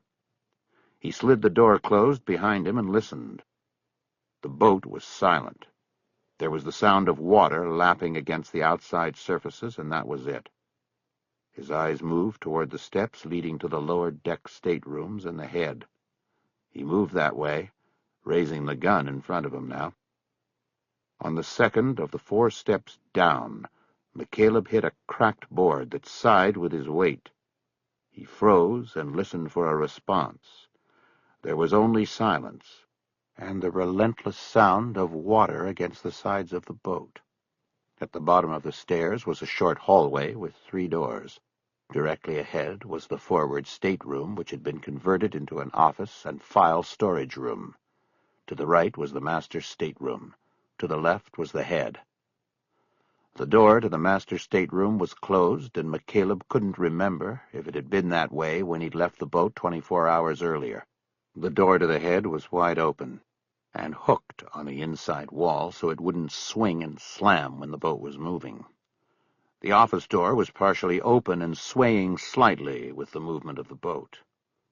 There was a light on inside the room, and McCaleb could tell it was the light over the desk, which was built into the lower berth of a set of bunk beds to the left of the door. McCaleb decided he would check the head first, followed by the office, and then the master last. As he approached the head, he realized that he smelled cigarette smoke. The head was empty, and too small to be used as a hiding place anyway. As he turned toward the office door and raised his weapon, a voice called out from within. "Come on in, Terry." He recognized the voice. He cautiously stepped forward and used his free hand to push open the door. He kept the gun raised. The door swung open, and there was Harry Bosch sitting at the desk, his body in a relaxed posture, leaning back and looking toward the door. Both his hands were in sight. Both were empty except for the unlit cigarette between 2 fingers of his right hand. McCaleb slowly moved into the small room, still holding the gun up, and aimed at Bosch. "You going to shoot me? You want to be my accuser and my executioner? This is breaking and entering, and I guess that makes us even. What are you talking about? That little dance at my place the other night, what do you call that? Harry, I got a couple more questions about the case. Only you never asked any real questions, did you? Instead, you take a look at my wife's picture and ask about that, and you ask about the picture in the hallway, and you drink my beer, and oh yeah, you tell me all about finding God in your baby daughter's blue eyes. So what do you call all of that, Terry?" Bosch casually turned the chair and glanced over his shoulder at the desk. McCaleb looked past him and saw his own laptop computer was open and turned on. On the screen he could see that Bosch had called up the file containing the notes for the profile he was going to compose until everything changed the day before. "It feels like breaking and entering to me," Bosch said, his eyes on the screen. "Maybe worse." In Bosch's new posture, the leather bomber jacket he was wearing fell open, and McCaleb could see the pistol holstered on his hip. He continued to hold his own weapon up and ready. Bosch looked back at him. "I didn't get a chance to look at all of this yet. Looks like a lot of notes and analysis. Probably all first-rate stuff, knowing you. But somehow, someway, you got it wrong, McCaleb. I'm not the guy."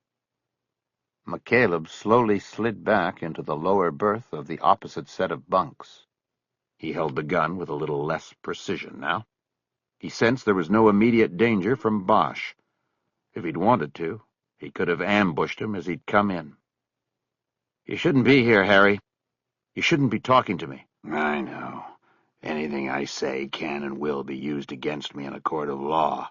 But who am I going to talk to? You put the bead on me. I want it off." "Well, you're too late. I'm off the case. And you don't want to know who's on it." Bosch just stared at him and waited. "The Bureau's Civil Rights Division. You think internal affairs has been a pain in your ass? These people live and breathe for one thing, taking scalps. And an LAPD scalp is worth more than Boardwalk and Park Place put together." "How'd that happen? The reporter?" McCaleb nodded. "I guess that means he talked to you, too." Bosch nodded. "Tried to. Yesterday." Bosch looked around himself. noticed the cigarette in his hand and put it in his mouth. "You mind if I smoke?" "You already have been." Bosch pulled a lighter out of his jacket pocket and lit the cigarette. He pulled the trash can out from beneath the desk and next to his seat to be used as an ashtray. "Can't seem to quit these." Addictive personality. A good and bad attribute in a detective. "Yeah, whatever." He took a hit off the cigarette. "We've known each other for what is it, 10, 12 years?" "More or less." "We worked cases, and you don't work a case with somebody without taking some kind of measure. Know what I mean?" McCaleb didn't answer. Bosch flicked the cigarette on the side of the trash can. "And you know what bothers me, even more than the accusation itself? It's that it came from you. It's how and why you could think this. You know, what was the measure you took of me that allowed you to make this jump?" McCaleb gestured with both hands as if to say the answer was obvious. "People change. If there was anything I learned about people from my job, it's that any one of us are capable of anything given the right circumstances, the right pressures, the right motives, the right moment." "That's all psycho bullshit. It doesn't—" Bosch's sentence trailed off and he didn't finish. He looked back at the computer and the papers spread across the desk. He pointed the cigarette at the laptop screen. "You talk about darkness. A darkness more than night." "What about it?" "When I was overseas—" He dragged deeply on the cigarette and exhaled, tilting his head back and shooting the smoke toward the ceiling. "I was put into the tunnels, and let me tell you, you want darkness? That was darkness. Down in there. Sometimes you couldn't see your fucking hand 3 inches in front of your face. It was so dark it hurt your eyes from straining to see just anything. Anything at all." He took another long hit off the cigarette. McCaleb studied Bosch's eyes. They were staring blankly at the memory. Then suddenly he was back. He reached down and ground the half-finished cigarette into the inside edge of the can and dropped it in. "This is my way of trying to quit. I smoke these shitty menthol things and never more than half at a time. I'm down to about a pack a week." "It's not going to work." "I know." He looked up at McCaleb and smiled crookedly, in sort of an apologetic way. Quickly his eyes changed, and he moved back to his story. "And then sometimes it wasn't that dark down there in the tunnels. Somehow there was just enough light to make your way. And the thing is, I never knew where it came from. It was like it was trapped down there with the rest of us. My buddies and me, we called it lost light. It was lost, but we found it." McCaleb waited, but that was all Bosch said. "What are you telling me, Harry?" "That you missed something. I don't know what it is, but you missed something." He held McCaleb with his dark eyes. He reached back to the desk and picked up the stack of copied documents from J. Winston. He tossed them across the small room onto McCaleb's lap. McCaleb made no move to catch them, and they spilled to the floor in a jumble. "Look again. You missed something, and what you did see added up to me. Go back in and find the missing piece. It will change the addition." "I told you, man, I'm off it." "I'm putting you back on it." It was said with a tone of permanence, as if there was no choice for McCaleb. "You've got till Wednesday. That's Ryder's deadline. You have to stop his story with the truth. You don't, and you know what J. Reason folks will do with it." They sat in silence for a long moment looking at each other. McCaleb had met and talked with dozens of killers in his time as a profiler. Few of them readily admitted their crimes. So in that, Bosch was no different. But the intensity with which he stared unblinkingly at him was something McCaleb had never seen before in any man, guilty or innocent. Story's killed 2 women, and those are just the 2 we know about. He's the monster you spent your life chasing, McCaleb.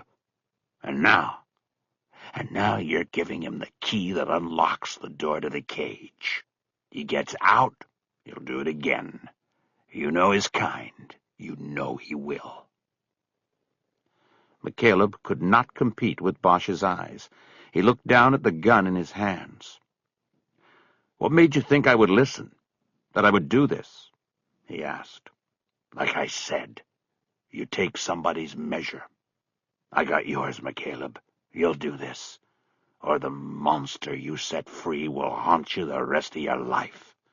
If God is really in your daughter's eyes, how will you be able to look at her again?" McCaleb unconsciously nodded, and immediately wondered what he was doing. "I remember, you once told me something," Bosch said. "You said, if God is in the details, so is the devil. Meaning, the person you're looking for is usually right there in front of us, hiding in the details all the time. I always remember that. It still helps me." McCaleb nodded again. He looked down at the documents on the floor. "Listen, Harry, you should know. I was convinced about this when I took it to Jay. I'm not sure I can be turned the other way. If you want help, I'm probably the wrong one to go to." Bosch shook his head and smiled.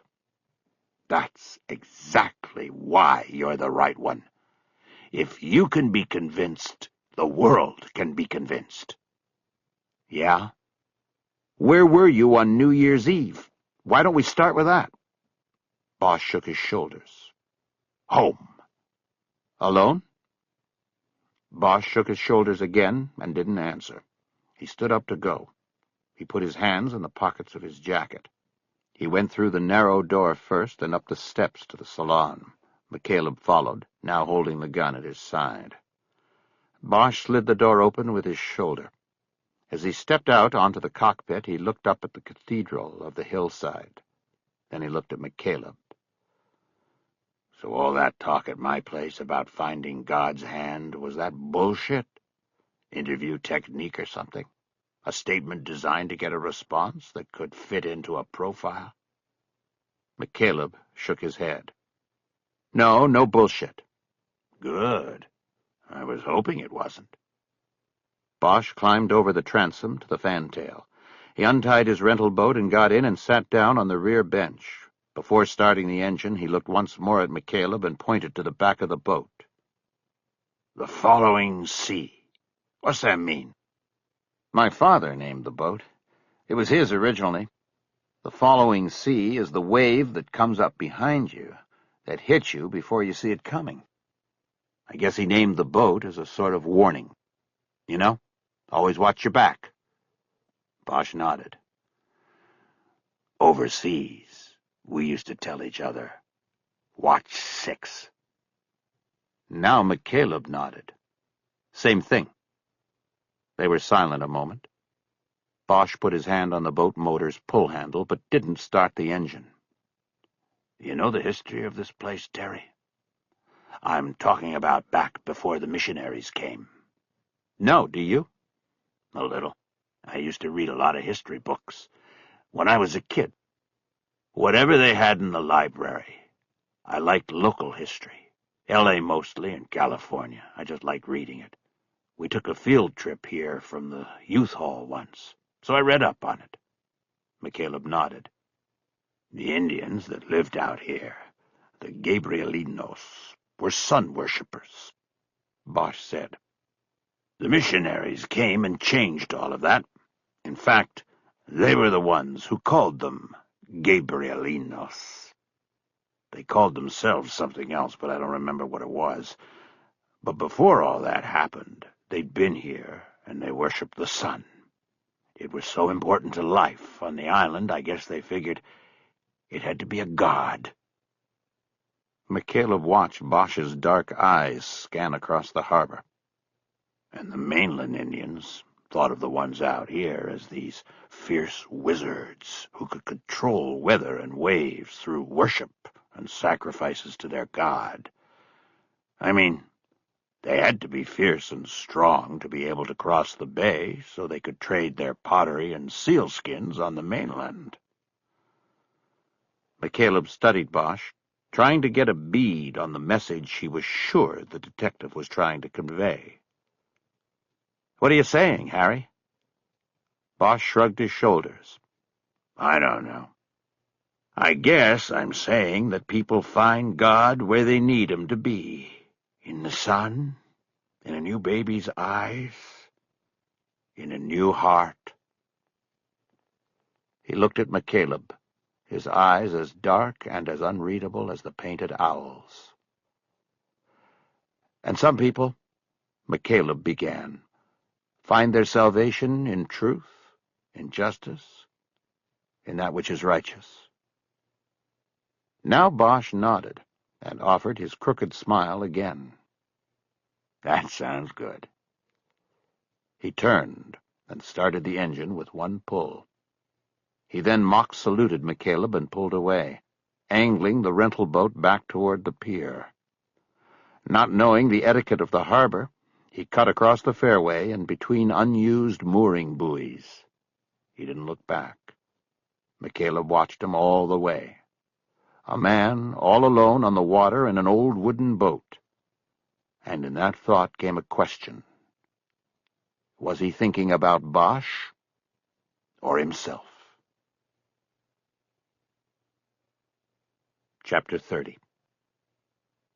On the ferry ride back, Bosch bought a Coke at the concession stand and hoped it would settle his stomach and prevent seasickness. He asked one of the stewards where the steadiest ride on the boat was, and he was directed to one of the middle seats on the inside. He sat down and drank some of the Coke, then pulled the folded pages he'd printed in McCaleb's office out of his jacket pocket. He'd printed 2 files before he'd seen McCaleb approaching in the Zodiac.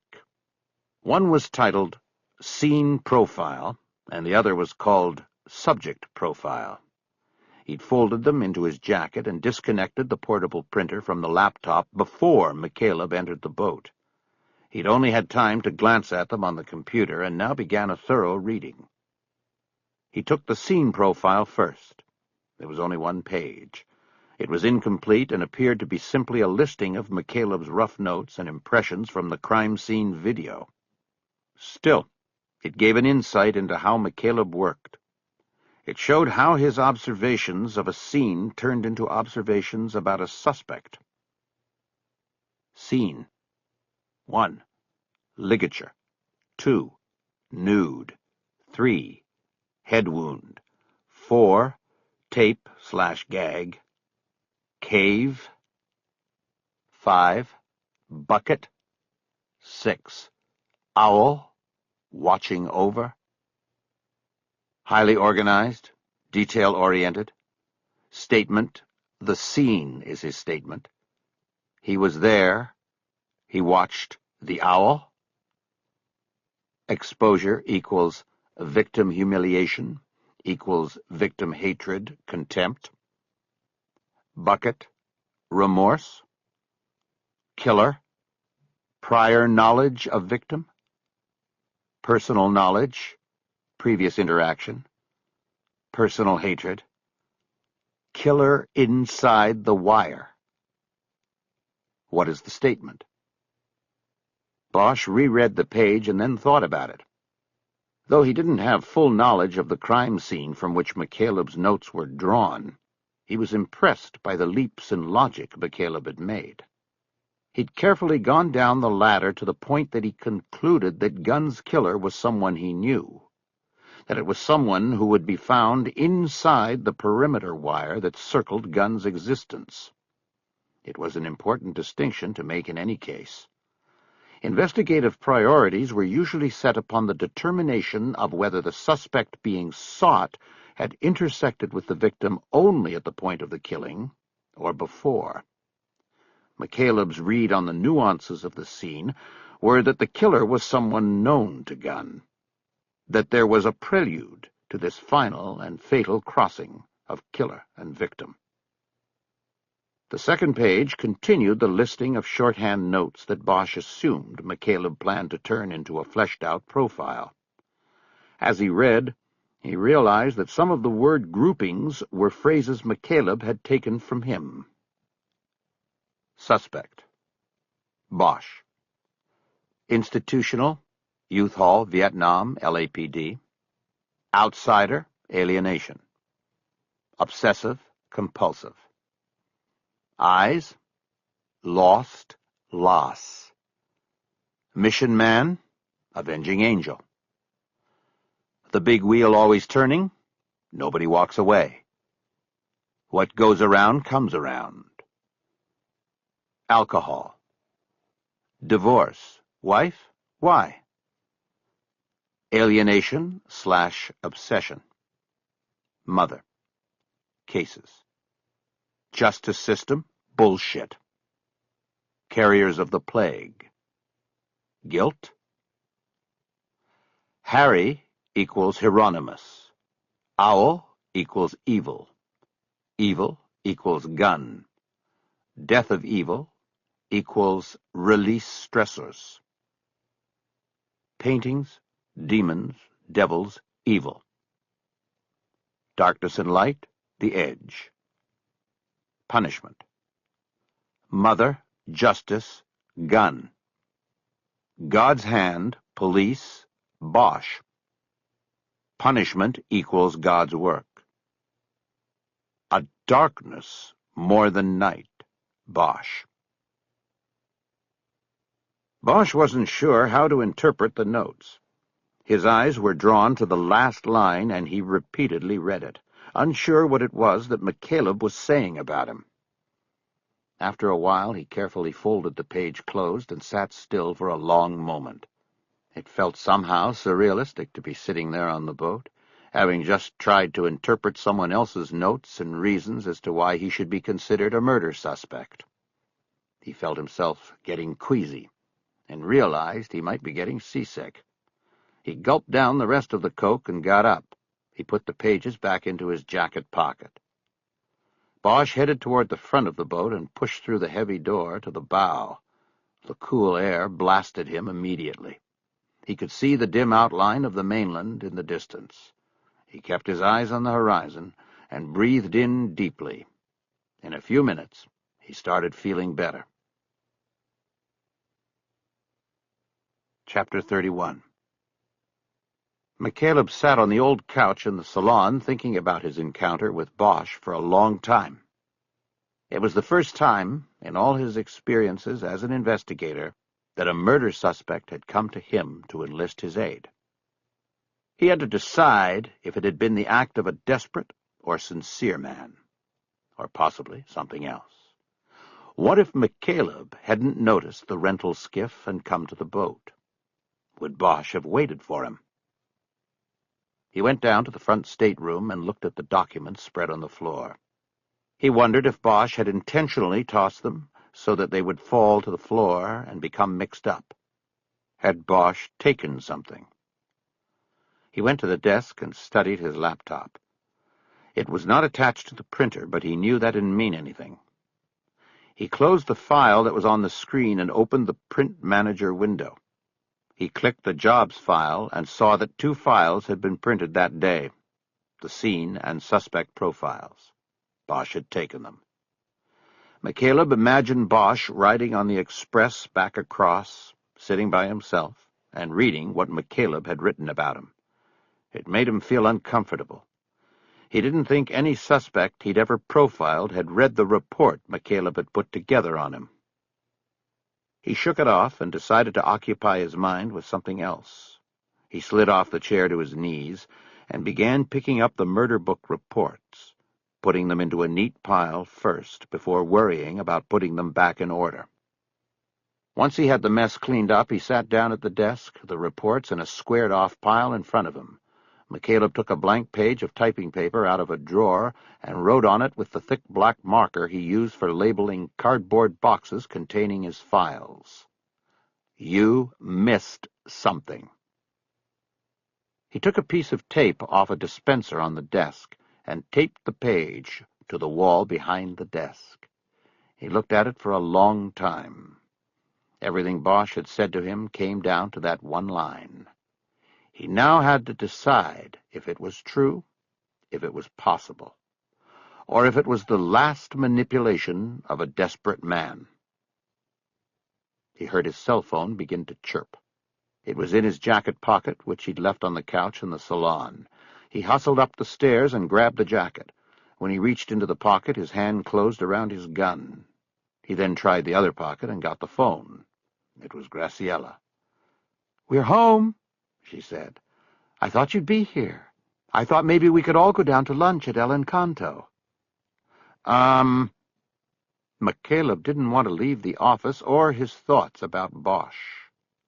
But the last week had strained things with Graciela. He needed to talk to her about that, about how he saw things changing. "Tell you what," he finally said. "I'm just finishing some stuff here. Why don't you take the kids down, and I'll meet you there?" He looked at his watch. It was 1:15. "Is 1:30 too late?" "Fine," she said abruptly. "What stuff?" "Oh, I'm sort of wrapping up this thing for Jay."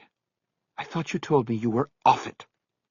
"I am, but I have all the reports, and I wanted to write up my final, you know. Just wrap it up." "Don't be late, Terry." She said it with a tone that implied he would miss more than his lunch if he was. "I won't. I'll see you there." He closed the phone and went back down to the office. He looked at his watch again. He had about a half hour before he'd have to get on the skiff and go back to the pier. The El Encanto was about a 5-minute walk from there. It was one of the few restaurants that remained open on the island during the winter months. He sat down and started putting the stack of investigative documents in order. It was not a difficult task. Each page had a date stamp on the upper right-hand corner. But McCaleb stopped almost as soon as he started. He looked up at the message he had taped on the wall. He decided that if he was going to look for something he had not noticed before, that he had missed, he should come at the information from another angle. He decided not to put the documents in their correct order. Instead, he would read them in the random order they were now in. Doing it this way, he would avoid thinking about the flow of the investigation and how one step followed the other. He would simply have each report to consider as a single piece of the puzzle. It was a simple mind trick, but he'd done it before on cases with the Bureau. Sometimes it shook something new out, something he had previously missed. He checked his watch again and began with the first document on the pile. It was the autopsy protocol. Chapter 32. McCaleb walked briskly to the front steps of the El Encanto. He saw his golf cart parked at the curb. Mostly the carts on the island looked the same, but he could identify his because of the baby seat with the pink and white cushioning. His family was still here. He went up the steps, and the hostess, recognizing him as a local, pointed to the table where his family was seated. He hurried over and pulled out a chair next to Graciela. They were close to being finished. He noticed that the waitress had already left the check on the table. "Sorry I'm late." He took a chip out of the basket at the center of the table and dragged it through the salsa and guacamole bowls before shoving it into his mouth. Graciela looked at her watch and then pierced him with her deep brown eyes. He weathered it and got ready for the next one, which he surely knew was coming. "I can't stay." She loudly put her fork down on her plate. She was finished. "Terry, I know. But something's come up. I have to go across tonight." "What could have possibly come up? You're off the case. It's Sunday. People are watching football, not running around trying to solve murders that they're not even asked to." She pointed to a television mounted in the upper corner of the room. 3 talking heads with thick necks sat at a counter with a football field behind them. McCaleb knew that the day's game would determine the Super Bowl contenders. He couldn't care less, though he did suddenly remember he'd promised Raymond that they would watch at least one of the games together. "I've been asked, Graciela." What are you talking about? You said they asked you off the case.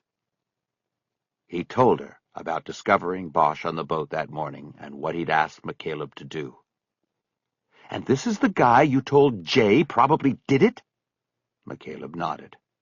How'd he know where you lived? He didn't. He knew about the boat, not where we live. You don't have to worry about that. I think I do. Terry, you're going too far with this, and you're going completely blind to the dangers to yourself and your family.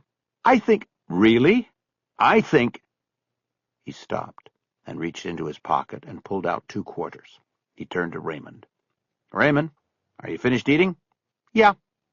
"You mean yes?" Yes. "Okay, take these. Go play the video machine over there by the bar." The boy took the quarters. "You're excused." Raymond hesitantly hopped down and then trotted into the next room where there were tabletop video games that they'd played before. He chose a game McCaleb knew was Pac-Man and sat down. He was not out of McCaleb's sight. McCaleb looked back at Graciela, who had her purse up on her lap and was taking money out and putting it down on the check. "Graciela, forget about that. Look at me." She finished with the money and pushed her wallet back into the purse. She looked at him. We have to go. Cece has to take her nap. The baby was in her bouncing chair on the table, one hand grasping the blue and white ball on the wire. "She's fine. She can sleep right there. Just listen to me for a minute." He waited, and she put a conceding look on her face. "All right. Say what you have to say, and then I have to leave." McCaleb turned and leaned close to Graciela so that his words would be heard only by her. He noticed the edge of one of her ears poking through her hair.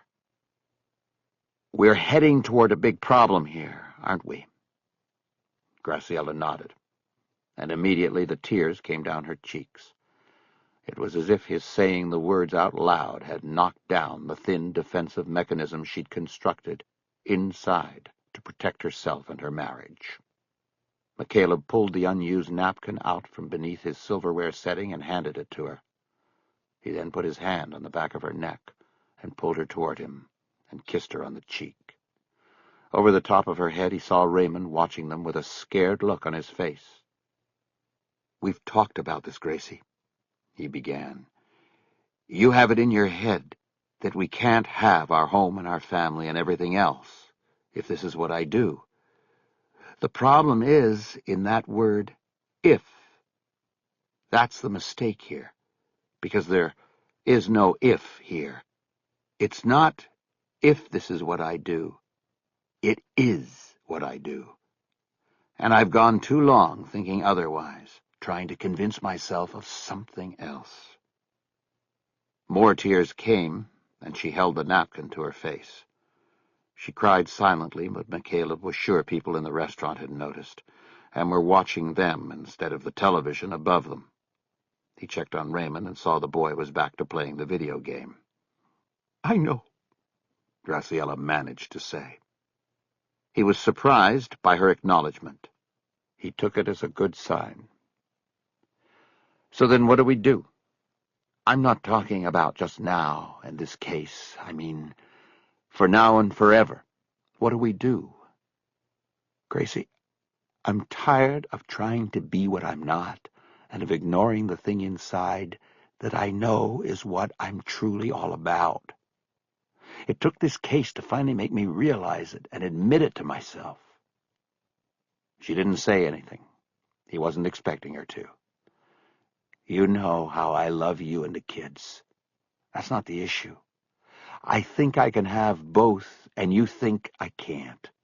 You've adopted this one or the other attitude, and I don't think it's right or fair." He knew his words were hurting her. He was drawing a line. One of them had to capitulate. He was saying it wasn't going to be him. "Look, let's think about this. This isn't a good place to talk. What I'm going to do is finish my work on this thing, and then we'll sit down and talk about our future. Is that okay?" She slowly nodded, but didn't look at him. "You do what you have to do," she said in a tone McCaleb knew would make him feel guilty forever. "I just hope you'll be careful." He pulled himself over and kissed her again. "I've got too much here with you not to be." He got up and came around the table to the baby. He kissed her on the top of the head and then unhitched the chair's safety belt and lifted her out. "I'll take her down to the cart," he said. "Why don't you get Raymond?" He carried the baby down to the cart and secured her in the safety seat. He put her bouncing chair in the rear storage compartment. Graciela came down with Raymond a few minutes later. Her eyes were swollen from the crying. McCaleb put his hand on Raymond's shoulder and walked him to the front passenger seat. "Raymond, you're going to have to watch the second game without me. I have some work I have to do." "I can go with you. I can help you." "No, it's not a charter." "I know, but I can still help you." McCaleb knew Graciela was looking at him, and he felt the guilt like the sun on his back. "Thanks, but maybe next time, Raymond. Put on your seatbelt." Once the boy was safely in, McCaleb stepped back from the cart. He looked at Graciela, who was no longer looking at him. "Okay," he said. "I'll be back as soon as I can, and I'll have the phone with me if you want to call." Graciela didn't acknowledge him. She pulled the cart away from the curb and headed up Marilla Avenue. He watched them until they were out of sight. Chapter 33. On the walk back to the pier, his cell phone chirped. It was Jay Winston returning his call. She was talking very quietly and said she was calling from her mother's house. McCaleb had difficulty hearing, so he sat down on one of the benches along the casino walk. He leaned forward with his elbows on his knees, one hand holding the phone tightly to one ear, his other hand clasped over the other. "We missed something," he said. "I missed something." "Terry, what are you talking about?" "In the murder book, in Gunn's arrest record, he was—" "Terry, what are you doing? You're off the case." "Says who? The FBI? I don't work for them anymore, Jay." "Then says me. I don't want you getting any further—" "I don't work for you either, Jay. Remember?" There was a long silence on the phone. "Terry, I don't know what you're doing, but it's got to stop. You have no authority, no standing in this case anymore. If those guys, Twilly and Friedman, find out you're still snooping around on this, they can arrest you for interference, and you know they're just the type that will." "You want standing?" "I have standing." "What? I withdrew my authorization to you yesterday. You can't use me on this." McCaleb hesitated and then decided to tell her. "I have standing. I guess you could say I'm working for the accused." Now Winston's silence was even longer. Finally she spoke, her words delivered very slowly. "Are you telling me that you went to Bosch with this?" "No. He came to me. He showed up on my boat this morning. I was right about the other night. The coincidence. Me showing up at his place, then the call from his partner about you. He put it together. The reporter from the New Times called him, too. He knew what was going on without me having to tell him a thing. The point is, Jay, none of that matters. What matters is that I think I jumped on Bosch too soon. I missed something, and now I'm not so sure. There's a chance all of this could be a setup." "He's convinced you?" "No, I convinced myself." There were voices in the background, and Winston told McCaleb to hold on. He then heard voices muffled by a hand over the phone. It sounded like arguing. McCaleb stood up and continued walking toward the pier. Winston came back on in a few seconds. "Sorry," she said. "This isn't a good time. I'm in the middle of something right now." "Can we meet tomorrow morning?" "What are you talking about?" Winston said, her voice almost shrill. "You just told me you're working for the target of an investigation. I'm not going to meet with you. How the fuck would that look? Hold on."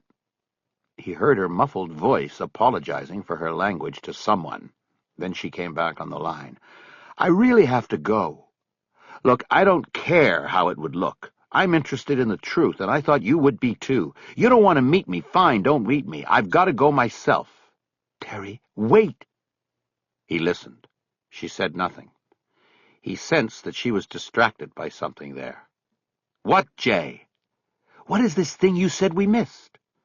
It was in the arrest package from Gunn's last deuce. I guess after Bosch told you he'd spoken to him in lockup, you pulled all the records. I just scanned through it the first time I looked at the book. I pulled the records, she said in a defensive tone. He spent the night of December 30th in the Hollywood tank. That's where Bosch saw him.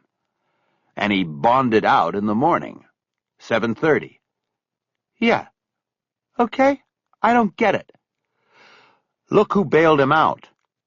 Terry, I'm at my parents'. I don't have... Right. Sorry. He was bailed out by Rudy Tefero. Silence. McCaleb was at the pier. He walked out toward the gangway that led down to the skiff dock and leaned on the railing. He cupped his free hand over his ear again. Okay. He was bailed out by Rudy Tefero, Winston said. I assume he's a licensed bail bondsman. What does that mean? You haven't been watching your TV. You're right. Tefero is a licensed bail bondsman. At least he put a license number on the bail sheet. But he's also a PI and security consultant. And, ready for this? He works for David Story. Winston didn't say anything, but McCaleb could hear her breathing into the phone.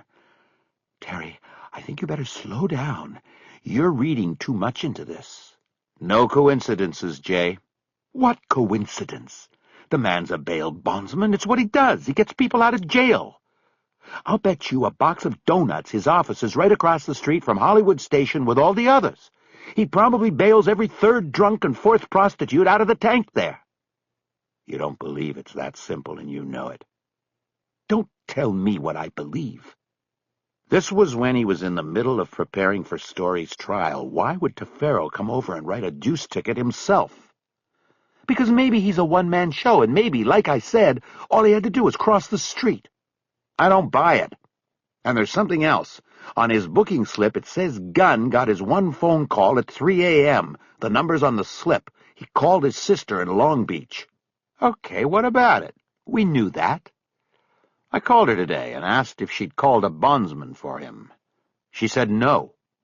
She said she was tired of getting calls in the middle of the night and literally bailing him out all the time. She told him he was on his own this time.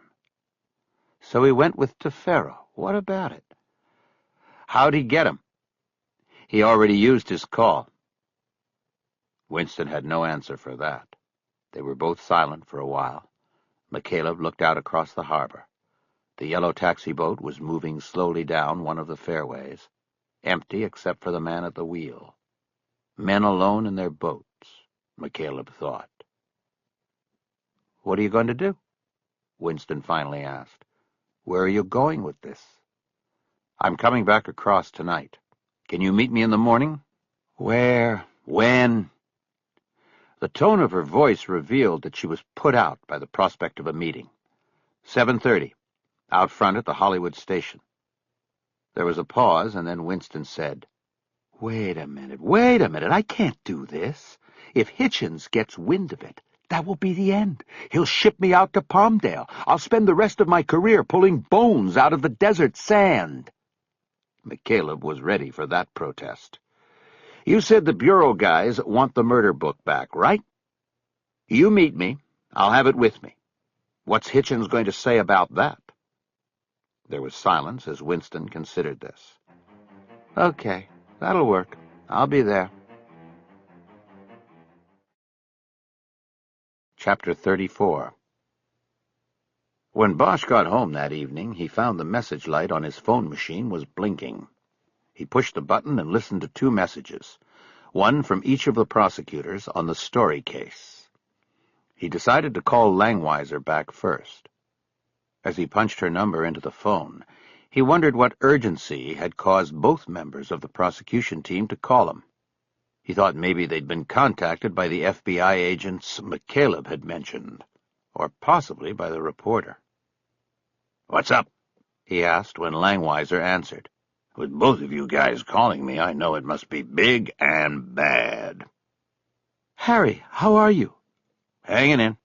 What do you two have cooking?" "It's funny you should mention that. Roger's on his way over, and I'm going to cook tonight. We're going to go over Annabelle Crow's grand jury testimony one more time. You want to come by?" He knew she lived up in Aqua Dulce, an hour's drive north. You know what? I've been driving all day, down to Long Beach and back. You think you really need me there?" "Totally optional. Just didn't want you to feel left out. But that's not why we were calling." "What was the reason?" He was in the kitchen, sliding a six-pack of Anchor Steam onto a shelf in the refrigerator. He pulled one bottle out of its sleeve and closed the door. "Roger and I have been conferencing all weekend about this. We also talked to Alice Short about it." Alice Short was a chief deputy who was in charge of major trials, their boss. It sounded as though they'd been contacted about the gun case. "What's the it you're talking about?" Bosch asked. He slid the bottle into the opener and yanked down, popping the cap. "Well, we think the case has really gone by the numbers, really fallen together. In fact, it's bulletproof, Harry, and we think we should pull the trigger tomorrow." Bosch was quiet a moment while he tried to decipher all the weaponry coding. "You're saying you're going to rest tomorrow?" "We think so. We'll probably talk about it again tonight, but we have Alice's blessing, and Roger really thinks it's the right move. What we'd do is put on a bunch of clean-up wits in the morning, and then bring Annabelle Crow out after lunch. We'd end with her, a human story. She'll be our closer." Bosch was speechless. It might be the right move from a prosecutorial point of view, but that would put J. Reason folks in control of things as early as Tuesday. "Harry, what do you think?" He took a long pull on the bottle. The beer wasn't that cold. It had been in the car for a while. "I think you only get one shot," he said, continuing the weaponry imagery. "You two better think long and hard about it tonight while you're making the pasta. You don't get a second chance to put on a case." "We know, Harry. And how'd you know I was making pasta?" He could hear the smile in her voice. "Lucky guess." "Well, don't worry. We'll think long and hard. We have been." She paused, allowing him a chance to respond, but he was silent. "In case we go this way, what's the status on Crow?" "She's waiting in the wings. Good to go." "Can you reach her tonight?" "No problem. I'll tell her to be there by noon tomorrow." "Thanks, Harry. See you in the morning." They hung up. Bosch thought about things. He wondered if he should call McCaleb and tell him what was happening. He decided to wait. He walked out into the living room and turned on the stereo. The Art Pepper CD was still in the play slot. The music soon filled the room. Chapter 35. McCaleb was leaning against the Cherokee parked in front of the LAPD's Hollywood station when Winston pulled up in a BMW Z3 and parked. When she got out, she saw McCaleb studying her car. "I was running late. I didn't have time to pick up a company car." "I like your wheels. You know what they say about L.A., you are what you drive." "Don't start profiling me, Terry. It's too fucking early. Where's the book and the tape?" He noted her profanity, but kept his thoughts on that to himself. He pushed off the car and went around to the passenger side. He opened the door and took out the murder book and the crime scene tape. He handed them to her, and she took them back to her car. McCaleb closed and locked the Cherokee, looking down through the window to the floor of the back seat where he'd covered the Kinko's box with the morning newspaper. Before coming to the rendezvous, he had gone to the 24-hour shop on Sunset and photocopied the entire murder book. The tape was a problem. He didn't know where to get it dubbed on short notice, so he simply bought a videocassette at the Rite Aid near the marina and slipped the blank tape into the case Winston had given him. It was his guess that she wouldn't check to make sure he'd returned the correct tape. When she came back from her car, he pointed with his chin across the street. "I guess I owe you a box of donuts." She looked. Across Wilcox from the station was a shabby two-story building with a handful of storefront bail bond operations, with phone numbers advertised in each window in cheap neon, maybe to help prospective clients memorize them from the back seat of passing patrol cars. The middle business had a painted sign above the window, "Valentino Bonds." "Which one?" Winston asked. "Valentino, as in Rudy Valentino Tafero. That's what they used to call him when he worked this side of the street." McCaleb appraised the small business again and shook his head. "I still don't see how a neon bondsman and David Story ever hooked up. Hollywood is just street trash with money, so what are we doing here? I don't have a lot of time." "You bring your badge?" She gave him a don't-fuck-with-me look, and he explained what he wanted to do. They went up the steps and into the station. At the front desk, Winston flashed her badge and asked for the AM watch sergeant. A man with Zucker on his nameplate and sergeant's stripes on the sleeve of his uniform came out from the small office. Winston showed her badge again, introduced herself, and then introduced McCaleb as her associate. Zucker knitted his healthy set of eyebrows together, but didn't ask what associate meant. "We're working a homicide case from New Year's Eve. The victim spent the night before in your tank. Edward Gunn." "Right. You knew him?" "He'd been in a few times, and of course I heard he won't be coming back." "We need to talk to whoever runs the tank on AM watch." "Well, that would be me, I guess. We don't have a specific duty. It's sort of catch-as-catch-can around here. What do you want to know?" McCaleb took a set of photocopies from the murder book out of his jacket pocket and spread them on the counter. He noticed Winston's look, but ignored it. "We're interested in how he made bail," he said. Zucker turned the pages around so he could read them. He put his finger on Rudy Tafero's signature. "Says it right here. Rudy Tafero. He's got a place across the street. He came over and bailed him out." "Did someone call him?" "Yeah, the guy did. Gunn." McCaleb tapped his finger on the copy of the booking slip. "It says here that when he got his call, he called this number. It's his sister." "Then she must have called Rudy for him." "So nobody gets two calls?" "Nope. Round here, we're usually so busy they're lucky if they get the one." McCaleb nodded. He folded the photocopies and was about to put them back in his pocket when Winston took them from his hand. "I'll hang on to those," she said. She slipped the folded copies into the back pocket of her black jeans. "Sergeant Zucker," she said, "you wouldn't be the kind of nice guy who would call Tafero, being that he's former LAPD, and tip him that he had a potential fish over here in the tank, would you?" Zucker stared at her for a moment, his face a stone. "It's very important, Sergeant. If you don't tell us, it could come back on you." The stone cracked into a humorless smile. "No, I'm not that kind of nice guy," Zucker said, "and I don't have any nice guys like that on AM watch. And speaking of which, I just got off shift, which means I don't have to be talking to you anymore. Have a nice day." He started to step away from the counter. "One last thing," Winston said quickly. Zucker turned back to her. "Were you the one who called Harry Bosch and told him Gunn was in the tank?" Zucker nodded. "I had a standing request from him.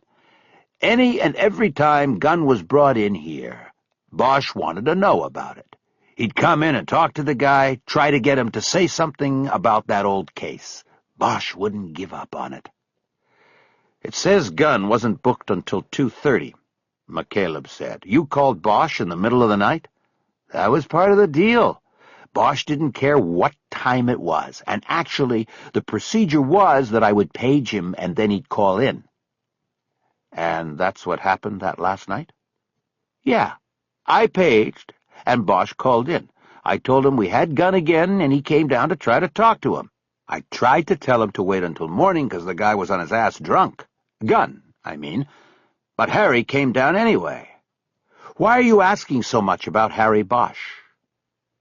Winston didn't answer, so McCaleb jumped in. "We're not. We're asking about Gunn." "Well, that's all I know.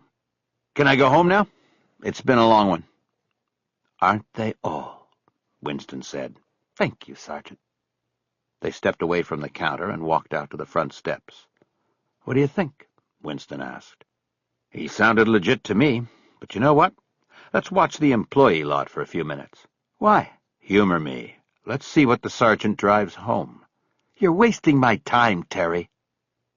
They got into McCaleb's Cherokee anyway and drove around the block until they came to the entrance-exit of the Hollywood Station employee parking lot. McCaleb drove 50 yards past it and parked in front of a fire hydrant. He adjusted the side-view mirror so he could see any car that left the lot. They sat and waited in silence for a couple minutes until Winston spoke. "So, if we are what we drive, what's this make you?" McCaleb smiled. "Never thought about it. A Cherokee. I guess that makes me the last of a breed or something." He glanced at her, then looked back at the mirror. "Yeah, and what about this coating of dust on everything? What does that—" "Here we go. Think it's him." McCaleb watched a car leave the exit and turn left in their direction.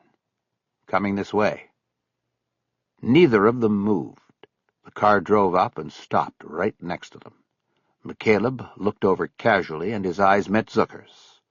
The cop lowered his passenger side window. McCaleb had no choice. He lowered his.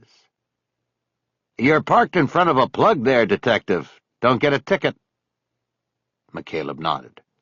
Zucker saluted with 2 fingers and drove off. McCaleb noted that he was driving a Crown Victoria with commercial bumpers and wheels. It was a second-hand patrol car, the kind you pick up at auction for $400 and slap on an $89.95 paint job. "Don't we look like a couple of assholes?" Winston said. "Yeah." "So what's your theory about that car?" "He's either an honest man, or he drives the beater to work because he doesn't want people to see the Porsche." He paused. "Or the Z3. He turned to her and smiled. "Funny, Terry. Now what? Eventually, I have to get some real work done today, and I'm supposed to meet with your bureau buddies this morning as well." "Stick with me, and they aren't my buddies." He started the Cherokee and pulled away from the curb. "You really think this car's dirty?" he asked. Chapter 36. The post office on Wilcox was a large World War II-era building with 25-foot-high ceilings and murals depicting bucolic scenes of brotherhood and good deeds covering the upper walls. As they walked in, McCaleb's eyes scanned the murals, but not for their artistic or philosophic merit. He counted 3 small cameras mounted above the public areas of the office. He pointed them out to Winston. They had a chance. They waited in line, and when it was their turn, Winston flashed her badge and asked for the on-site security officer. They were directed to a door next to a row of vending machines, and they waited nearly 5 minutes before it was opened and a small black man with gray hair looked out. "Mr. Lucas?" Winston asked. "That's right," he said with a smile. Winston showed the badge once more and introduced McCaleb simply by name. McCaleb had told her on the way over from Hollywood Station that calling him an associate wasn't working. "We're working a homicide investigation, Mr. Lucas, and an important piece of evidence is a money order that was purchased here and probably mailed here on December 22nd. The 22nd. That's right in the Christmas rush." "That's right, sir." Winston looked at McCaleb. "We noticed your cameras out there on the walls, Mr. Lucas," she said. "We'd be interested in knowing if you have a videotape from the 22nd. "Videotape," Lucas said, as if the word was foreign to him. You are the security officer here, right? Winston said impatiently. Yes, I'm the security man. I run the cameras. Can you take us back and show us your surveillance system, Mr. Lucas? McCaleb said in a gentler tone. Yep, sure can. Just as soon as you get authorization, I'll take you on back. And how and where do we get authorization? Winston asked. From L.A. Regional, downtown. Is there a specific person we talk to? We're on a homicide investigation, Mr. Lucas. Time is of the essence. That would be Mr. Preachner. He's a postal inspector you would talk to, yes. Do you mind if we come back to your office and we call Mr. Preachner together? McCaleb asked. It would save us a lot of time, and then Mr. Preachner could just talk directly to you. Lucas thought about this for a moment and decided it was a good idea. He nodded. Let's see what we can do. Lucas opened the door and led them through a warren of huge mail baskets to a cubbyhole office with 2 desks squeezed together. On one of the desks was a video monitor with its screen cut into 4 camera views of the public area of the post office. McCaleb realized he had missed one of the cameras when he'd searched the walls earlier. Lucas ran his finger down a list of phone numbers taped to the top of the desk and made the call. Once he got a hold of his supervisor, he explained the situation and then turned the phone over to Winston. She went through their explanation again and then turned the phone back over to Lucas. She nodded to McCaleb. They got the approval.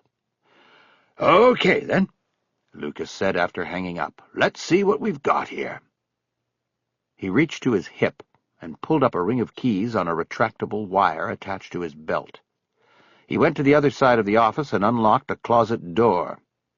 He opened it to reveal the closet to be stuffed with a rack of video recorders and 4 upper shelves of videotapes marked with the numbers 1 through 31 on each shelf. On the floor were 2 cartons containing fresh videotapes. McCaleb saw all of this and suddenly realized it was January 22nd, exactly 1 month from the day the money order was purchased. Mr. Lucas, stop the machines, he said. Can't do that. The machine's always got to roll. If we're open for business, then the tapes are rolling. You don't understand. December 22nd is the day we want. We're taping over the day we want to look at. Hold your horses, Detective McCallan. I have to explain the setup. McCaleb didn't bother correcting him on the name. There wasn't time. Then hurry, please. McCaleb looked at his watch. It was 8:48. The post office had been open for 48 minutes. That was 48 minutes of the December 22nd tape erased with 48 minutes of the current day's taping. Lucas started explaining the taping procedure. 1 VCR for each of the 4 cameras. 1 tape in each machine at the start of each day. The cameras were set at 30 frames a minute, allowing 1 tape to cover the entire day. The tape for an individual day was held for a month, and used again if not reserved because of an investigation by the Postal Inspector's Service. We've got a lot of scam artists and whatnot. You know how it is in Hollywood. We end up with a lot of tapes on reserve. The inspectors come in and get 'em. Or we send 'em on down in dispatch. We understand, Mr. Lucas, said Winston, an urgent tone in her voice as she apparently came to the same realization as McCaleb. Can you please turn off the machines or replace the tapes in them? We are taping over what could be valuable evidence. Right away, Lucas said. But he proceeded to reach into the carton of new tapes and take out 4 cassettes. He then peeled labels off a dispenser roll and put them on the tapes.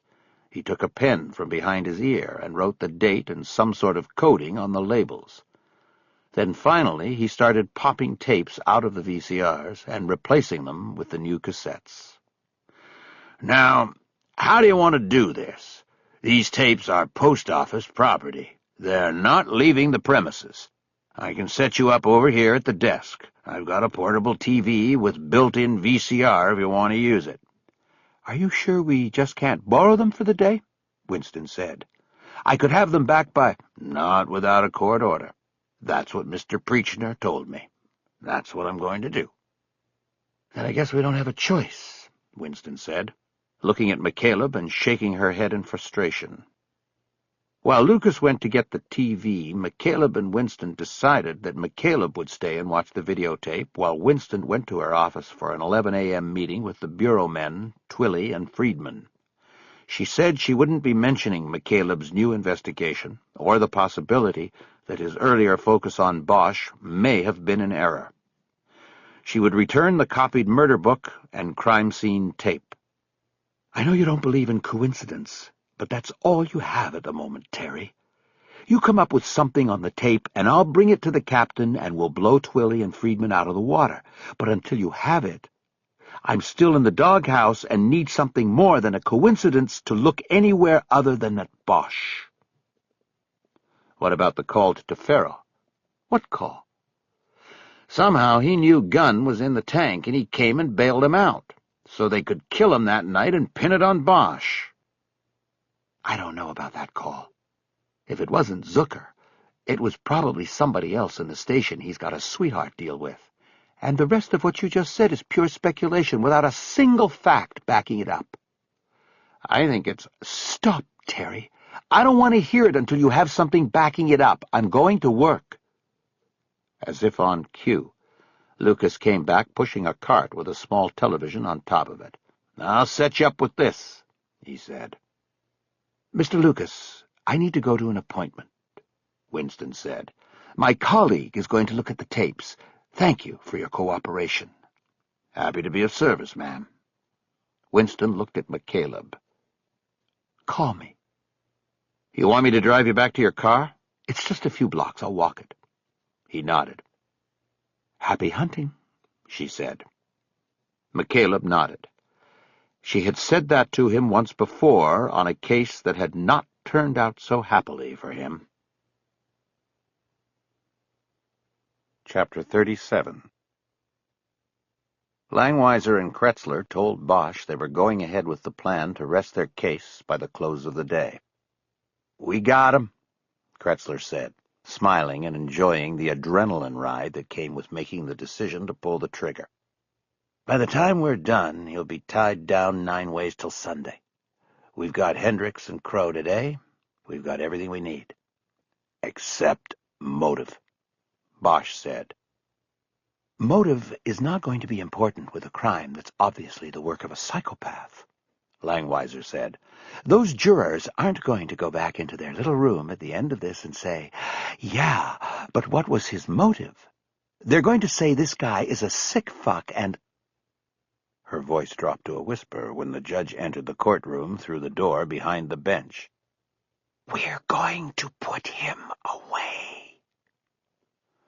The judge called for the jury, and after a few minutes the prosecutors were putting on their last witnesses of the trial. The first 4 witnesses were film business people who'd attended the premiere party on the night of Jody Cremence's death. Each testified to having seen David's story at the film premiere and following party with a woman they identified from exhibit photos as Jody Cremence.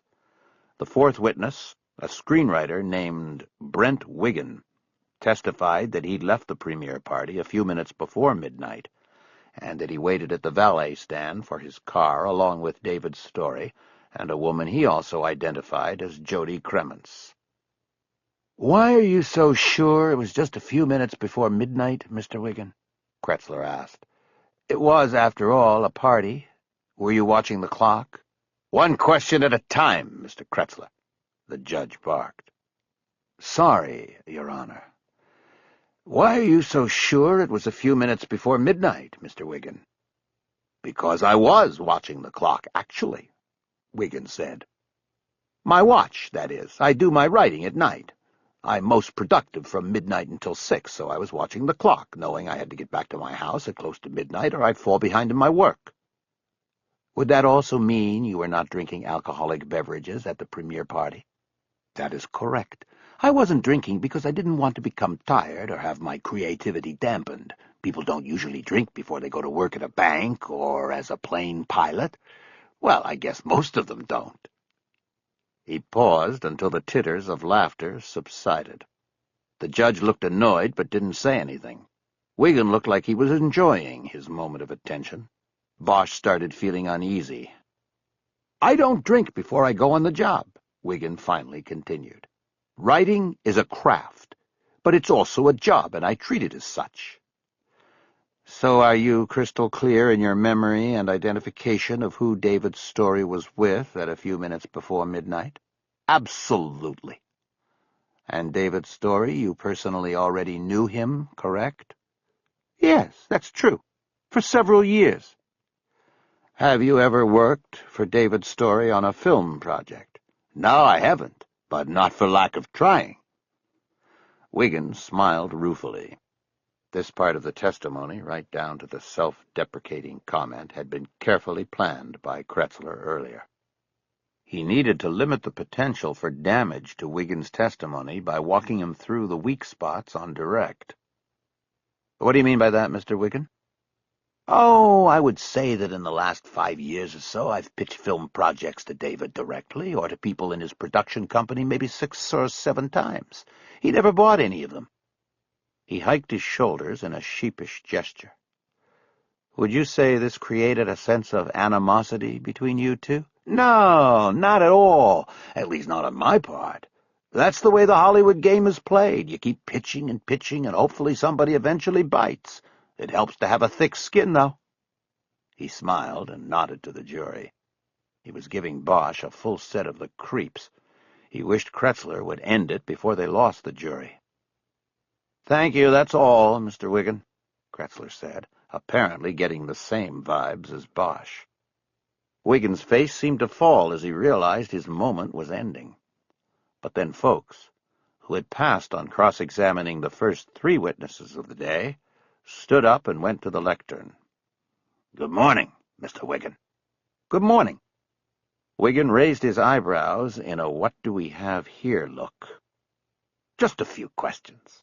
Could you list for the jury the titles of films that you've written that have been produced?" "Well, so far, nothing's been made. I've got some options, and I think in a few—" "I understand. Would you be surprised to know that in the last 4 years you've pitched Mr. Story or submitted film treatments to him on a total of 29 occasions, all of which were rejected?" Wigan's face flushed with embarrassment.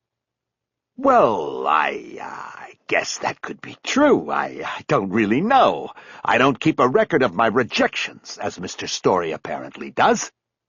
He delivered the last line in a snippish manner, and Bosch almost winced. There was nothing worse than a witness on the stand who's caught in a lie and then gets defensive about it.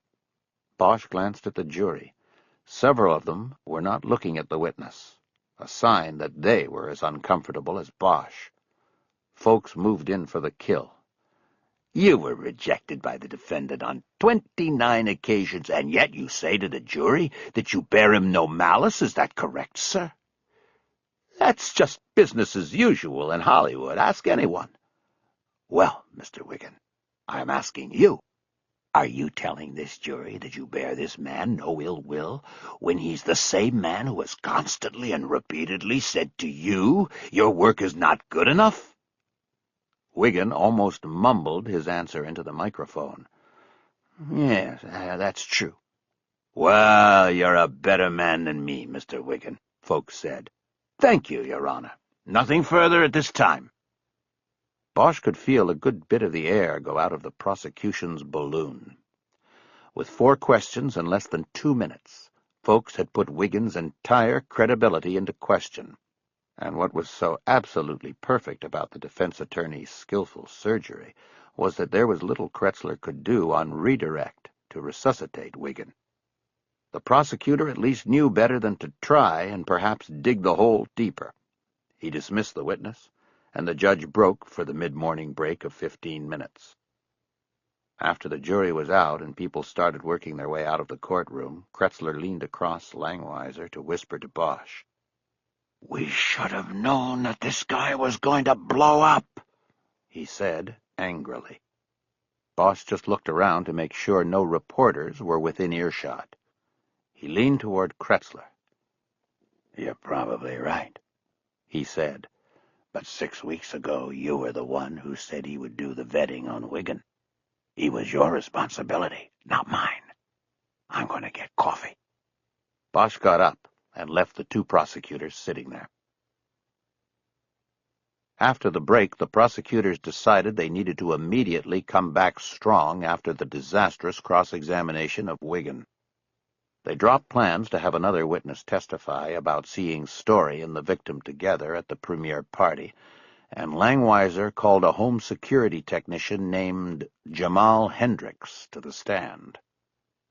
Bosch walked Hendricks in from the hallway. He was a black man wearing blue pants and a light blue uniform top, his first name embroidered over one pocket, and the lighthouse security emblem over the other. He was planning to go to work following his testimony. As they went through the first set of doors to the courtroom, Bosch asked Hendricks, in a whisper, if he was nervous. "Nah, man, piece of cake," Hendricks replied. On the stand, Langweiser took Hendricks through his pedigree as a service technician for the home security company. She then moved specifically to his work on the security system at David Story's house. Hendricks said that 8 months earlier he'd installed a deluxe Millennium 21 system in the house on Mulholland. "Can you tell us what some of the features are on the deluxe Millennium 21 system?" "Well, it's top of the line. It's got everything. Remote sensing and operation, voice recognition command software, automatic sensor pulling, an innkeeper program, you name it, and Mr. Story got it." "What is the innkeeper program?"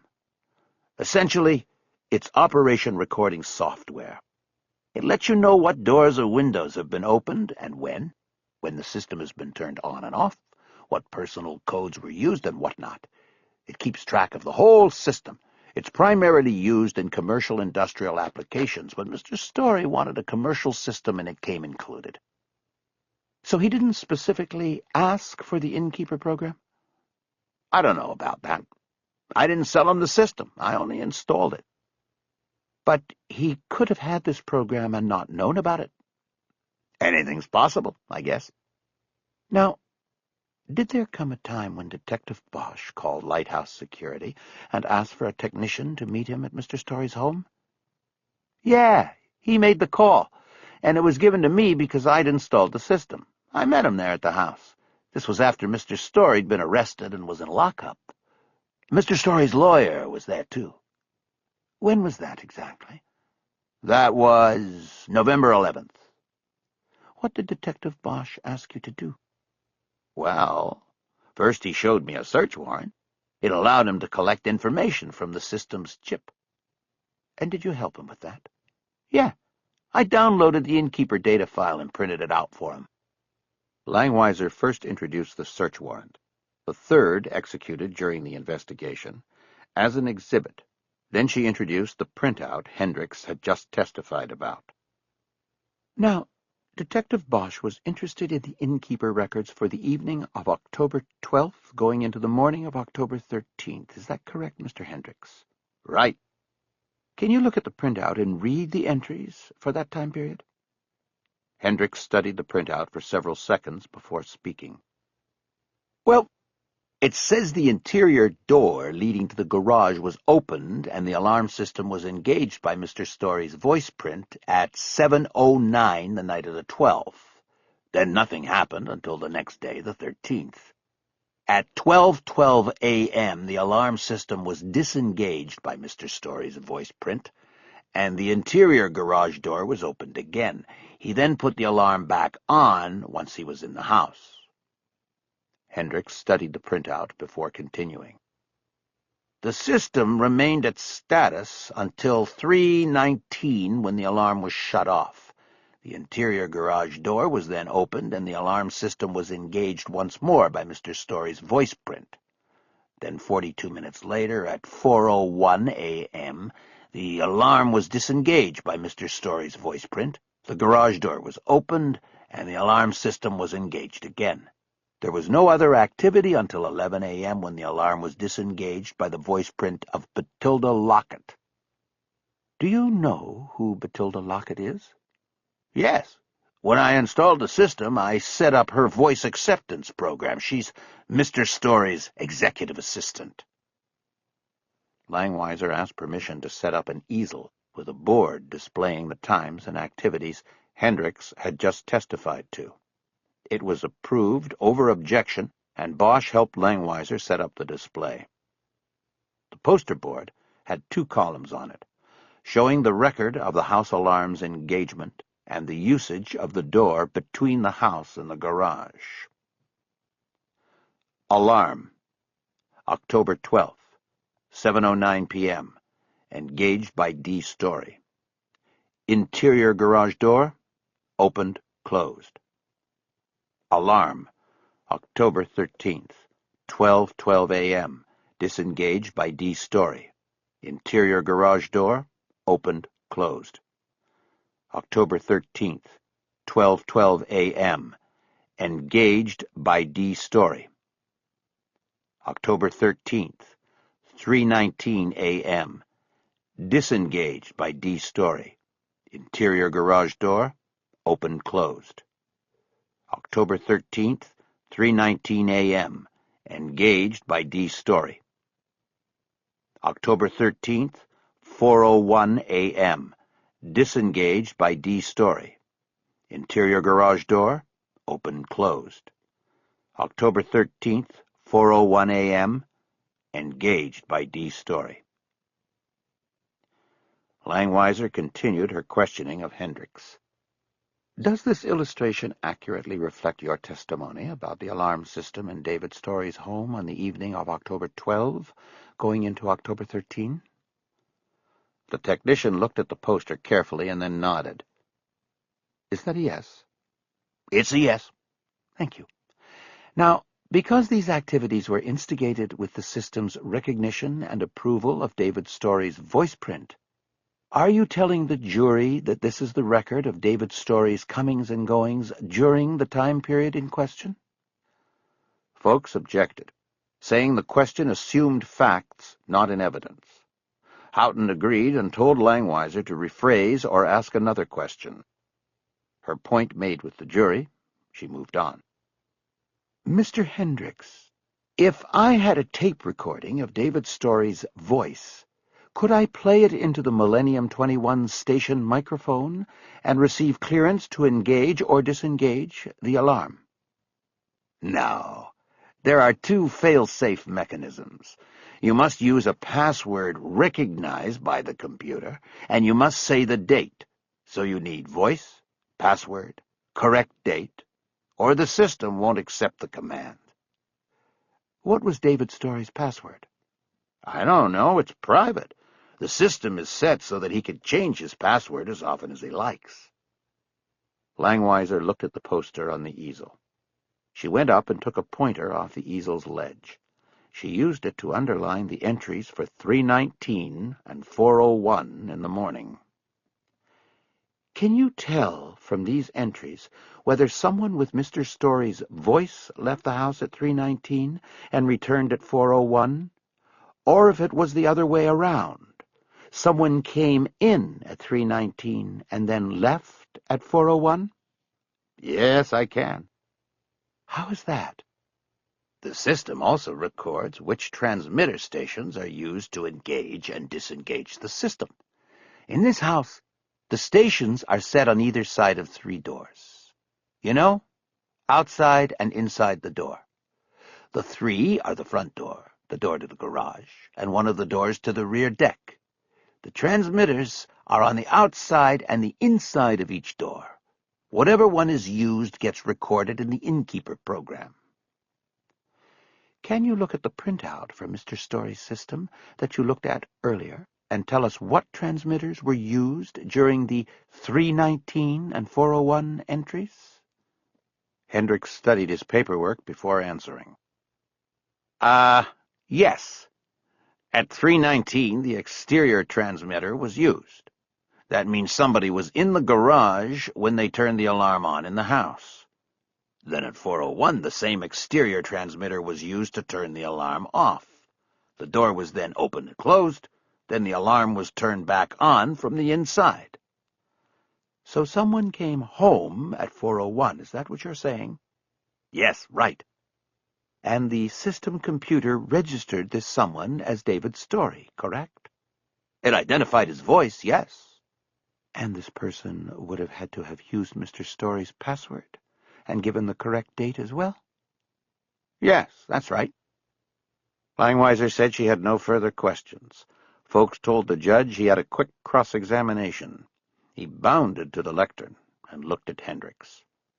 Mr. Hendricks, how long have you worked for Lighthouse? 3 years next month. So, you were employed by Lighthouse on January 1st a year ago, the so-called Y2K changeover? Yes, Hendricks said hesitantly. Can you tell us what happened to many of Lighthouse's clients on that day? We had a few problems. A few problems, Mr. Hendricks? We had system failures. What system in particular? The Millennium Twos had a program malfunction, but it was minor. We were able to... How many clients with Millennium Twos were affected in the Los Angeles area? All of them. But we found the bug and... That's all, sir. Thank you. We got it fixed. Mr. Hendricks, the judge barked, that's enough. The jury will disregard the last statement. He looked at Langweiser. Redirect, Miss Langweiser? Langweiser said she had a few quick questions. Bosch had known about the Y2K problems and reported them to the prosecutors. Their hope had been that the defense would not learn of them or raise them. Mr. Hendricks, did Lighthouse fix the bug that infected the systems after Y2K? Yes, we did. It was fixed right away. Would it in any way have affected data gathered from the defendant's system a full 10 months after Y2K? Not at all. The problem was resolved. The system was repaired. Langweiser said that was all she had for the witness and sat down. Folks then rose for recross. The bug that was fixed, Mr. Hendricks, that was the bug they knew about, correct? Hendricks made a confused look. Yeah, that was the one that caused the problem. So what you're saying is that you only know about these bugs when they cause a problem? Usually. So there could be a program bug in Mr. Story's security system, and you wouldn't know about it until it creates a problem, correct? Hendricks shook his shoulders. Anything's possible. Folks sat down, and the judge asked Langweiser if she had anything else. The prosecutor hesitated a moment, but then said she had nothing further. Hendricks was dismissed by Houghton, who then suggested an early break for lunch. Our next witness will be very brief, Your Honor. I'd like to get him in before the break. We plan to concentrate on one witness during the afternoon session. Very well, go on. We recall Detective Bosch. Bosch got up and went to the witness stand, carrying the murder book. This time he did not touch the microphone. He settled in and was reminded by the judge that he was still under oath. Detective Bosch, Langweiser began. At some point during your investigation of the murder of Jody Kremens, were you directed to drive from the defendant's home to the victim's home and then back again? Yes, I was. By you. And did you follow that direction? Yes. When? On November 16th at 3:19 a.m. Did you time your drive? Yes, I did, both ways. And can you tell us those times? You can refer to your notes if you wish. Bosch opened the binder to a previously marked page. He took a moment to study the notations, even though he knew them by heart. From Mr. Story's house to Jody Kremens' house, it took 11 minutes and 22 seconds, driving within posted speed limits. Coming back, it took 11 minutes and 48 seconds. The round trip was 23 minutes, 10 seconds. Thank you, Detective. That was it. Folks passed again on cross-examination, reserving the right to call Bosch back to the stand during the defense phase. Judge Houghton recessed the trial for lunch, and the crowded courtroom slowly drained into the outside hallway. Bosch was pushing and moving through the crowd of lawyers, spectators, and reporters in the hallway and looking for Annabelle Crow, when a hand strongly grabbed his upper arm from behind. He swung around and looked into the face of a black man he didn't recognize. Another man, this one white, came up to them. The two men had on almost identical gray suits. Bosch knew they were bureau men before the first man said his first word. "Detective Bosch, I'm Special Agent Twilley with the FBI. This is Special Agent Friedman. Can we talk to you somewhere privately?" Chapter 38. It took 3 hours to go carefully through the videotape. At the end of it, McCaleb had nothing to show for his time except a parking ticket. Tefero had appeared nowhere in the video of the post office on the day the money order was purchased. Neither had Harry Bosch, for that matter. The missing 48 minutes of video, which had been taped over before McCaleb and Winston got there, now haunted him. If they'd gone to the post office first and Hollywood Station second, they might have had the killer on tape. Those 48 minutes might be the difference in the case, the difference in being able to clear Bosch or convict him. McCaleb was thinking about what-if scenarios when he got to the Cherokee and found the parking ticket under the wiper. He cursed and pulled it off and looked at it. He'd been so absorbed in watching the tape he'd forgotten he'd parked in a 15-minute zone in front of the post office. The ticket would cost him $40, and that stung. With few fishing charters in the winter months, his family had been living mostly off Graciella's small paycheck and his monthly pension from the Bureau. There wasn't a lot of leeway with expenses for the two kids. This, coupled with Saturday's canceled charter, would hurt. He slipped the ticket back into place on the windshield and started walking down the sidewalk. He decided he wanted to go into Valentino Bonds, even if he knew Rudy Tefero would likely be up in Van Nuys in court. It was in keeping with his practice of viewing the target subject in comfortable surroundings. The target might not be there this time, but the surroundings where he felt safe would. As he walked, he took out his cell phone and called Jay Winston, but got her machine. He hung up without leaving a message and paged her. 4 blocks later, when he was almost to Valentino Bonds, she called back. "I got nothing," he reported. "Nothing?" "No Tefero and no Bosch." "Damn! It had to have been on that missing 48 minutes. We should have gone to the post office first. I know, my fault. The one thing I did get was a parking ticket." "Sorry, Terry." "Which at least gives me an idea. It was right before Christmas and crowded. If he was in a 15-minute zone, he might have gone over while waiting in line. The parking enforcement goons in this city are like Nazis. They wait in the shadows. There's always a chance there was a ticket.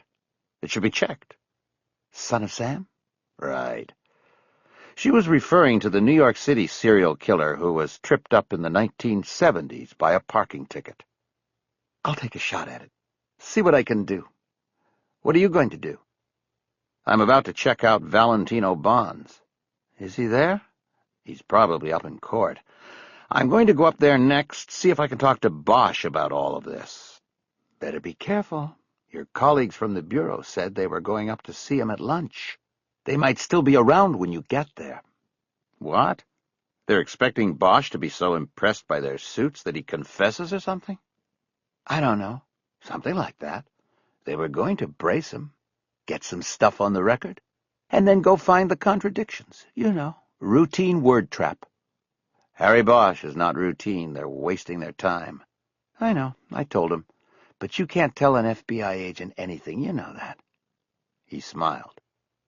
"Hey, if this goes the other way and we take down Tefero, I want the sheriff to pay for this ticket." "Hey, you're not working for me. You're working for Bosch, remember? He pays parking tickets. The sheriff only pays for pancakes." "All right, I'm going to go." "Call me." He slid the phone into the pocket of his windbreaker and opened the glass door of Valentino Bonds. It was a small white room with a waiting couch and a counter. It reminded McCaleb of a motel office. There was a calendar on the wall depicting a beach scene from Puerto Vallarta. Behind the counter, a man sat with his head down, filling in a crossword puzzle. Behind him was a closed door to what was probably a rear office. McCaleb put a smile on his face and started walking with purpose around the counter before the man there even looked up. "Rudy? Hey, Rudy, come on out of there." The man looked up as McCaleb passed him and opened the door. He stepped into an office that was more than twice the size of the front room. "Rudy?" The man from the counter came in right behind him. "Hey, man, what are you doing?" McCaleb turned, scanning the room. "Looking for Rudy. Where is he?" "He's not here. Now, if you would step—" "He told me he'd be here, that he didn't have to be in court until later." Scanning the office, he saw the rear wall was covered with framed photos. He took a step closer. Most of them were shots of Tefero with celebrities he'd either bailed out or worked with as security consultant. Some of the photos were clearly from his days working across the street at the cop shop. "Excuse me, just who are you?" McCaleb looked at the man as if insulted. He looked like he might be Tefero's younger brother, the same dark hair and eyes with rough good looks. "I'm a friend, Terry. We used to work together when he was across the street." McCaleb pointed to a group photo that was on the wall. It showed several men in suits and a few women standing in front of the brick facade of the Hollywood Division Station. The detective squad. McCaleb saw both Harry Bosch and Rudy Tefero in the back row. Bosch's face was turned slightly away from the camera. There was a cigarette in his mouth, and smoke rising from it partially obscured his face. The man turned and started looking at the photo. McCaleb's eyes took another swing around the office. The room was nicely appointed, with a desk to the left and a sitting area to the right, with 2 short couches and an oriental rug. He stepped closer to the desk to look at a file sitting at center on the blotter, but the file, though an inch thick with documents, had nothing written on the tab. "What the fuck? You're not on here." "Yes, I am," McCaleb said without turning from the desk. "I was smoking. You can't see my face." There was a file tray to the right of the blotter that was stacked with folders. McCaleb leaned his head at an angle to check the tabs. He saw an assortment of names, some of them recognizable as entertainers or actors, but none of them correlating to his investigation. "Bullshit, man. That ain't you. That's Harry Bosch." "Really? You know Harry?" The man didn't answer. McCaleb turned around. The man was looking at him with angry, suspicious eyes. For the first time, McCaleb saw that he held an old billy club down at his side. "Let me see." He walked over and looked at the framed photo. "You know, you're right. That's Harry. I must have been in the one they took the year before. I was working undercover when they took this one and couldn't be in the picture." McCaleb nonchalantly took a step toward the door. Inside, he was bracing to get hit with the bat. "Just tell him I was here, okay? Tell him Terry stopped by." He made it to the door, but one last framed photo caught his eye. It showed Tefero and another man side by side, jointly holding a polished wood plaque in their hands. The picture was old. Tefero looked almost 10 years younger. His eyes were brighter, and his smile seemed genuine. The plaque itself was hanging on the wall next to the photo. McCaleb leaned closer and read the brass plate attached at the bottom. "Rudy Tefero, Hollywood Boosters Detective of the Month, February 1995. He glanced back at the photo again, and then moved through the door to the front room. "Terry what?" the man said as he passed. McCaleb walked to the front door before turning back to him. "Just tell him it was Terry, the undercover guy." He left the office and walked back up the street without looking back. McCaleb sat in his car in front of the post office. He felt uneasy, the way he always did when he knew the answer was within reach, but he just couldn't quite see it. His gut told him he was on the right track. Tefero, The PI who hid his upscale Hollywood practice behind a bail bond shack was the key. McCaleb just couldn't find the door. He realized he was very hungry. He started the car and thought about a place to eat. He was a few blocks from Musso's, but had eaten there too recently. He wondered if they served food at Nat's, but figured if they did that, it would be dangerous to the stomach. Instead, he drove over to the In-N-Out on Sunset and ordered at the drive-thru. While he was eating his hamburger over the to-go box in the Cherokee, his phone chirped. He put the burger down in the box, wiped his hands on a napkin, and opened the phone. "You're a genius." It was Jay Winston. "What?" "Tefero got a ticket on his Mercedes, a black 430 CLK. He was in the 15-minute zone, right in front of the post office. The ticket was written at 8:19 a.m. on the 22nd. He hasn't paid it yet. He has till 5 today, and then it's overdue." McCaleb was silent as he considered this. He felt nerve synapses firing like dominoes running up his backbone.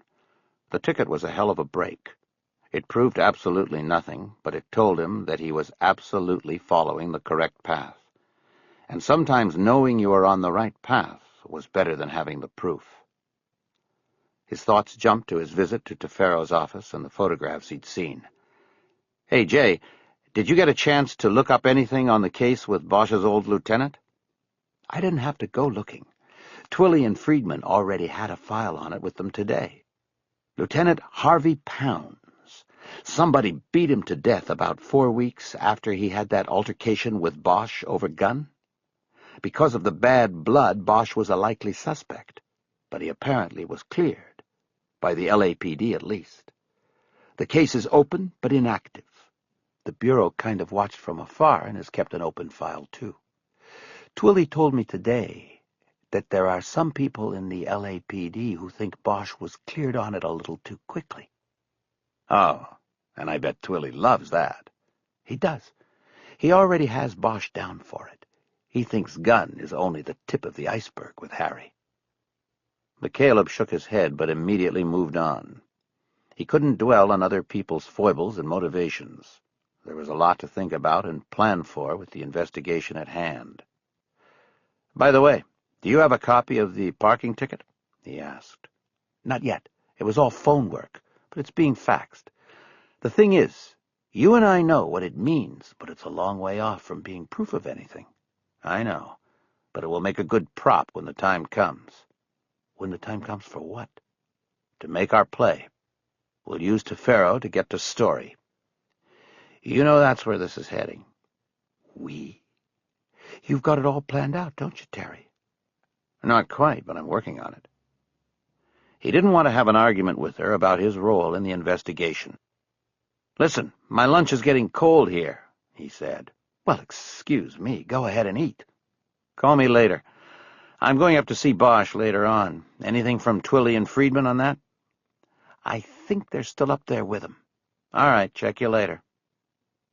He closed the phone, got out of the car, and carried the food box to a trash can. He then jumped back in and started the engine. On the way back to the post office on Wilcox, he opened all the windows to air the smell of greasy food out of the car. Chapter 39. Annabelle Crowe walked to the witness stand, drawing all eyes in the courtroom. She was stunningly attractive, but had an almost awkward quality about her movements. This mixture made her seem old and young at the same time, and even more attractive. Langweiser would do the questioning. She waited until Crowe was seated before disturbing the room's vibe and getting up to go to the lectern. Bosch had barely noticed the entrance of the final witness for the prosecution. He sat at the prosecution table with his eyes down, deep in thought about his visit from the 2 FBI agents. He'd sized them up quickly. They smelled blood in the water and knew if they bagged Bosch on the gun case that there would be no end to the media ride they'd get from it. He expected them to make their move at any moment. Langweiser quickly moved through a series of general questions with Crowe, establishing that she was a neophyte actress with a few plays and commercials on her resume, as well as one line in a feature film that had yet to be released. Her story seemed to confirm the difficulties of making it in Hollywood, a knockdown beauty who was only one in a town full of them. She still lived on stipends sent from her parents in Albuquerque.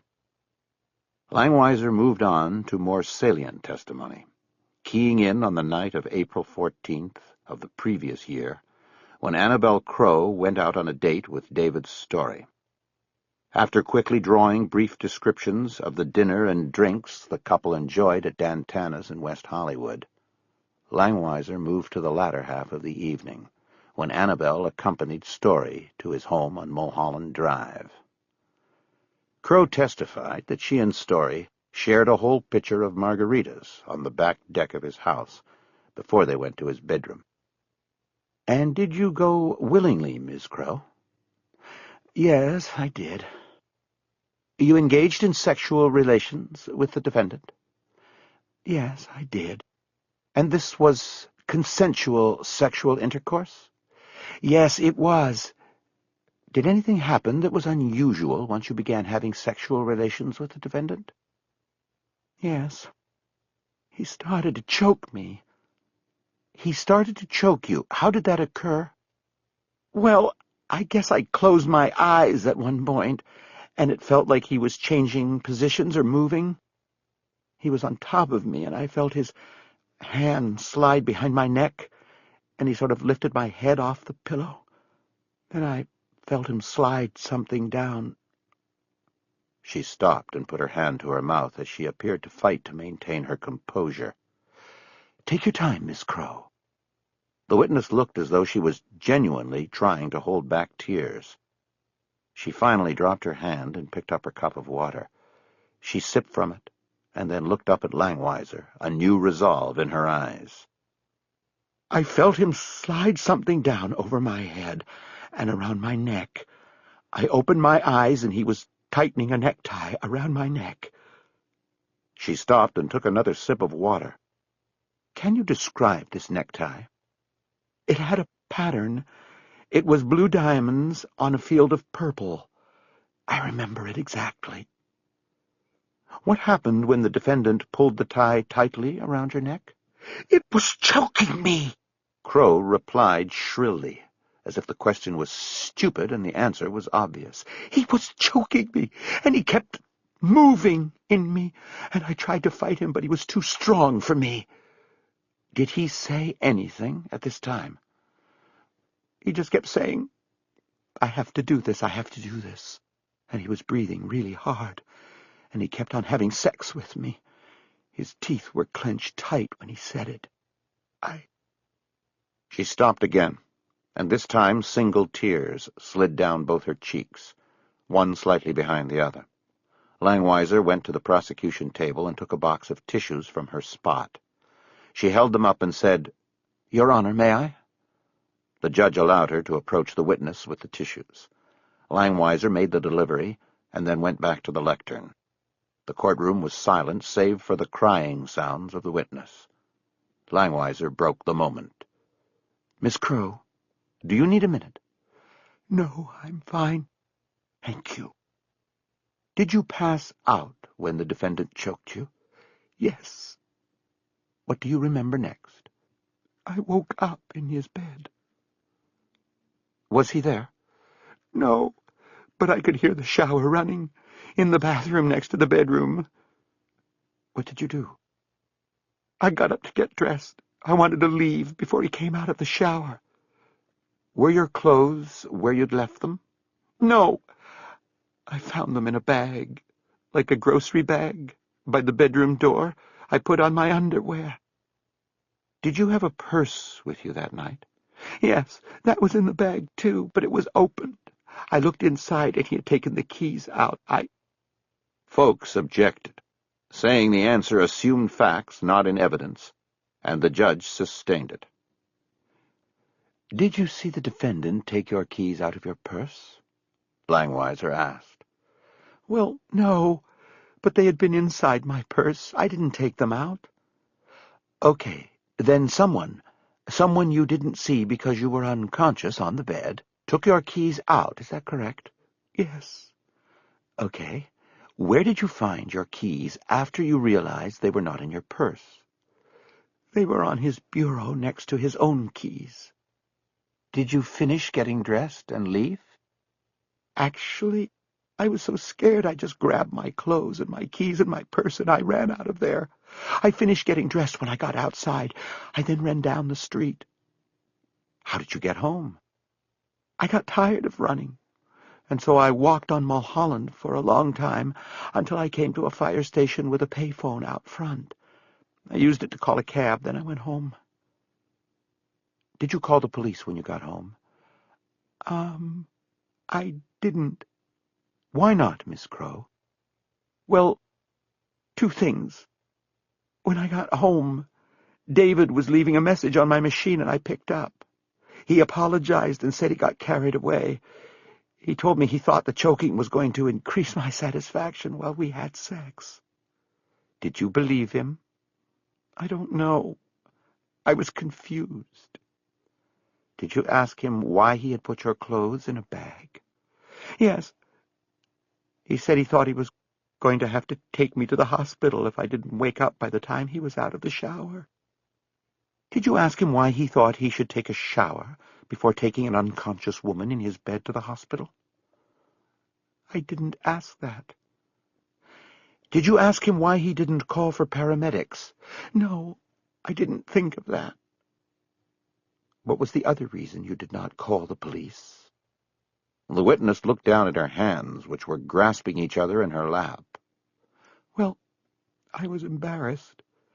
After he called, I wasn't sure anymore what had happened.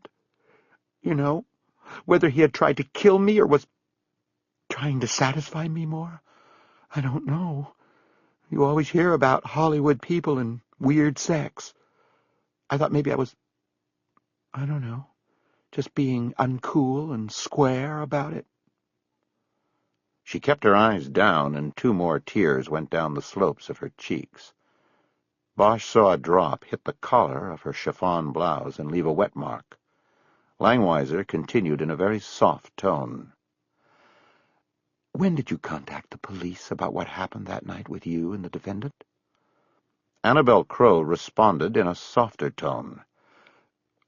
When I read about him being arrested for killing Jody Cremens the same way. You talked to Detective Bosch, then? She nodded. Yes, and I knew that if I'd called the police that night, that maybe she'd still... She didn't finish. She grabbed tissues out of the box and started a full-force cry. Langweiser told the judge she was finished with her examination. Folks said there would be a cross-examination, but suggested that it should follow a break, during which time the defendant could compose herself. Judge Houghton said that was a good idea and called a 15-minute break. Bosch stayed in the courtroom, watching over Annabel Crow as she went through the box of tissues. When she was done, her face was no longer as beautiful. It was distorted and red, her eye sockets swollen. Bosch thought she had been convincing, but he knew she hadn't faced folks yet. How she fared during the cross would determine whether the jury believed anything she had said on direct. When Langweiser came back in, she told Bosch there was someone at the outer door of the courtroom who wanted to speak to him. Who is it? I didn't ask. I just overheard him talking to the deputies as I went in. They wouldn't let him in. Was he in a suit? A black guy? No, street clothes, a windbreaker. Keep an eye on Annabel, and you better find another box of tissues. He got up and went to the courtroom doors, working his way past all of the people coming back in at the end of the break. At one point, he came face to face with Rudy Tefero. Bosch moved to his right to go around him, but Tefero moved to his left. They danced back and forth a couple times, and Tefero smiled broadly. Bosch finally stopped and didn't move until Tefero pushed by him. In the hall, he looked around, but didn't see anyone he recognized. Then Terry McCaleb walked out of the men's room, and they nodded to each other. Bosch walked over to the railing in front of one of the floor-to-ceiling windows that looked out on the plaza below. McCaleb walked up. I've got about 2 minutes, then I've got to get back in there. I just want to know if we can talk after court today. Things are happening, and I need some time with you. I know things are happening. 2 agents showed up here today. What did you tell them? To fuck off. It made them mad. Federal agents don't take that sort of language that well. You should know that, Bosch. Yeah, well, I'm a slow learner. What about after? I'll be around, unless folks creams this wit. Then I don't know. My team might have to retreat somewhere to lick our wounds. All right, then I'll hang out, watch it on TV. Later. Bosch went back into the courtroom, wondering what McCaleb had come up with so quickly. The jury was back, and the judge was giving folks the go-ahead. The defense attorney waited politely as Bosch moved by him to get to the prosecution table. Then he began. Now, Ms. Crow, is acting your full-time occupation? Yes. Have you been acting here today? Langweiser immediately objected, angrily accusing folks of harassing the witness. Bosch thought her reaction was a bit extreme, but knew she was sending a message to folks that she was going to defend her witness tooth and nail. The judge overruled the objection, saying folks was within bounds in cross-examining a witness hostile to his client. No, I am not acting, Crow answered forcefully. Folks nodded. You testified that you have been in Hollywood 3 years. Yes. I counted 5 paying jobs you spoke of. Anything else? Not yet. Folks nodded. Good to be hopeful. It's very difficult to break in, isn't it? Yes, very difficult. Very discouraging. But you are on TV right now, aren't you? She hesitated a moment, the realization that she had walked into a trap showing on her face. And so are you? She said. Bosch almost smiled. It was the best answer she could have given. Let's talk about this event that allegedly took place between you and Mr. Story, folks said. This event is, in fact, something you concocted from newspaper stories following David Story's arrest, correct? No, not correct. He tried to kill me. So you say. Langweiser stood up to object, but before she did, the judge admonished folks to keep such editorial comments to himself. The defense lawyer moved on. Now, after Mr. Story supposedly choked you to the point of unconsciousness, did you develop bruises on your neck? Yes. I had a bruise for almost a week. I had to stay inside. I couldn't go to auditions or anything. And you took photographs of the bruise to document its existence, correct? No, I didn't. But you showed the bruise to your agent and friends, did you not? No. And why is that? Because I didn't think it would ever come to this, where I would have to try to prove what he did. I just wanted it to go away, and I didn't want anyone to know. So we only have your word for the bruise, is that correct? Yes. Just as we only have your word for the entire alleged incident, correct? He tried to kill me. And you testified that when you got home that evening, David Story happened at that very moment to be leaving a message on your phone machine, correct? Absolutely. And you picked that call up, a call from the man you say tried to kill you? Do I have that right? Folks gestured, as if grabbing a telephone. He held his hand up until she answered. Yes. And you saved that message on that tape to document his words and what had happened to you, correct? No. I taped over it. By mistake. By mistake? You mean you left it in the machine and eventually taped over it? Yes. I didn't want to, but I forgot, and it got taped over. You mean you forgot that someone tried to kill you and taped over it? No, I didn't forget that he tried to kill me. I'll never forget that. So as far as this tape goes, we only have your word for it, correct? That's right. There was a measure of defiance in her voice. but in a way it seemed pitiful to Bosch. It was like yelling, "Fuck you," into a jet engine. He sensed that she was about to be thrown into that jet engine and torn apart. Now, you testified that you are supported in part by your parents, and that you have earned some monies as an actress. Is there any other source of income you haven't told us about? Well, not really. My grandmother sends me money, but not too often. Anything else? Not that I can think of. Do you take money from men on occasion, Ms. Crow? There was an objection from Langweiser, and the judge called the lawyers to a sidebar. Bosch watched Annabel Crow the whole time the lawyers whispered. He studied her face. There was still a brush-stroke of defiance, but it was being crowded by fear. She knew something was coming. Bosch decided that folks had something legitimate that he was going after. It was something that was going to hurt her, and thereby hurt the case. When the sidebar broke up, Kretzler and Langweiser returned to their seats at the prosecution table. Kretzler leaned over to Bosch. "We're fucked," he whispered. "He's got 4 men that will testify they paid her for sex. Why didn't we know about this?" Bosch didn't answer. She had been assigned to him for vetting.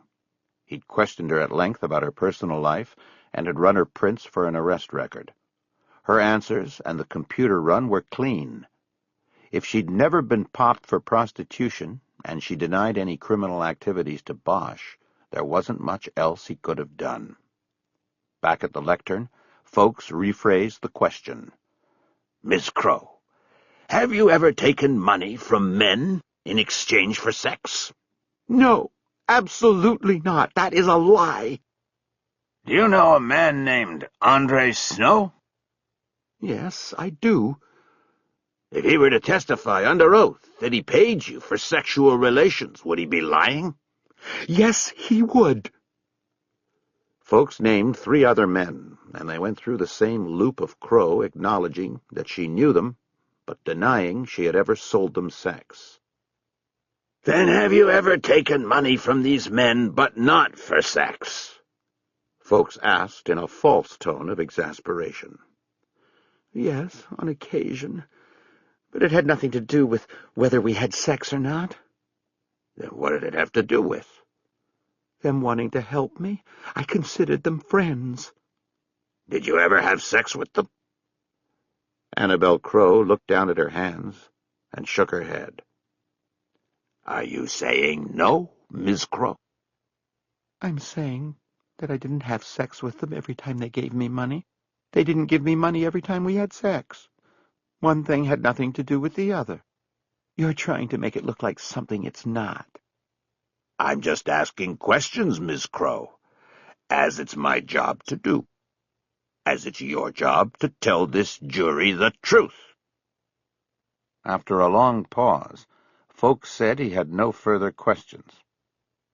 Bosch realized that he'd been gripping the arms of his chair so tightly that his knuckles were white and had gone numb. He rubbed his hands together and tried to relax, but he couldn't. He knew that Folks was a master, a cut-and-run artist. He was brief and to the point, and was as devastating as a stiletto. Bosch realized that his discomfort was not only for Annabel Crow's helpless position and public humiliation, but for his own position. He knew the stiletto would be pointed at him next. Chapter 40. They settled into a booth at Nat's after getting bottles of Rolling Rock from the bartender with the tattoo of the barbed wire-wrapped heart. While she'd pulled the bottles from the cold case and opened them, the woman hadn't said anything about McCaleb having come in the other night and asking questions about the man he'd now returned with. It was early, and the place was empty except for groups of hardcores at the bar and crowded into the booth all the way to the rear. Bruce Springsteen was on the jukebox singing, "There's a Darkness at the Edge of Town." McCaleb studied Bosch. He thought he looked preoccupied by something, probably the trial. The last witness had been a wash at best, good on direct, bad on cross, the kind of witness you don't use, if you have the choice. Looks like you guys got sandbagged there with your wit. Bosch nodded.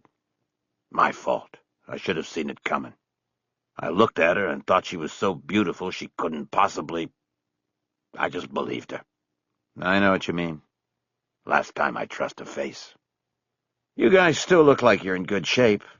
What else you got coming? Bosch smirked. That's it. They were going to rest today, but decided to wait until the morning so folks wouldn't have the night to get ready. But we've fired all the bullets in the gun. Starting tomorrow, we see what they've got. McCaleb watched Bosch take down almost half the bottle in one long pull. He decided he'd better get to the real questions while Bosch was still sharp. So tell me about Rudy Tefero. Bosch shook his shoulders in a gesture of ambivalence. What about him? I don't know. How well do you know him? How well did you know him? Well, I knew him when he was on our team. He worked Hollywood detectives about 5 years while I was there. Then he pulled the pin, got his 20-year pension, and moved across the street. Started working on getting people we put in the bucket out of the bucket. When you were both on the same team, both in Hollywood, were you close? I don't know what close means. We weren't friends. We weren't drinking buddies. He worked burglaries and I worked homicides.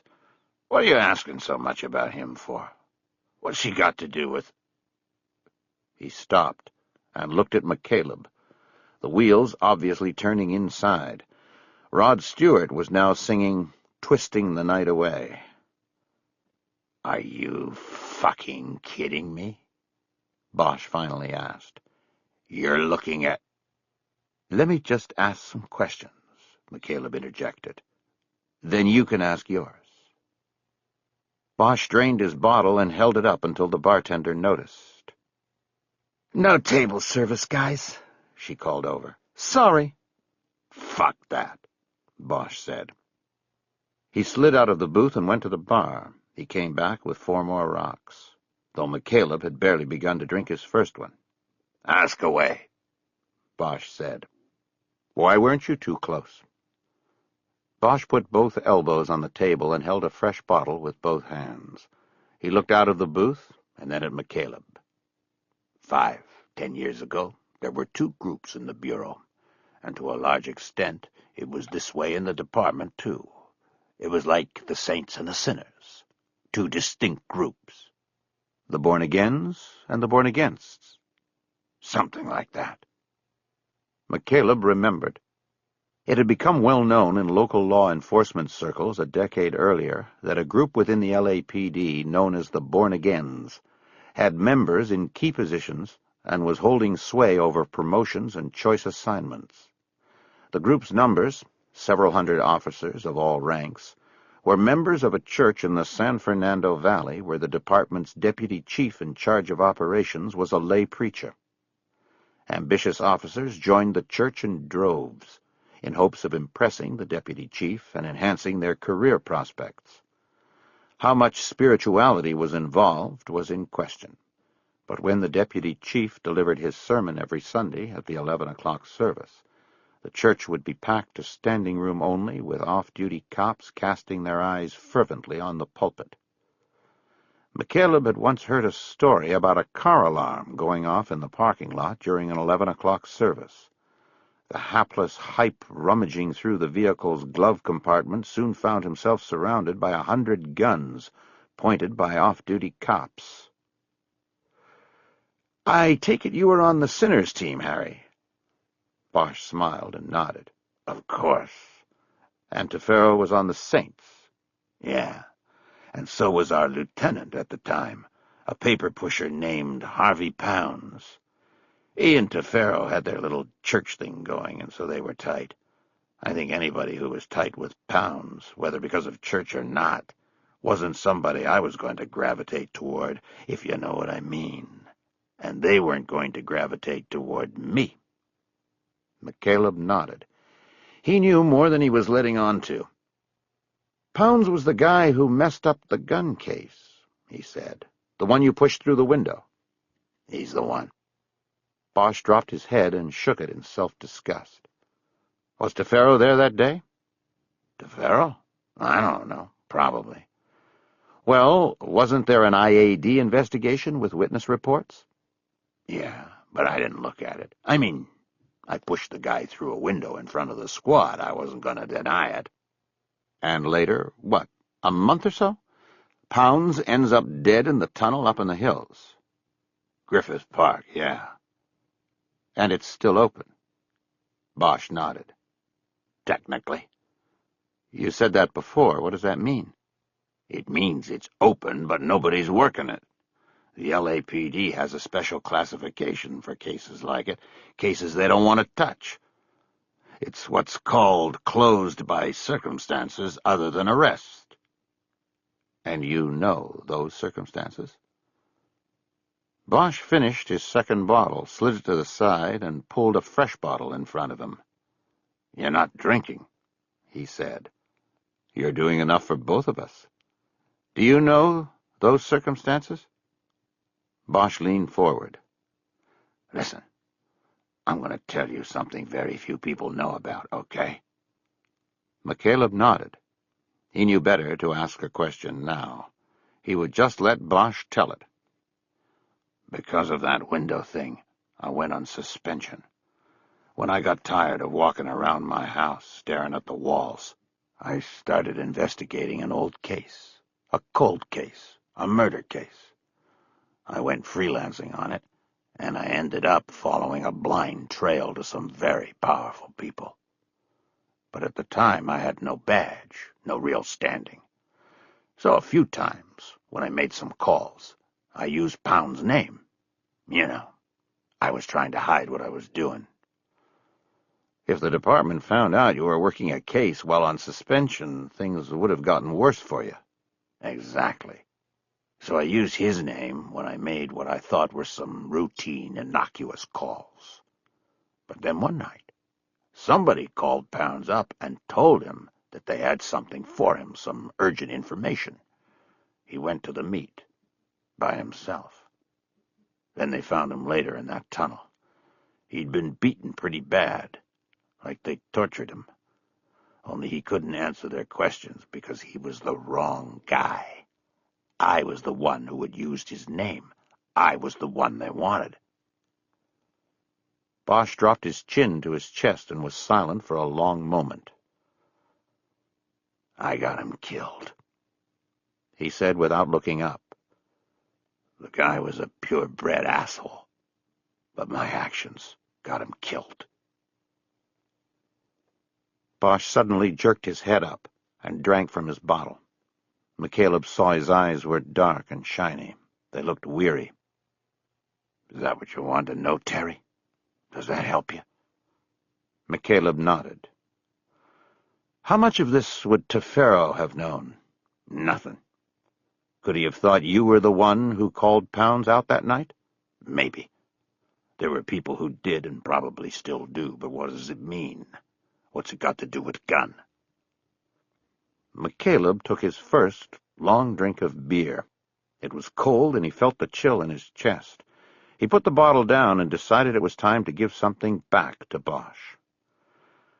I need to know about Tefero because I need to know about reasons, motives. I have no proof of anything yet, but I think Tefero killed Gunn. He did it for story. He set you in the frame. Jesus. Nice, perfect frame. The crime scene is connected to the painter, Hieronymus Bosch.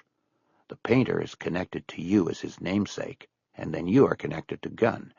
And you know when Story probably got the idea for it? Bosch shook his head. He looked too stunned to talk.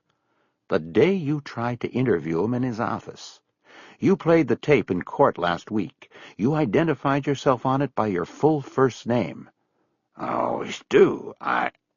He then connects with Tefero, and Tefero has the perfect victim to put in the frame. Gunn. A man he knew walked away from you in a murder charge 6 years ago. Bosch lifted his bottle a couple inches off the table and brought it back down hard. I think the plan was twofold. If they got lucky, the connection would be made quickly, and you'd be fighting a murder charge before Story's trial even started. If that didn't happen, then Plan B. They would still have it to crush you with at trial. Destroy you, they destroy the case. Folks already took out that woman today and pot-shotted a few of the other wits. What does the case rest on? You, Harry. They knew it would come down to you. Bosch turned his head slightly, and his eyes seemed to go blank as he stared at the scarred tabletop while considering what McCaleb had said. I needed to know your background with Tefero, because that's a question. Why would he do this? Yes, there probably is money in it and a hook into Story if he walks, but there had to be something more, and I think you just told me what it was. He's probably hated you for a long time. Bosch looked up from the table and directly at McCaleb. It's a payback. McCaleb nodded. For pounds. And unless we get the proof of it, it might just work. Bosch was silent. He stared down at the table. He looked tired and washed out to McCaleb. Still want to shake his hand? Bosch raised his eyes to McCaleb's. Sorry, Harry, that was a cheap shot. Bosch shook his head, shrugging it off. I deserve it. So tell me, what do you have? Not a lot, but you were right. I missed something. Tefero bailed Gunn out on New Year's Eve. I think the plan was to kill him that night, set the scene, and let things take their course. The Hieronymus Bosch connection would come to light, either through J. Winston or the Bureau VICAP inquiry, and you'd become a natural target. But then Gunn went and got himself drunk in here. He raised his bottle and gestured to the bar. And then he got himself deuced while driving home. Tefero had to get him out so they could stay with the plan, so he could kill him. That bail slip is the one direct link we have. Bosch nodded. McCaleb could tell he was seeing the scheme. They leaked it to that reporter, Bosch said. Once it hit the media, they could jump on it and use it and act like it was news to them, like they were behind the curve when all along they were bending the goddamn curve.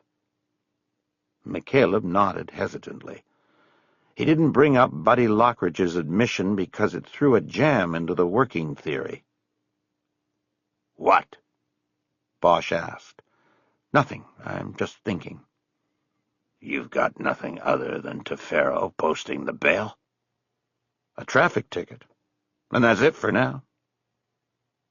In detail, McCaleb described his morning's visits to Valentino Bonds in the post office, and how his being 48 minutes late at the post office might be the difference in being able to clear Bosch and take down Tefero. Bosch winced and picked up his bottle, but then put it down without drinking from it. The parking ticket puts him at the post office, McCaleb offered. It's nothing.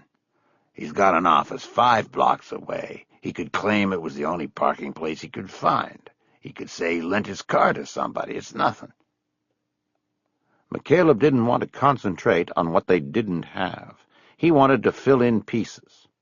Listen, the Morning Watch sergeant told us you had a standing request to be notified every time Gunn was brought in. Would Tefero have known about it? Either from before when he was still in the squad or some other way? He could have. It wasn't a secret. I was working on Gunn. Someday I was going to break him. By the way, what did Pounds look like? Bosch gave him a confused look. Short, wide, and balding with a mustache? Bosch nodded and was about to ask a question when McCaleb answered it. His picture is on the wall in Tefero's office, Pounds giving him the Detective of the Month plaque. I bet you never got one of those, Harry. Not with Pounds making the pick. McCaleb looked up, and saw that Jay Winston had entered the bar. She was carrying a briefcase. He nodded to her, and she started toward the booth, walking with her shoulders up as though she were carefully stepping through a landfill. McCaleb moved over, and she slid into the booth next to him. "Nice place." "Harry," McCaleb said, "I believe you know Jay Winston." Bosch and Winston looked at each other. "First thing," Winston said. "I'm sorry about the thing with Kiz. I hope—" "We do what we have to do," Bosch said. "You want a drink? They don't come to the table here." "I'd be shocked if they did. Maker's Mark rocks if they have it." "Terry, you cool?" "Cool." Bosch slid out to get the drink. Winston turned to look at McCaleb. "How's it going?" "Little pieces here and there." "How's he taking it?" "Not bad, I guess, for a guy who's been put into a pretty big box. How'd you do?" She smiled in a way that McCaleb could tell meant she had come up with something. "I got you the photo and a couple other interesting pieces." Bosch put Winston's drink down in front of her and slid back into the booth. "She laughed when I said Maker's Mark," he said. "That's the house swill there." "Wonderful. Thank you." Winston moved her glass to the side and brought her briefcase up onto the table.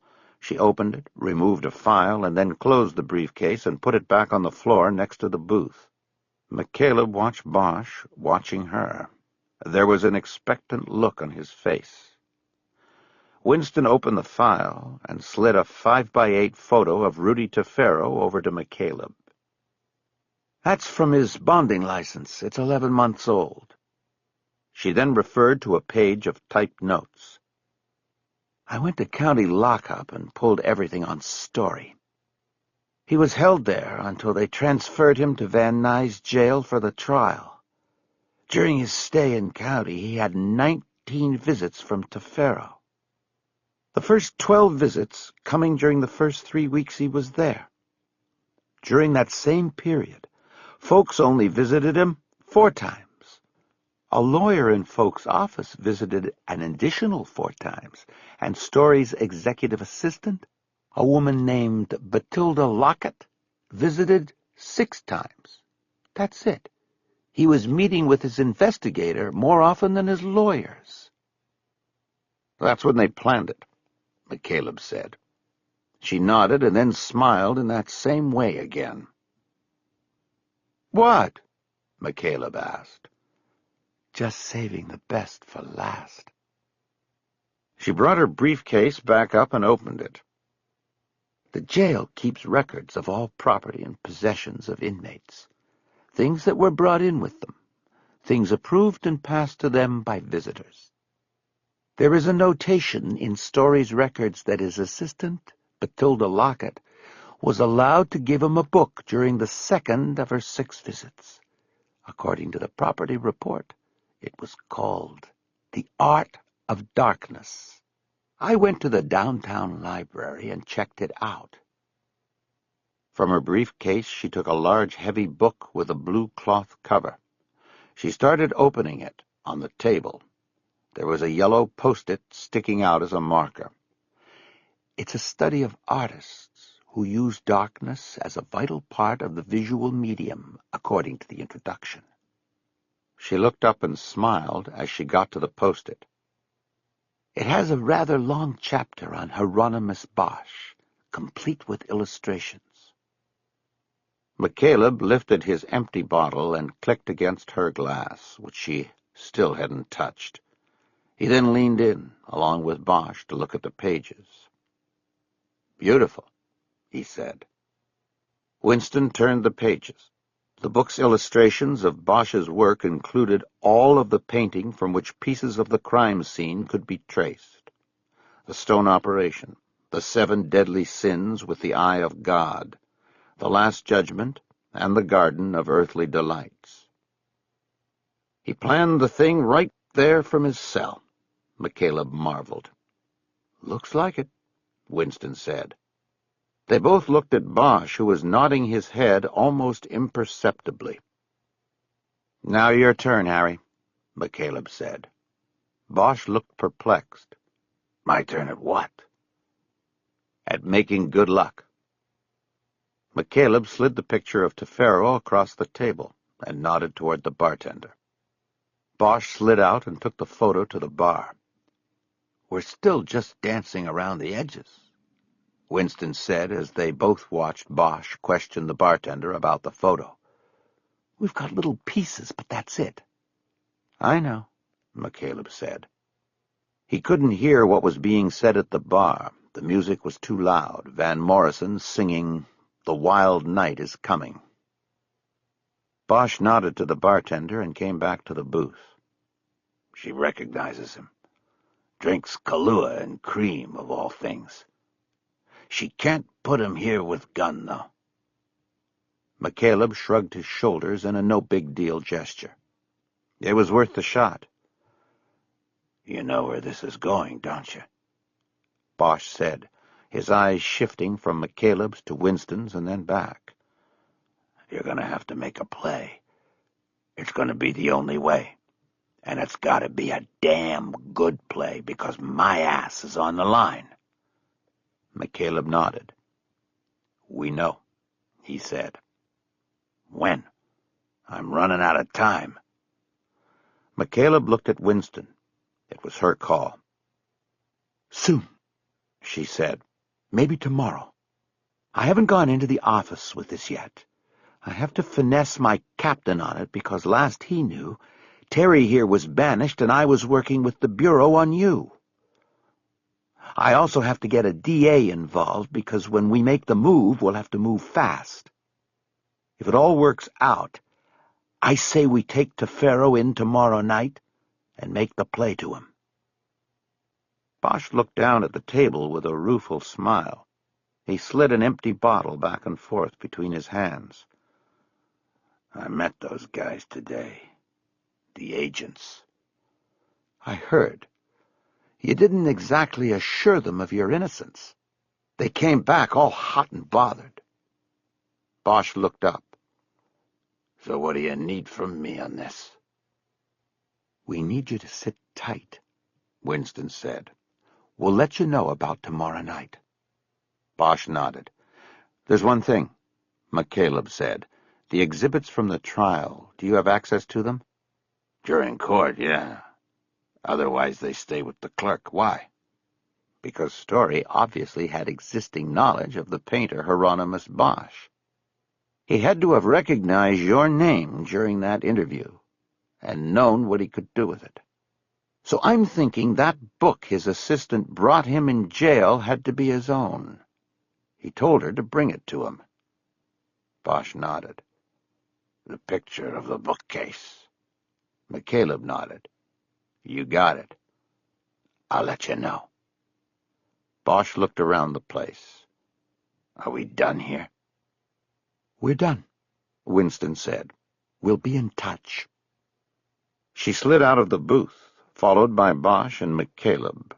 They left 2 beers and a whiskey rocks untouched on the table. At the door, McCaleb glanced back and saw a couple of the hardcores moving in on the treasure. From the jukebox, John Fogerty was singing, "There's a Bad Moon on the Rise."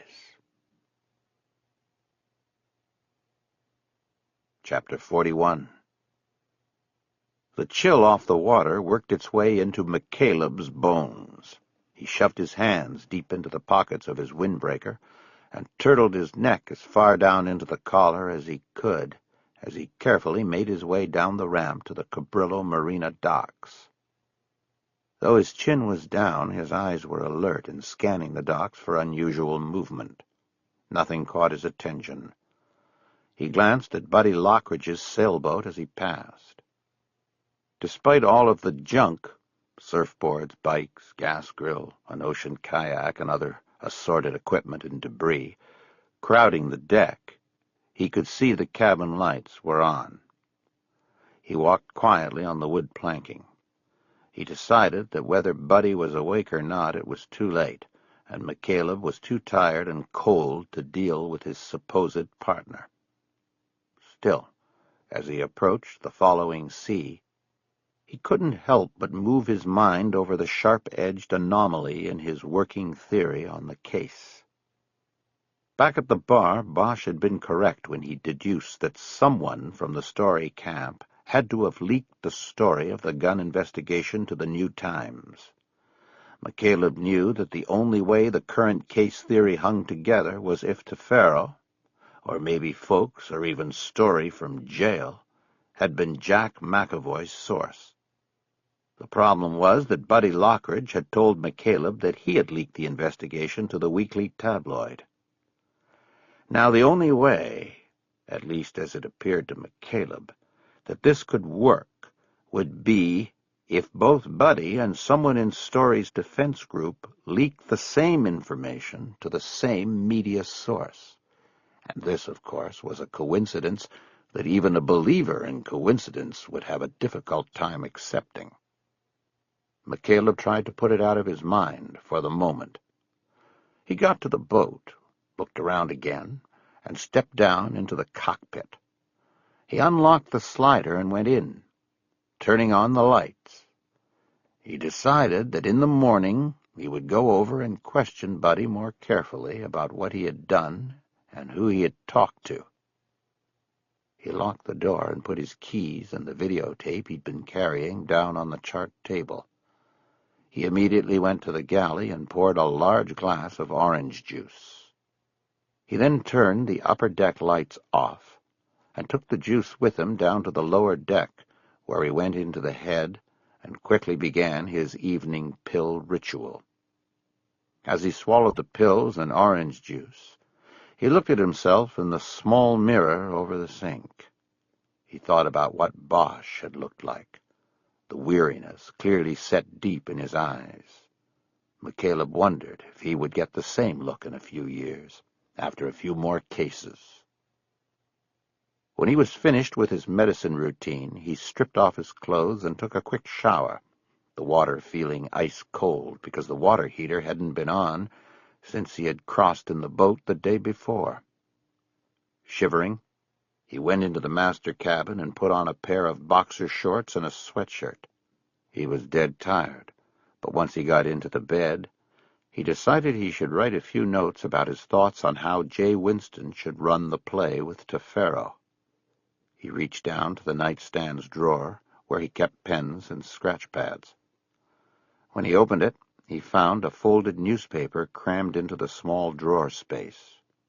He pulled it out, unfolded it, and found it was the previous week's issue of New Times.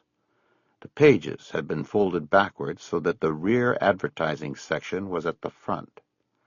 McCaleb was looking at a page full of matchbox-sized ads under a heading that said, Out-Call Massage. McCaleb suddenly realized something. He got up quickly and went to his windbreaker, which he had tossed onto a chair. He pulled a cell phone out of the pocket and went back to the bed with it. Though McCaleb had been carrying the phone with him in recent days, it usually stayed in its charger on the boat. It was paid for out of charter funds and was carried as a business expense. It was used by clients during the charter trips and by Buddy Lockridge while confirming reservations and running credit card authorizations. The phone had a small digital screen with a menu he scrolled through. He opened the call log program and began scrolling through the last 100 numbers the phone had been used to call. Most of the numbers he quickly identified and eliminated. But every time he didn't recognize a number, he compared it to the phone numbers at the bottom of the ads on the massage page. The fourth unrecognized number he compared to the ads was a match. The number was for a woman who advertised herself as an exotic Japanese-Hawaiian beauty named Leilani. Her ad said she specialized in full-service relaxation and was not associated with any massage agency. McCaleb closed the phone and got off the bed again. He started pulling on a pair of sweatpants as he tried to recall exactly what had been said when he'd accused Buddy Lockridge of leaking the case information to the New Times. By the time he was dressed, McCaleb realized he'd never specifically accused Buddy of leaking information to the newspaper. He'd only mentioned the New Times, and Buddy had immediately begun to apologize. McCaleb now understood that Buddy's apology and embarrassment could have been over his using the following sea the week before, when it was in the marina as a rendezvous point with the full-service massage woman. It explained why he had asked if McCaleb was going to tell Graciela what he had done. McCaleb looked at his watch. It was 10 after 11. He grabbed the newspaper and went topside. He didn't want to wait until the morning to confirm this. He guessed that Buddy had used the following sea to meet the woman because his own boat was so small and cramped and looked like a forbidding floating rat trap.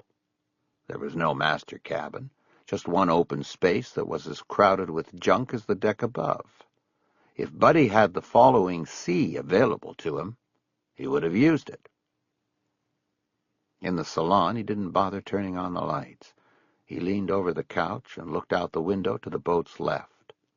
Buddy's boat, the Double Down, was 4 slips away, and he could see the cabin lights were still on. Buddy was still awake, unless he'd passed out with the lights on. McCaleb went to the slider and unlocked it. He'd just pulled the door open and was stepping through when he was suddenly grabbed from behind.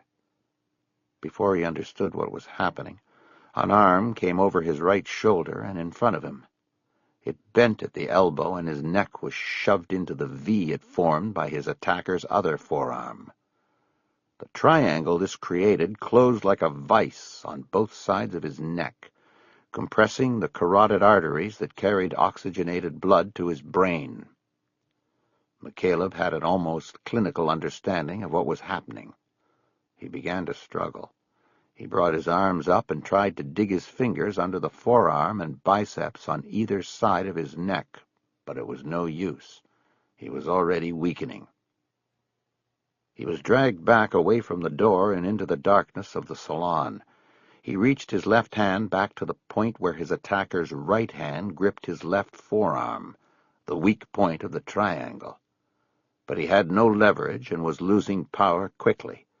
He tried to yell. Maybe Buddy would hear, but his voice was gone, and nothing came out. He remembered another defensive measure. He raised his right foot up and drove it down, heel first, toward his attacker's foot with the last strength he could muster. But he missed. His heel hit the floor ineffectively, and his attacker took another step backward, violently pulling McCaleb off balance and unable to attempt the kick release again. McCaleb was quickly losing consciousness. His vision of the marina lights through the salon door was being crowded by closing blackness with a reddish outline.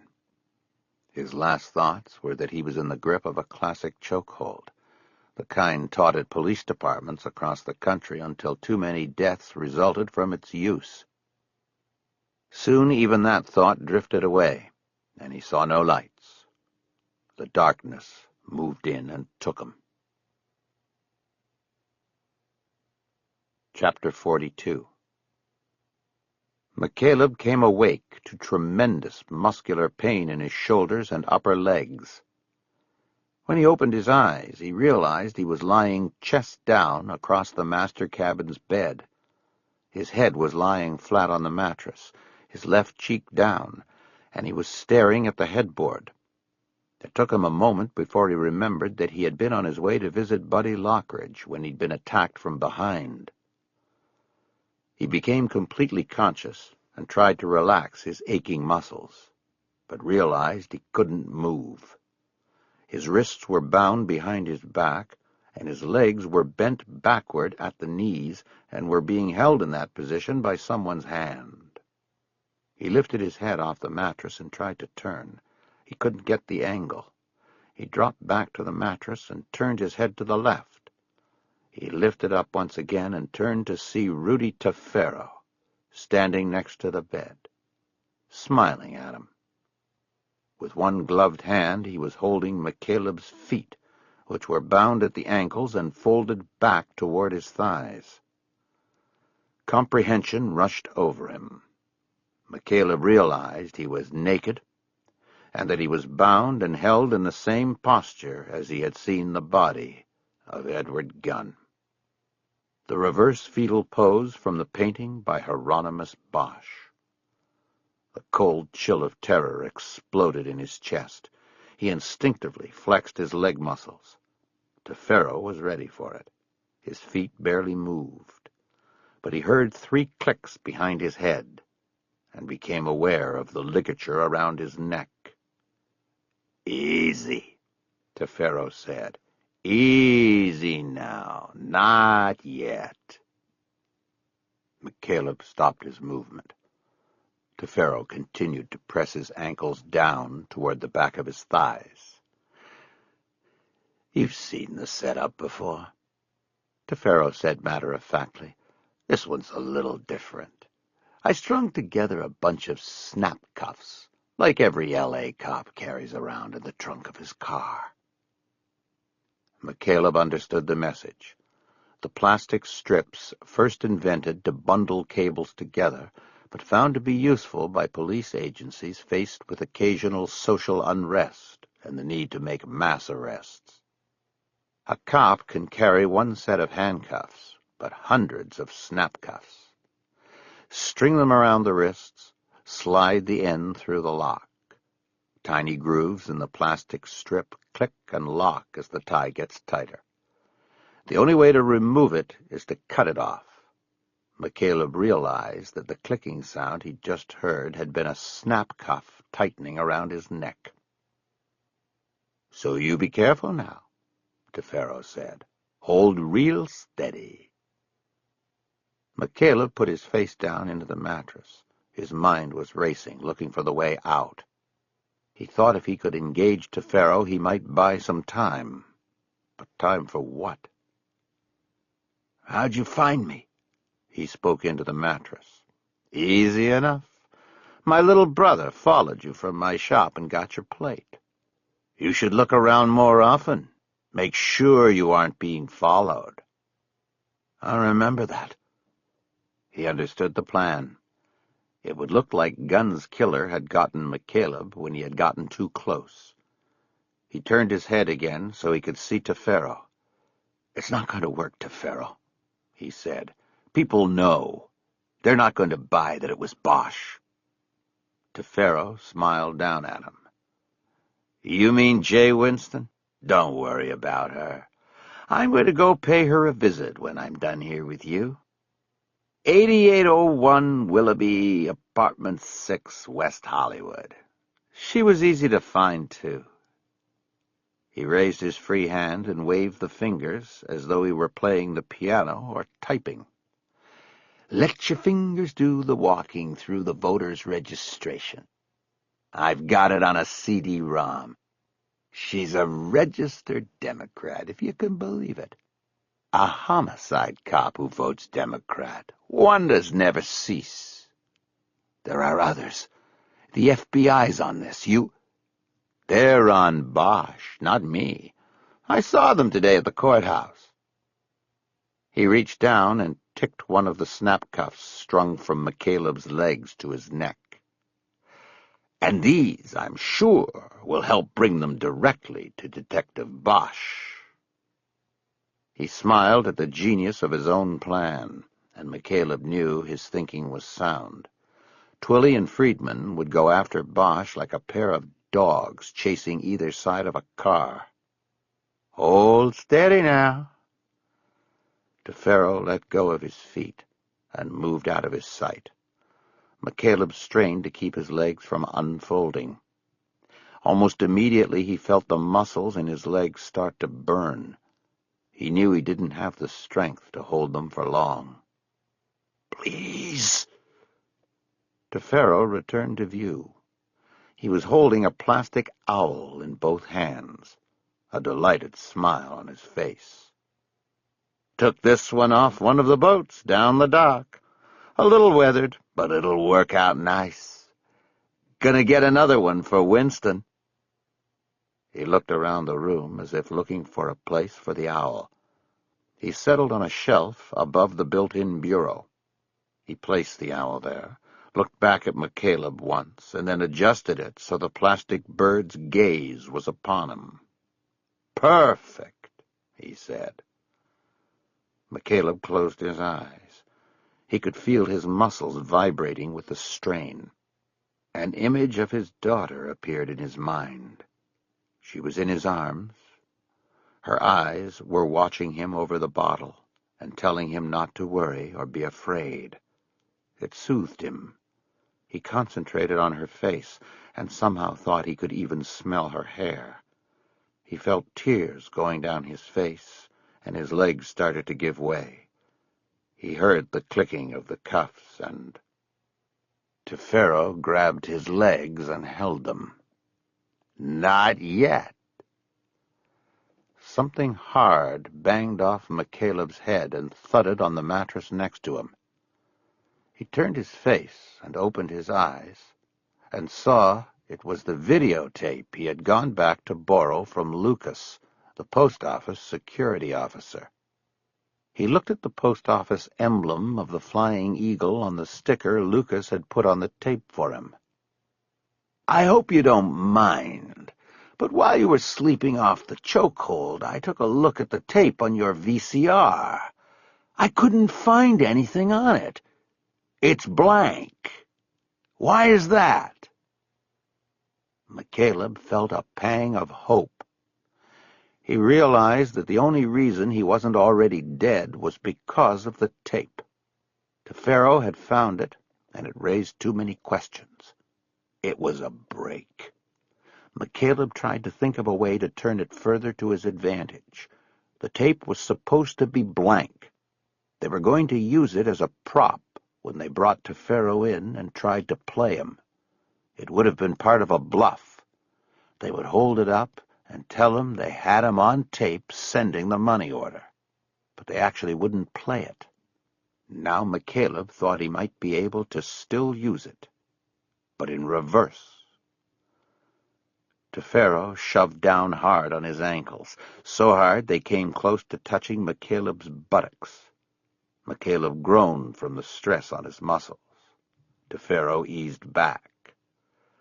"I asked you a question, motherfucker. Now you fucking answer it." "It's nothing. It's supposed to be blank." "Bullshit. The label says December 22nd. It says Wilcox Surveillance. Why is it blank?" He increased the pressure on McCaleb's legs, but not to the point of a few moments before. "Okay, I'll tell you the truth. I'll tell you." McCaleb took a deep breath and tried to relax.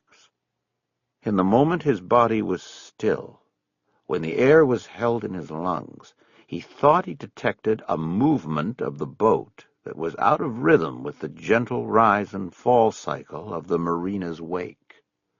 Somebody had stepped onto the boat. He could only think of Buddy Lockridge. And if it was him, then he was most likely walking into his own doom. McCaleb started to speak quickly and loudly, hoping his voice would warn Lockridge off. "It's just a prop, that's all. We were going to bluff you, tell you we had you on tape buying the money order that bought the owl. The plan was to get you to turn on Story. We know it was his plan from the jail. You just followed orders. They want Story more than they want you. I was going to—" "All right, shut up." McCaleb was quiet. He wondered if Tefero had felt the boat move unusually, or if he had heard something. But then McCaleb watched as the tape was lifted off the bed. He realized he had Tefero thinking.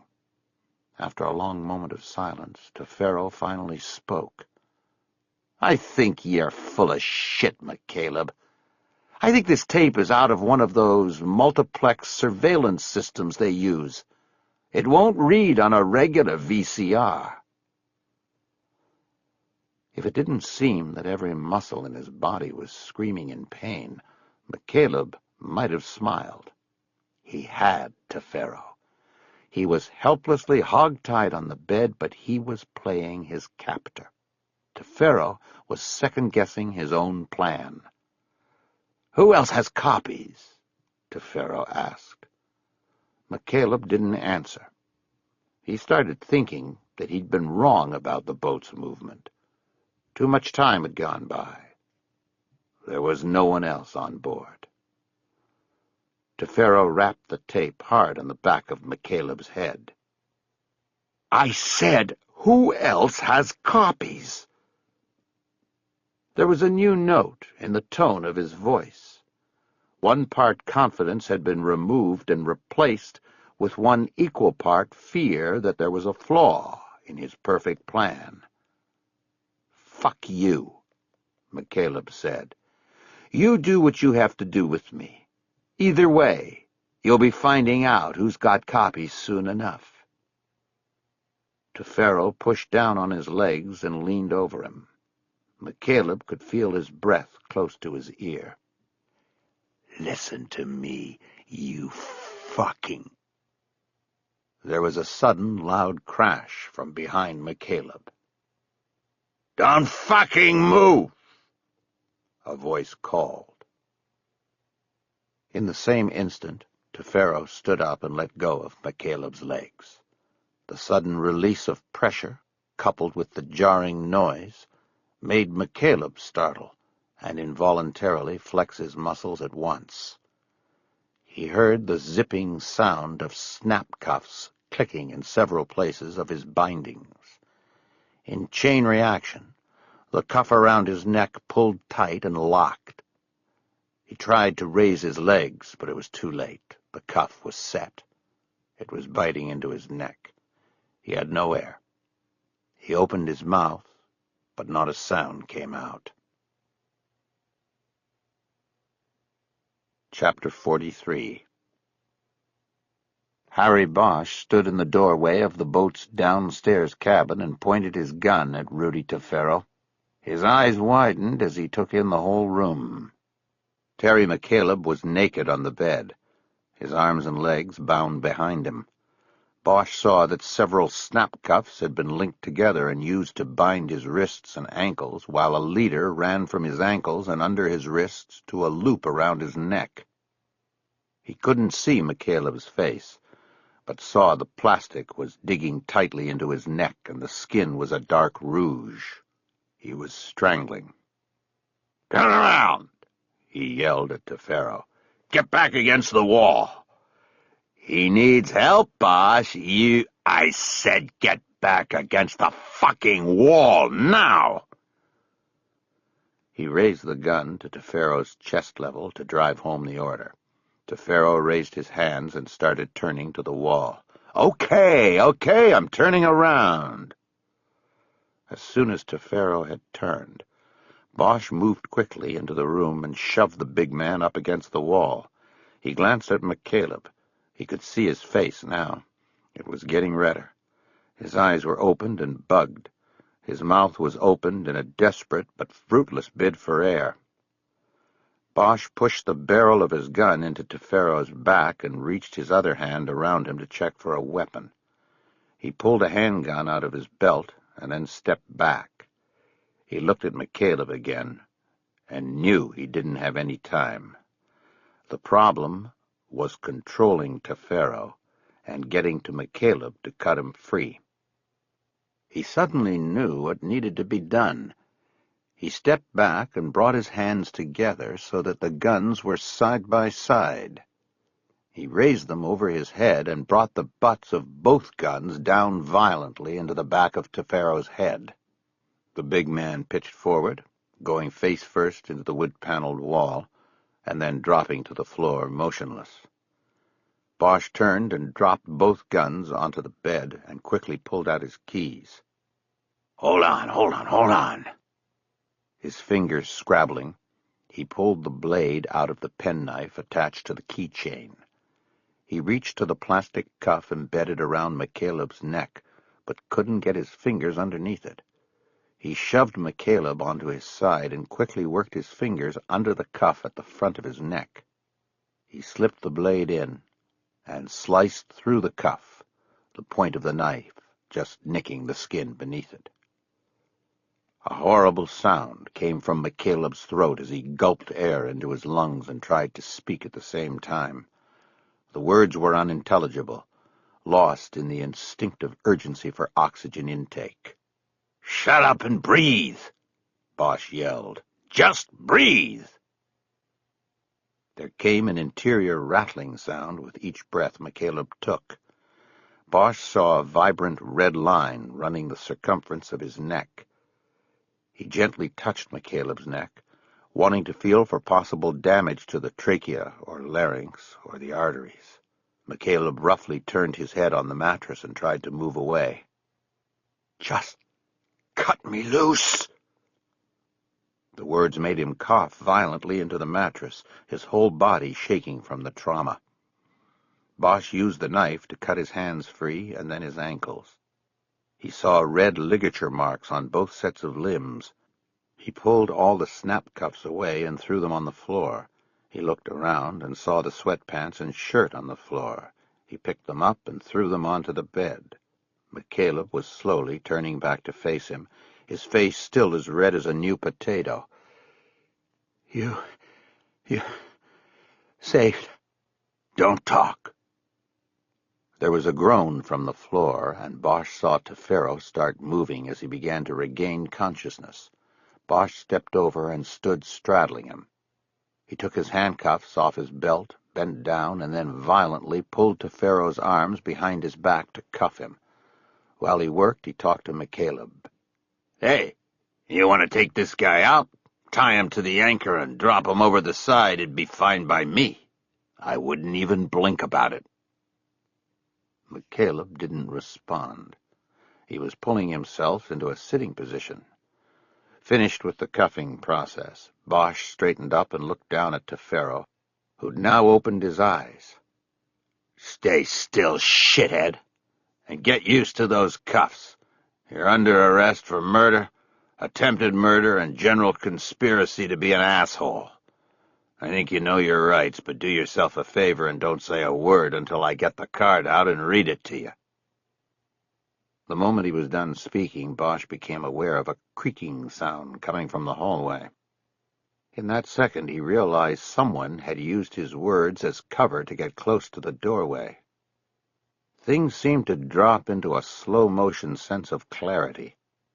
Bosch instinctively brought his left hand up to his hip, but realized his gun was not there. He'd left it on the bed. He started to turn to the bed, but saw McCaleb sitting up, still naked, and already pointing one of the guns at the doorway. Bosch's eyes followed the aim of the gun to the door. A man was swinging into the opening in a crouched position, 2 hands on a pistol. He was taking aim at Bosch. There was a shot, and wood splintered from the door jamb. The gunman flinched and squinted his eyes. He recovered and started to level the aim of his gun. There was another shot, and another, and then another. The noise was deafening in the confines of the wood-paneled room. Bosch watched 1 bullet hit the wall, and 2 hit the gunman in the chest, throwing him backward into the hallway wall. He sank to the floor, but was still visible from the bedroom. "No!" Tefero shouted from the floor. "Jesse, no!" The wounded gunman was still moving, but having difficulty with motor controls. With one hand, he awkwardly raised the gun again and made a pathetic attempt to aim it once more at Bosch. There was another shot, and Bosch saw the gunman's cheek explode with blood. His head snapped back against the wall behind him, and he became still. "No!" Tefero cried out again.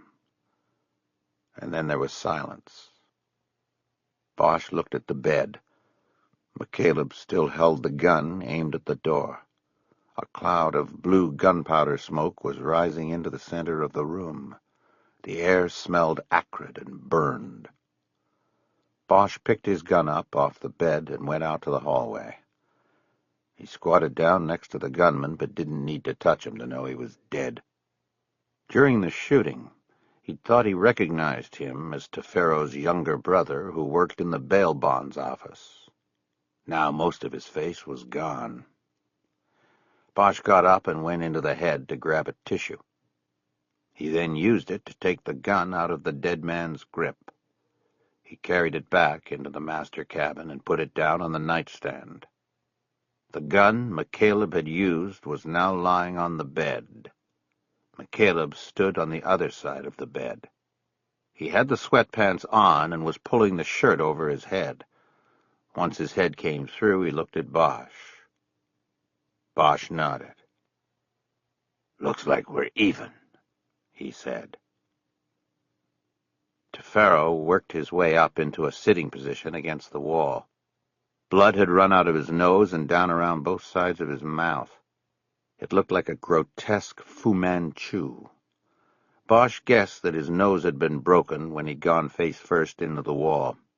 He sat slumped against the wall, his eyes staring in horror through the doorway to the body in the hallway. Bosch used the tissue to pick the gun up off the bed and put it next to the other one on the nightstand. He then took a cell phone out of his pocket and punched in a number.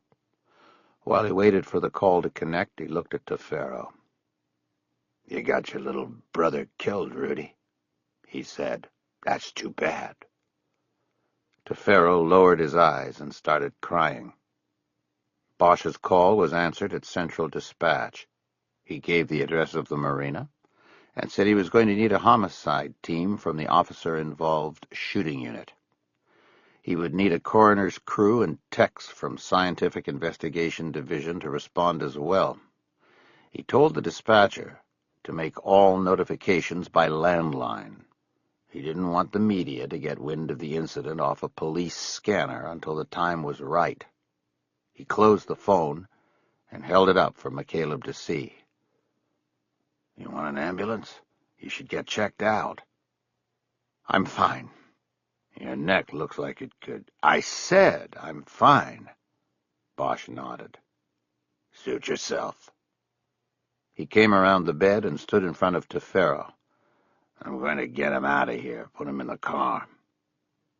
He dragged Tefero to his feet and pushed him to the door.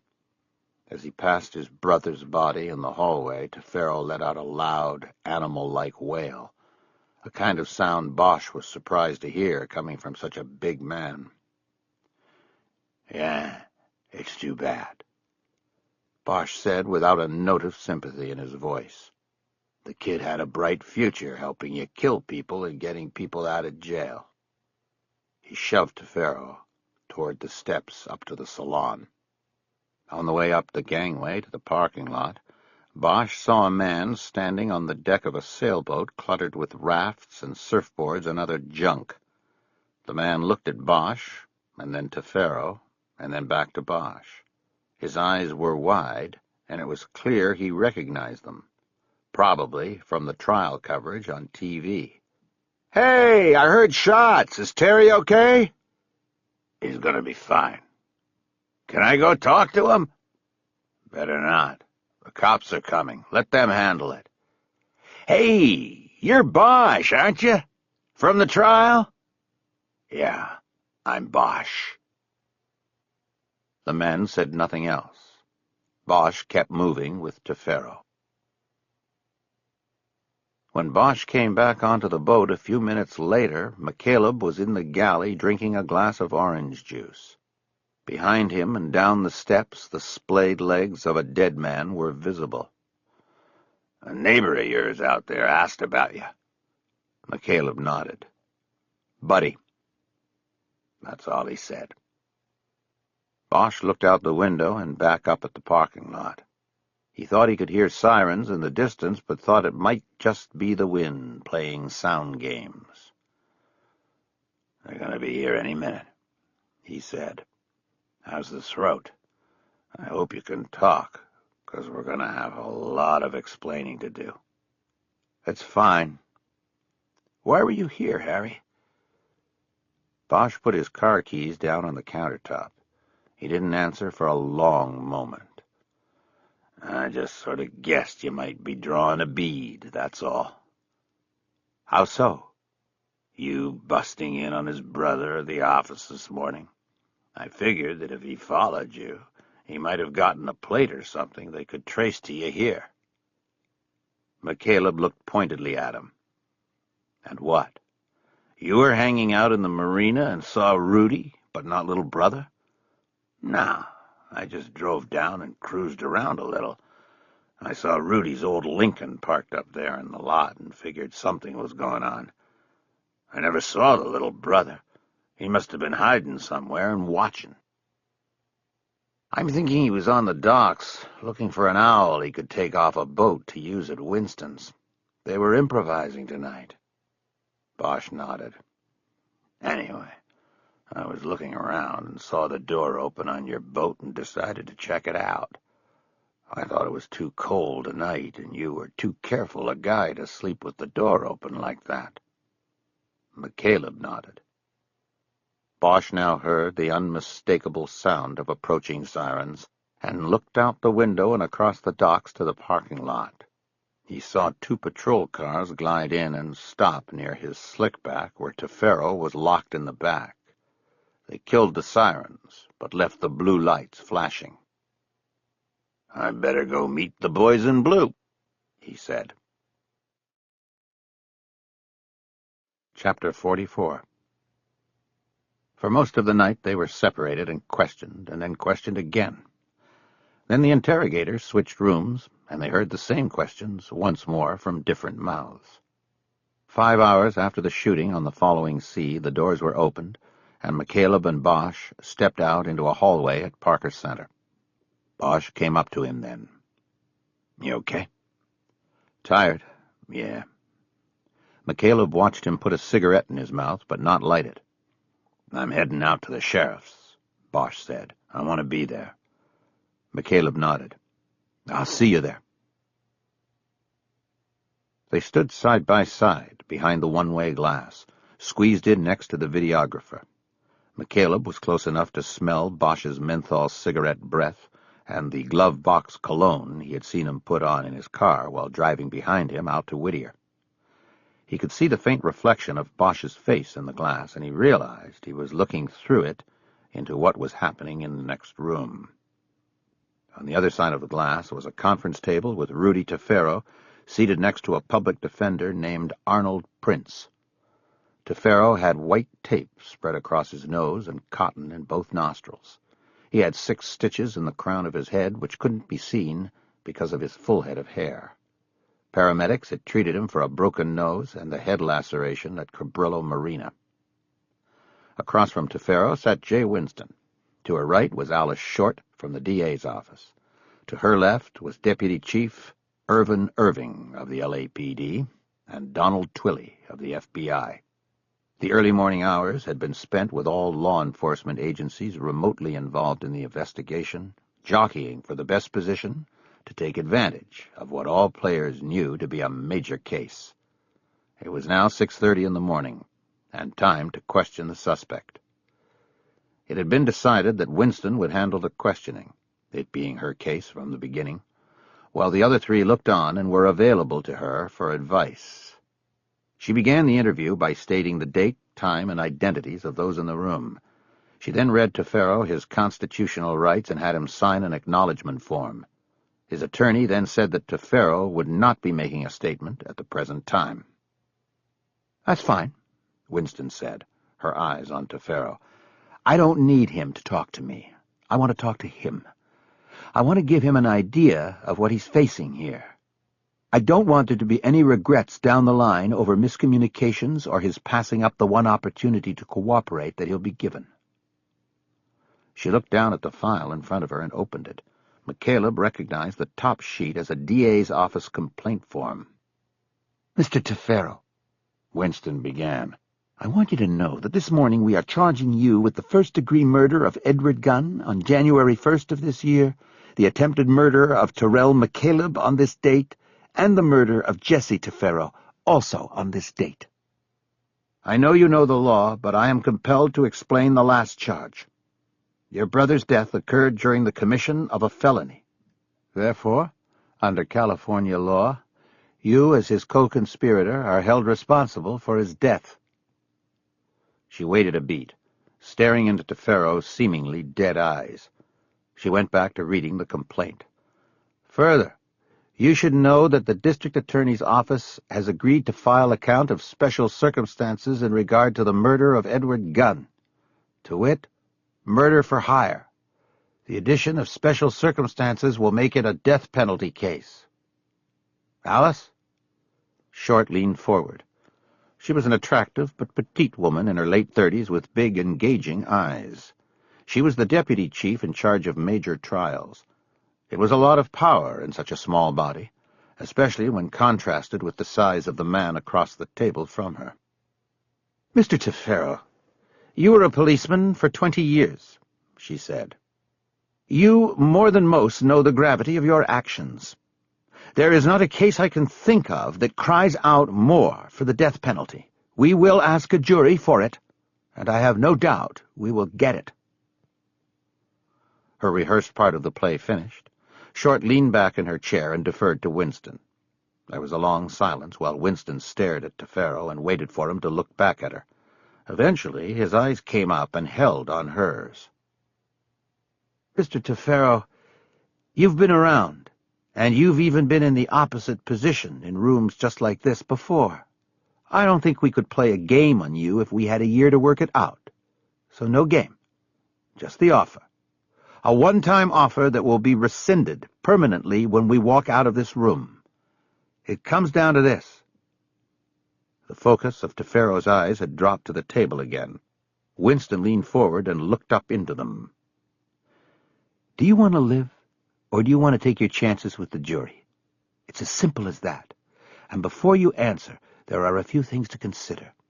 Number one, the jurors are going to see photographic evidence of what you did to Edward Gunn. 2, they're going to hear Terry McCaleb describe what it was like to be so helpless and to feel his own life being choked away by your design. You know, I don't usually bet on such things, but I'd give it less than an hour. My bet is that it will be one of the quickest death verdicts ever returned in the state of California."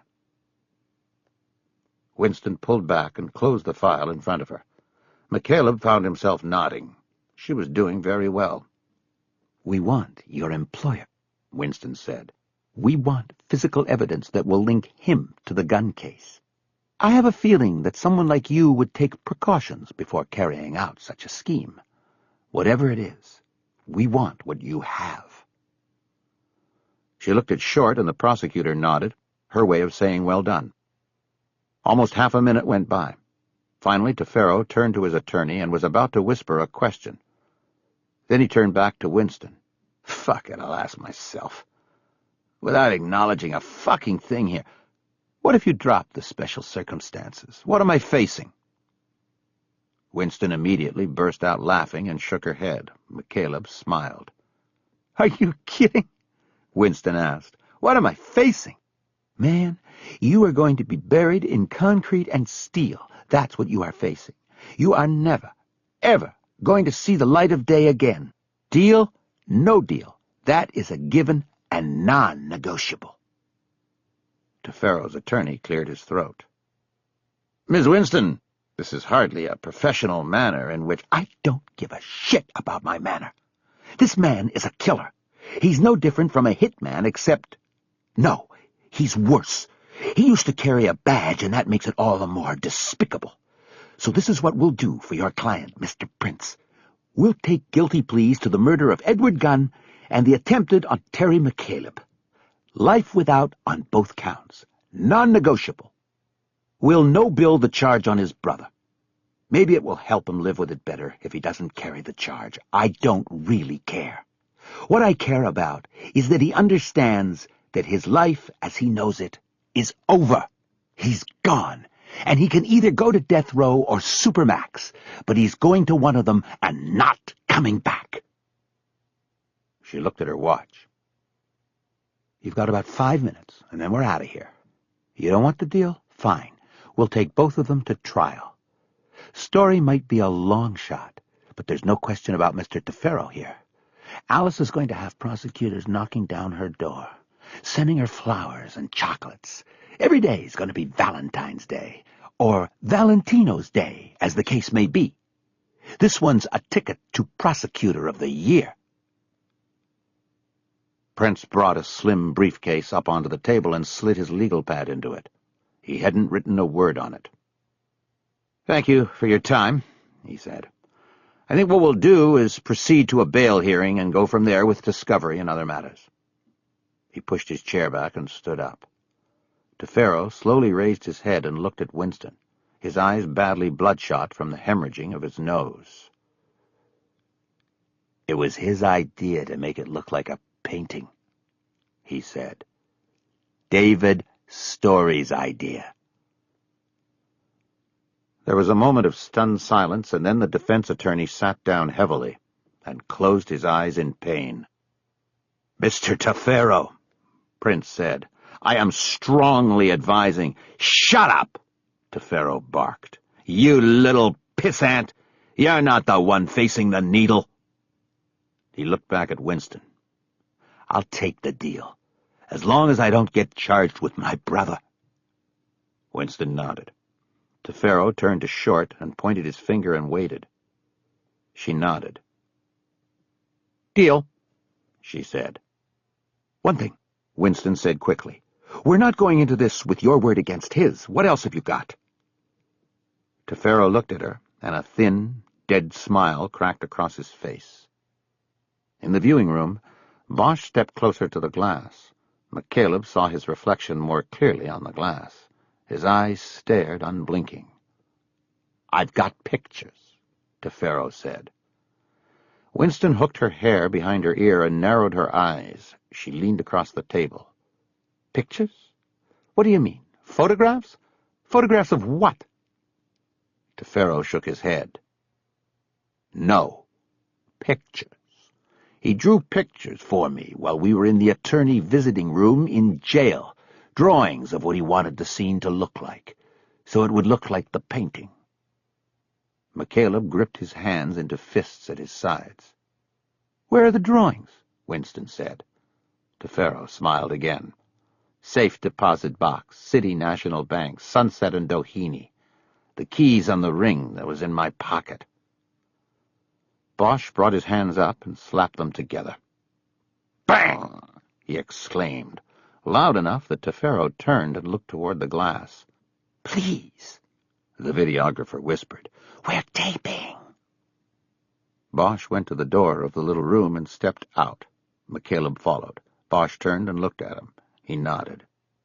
"Story goes down," he said. "The monster goes back into the darkness from which it came." They looked at each other silently for a moment, and then Bosch broke it away. "I gotta go," he said. "Where?" "Get ready for court." He turned and started walking through the deserted bullpen of the Sheriff's Department Homicide Squad.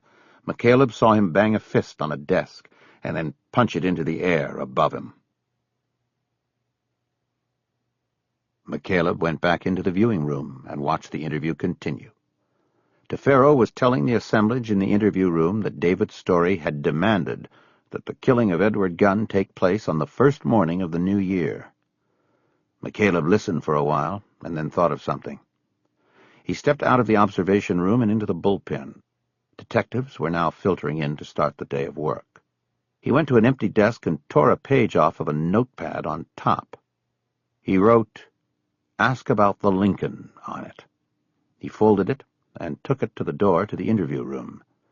He knocked, and after a moment Alice Short opened the door. He handed her the folded note. "Give this to Jay before the interview is over," he whispered. She nodded and closed the door. McCaleb went back into the observation room to watch.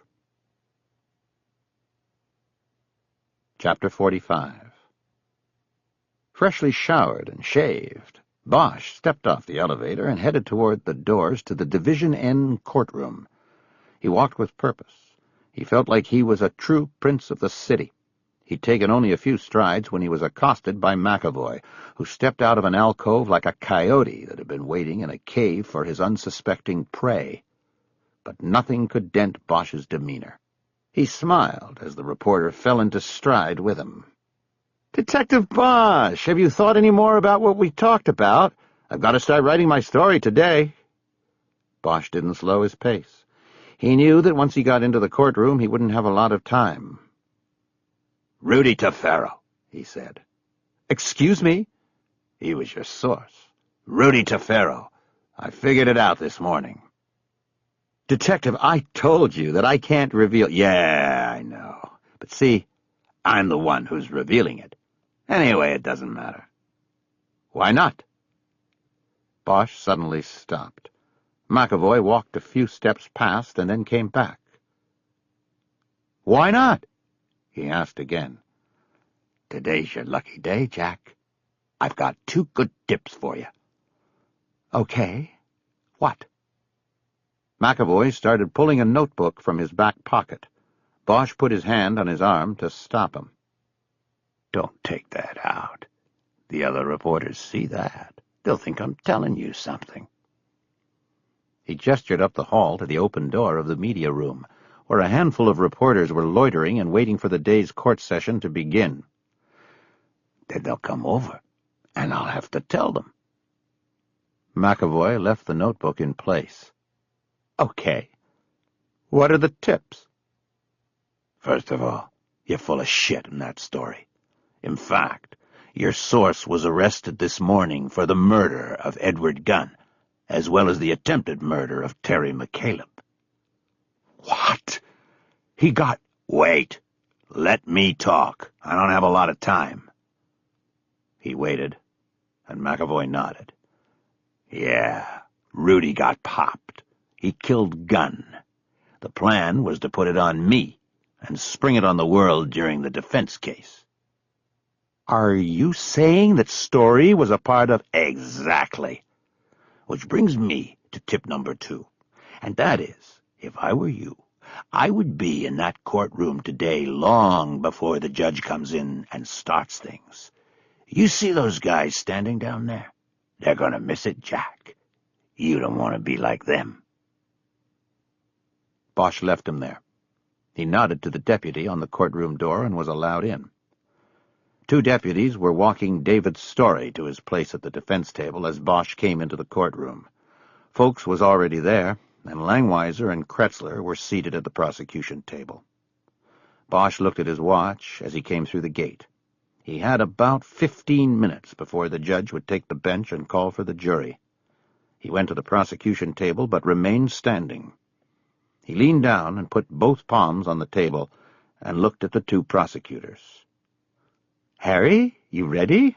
Langweiser began. "Today's the day." "Today's the day, but not because of what you think. You 2 would take a plea on this, wouldn't you? If he copped to Jody Cremens and Alicia Lopez, you wouldn't go for the needle, right?" They both looked at him with blank stares of confusion. "Come on, we don't have a lot of time before the judge comes out.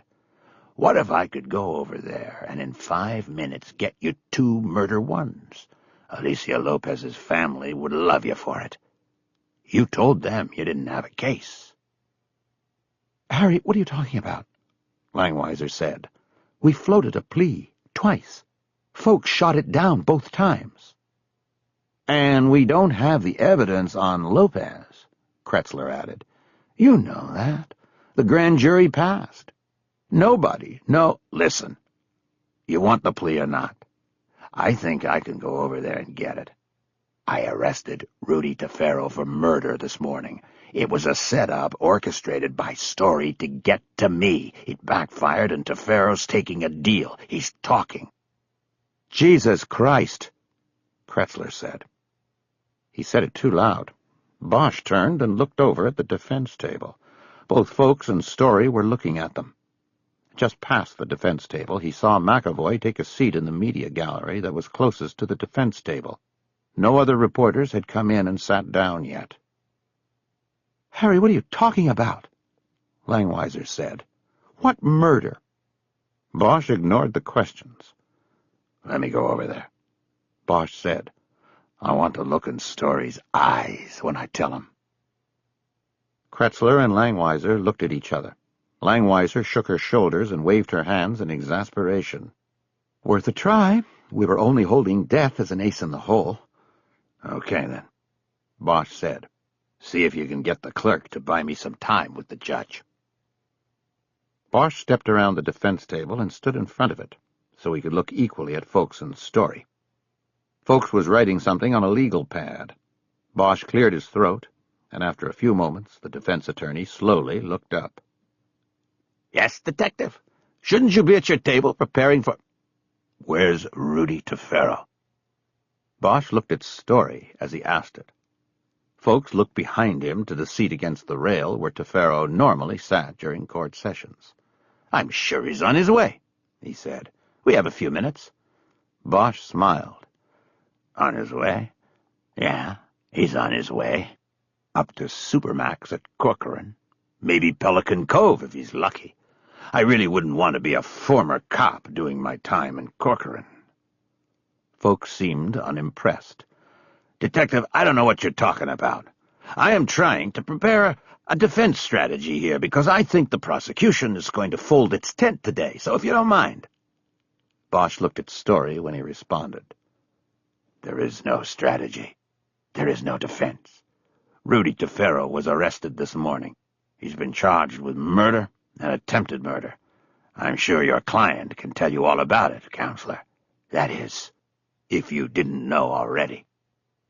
Folks stood up abruptly, as though he were making an objection.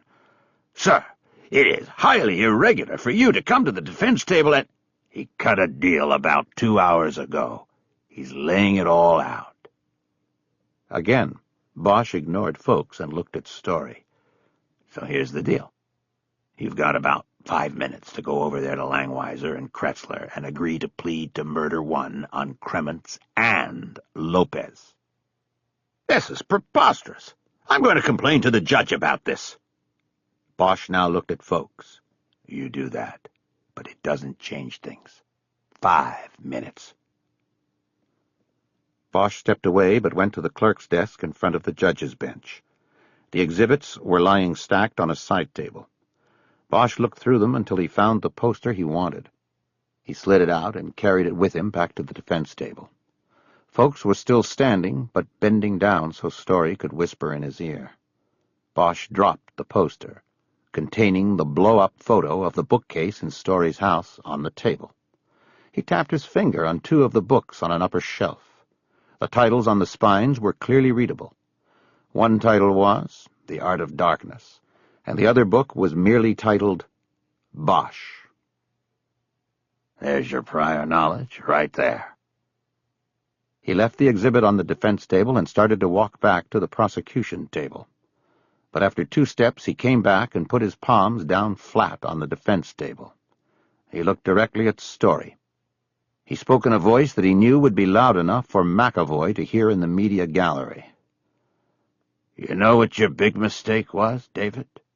"No," Story said, a sneer in his voice. "Why don't you tell me?" Folks immediately grabbed his client's arm in a silencing gesture. "Drawing out the scene for Tefero," Bosch said. "What he did was, he went and put those pretty pictures you made right into his safe deposit box at City National. He knew they might come in handy, and they sure did. He used them this morning to buy his way out of a death sentence. What are you going to use?" Bosch saw the falter in Story's eyes, the tell. For just a moment his eyes blinked without really blinking, but in that moment Bosch knew it was over, because Story knew it was over. Bosch straightened up and casually looked at his watch, then at Folks. "About 3 minutes now, Mr. Folks. Your client's life is on the line." He returned to the defense table and sat down.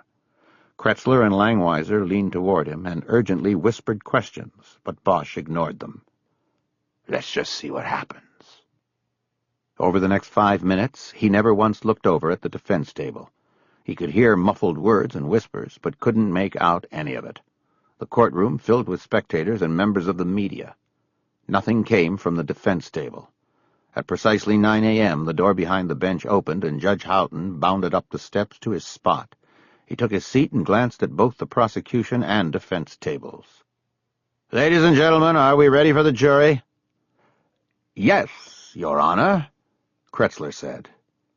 Nothing came from the defense table. Houghton looked over, a curious smile on his face. "Mr. Folks, can I bring in our jury?" Now Bosch leaned back, so he could look past Langweiser and Kretzler at the defense table. Folks sat slouched in his chair, a posture he'd never exhibited in the courtroom before. He had an elbow on the arm of the chair and his hand up. He was wagging a pen in his fingers and seemed to be lost in a deep, depressing thought. His client sat rigid next to him, face forward. "Mr. Folks, I'm waiting for an answer." Folks finally looked up at the judge. Very slowly he rose from the seat and went to the lectern. "Your Honor, may we approach at sidebar for a moment?" The judge looked both curious and annoyed. It had been the routine of the trial to submit all non-public conference requests by 8:30 a.m., so that they could be considered and argued in chambers without cutting into court time. "This can't be handled in open court, Mr. Folks?" "No, Your Honor, not at this time." "Very well, come on up." Houghton signaled the lawyers forward with both hands, as though he was giving signals to a truck backing up.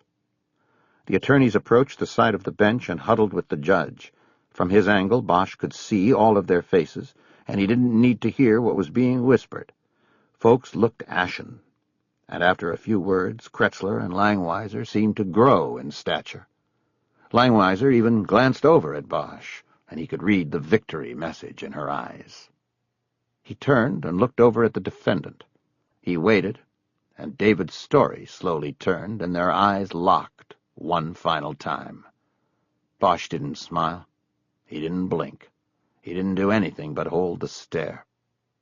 Eventually it was Story who looked away and down at his hands lying in his lap. Bosch felt a trilling sensation move over his scalp.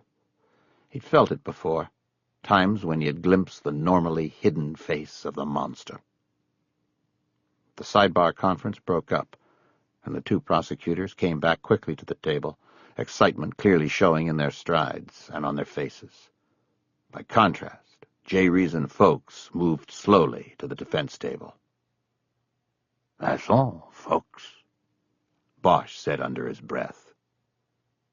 Langweiser grabbed Bosch by the shoulder as she sat down. "He's going to plead," she whispered excitedly. "Crimmins and Lopez.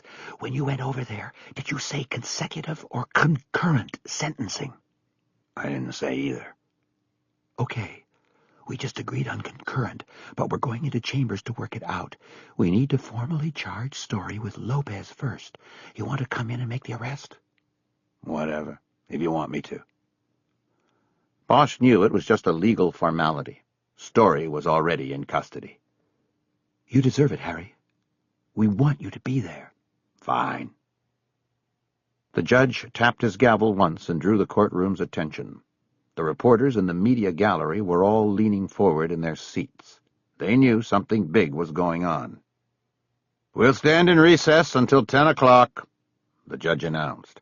"I'll see all parties in chambers now."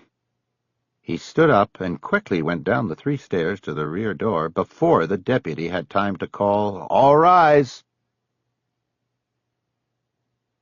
Chapter 46. McCaleb stayed away from the following sea, even after the last detective and forensic technician had finished with it. From early afternoon until dark, the boat was staked out by reporters and television news crews. The coupling of the shooting aboard the boat, plus the arrest of Tefero and abrupt guilty pleas from David Story, had turned the boat into the central image of a story that had developed quickly through the day. Every local channel plus the networks shot their stand-up reports from the marina, the following sea serving as a backdrop with its yellow police tape strung across the salon door. McCaleb hid out for most of the afternoon in Buddy Lockridge's boat, staying below decks and donning one of Buddy's floppy fishing hats if he poked his head up through the hatch to see what was going on outside. The two were talking again. Soon after leaving the sheriff's department and getting to the marina ahead of the media, McCaleb had sought out Buddy and apologized for assuming that his charter partner had leaked the story. Buddy, in turn, apologized for using the following sea and McCaleb's cabin as a rendezvous point for encounters with erotic masseuses. McCaleb agreed to tell Graciela he'd been wrong about Buddy being the leak. He also agreed not to tell her about the masseuses. Buddy had explained that he didn't want Graciela thinking less of him than she probably already did. While they hid out in the boat, they watched Buddy's little 12-inch TV and remained up to the minute with the day's developments. Channel 9, which had been carrying the story trial live, remained most current, staying on live and continuously reporting from the Van Nuys courthouse and the sheriff's Star Center. McCaleb was left stunned and in awe by the day's events. David Story abruptly filed guilty pleas in Van Nuys to 2 murders, as he was simultaneously charged in the downtown Los Angeles courthouse as a conspirator in the gun case. The movie director had avoided the death penalty in the first cases, but still would face it in the gun case if he didn't make another plea arrangement with prosecutors. A televised news conference at the Star Center had featured Jay Winston prominently. She answered questions from reporters after the sheriff, flanked by LAPD and FBI brass, read a statement announcing the day's events from an investigative standpoint. McCaleb's name was mentioned numerous times in the discussion of the investigation and subsequent shooting aboard the following sea. Winston also mentioned it at the end of the news conference when she expressed her thanks to him, saying it was his volunteer work on the case that broke it open. Bosch was also prominently mentioned, but took no part in any press conferences. After Story's guilty verdicts were entered in Van Nuys court, Bosch and the lawyers involved in the case were mobbed outside the doors to the courtroom. But McCaleb had seen video on one channel of Bosch pushing his way through the reporters and cameras and refusing to comment as he moved to a fire escape and disappeared down the stairs. The only reporter who got to McCaleb was Jack McAvoy, who still had his cell phone number. McCaleb talked to him briefly, but declined to comment on what had happened in the master cabin of the following sea and how close he'd come to death. His thoughts about that were too personal, and he would never share them with any reporter. McCaleb also talked to Graciela, calling her and filling her in on the events before she saw them on the news. He told her he probably wouldn't get home until the next day, because he was sure the media pack would be watching the boat until well after dark. She said she was glad it was over, and that he'd be coming home. He sensed there was still a high level of stress in her voice, and knew it was something he would have to address when he got back to the island. Late in the day, McCaleb was able to slip out of Buddy's boat unnoticed, when the media pack was distracted by activity in the marina parking lot. The LAPD was towing off the old Lincoln Continental that the Tefero brothers had been using the night before when they had come to the marina to kill McCaleb. While the news crews filmed and watched the mundane task of a car being hooked up and towed away, McCaleb was able to get to his Cherokee without being spotted. He started the car and drove out of the lot ahead of the tow truck. Not a single reporter followed. It was fully dark by the time he got to Bosch's house. The front door was open, as it had been the time before, the screen door in place. McCaleb rapped on the wooden frame and peered through the mesh into the darkness of the house. There was a single light, a reading light, on in the living room. He could hear music and thought it was the same Art Pepper CD that had been playing during his last visit. But he didn't see Bosch. McCaleb looked away from the door to check the street, and when he looked back, Bosch was standing at the screen, and it startled him. Bosch unhooked a latch and opened the screen. He was wearing the same suit McCaleb had seen him in on the news. He was holding a bottle of Anchor Steam down at his side. "Terry, come on in. I thought maybe you were a reporter. Bugs the hell out of me when they come to your house. Seems like there should be one place they can't go." "Yeah, I know what you mean. They're all over the boat. I had to get away." McCaleb passed by him in the entrance hallway and stepped into the living room. "So, reporters aside, how's it going, Harry?" "Never better.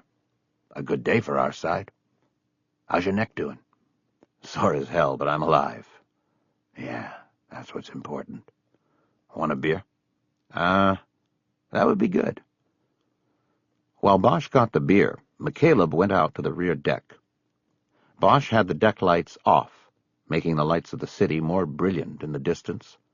McCaleb could hear the ever-present sound of the freeway at the bottom of the pass. Searchlights cut across the sky from 3 different locations on the valley floor. Bosch came out and handed him a beer. "No glass, right?"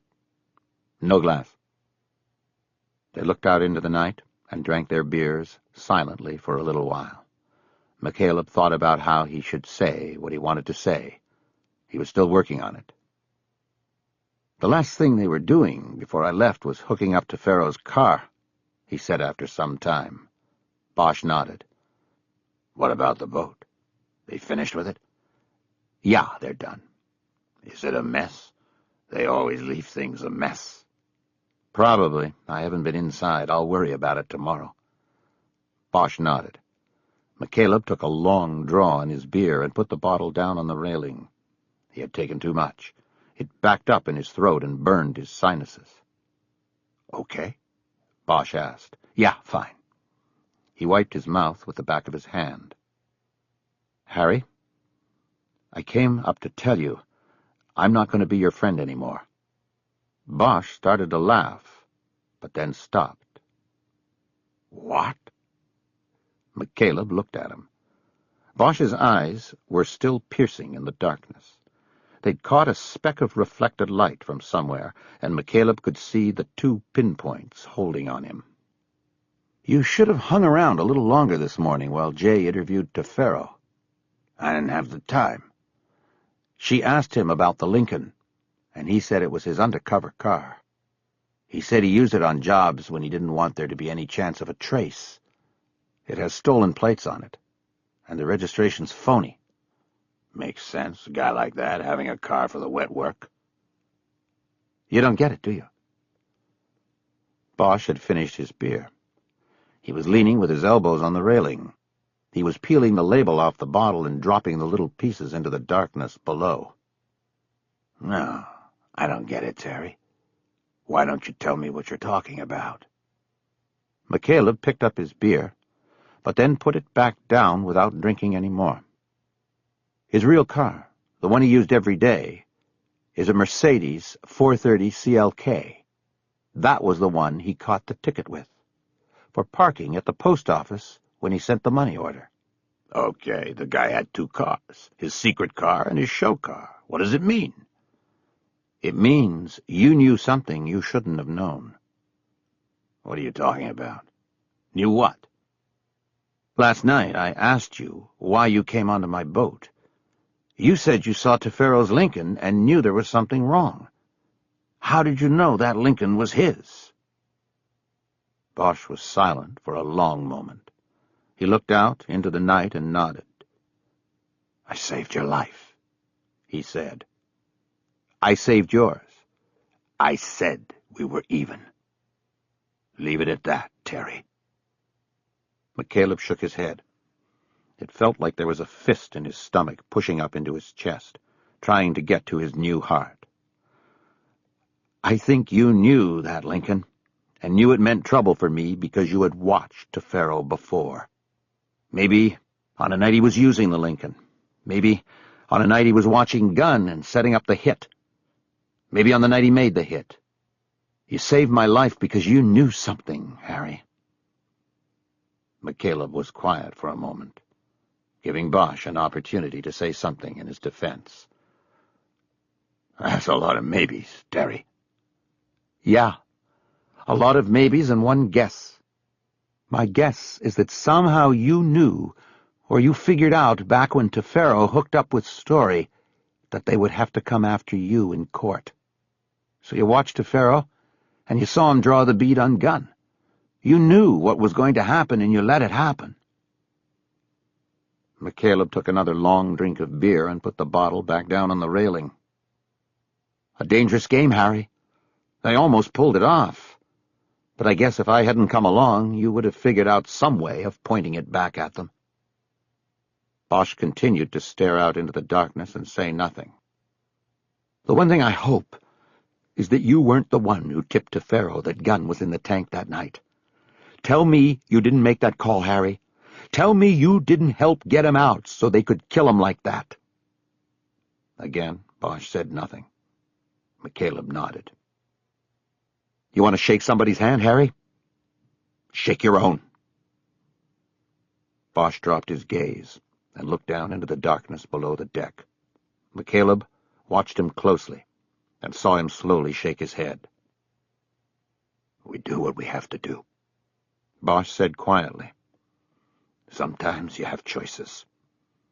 Sometimes there's no choice, only necessity.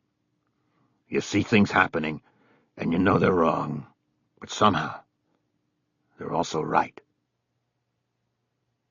He was silent for a long moment, and McCaleb waited. I didn't make that call, Bosch said. He turned and looked at McCaleb. Again, McCaleb could see the shining points of light in the blackness of his eyes. 3 people, 3 monsters, are gone. But not that way. We don't do it that way. Bosch nodded. What about your play, Terry? Pushing past the little brother into the office, like you didn't think that would start some shit? You pushed the action with that little move, and you know it. McCaleb felt his face growing hot under Bosch's stare. He didn't answer. He didn't know what to say. You had your own plan, Terry. So what's the difference? The difference? If you don't see it, then you've completely fallen. You are lost. Yeah, well, maybe I'm lost. And maybe I've been found. I'll have to think about it. Meantime, why don't you just go home now? Go back to your little island and your little girl. Hide behind what you think you see in her eyes. Pretend the world is not what you know it to be. McCaleb nodded. He'd said what he wanted to say. He stepped away from the railing, leaving his beer, and walked toward the door to the house. But Bosch hit him with more words as he entered the house. You think naming her after a girl nobody cared about or loved can make up for that lost girl? Well, you're wrong, man. Just go home and keep dreaming. McCaleb hesitated in the doorway and looked back. Goodbye, Harry. Yeah. Goodbye. McCaleb walked through the house. When he passed the reading chair where the light was on, he saw the printout of his profile of Bosch sitting on the arm of the chair. He kept going. When he got to the front door, he pulled it closed behind him. Chapter 47. Bosch stood with his arms folded on the deck railing and his head down. He thought about McCaleb's words, both spoken and printed. They were pieces of hot shrapnel ripping through him.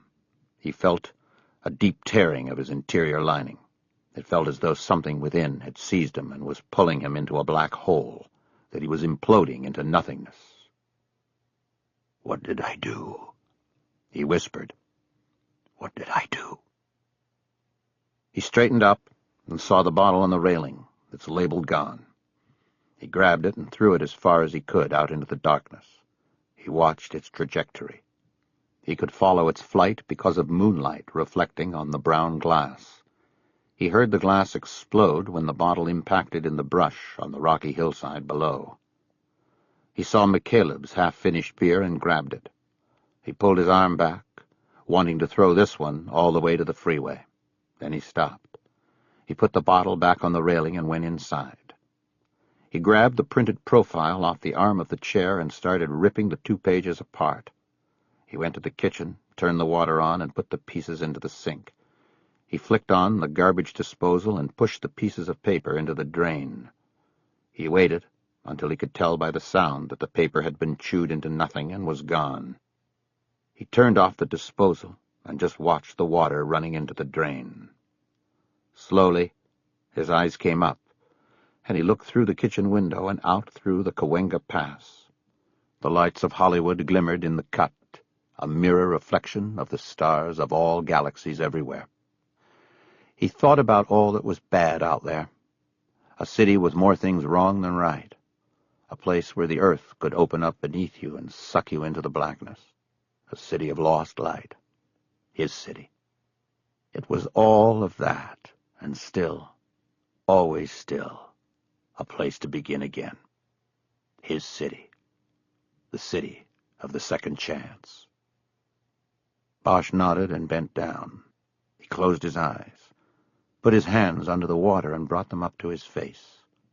The water was cold and bracing, as he thought any baptism, the start of any second chance, should be. Chapter 48. He could still smell burned gunpowder. McCaleb stood in the master cabin and looked around. There were rubber gloves and other debris scattered on the floor. Black fingerprint dust was everywhere, on everything. The door to the room was gone, and so was the door jamb, cut right out of the wall. In the hallway, an entire panel of walling had been removed as well. McCaleb walked over and looked down at the floor where the little brother had died from the bullets he had fired. The blood had dried brown and would permanently stain the alternating light and dark wood stripping in the floor. It would always be there to remind him. Staring at the blood, he replayed the shots he had fired at the man, the images in his mind moving much slower than real time. He thought about what Bosch had said to him out on the deck, about letting the little brother follow him. He considered his own culpability. Could his guilt be any less than Bosch's? They had both set things in motion. For every action, there is an equal and opposite reaction. You don't go into the darkness without the darkness going into you. We do what we have to do, he said out loud. He went up into the salon and looked out the door at the parking lot. The reporters were still up there with their vans. He had snuck in, parked at the far end of the marina, and then borrowed a skiff off of somebody's boat to get to the following sea. He then climbed aboard and slipped in without anyone seeing him. He noticed that the vans had their microwave towers cranked up, and each crew was getting ready for the 11 o'clock report, the camera angle set so that the following sea would once more be in all the shots. McCaleb smiled and opened his phone. He hit a number on speed dial, and Buddy Lockridge answered. "Buddy, it's me. Listen, I'm on the boat and I gotta go home. I want you to do me a favor." "You gotta go tonight? Are you sure?" "Yeah. This is what I want you to do. When you hear me turn the pentas over, you come over and untie me. Do it fast. I'll do the rest." "You want me to go with you?" "No, I'll be fine. Catch an express over on Friday. We've got the charter on Saturday morning." "All right, Terra. I heard on the radio it's pretty flat out there tonight and no fog, but be careful." McCaleb closed the phone and went to the salon door. Most of the reporters and their crews were preoccupied and not looking at the boat, because they'd already assured themselves it was empty. He slid open the door and stepped out. He shut the door and then quickly climbed the ladder to the bridge. He unzipped the plastic curtain that enclosed the bridge and slipped in. Quickly made sure both throttles were in neutral, engaged the choke, and slid his key into the ignition. He turned the key, and the starters began to whine loudly. He looked back through the plastic curtain and saw the reporters had all turned to the boat. The engines finally turned over, and he worked the throttles, revving the engines into a quick start warm-up. He glanced back again and saw Buddy coming down the dock to the boat's stern. A couple of the reporters were hurrying down the gangway to the dock behind him. Buddy quickly uncleated the 2 stern lines and threw them into the cockpit. He then moved down the side pier to get the bow line. McCaleb lost sight of him, but then heard his call. "Clear!" McCaleb took the throttles out of neutral and moved the boat out of the slip. As he made the turn into the fairway, he looked back and saw Buddy standing on the side pier, and the reporters behind him on the dock. Once he was away from the cameras, he unzipped the curtains and took them down. The cool air swept into the bridge and braced him. He sighted the flashing red lights of the channel markers and put the boat on course. He looked ahead, past the markers, into the darkness, but saw nothing. He turned on the Loren and saw that which he could not see ahead. The island was there on the radar screen. 10 minutes later, after he'd cleared the harbor brake line, McCaleb pulled the phone out of his jacket and speed-dialed home. He knew it was too late to call and that he was risking waking the children. Graciela answered in a whispered urgency. "Sorry, it's just me." "Terry, are you all right?" "I am now. I'm coming home." "You're crossing in the dark?" McCaleb thought a moment about the question. "I'll be all right. I can see in the dark." Graciela didn't say anything. She had an ability to know when he was saying one thing and talking about something else. "Put the porch light on," he said. "I'll look for it when I get close." He closed the phone and pushed the throttles up. The bow started to rise and then leveled off. He passed the last channel marker 20 yards to his left. He was right on course. A 3/4 moon was high in the sky ahead and laying down a shimmering path of liquid silver for him to follow home. He held on tightly to the wheel and thought about the moment when he had truly thought he was going to die. He remembered the image of his daughter that had come to him and had comforted him. Tears started to roll down his cheeks. Soon the wind off the water dried them on his face.